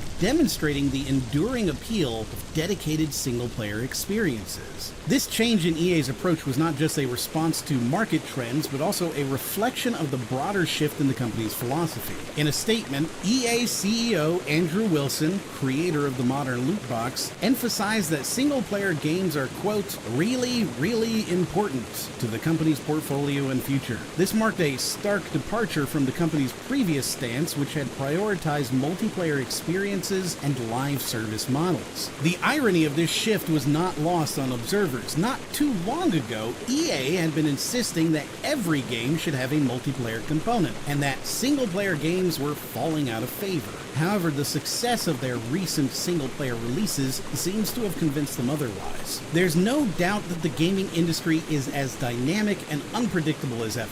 While we can't yet know what games will end up in the 2023 time capsule, we can be sure that the trends we've witnessed this year will shape the future of gaming in ways we can't even imagine. As we collectively power through 2023, let's take a moment to ponder the implications of the events we've witnessed so far. How will the industry's transformations affect our gaming experiences in the years to come? And with the ever-shifting landscape of gaming, what will be the next major trend that defines the industry as we move forward? I want to extend a heartfelt thank you to everyone who watched this video. Your support means the world to me, and I'm grateful to share this passion for gaming history with all of you. A massive shout out to my incredible patrons on Patreon. Without your generous contributions, this video wouldn't have been possible. And to all my subscribers, old and new, thank you for joining me on this adventure through the ever-evolving world of video games. What immediately comes to mind when you think about Sonic the Hedgehog? For me, it's doing this, and doing this, and going through these, and finding these. I also associate Sonic with visuals like these. But as the series jumped to 3D, things changed. I found myself just as easily associating Sonic with gameplay like this, or this, accompanied by a style like this and a sound like this. Both of these eras were evocative of the series' gameplay and the character himself. As Sonic Team continued to experiment, however, the series took many forms. Some were good, some were, bold. For you, maybe Sonic is defined by this, or even this. The core gameplay and identity of each game would shift so often that the fanbase would become understandably split on what made Sonic great. Was it supposed to be evocative of the Genesis games, the games that made Sonic what it was? Should it feature multiple characters and styles of gameplay, or should they just focus on Sonic? Had the series lost what made it intrinsically unique as a platformer, or did it maintain that uniqueness somehow? On top of that, the series would be continually responsible for noticeable fluctuations in quality, tarnishing the series in the eyes of many, and demonstrating that Sonic's name no longer meant quality. To an outsider, a Sonic game outside of the Genesis era looked like this, or this, or this, and I can't say I blame them. It wasn't always like this, though. Obviously, in the Genesis era, Sonic was a phenomenon. But even when the series first entered 3D, it blew people away, with some even hypothesizing that it could have helped re-establish Sega as a competitive name in the console market. I wanted to assess the evolution of 3D Sonic as a whole. What elements from the Genesis games persisted when the jump was made? What new elements worked and which ones didn't? Why did those new elements linger for so long? Was there anything truly brilliant in the series' dark age? How did Sonic Team refocus? Why did things fall apart time and time again? And what do we have today? So many questions, and none with a straightforward answer. And yet, despite the complicated history, I still keep an eye on Sonic. I'm not nearly as invested in the new stuff, but clearly the attachment I had with the games growing up was strong enough for me to pay attention, even if my trust in Sonic Team has plummeted. Although I want answers to all of those things I mentioned earlier, the one question I want an answer to most is, why do I still care? I mean, elements of what I loved about Sonic to begin with still linger in each new attempt at the formula. But Sonic Team have embarrassed themselves time and time again. And yet, I still care. I still want Sonic to be this shining beacon of brilliance in game design. Is it even possible anymore? Well, that's what I want to find out. I'm Liam Triforce, and in this video, I want to find out what exactly is compelling to me and countless others in 3D Sonic. I want to look to the past, figure out what led us to the present, and hopefully inform the future. But first, hair loss. Gamers, 2 out of 3 men experience hair loss by the time they're 35 years old. Thankfully, the sponsor of this video, Keeps, is here to help. Keeps is a subscription service that offers clinically proven treatments to help men keep their hair. Treatment plans are personalized for each user, affordable at half the cost of a typical pharmacy, and delivered straight to your door so you can combat hair loss from the comfort of your own home. Keeps also has a network of care specialists, and your treatment plan grants you a full year of messaging with your medical advisor if you ever need anything. No matter what you're looking for, Keeps physicians will help you pick the right products and treatments to match the goals you have for your hair. Whether you wish to prevent hair loss, perhaps encourage hair growth, or just strengthen the hair you've got, Keeps has your back. Or head in this case. Hair loss stops with Keeps. To get 50% off your first order, go to keeps.com/LiamTriforce or click the link in the description. That's KEEPS.com/LiamTriforce.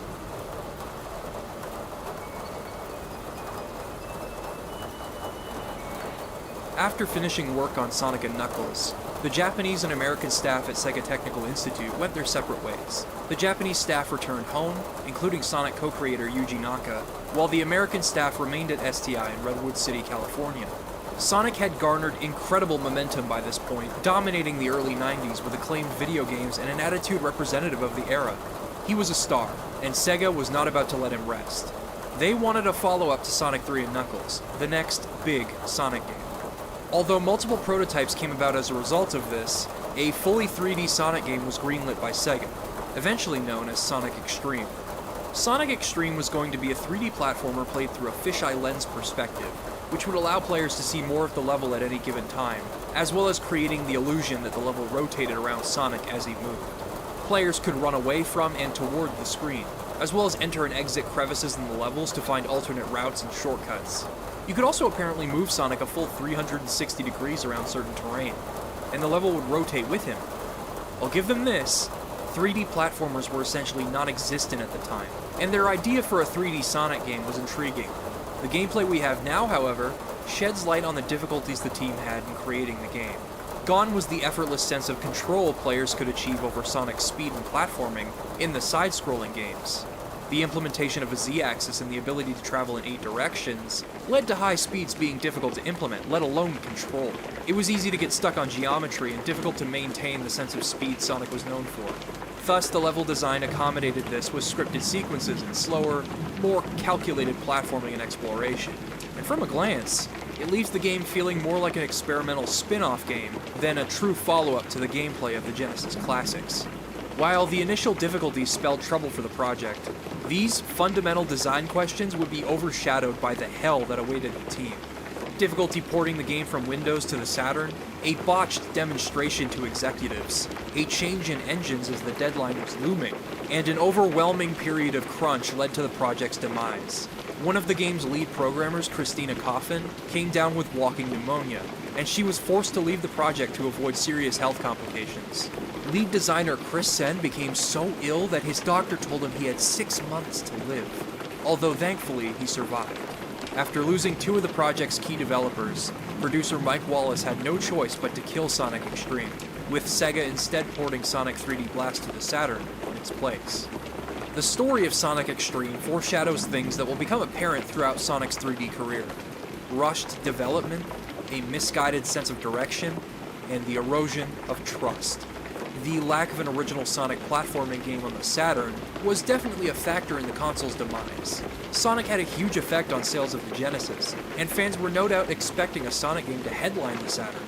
Instead, what was promoted was eventually cancelled. Within the span of a few years, Sonic went from being one of the most revered and recognizable faces in the industry to a dormant hedgehog in hibernation with a troubled transition to the Saturn. Sega betrayed the trust of many fans and developers, as well as those that bought a Saturn to begin with before Sega openly abandoned it and admitted defeat. It would take a lot to build that trust back up. But what about Sonic Team? Alongside Sonic Extreme at E3 1996 was a much more complete build of Sonic Team's own original game, Nights into Dreams. Although it was less prominently featured at E3, it went on to receive near unanimous acclaim when it was released a few months later, becoming the flagship game for the Saturn. Nights into Dreams is still an incredibly fun game today, and I believe it informed the future of the Sonic series and how it would be designed from then on. If you've never played Nights, I'll attempt to explain its gameplay as best I can. Seriously, this game is not easy to pick up and play. You control Nights on a 2D plane and fly up, down, and all around through rings, collecting orbs, and doing tricks, all while running laps around 4 different sections of a level. As soon as you collect enough of these orbs, you'll want to deposit them as fast as possible. The faster you deposit them, the more bonus time you'll be awarded. From here you can spend as much time as you like running laps and exploring the current section of the level. By going through rings and collecting various things, you can rack up a sizable combo, but you'll have to move fast and be clever with the spiral dash and the paraloop. The higher your combos, the more bonus time you achieve, the better your score. Once you're all finished and before time runs out, you can end the section by re-entering the starting portal, wherein you will receive a rank. Repeat this process 3 more times in 3 distinct portions of the level, and you've completed a stage in Nights into Dreams. You need at least a C rank to unlock the next level, and your 4 ranks are aggregated at the end, so you have some wiggle room. The game encourages you to master controlling Knights at high speeds. The orb collecting portion of each section of a level gives you time to familiarize yourself with the layout, before you try to link actions together as fast as possible for higher scores, which in turn gets you a better rank and sharpens your skills with Knights. Also, the inherent nature of this makes levels super fun to replay, especially when they're designed well. Does any of this sound familiar to you? That's because these ideas were a huge part of the gameplay loop of the first and second Sonic Adventure games, especially Sonic Adventure 2. Replaying levels for higher ranks, performing action chains that reward you with higher scores, mastering Sonic's controls and the layout of a level, it all began here. Nights into Dreams was the blueprint for Sonic Team's first 3-dimensional takes on the Blue Blur, which in turn informed the rest of the series as we know it today. As work was underway on Sonic Team's next game, Burning Rangers, the up-and-coming Takashi Iizuka was pushing for the team to create a Sonic RPG with an increased focus on storytelling. Although the RPG concept was never used, his ambitions would later shape the structure of Sonic Adventure. Due to Sonic's lack of presence on the Saturn, it was felt as though the character was already a thing of the past, a sentiment echoed by Sonic Adventure art director Kazuyuki Hoshino. It was time to assess what made Sonic great, bring those essential elements into 3D, and reintroduce him to a new generation. The primary cast of Sonic characters would be redesigned by Yuji Uekawa. He took inspiration from graffiti and comic book art and redesigned Sonic to have longer limbs and quills. This allowed for players to see his entire body more clearly in a 3D space, and it allowed him to strike dynamic poses more freely than he could in the sprite-based games. This updated look reinvented Sonic's cool and rebellious edge he always seemed to have in an elegant way, and it was used in some of my favorite artwork for the Blue Blur to date. The iconic illustration that was used for the game's box art features a pose that only Sonic could pull off, although the internet certainly tried to prove otherwise. And I believe it speaks volumes to how well Uekawa was able to redefine Sonic. He appeared to be spinning into a ball just as he would in the Genesis games, but thanks to his lanky limbs and the graffiti-like free-flowing line work of Uekawa, he immediately hooked the attention of millions, daring you to play his game. To me, and I'm sure many others, it remains one of the coolest pieces of Sonic artwork ever created. There's an all-new vibe to the soundtrack as well. Jun Sonoe was tasked with reinventing Sonic's sound to match the visual overhaul Sonic and his friends received. He and the sound team primarily settled on rock and roll, a little bit of ska, some funk influences, and simply put, it works. It really works. Much like the new looks for the characters, it's loud, it's in your face, it's catchy, and it's remarkably dynamic despite the narrow focus. Jun Sonoe decided that this would be the new sound to define Sonic the Hedgehog, and it would be predominantly featured in several Sonic games to come. For a more in-depth look at most of the series' music, you can watch my video on that very subject. Honestly, if I were to talk about what each soundtrack lends to the games in this video, it'd never end. In Sonic Adventure's case, it was evocative of the dramatic shift in style to accompany Sonic's first foray into 3D, and his introduction to a new generation. The visuals and sound were a major component in regards to this game's identity, but what about the gameplay? Similar to STI's attempts with Extreme, Sonic Team had to figure out how Sonic would play in 3D with very little to draw from. They went through a lot of trial and error in order to construct a single level in Sonic Adventure, with some levels being rebuilt numerous times. Thankfully, there was a precedent: Super Mario 64. Although Sonic Adventure remains distinct due to its linear structure, certain mechanics and functionality in Mario definitely served as inspiration. The virtual camera system, for example, was something that Mario 64 pioneered. The angle would dynamically change as Mario would scale the mountain in Bob-omb Battlefield, or slide down Cool Mountain. It was paramount that the camera makes the action easy to follow in Sonic Adventure because Sonic moves much, much faster than Mario. In Emerald Coast alone, there are multiple dynamic angles so that you can always have a clear view of Sonic himself. And they also made sure that the transitions and panning were as smooth as possible to avoid motion sickness. In Windy Valley, once you're out of the tornado, the camera moves around when appropriate to give each level element its own focus, and sometimes it'll pull in close to heighten the sense of speed. There are probably dozens of dynamic angles in just Sonic's story alone. Like Super Mario 64, it isn't always perfect. In fact, I think the camera in Sonic Adventure is even more egregious sometimes, especially in cramped areas like this section in Lost World. Often you might find yourself fighting against the dynamic angles the game automatically sets up because you're trying to take a shortcut, or get a better view of the world around you. And then sometimes it just bugs out or gets stuck on things. It's not a perfect system, but with that said, for an early 3D platformer taking after Super Mario 64, this is an impressive attempt, especially when you consider the speed of gameplay. Just as Super Mario Bros. Informed the original Sonic the Hedgehog, it was crucial that Super Mario 64 informed Sonic Adventure.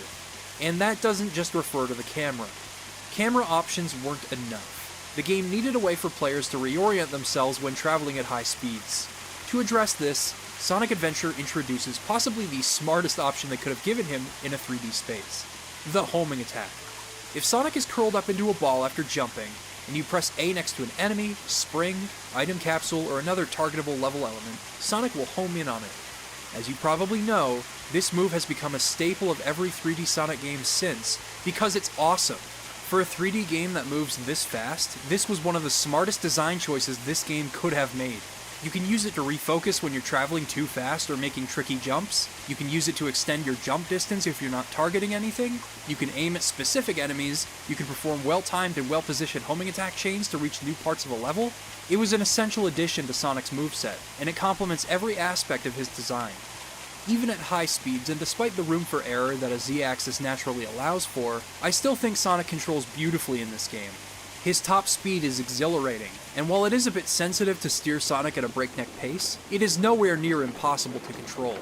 Sonic's jump isn't floaty or imprecise, and your mid-air control feels just right for precise platforming.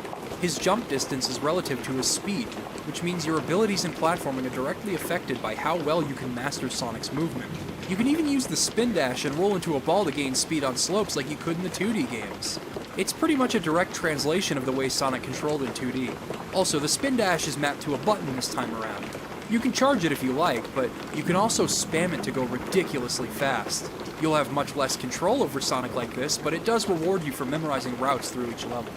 The very thing that makes Super Mario 64 such a compelling sandbox for players to mess around in is how fun it is to move Mario around and connect moves together to collect stars. Sonic Adventure shares this philosophy, and despite the game going for a more linear level-by-level structure akin to the classic games, it still has its own way of delivering on that notion. The level design can both challenge and reward your understanding of how Sonic plays, just like the Genesis games. Although Sonic Adventure doesn't center its core gameplay around multiple moves and chaining them together like Super Mario 64, it does utilize the few moves it has when focusing on using speed to explore levels. The levels in Sonic Adventure are almost always well constructed and varied, and they kind of have to be. There aren't any special stages this time around, as the Chaos Emeralds are plot important.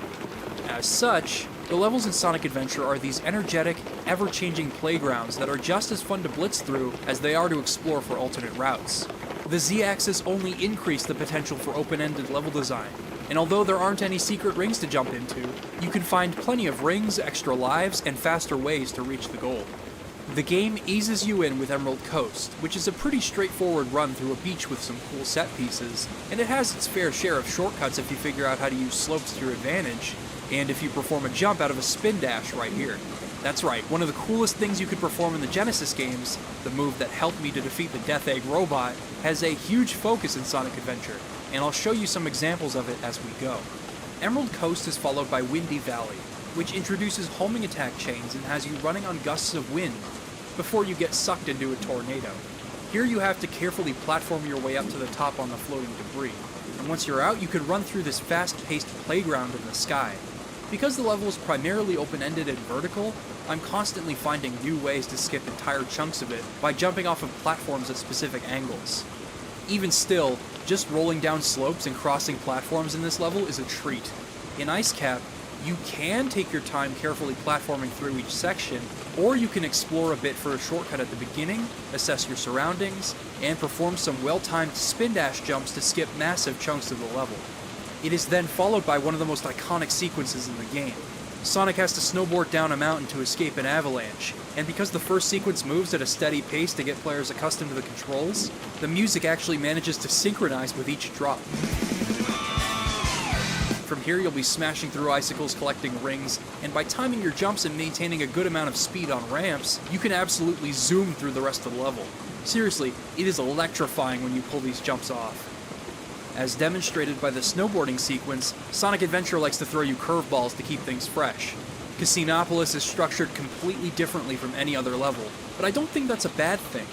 You can play some relatively fun pinball minigames to earn rings quickly, and it even has a charming tribute to Knights, but if you don't earn many rings and lose the minigame, you can drop down into the sewer and grab a whole bunch of them.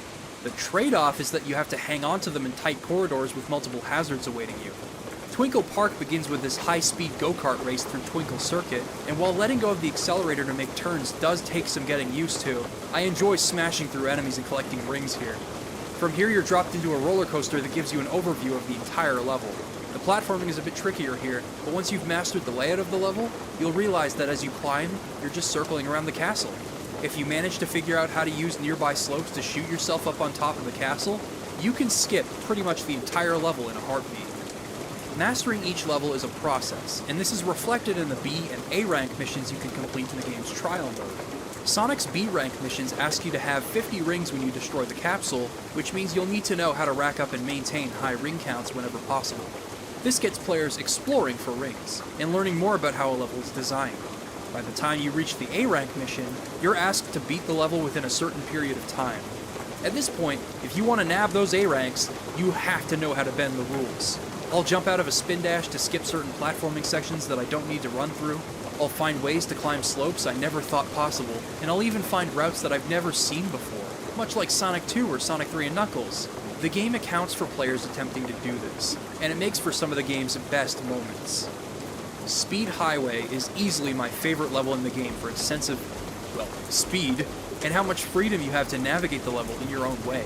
You can stick to the main path and roll down slopes to barrel through the level, or you can jump off this first slope with a well-timed jump to grab a pair of speed shoes. And hey, why not take things further? You see those buildings in the distance? They're not just for decoration. They have extra lives on top of them, and you can run up the surface of the building to grab them. You can attempt to maintain your speed on this wall here for a shortcut, but if you fall down, that's okay. There's another path below that can help you catch up. You can chain speed shoes together and time your jumps to keep your speed going, and hit dash panels to correct yourself until you finally reach this part of the level that has you running down the side of a building, dodging hazards and collecting rings until you smash through the glass, walking out into the sunrise. There are multiple ways to reach the goal from here, both on rooftops and the streets below, and it's fun to experiment and find secrets.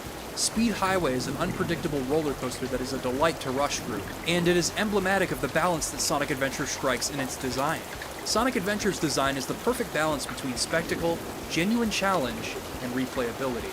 No matter how you decide to play the game will continue to reward you for playing well and thinking outside of the box. And although it may not have the richness of Super Mario 64's mechanics, the game didn't necessarily need them, as it succeeds in delivering on the simplicity, challenge, and mastery that made me fall in love with Sonic's gameplay to begin with. Not every level is perfect, of course. I may enjoy finding skips in Skydeck, but the center of gravity constantly shifting makes for some sluggish gameplay at times, and the bugs are, well, they are bugs, that's for sure. Alright, I think it's time I talk about one of the biggest caveats to Sonic's 3D design. Not the bugs, although those do have an effect. Certain iconic design elements from the 2D games, notably loops and complex landforms that play with speed in creative ways, must have been too difficult for the developers to implement in 3D. As such, the game will lock players into scripted sequences for certain events. Every single loop in this game is completely scripted. The only thing the player is required to do is hold forward. Now, I am well aware that the Genesis Sonic games could have their fair share of automation, sequences where you just roll into a ball and let the game take you wherever it wanted. But whereas you could jump out of those parts and explore your surroundings for secrets, Sonic Adventure's automated sequences are usually mandatory, and if you attempt to jump out of them, you will either have nowhere else to go, or you'll get caught in a nightmare sequence that ends up killing you. In certain contexts, these sequences are intentional breaks from the action, like the roller coaster in Twinkle Park, or the famous killer whale chase in Emerald Coast. In those contexts, they work. And while these scripted sequences don't impact the overall experience much, except when they break on you, they are indicative of a much larger issue with 3D Sonic that will become clearer as this video goes on. I think it's fair to say that Sonic Adventure isn't a perfect game. In between acts, you'll be exploring the adventure fields, fighting bosses, and occasionally playing minigames. Because Chaos Emeralds are plot-driven, I'm sure the team implemented all of this to keep things from getting repetitive. The results are not always consistent. Very rarely are boss fights any good in this game. The 2D games often had some rather pitiful bosses, but in Sonic Adventure, there's barely any worth noting, aside from the final boss. A lot of these bosses revolve around you waiting for an opening to present itself. At the very least, the Egg Viper is a tense fight that requires sharp reflexes, and you are once again waiting for an opening. The only difference is that actually landing hits can often be its own challenge. There are some decent bosses here, but most of them are rather throwaway. Do I even have to mention the character battles? Of course not. Let's move on. As for the minigames, we have Sky Chase, Sand Hill, and Twinkle Circuit. Sky Chase is a neat little homage to Panzer Dragoon, but it is so poorly designed that you can beat Act 1 and get to the boss of Act 2 by just moving the tornado into the top right corner of the screen.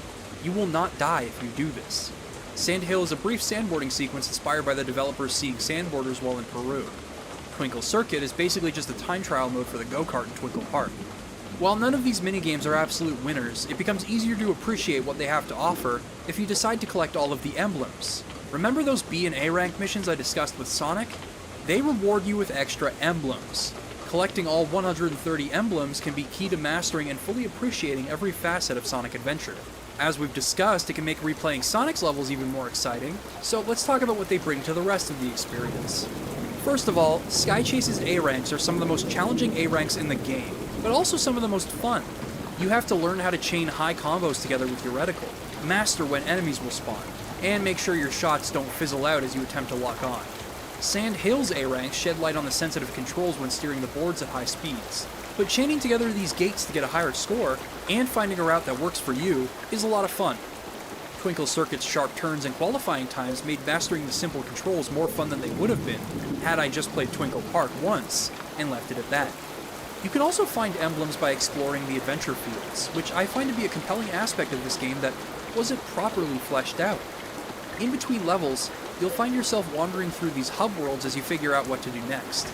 Usually you'll have to take the train or find an upgrade like the Lightspeed Dash, but some upgrades are completely optional like the Crystal Ring, which allows you to charge up the Lightspeed Dash much faster. Also hidden around each adventure field are various emblems for you to collect by applying your knowledge of a character's abilities. Both the emblems and upgrades feel like surreal remnants of a game we never got to play. A 3D Sonic game that completely revamped the structure of Sonic to compete directly with Super Mario 64. A Sonic game that allows you to freely explore your surroundings and collect emblems in order to unlock new things. Some of my fondest memories in Sonic Adventure revolve around me just running around and exploring these adventure fields. I'd always wanted a full game like this. I think the fact that I was able to have so much fun doing all of this is perfectly representative of just how much fun it is to control Sonic and his friends. I could spin dash up hills and dash through the trees of the Mystic Ruins all day. Which reminds me, Sonic isn't the only playable character in Sonic Adventure. In fact, he's one of 6 playable characters. In addition to Sonic, You can also play as Tails, Knuckles, Amy, and newcomers Big the Cat and E102 Gamma. They all visit the same stages with the exception of Amy, Big, and Gamma, who visit the original stage Hot Shelter, but there are distinct differences in the routes you take and the structure of the level, just like a Knuckles playthrough of Sonic 3 and Knuckles. Let's talk about what these characters bring to the table and whether or not their A ranks flesh out their gameplay. Tails' levels have you racing your opponent to the finish line. As you'd expect, his campaign feels like an easy mode. With the exception of Ice Cap, you'll be flying over the levels you've already mastered with Sonic, and the game encourages you to use his gift of flight to break levels in half. He can roll into a ball to gain speed on slopes just like Sonic, which is just as thrilling, and his endless tailspin attack is quite useful when clearing out enemies and hitting item boxes as you go. For the most part though, you're going to be flying through rings and breaking the levels. His B ranks do encourage you to look for rings in the levels instead of skipping them entirely, while his A ranks have more vicious, rubber band heavy AI. Overall, it's a nice change of pace, and for what it's worth, being able to skip massive chunks of a level made Skydeck really enjoyable. I also enjoyed how they handled his story. I always liked the dialogue and voice acting differences in comparison to Sonic's campaign, reflecting his over-reliance on Sonic and his lack of confidence in himself. Honestly, certain moments in Tails' story still make